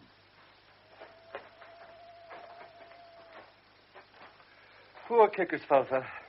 Perhaps I was a little short with him, but he'd have kept me there for hours if he could, asking me 100 different things, or rather the same thing 100 different times. I simply couldn't stand any more. You expect questions and complaints the whole time from your patients, and you've got a stock of comforting phrases for them, just as you've got sleeping tablets or painkiller. But no one makes life so impossible as relations who always want to know the truth. I've explained over and over again that I've got a very serious case at the moment in Vienna, a matter literally of life and death. Yet he telephones every day and insists on speaking to me personally, trying to wrench some hope out of me by force. Forgive me, Doctor, but I would like to ask you something, if I may. You know the case better than anybody. Is Edith's paralysis incurable or not? Condor looked up sharply. The lieutenant had to lower his eyes. Had the doctor suspected Kekos-Valva's request? It always comes to this in the end, doesn't it? Curable or incurable? For me, there is no such thing as an incurable disease. There are only diseases that aren't curable now. 3 months before I took my degree, my father died. He'd been in constant pain for years, diabetes. Now, just listen. A few days ago, I was at a conference, and we heard a lecture about some experiments that are being carried out in America and elsewhere, and apparently with very satisfactory results. So within a decade, it is hoped we will be able to cure diabetes, or at least to keep it in check. Now, do you think I'd go on plaguing Edith with new methods all the time if I didn't hope to cure her eventually? So you believe she'll get better? Which means you must have already noticed a certain improvement. Nonsense. Have you noticed any? You've known her for a few weeks. Remember, I've known her for 5 years. But the Baron described... Don't you know how cunning doctors are? When we haven't the faintest idea what to do, we keep the patient occupied. Unfortunately, nature becomes our accomplice and deceives the patient as well. But I've seen myself how well she can walk now thanks to your electric bars. No, they helped me, not Edith. I needed them at the time simply to keep the old man patient. I had to gain time. Her father thinks I can work miracles, and you yourself question me now as if I knew all the answers. But, Doctor, You're shocked. Well, I'm sorry. Medicine's got nothing to do with morals. Every disease is itself a revolt against the natural order. Therefore, you are justified in using any means you choose to fight it, any means at all. You must feel no pity for the patient, because the patient is an outrage against nature. And you've got to reinstate nature against the patient's own will. Perhaps I'll find the correct method by chance. Perhaps I'll merely gain time until the correct method is found. I need time and I need new ideas. That isn't easy, I assure you. I've been having to find new tunes to play for 5 years now. I'm afraid it's time for me to be off. On the dark horizon over the houses, a streak of lightning flashed. The heavens answer us, you see. We're in for a storm. Come with me for a little way, will you? Yes, of course I will. I don't want you to think that I've given the case up. On the contrary, I'd willingly go through another 5 years. As a matter of fact, I've just read about a colleague of mine in Paris who succeeded in curing completely a 14-year-old boy who was paralyzed for 2 years. And it seems this Professor Virno only took 4 months to do it. Of course, I've written to him and asked for details. Perhaps there is a possibility there. I say perhaps. Anyway, I've probably said too much. Do you mean... I mean nothing. I know nothing. I promise nothing. Thank you for your company. You'd better go back quickly, otherwise you'll get soaked. And without shaking hands with the lieutenant, the doctor hurried away into the station, visibly annoyed. Condor's prophecy was correct. There was going to be a storm. The lieutenant hurried through the small park that lay between the station and the barracks. He had almost reached the gates, when in the bright second of a lightning flash appeared the figure of the old man, bareheaded, his gold spectacles gleaming. Baron! What in heaven's name are you doing here? Didn't you say you were going to bed? No, I couldn't sleep. I wanted to... But you must go home quickly. The storm's going to break any moment. Isn't your chauffeur here? Yes, over there. Well, hurry. If he drives quickly, you'll be home in time. Now, come on. Yes, I'll come, but first tell me, what did he say? Well, what did who say? Dr. Condor. You asked him? Oh, yes, tomorrow. I'll tell you tomorrow everything he said, every word. Now, please, come to your car. But the old man staggered like a drunken man and collapsed on the bench. The wind drove the leaves over the path and blew them up into their faces. The old man did not notice. For him, the clouds and the rain did not exist. Tell me, please, what did he say? The only thing on earth that mattered to him was whether his child would get better or not. How could I have made myself tell him the truth? That, in fact, Condor knew nothing yet. He sat by me trembling, stuttering with excitement and weakness. He just wanted some hope to cling to. So I told him the few reassuring things I'd heard from Condor about the new cure which Professor Viernot had tried in Paris with great success. And immediately I noticed how he pulled himself together. I oughtn't to have said anything more, but the pity I felt for him made me go on saying what I had no right to say. Does he really believe that?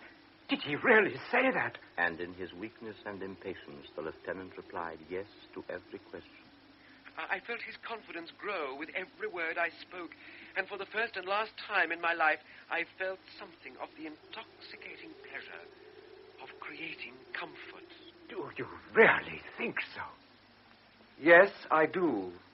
Really. Neither of them paid any attention to the blue flashes of lightning nor to the roar of the thunder. They sat there close together, talking, then listening, talking, listening, outbidding one another in their fantasies. Yes, she'll get better. She'll be completely cured, and soon completely cured. Oh, thank God. Then the gust of wind that announced the real storm swept past them, and they were enveloped in a swirling cloud of dust. Now you must go home. They ran to the waiting car. The chauffeur helped the old man get in. But just as the lieutenant was arranging the rugs over the old man's knees, he grasped the lieutenant's hands before he could be stopped, and the old man kissed the right hand, then the left, over and over again. Until tomorrow, then. And the car roared away as if driven by the ice-cold fury of the wind.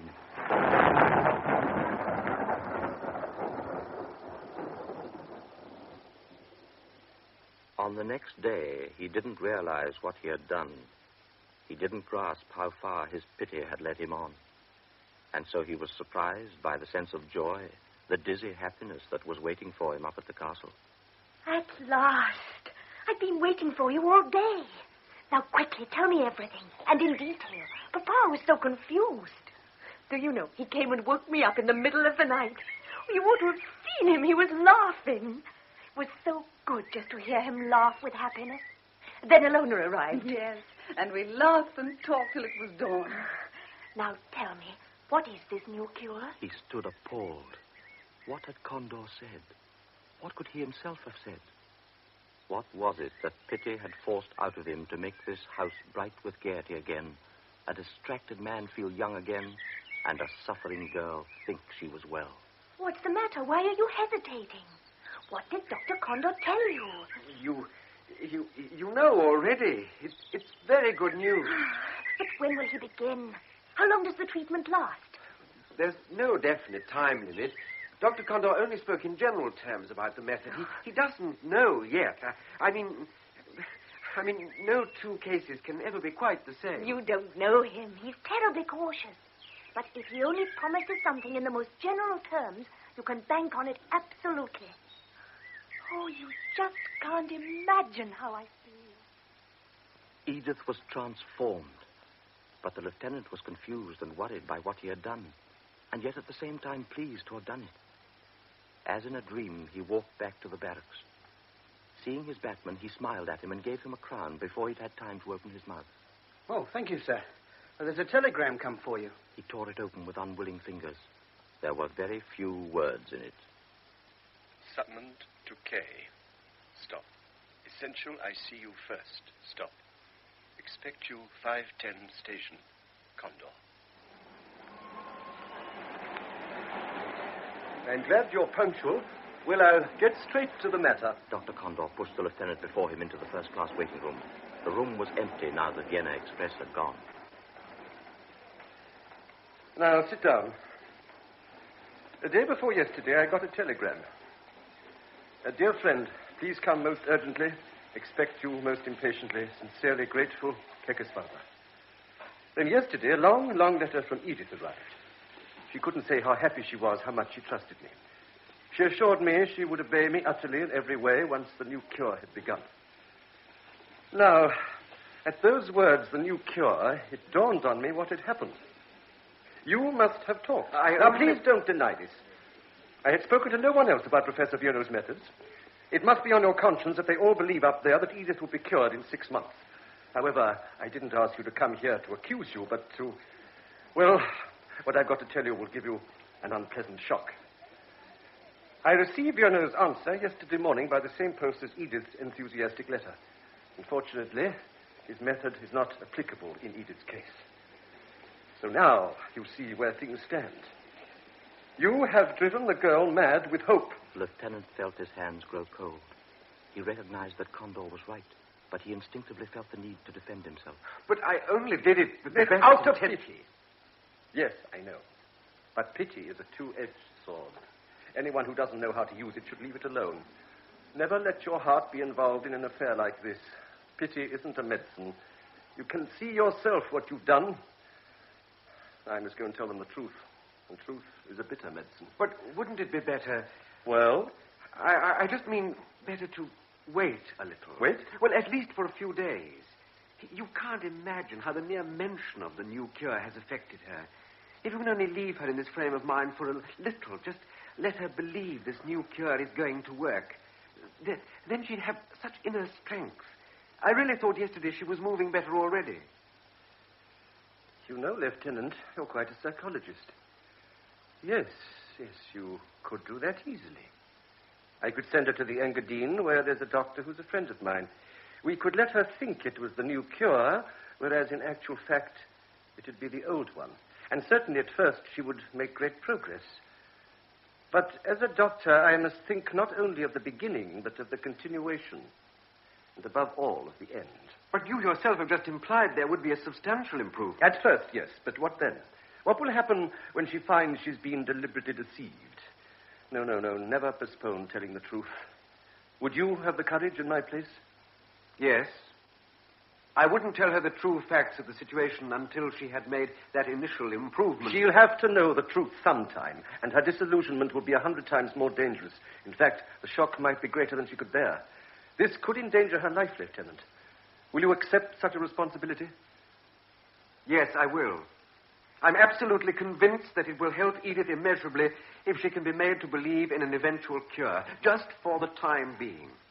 If it becomes necessary to explain that I perhaps promised too much, then I will take it upon myself to break the news to her, and I know she will understand. Well, if you take on the responsibility of making Edith accept reality again and of preventing her having a setback, I think we can risk postponing the truth. But I warn you, immense strength is needed to revive and console someone you've deceived. Can I rely on you to stand by me unconditionally? Unconditionally. Good. Then I shall advise her to try a cure in the Engadine, but I shall explain that Virno's method is in no way proven, and that neither she nor her father must expect a miracle to happen. If in spite of that, they insist on putting all their faith on a cure, then it is up to you to clarify matters. Well, that settles it, then. It's time I was going. 3 hours later, the lieutenant found a note on his table. It had been left for him by the chauffeur. Dear Anton, come tomorrow as early as you can. I've got so much to tell you. Dr. Condor has just been here. I am to leave with him in 10 days. I cannot tell you how happy I am. Edith. Everything went according to plan, as by now the lieutenant rather feared it would. An enthusiastic welcome greeted him the moment he entered the garden. Why are you bringing me all those flowers? I'm not a prima donna. Oh, aren't they lovely? Well, we're off to the Engadine in 10 days' time. I'd always known that those electric baths and massages were no use. But now you'll see. Why don't you say anything? You just sit there looking stupid. Sorry, looking shocked. Just like the day before yesterday. Ilona, please put those flowers in water. Yes, my dear. Now, won't you be happy like me? Of course. I'm terribly happy for you. You don't show it much. But, dear child... Don't always call me that. You aren't all that much older than I am. But why shouldn't you be happy? You're getting a few months off now we're closing up here, so you're free of your boring Good Samaritan duties for a while. Oh, you must be looking forward to it. Do you really think that? July, August, and September are the worst months for us in the cavalry. It's our busiest time. Nothing but maneuvers and parades. You're on duty from morning till night, right to the middle of September. When will you come and see me, then? Where? Don't be silly. Where do you think? In the Engadine. Where else? I'd like to see my colonel's face when I ask him politely for a few days off in the middle of the summer maneuvers, just to go to Switzerland. And you'd hear one or two words that aren't in the dictionary. You can think of an excuse. Papa will arrange it for you. He knows plenty of people in the Ministry of War. Oh, then he must also persuade the ministry to give me a travel grant. What do you mean? How much do you think a journey like that would cost? Not very much. A few £100 at the most. Do you know what a lieutenant gets? Have you ever thought? 200 crowns a month. And he's got to live as best as he can with that. And you buy me such expensive flowers? You mustn't spare another thought about what it costs. Of course you will be our guest. Let's not mention the subject again. I must just say something else. We don't want any misunderstandings between us. I know you and your father mean well, but I will not allow him to get me any leave from my regiment. Then you don't want to come? I didn't say that. I simply told you the reason why I can't come. Even if I asked you most sincerely. Please don't ask me. It wouldn't be any use. Good. Now I know how sincere your friendship is. I'm glad. Just tell me, though, why do you come up here at all? Well, that's obvious. Obvious? Oh, better come up here than be at a loose end. Edith, dear, I can't say anything else but that I come up here because I like seeing you and because I feel so much happier here than anywhere else in the world. When you and I talk, Well, perhaps you'll think I'm being a bit presumptuous, but I have the impression that you like my being with you. When I see you, I feel... What do you feel? That there's someone to whom I'm not entirely unimportant. Of course, I know I'm a pretty ordinary sort of person, but then I remember how you sit alone up here, and perhaps you're glad if someone comes and sees you. Can you understand this? Yes, I understand. I understand very well. You come here out of pity. Thank you very much. I don't want a friend who's only interested in me as a cripple. Don't look so shocked. Of course you're hurt when someone tells you the truth. Thank you for sacrificing so much of your time to me. Well, I don't need you. I don't need anybody. I'll soon have finished with it all anyway. Look, do you see this scar? I tried it once, but the scissors were blunt. But I missed the artery. This knife is better. I'd rather die than have your pity. Edith! Get away. How dare you touch me? Let go. Let go, I say. When he didn't obey, she twisted her body and pushed him away from her. Get away from me. The effort made her lose her balance, and to try to stop herself, she grabbed the table. The lieutenant tried to catch hold of her. Edith! Edith! But they fell together, and the cups and plates fell and shattered all round them. The lieutenant bent over her, and her hands suddenly clasped his head and pulled his mouth down to hers. She kissed him, greedily, desperately, and clutched him to her. Once she let go of him for a moment and looked into his eyes. Then once more she kissed him on the cheeks, the forehead, the eyes. You silly idiot. You fool. You fool. Suddenly she let go of him. Her head fell back onto the stone, and her eyes glowed in triumph. Now go away. You idiot. You silly idiot. They heard steps. Was it Ilona, they wondered, or had Joseph heard the noise of the crash? Terrified of meeting anyone, the lieutenant rushed through the garden, and for the second time he was a fugitive, fleeing like a thief from this fateful house.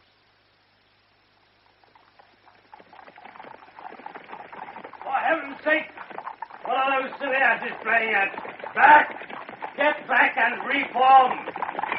Colonel Hooverchief, the commandant of the regiment, is bellowing across the parade ground. 2 columns have charged into each other, one of which is commanded by Lieutenant Hofmüller, who has given a wrong order. Now he has to answer for the confusion. And as he gallops up to the colonel, he can feel Edith's letter rustling inside his tunic. It had arrived shortly before they had set out for this morning's exercise. Lieutenant Hofmüller. Dearest one, I don't want to go on living unless I can love you. He salutes the colonel. Sir? Just give me some sign that you love me in return. Have you gone out of your mind, Lieutenant? This has all happened against my will. I've never seen such a gulleful mess. I want to get well again for your sake. Never in my whole life. If you believe in me, I shall no longer be a cripple. Just pull yourself together, man. I think of you every moment of the day. Haven't you got any sense at all? Forgive me for loving you, my dearest. The lieutenant stands immobile at the salute. I will not permit an officer of mine to give such a bloody silly order. I don't want to see your damn face again today. Come and report to me tomorrow at noon. Then, with the sudden brutality of a kick... Yes, mess! I'll give everything up. Everything. I'll leave the army. I want to get away, even from them, in their dismal castle. The lieutenant still thinks he wants to get away, even though, while he sits in the Vienna Express, he can't get Edith's passionate letter out of his mind. I implore you, my darling, don't be angry with me. I want to get away. He thinks he does, even when giving the address to the cab driver. Dr. Emmerich Condor, Floriangasse 97 in the 8th. And the cab rolls through the streets of Vienna.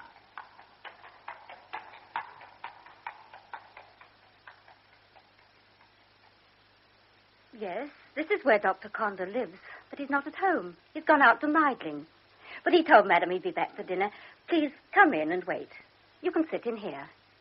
The lieutenant looks round the room. The furniture is shabby. He thumbs through the tattered papers, stands up, sits down. 7:10.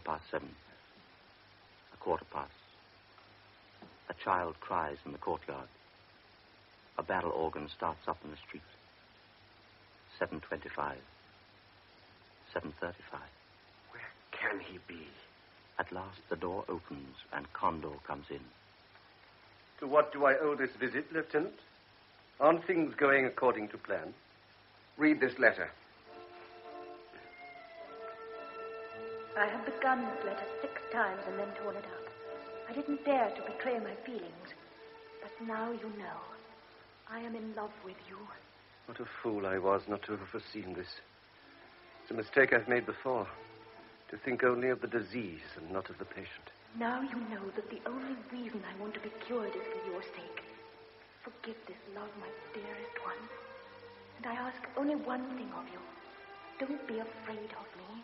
Poor child. Don't think I want to be yours yet. Not while I'm ill and ugly.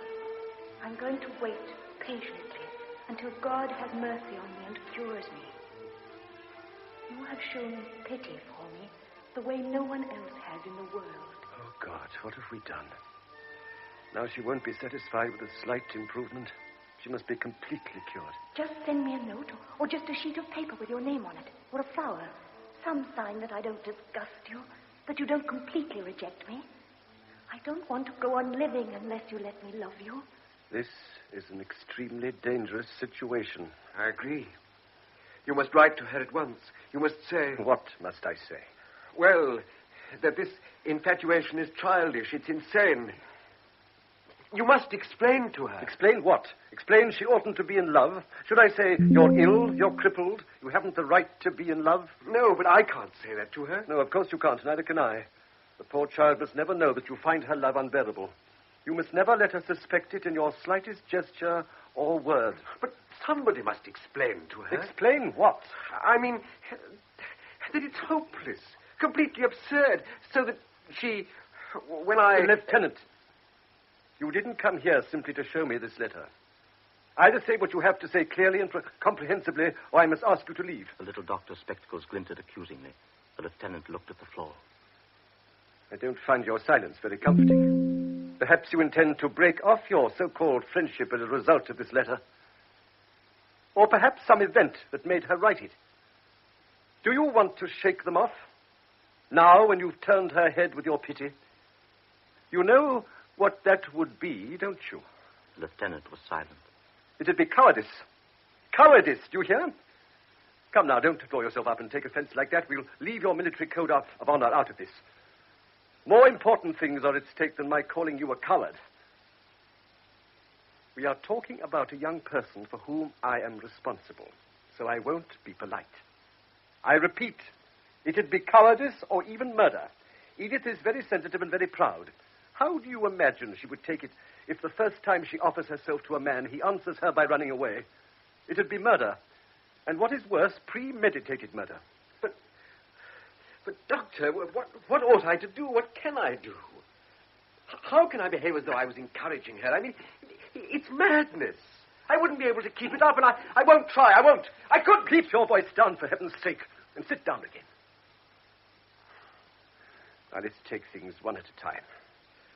Of course you're horrified when a passionate confession of love has been made to you, and you don't reciprocate her love. But I must ask you whether, in this case, is it Edith's being a cripple that revolts you? No. Oh, no. Good. Then I can only assume, may I speak frankly? Of course. Well, that you are horrified, not because of the idea itself, but because of the consequences.